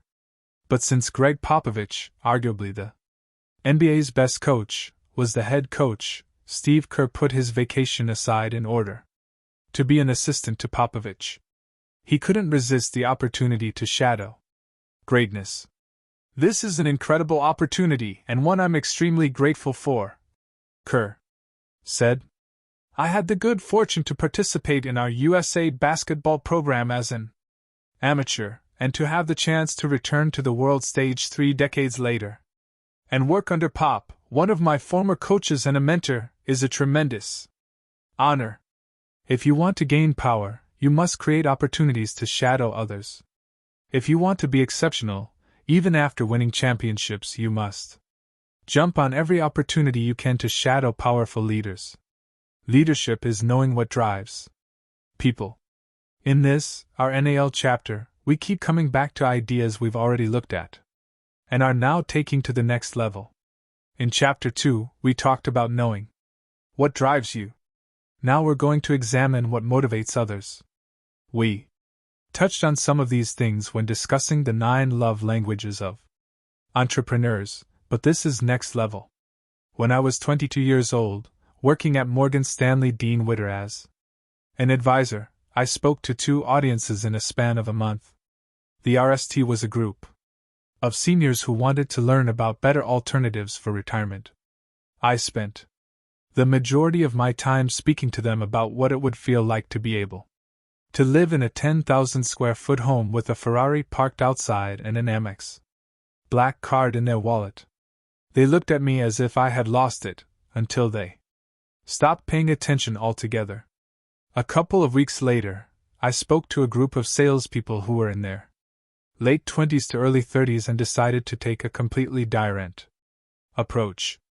I asked them to think about what it would feel like to one day be able to send their kids and grandkids to the best universities without worrying about how much it would cost, or having enough money in a retirement account to draw $10,000 a month for the rest of their lives, while living comfortably near a golf course. Again, I lost them all. At the time, I had a manager who was trying to motivate me. All she talked about were the things that moved her. As you can imagine, she lost me. When I reacted, it made me realize why I had lost both audiences. Just as she didn't speak to what drove me, I hadn't spoken to what drove each audience. The ultimate power move is getting the most out of people. It's also the move that will, now I'm speaking for myself, bring the most fulfillment. Seeing people narrowly get the light to turn on and succeed is what I live for most. It's also the reason this book is in your hands. A great leader is someone who sets a great example and earns moral authority. A great leader is someone who is able to get others to do things they wouldn't do on their own. There are many people out there who set a great example yet still struggle with why their team doesn't follow their example. Setting an example alone is not enough. Great leaders eventually learn how to drive people to their own standard of excellence. This isn't an easy task, which makes it a high-paying skill. Anyone who learns how to move people has a skill set that's transferable to any industry. Again, let's look at the 4 areas that drive people. Then we'll speak specifically about how to lead those who are driven by each category. Advancement. People driven by this see reaching new heights as the best form of motivation. Constantly have the next goal or position set up for them to keep moving up, or they'll get bored. Individuality. The language to speak to this group is what their future life can look like if they give everything they have: cars, prestige, going to the best restaurants, traveling, associating with celebrities, and so on. As long as they know that the lifestyle they're motivated by can eventually be reached by working with you, they'll do their part to help grow the company. Madness. People driven by this see unconventional factors as the best form of motivation. They are driven by having an enemy, by facing an opponent. They will be bored out of their minds if you don't constantly envy them a new enemy or target to reach. Purpose.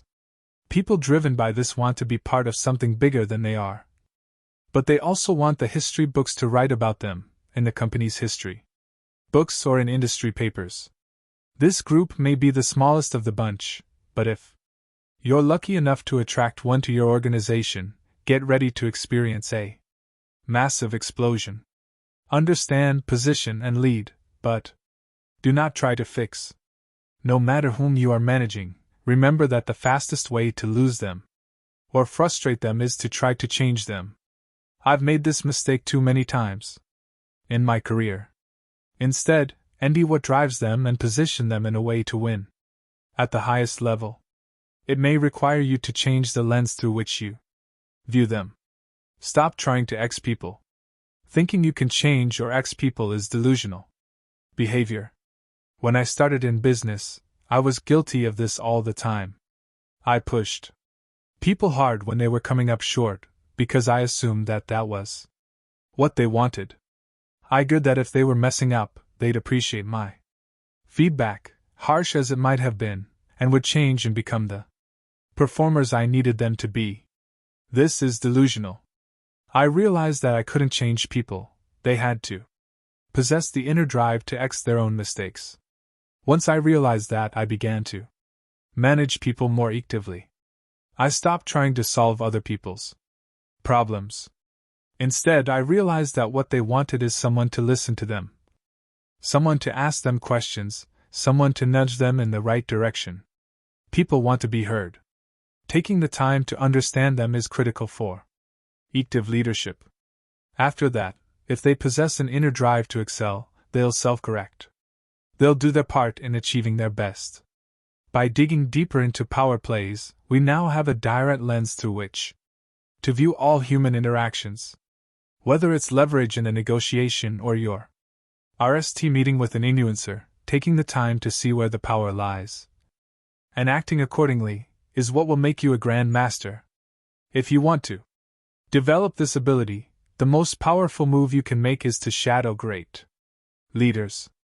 Whatever the situation, do your best to be around people who have the skills and success that you are seeking. Last, keep that chart of what drives people close by. Remember that everyone is motivated by different things and that your job as a leader is not to drive them. Or worse, X them, it's to understand them and help align the chess pieces in front of them so they can maximize their potential. Move 5. Master Power Plays. How to beat Goliath and control the narrative. 1. Identify the next Goliath for you and your company to go after. Create a strategy to control the narrative. Minimize distractions and anything that stands in the way of your beating Goliath. Study mobsters, how to sell, negotiate, and influence. 2. Instead of thinking only about what's in it for you, think about how to end wins for your strategic partners. Before your next meeting, go through all 7 steps of preparation.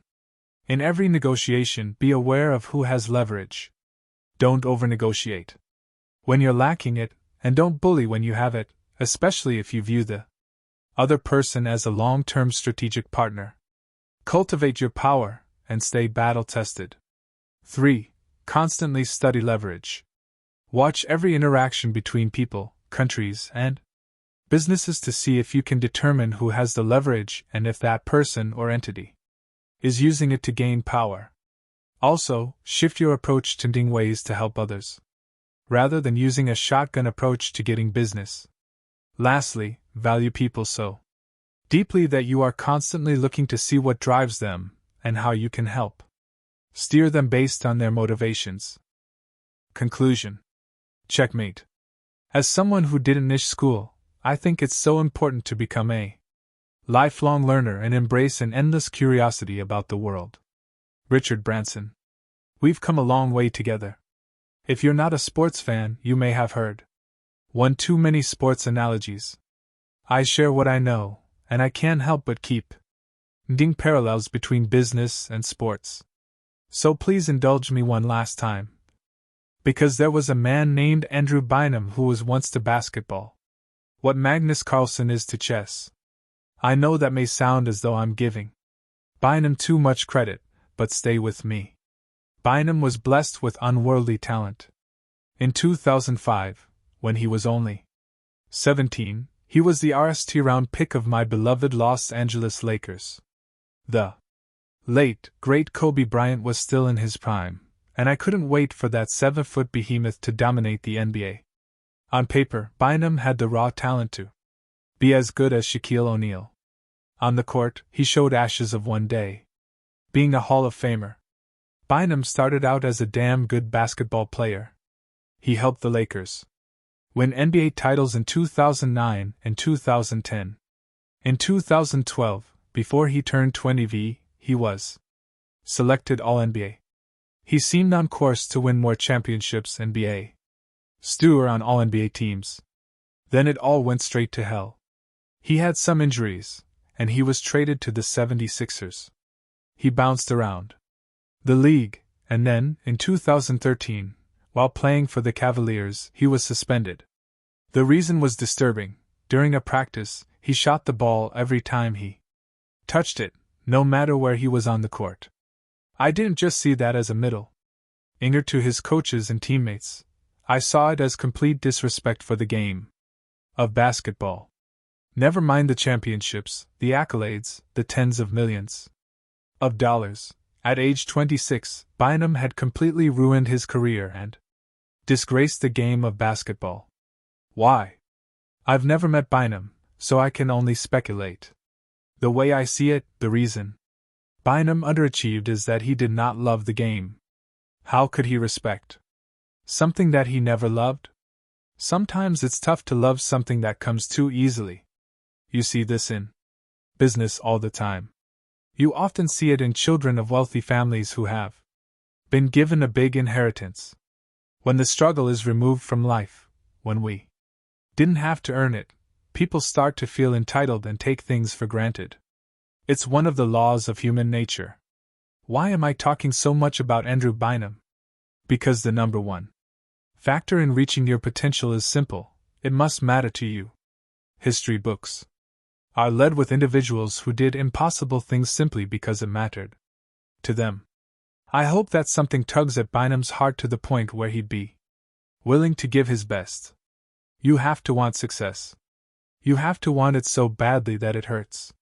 Persistence, dedication, drive, these are traits that all elite people, from athletes to chess masters to CEOs, have. I know I keep reminding you how hard it is, because I know that you're going to need another gear to take your talent to the Highest level imaginable. Leveling up means starting over at the bottom. To reach your capacity, you're going to have to compete up and not be afraid. Seek to beat your prior best in all areas. The irony is that each time you step up, you have to start at the bottom. The king of grade school becomes low man on the totem pole the day he goes to middle school.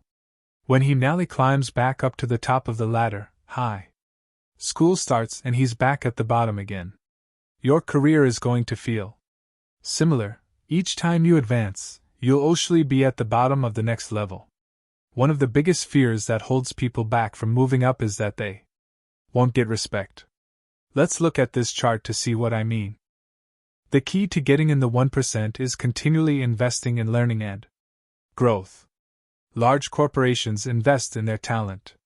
They groom promising junior employees for leadership, sending them for expensive training and assigning them experienced mentors. If you don't have the luxury of a large corporation investing in your talent, you must still find ways to invest in yourself.